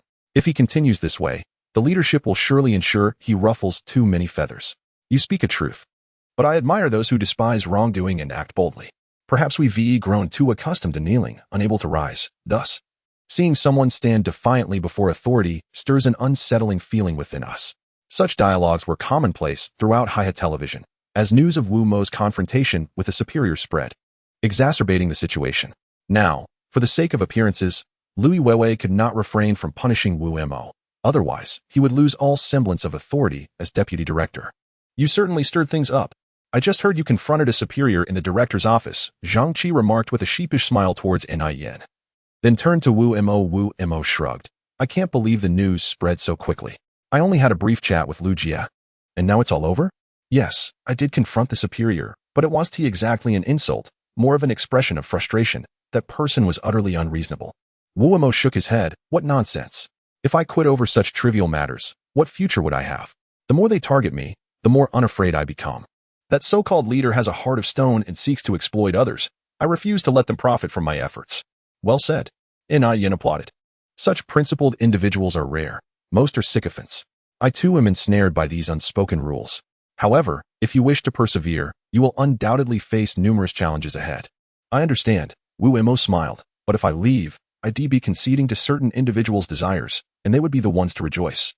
I intend to stay not only for my own sake, but to rise higher, becoming a pillar of high television, so they dare not toy with me again. He had contemplated resigning entirely. That's a commendable mindset. Regardless of others' opinions, as long as I remain at this station, I will support you. After all, I am nearing retirement and have little to fear, and Yin affirmed her support for Wu Mo's decision. She despised those who would leap ship at the slightest provocation. Achieving something in one place before moving on would only yield greater opportunities elsewhere. Thank you, teacher. And Wu Mo smiled. In truth, his reluctance to leave stemmed from the support he received from Yin, Zhang Qi, Lu Shui, and others. In a new, unfamiliar environment, such camaraderie would be uncertain. Deputy Director Lu has arrived. Xiao Wu, do not fear. What is inevitable will come to pass. You can't escape it forever. And Yin encouraged. Wu Mo smiled. What was there to fear? He had been waiting for Lu Yuewei to confront him, curious to see what trickery the old fellow would employ against him. Should it be excessive, he would not hold back his retaliation. If it were merely routine staffing adjustments, he planned to achieve notable results, compelling Lu Yuewei to silence. Chapter 86. My new program. Wu Mo, alongside Yin and Zhang Qi, exited the office, pushing a wheelchair. Lu Yuewei was not alone. He brought a young man, likely in his early 20s, who had probably just graduated from university. Everyone, please pause your work. I have 2 announcements to make. Lu Yuewei glanced at Yin and the others without greeting them, instead clapping his hands to get the attention of the team. While the team recognized Wu Mo's talents, most were unwilling to oppose a deputy director for him. They were inclined to heed Lu Yuewei's words. Seeing everyone cease their activities, Lu Yuewei introduced the young man beside him. This is Chao Huawai, a distinguished graduate from the Capital Broadcasting Academy, here to intern with us. From now on, he will take over Wu Mo's responsibilities. Chao Huawai's parents are also in the media industry and possess extensive experience. Please welcome him. He will be your colleague. I know this Chao Huawai, Zhang Qi interjected, showing little regard for Lu Yuewei. I recall he failed the last interview assessment. How is it that he suddenly gets to intern here? Isn't there a rule against such direct appointments at Hi-Hat Television? That was then. This is now. With Director Huawei on business, I can make decisions directly. Your interview process was excessively stringent. Xiao Chao is undoubtedly talented, Lu Yuewei retorted, visibly irritated. Talented? Then why not place him in another program or channel? Just don't bring him into our team. Zhang Qi, perhaps emboldened by Wu Mo's actions, showed no respect for Lu Yuewei. Moreover, Lu Yuewei's actions had indeed violated the long-standing rules of the television station, which was a serious breach. Enough, Zhang Qi. Refrain from speaking further. Since this has been arranged by Vice Director Lu, Xiao Chao, you may stay from now on. Yin sensed that Lu Yuewei was truly on the verge of an outburst. She was reluctant to see the Kiss Me segment completely cut off over this matter, as that would be an unfavorable outcome. Moreover, Zhang Qi was not like Wu Mo. Wu Mo had many connections who would come to his aid, which would make Lu Yuewei think twice. In contrast, Zhang Qi had no such support and could easily become a target for retaliation. Her intentions were, after all, for Zhang Qi's benefit. Zhang Qi opened his mouth, but ultimately said nothing. He held a deep respect for Yin and valued her opinion. This arrangement had indeed crossed Wu Mo's mind, as it had for many others, yet none had anticipated Lu Yuewei's directness, completely disregarding his own dignity. I'm responsible? Vice Director Lu, such a statement does not please me. It was baffling why everyone seemed to protect Wu Mo. Forget it. My arrangements stand as they are. I do not wish to explain further. You are in charge of this segment. Make your own decisions, but you cannot interfere with personnel arrangements. Lu Yuewei's tone grew suddenly firm. And what about me? Lu Yuewei felt a headache coming on. He could disregard Zhang Qi, Yin, and even Wu Mo. But Lu Shui was another matter. Her status was unique, and he could not afford to offend her. Besides, Lu Shui was speaking the truth. To casually arrange for someone who has not passed the interview process to join us, what would people outside think? Lu Shui remarked coldly. However, the young man is already here. We cannot dismiss him again. That would be detrimental to his morale, especially since he truly possesses talent. Lu Yuwei frowned. Lu Shui pondered for a moment. I can make an exception, considering your position as vice director, but you must agree to one condition. You may speak. Lu Yuwei sighed in relief. If Lu Shui was willing to negotiate, the matter could be resolved. Not a chance. Lu Shui smiled without a word. Yet Lu Yuwei understood her implication. If he did not agree to her terms, arranging for Chao Huawai's entry would be impossible. However, arranging for Chao Huawai was essential, as he was a relative of a leader whom Wu Mo had previously offended. Failing to do so would result in significant repercussions. Zhang Qi added, Indeed. Wu Mo is still a member of our news channel staff. In fact, Lu Jie needn't report this to you. Arrangements can be made directly. Not giving you personnel. Not giving you funds. Chapter 87. A show destined to fail? Although Lu Yuwei granted Wu Mo an opportunity under Lu Shui's pressure, he imposed a restriction on it. What conditions? Lu Shui inquired. Currently, I am offering Wu Mo an opportunity, not negotiating terms with you. Lu Yuwei scoffed. To him, Wu Mo was merely digging his own grave, bringing upon himself a downfall. Understood, Vice Director Lu. Chao Huawai exclaimed excitedly. 2 episodes? Such audacity. I will not debate this with you now. Chao, heed my words. Study diligently and prepare well. Do not emulate certain individuals who become arrogant upon achieving minor successes. Lu Yuwei cast a disdainful glance at Wu Mo before advising Chao Huawai in departing. In his view, Wu Mo's impulsiveness and displeasure were merely venting, unlikely to lead to success. Animal Legend was far more challenging to elevate in ratings than Kiss Me, a conclusion repeatedly validated in meetings. Were the broadcasting experts of Haihe inferior to Wu Mo? Lu Shui sighed helplessly. Though she was the head of the news channel, Lu Yuwei held a higher rank and broader connections, leaving her unable to assist Wu Mo significantly. In the entire television station, the only individuals who made him feel warmth were these 3, along with Director He. Although he had previously maintained good relations with colleagues from the Kiss Me team, following his downfall, they seemed eager to distance themselves, though thankfully, none had kicked him while he was down, which was a small consolation. Chao, here are some fruits I bought today. If you feel parched, have some. If you encounter any issues at work, do not hesitate to reach out to me. And Yin offered. The literary youth who entered and exited did not spare Wu Mo a glance, exemplifying the fickleness of human relationships. When Wu Mo was thriving, she had sought to draw closer to him. Now that he had fallen from grace, she reverted to her previous indifference. Another was Wang Kuan, the secretary in the director's office. Indeed, he was the individual who had been at odds with Wu Mo, even spreading news of Wu Mo's confrontation with superiors throughout the station. His reputation for gossip was quite apparent. Chao, I am the secretary of the director's office. If you have any uncertainties, feel free to approach me, and I will assist you, he claimed. Chapter 88. The Collective Efforts of Animals. Secretary Wang. You are too kind. I hope to rely on your assistance in the future, Chao replied, feeling nauseated at the sight of those who fawned over him. He turned and walked into the office, followed by Yin and Zhang Qi. As Wu Mo began to pack his belongings, Zhang Qi expressed his concern. Sister and I worry about Wu Mo. Lu Yuwei is truly overstepping. ISNT, let us observe the situation first. If it becomes untenable, I will find a way. Moreover, Director He is yet to retire. He will undoubtedly support Wu Mo and Yin's side. Ultimately, the only one who could rescue Wu Mo was Wu Mo himself. After Wu Mo's departure, an incident unfolded within the television station. Wang Kuan distributed a stack of printed forms to all employees of the news channel, detailing Wu Mo's alleged errors at work. Dubbed an investigation form, many viewed it as Lu Yuwei's second move. Lu Yuwei understood that many envied Wu Mo. When Wu Mo was thriving, they likely refrained from acting against him. But now that he had fallen, it was a classic case of when the wall falls, everyone pushes. Hatred born from envy would inevitably lead to people seizing the opportunity to undermine him. Many supposed errors that were not actually mistakes would find their way onto the list. Lu Yuwei was indeed merciless. Bastard. I will not fill out this form, Zhang Qi declared as he threw the form at Wang Kuan's face. Enough, Zhang Qi. He is merely carrying out Vice Director Lu's orders. And Yin intervened. And once Wang Kuan had left, she continued, you must realize that Wang Kuan is Lu Yuwei's spy. It is best not to speak carelessly in front of him. Otherwise, Lu Yuwei will make things difficult for you. Spy or lackey, it matters not. Zhang Qi retorted. Regardless of the label, the key is to refrain from speaking the truth in his presence. Lu Yuwei is currently fixated on dealing with Wu Mo and has no time for you. Once he has the capacity, he will turn his attention to you. We must fill out this form, but since Wu Mo has committed no errors, we may as well write something trivial, and Yin suggested. Right. Zhang Qi exclaimed as he quickly pinned a line stating that Wu Mo's greatest flaw was his exceptional talent, which had bred jealousy among many. Sister and I. How does this sound? You are bound to infuriate Lu Yuewei. However, it matters little. We only have 2 forms.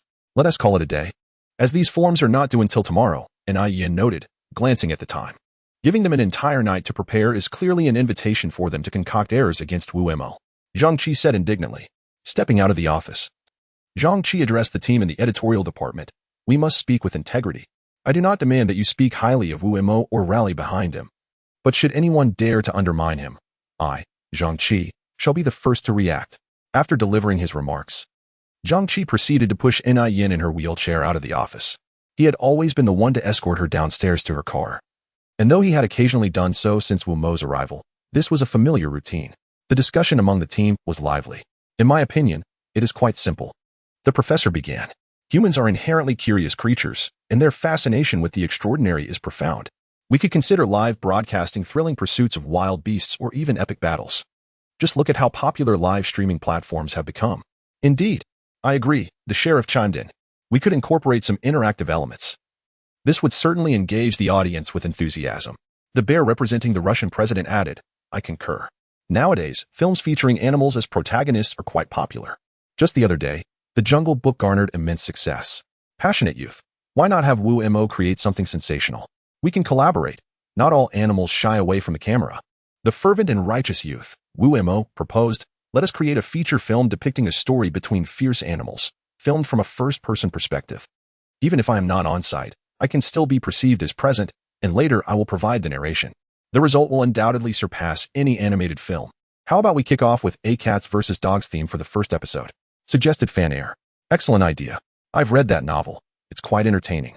Albeit with some elements that stretch reality, the sheriff responded enthusiastically. That's of no concern, as humans are oblivious to such details. What matters is that it's engaging. The paramount issue at hand is funding. Without financial support from the station, how can we acquire the rights? Wu Mo lamented. I hadn't considered that, he admitted.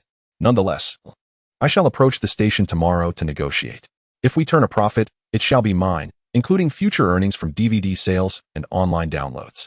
I will find a way to secure the necessary funds. Danny, if it proves impossible to gather the money, come to me. I will assist you. Offered a kitten saved by Spider-Man. Meow. Money is not a problem. Just reach out to me. I owe my life to Wu Mo. Oh, how I admire you, Spider-Man. The animals responded in unison, Spider-Man. Chapter 89. The animals' gratitude. At this juncture, Wu Mo felt compelled to reveal the truth, stating, I am, in fact, Wu Mo, the righteous and passionate youth. Upon uttering this, a great weight lifted from his shoulders. He had long pondered whether to disclose his true identity to the animals, especially considering their camaraderie, while he had been masquerading under a different persona. Fan Air had hinted at this in numerous conversations. Yet Wu Mo had foolishly assumed that no one was aware. The reason they had not fully confronted him was likely that they were waiting for him to confess. Now that the topic of Spider-Man had arisen, he seized the opportunity to unveil the truth. Are you not astonished? I am Wu Mo. Having been drawn into this chat group, I have reaped certain benefits.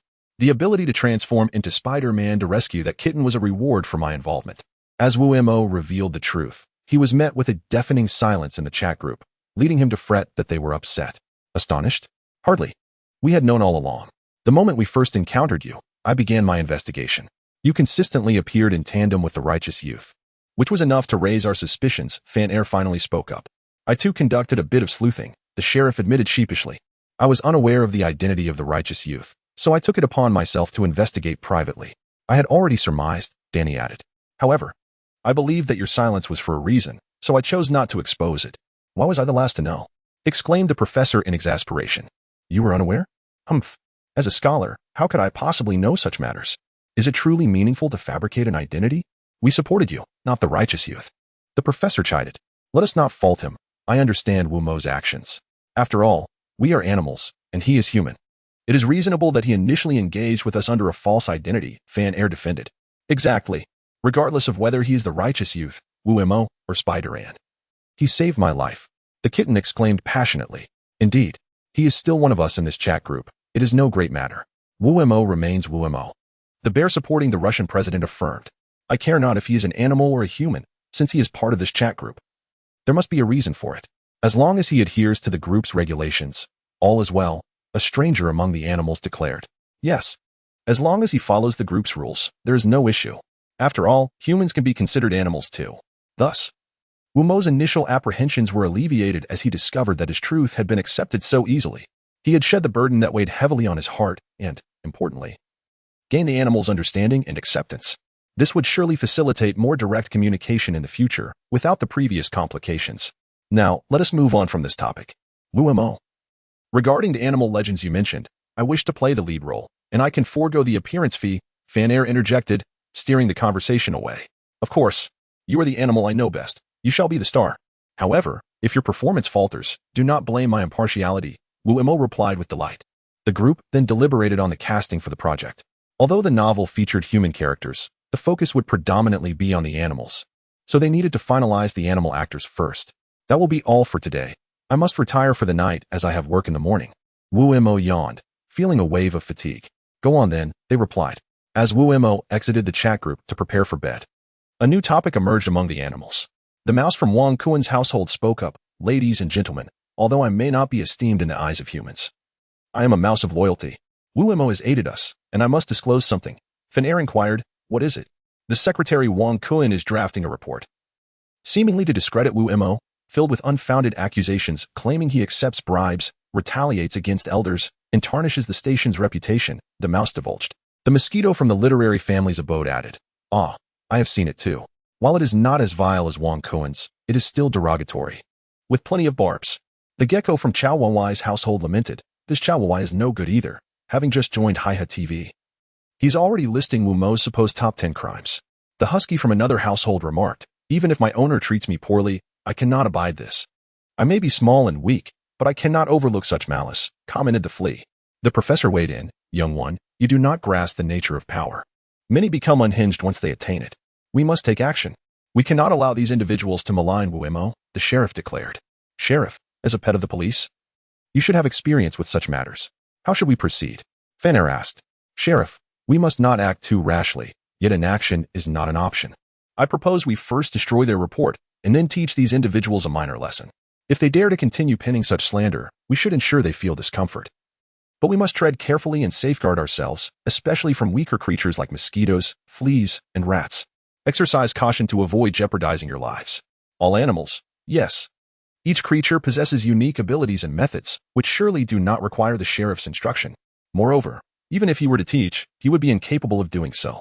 Fanair, Professor, should we inform Wumo about this matter? Professor, do not disclose it to him. This is our act of retribution. Informing him would render it meaningless and may affect his spirits. Chapter 90. Never underestimate small creatures in the stillness of the night. Although the neon lights of the Hiha River continued to flicker, the majority of humanity had succumbed to slumber. Within the abode of the literary youth, hundreds of mosquitoes swirled in the living room. The literary youth employed mosquito coils, yet they were only used in the bedroom. According to the mosquitoes, they quite enjoyed the scent of the coils, akin to humans indulging in tobacco. However, this was not a time for enjoyment. They alighted upon a piece of paper on the table. Brothers, this paper bears the evidence of slandering Wumo, but it is pinned down by an object. We must exert ourselves to free it and destroy it. Yes, I will count to 3, and we shall all exert our strength. 1, 2, hey. 1, 2, hey. All right. It's out.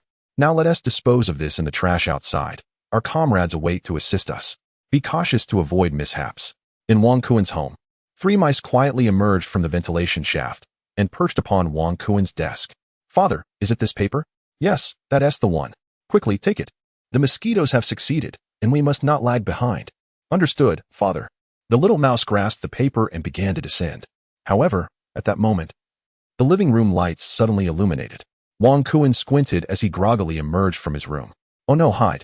The 3 mice startled, darting behind the table, as a palpable danger enveloped them, causing them to tremble. What fell? Squeak. The little mouse, frightened, squeaked in terror at Wang Kuen.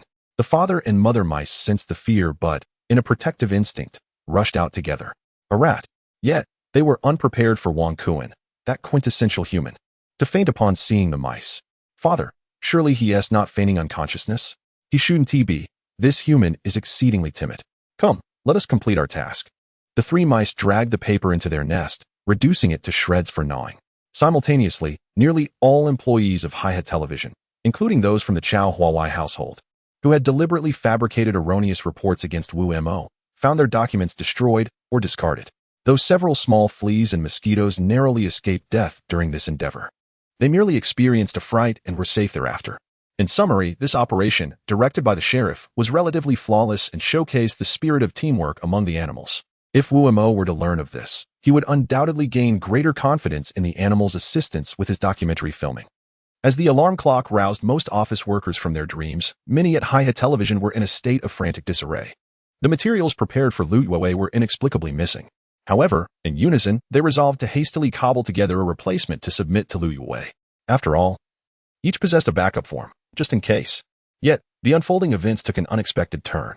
The literary youth sat at the table, ready to write. But before she could set pen to paper, a swarm of mosquitoes descended upon her, biting her delicate face multiple times, leaving numerous welts. Every attempt to write met with similar interruptions.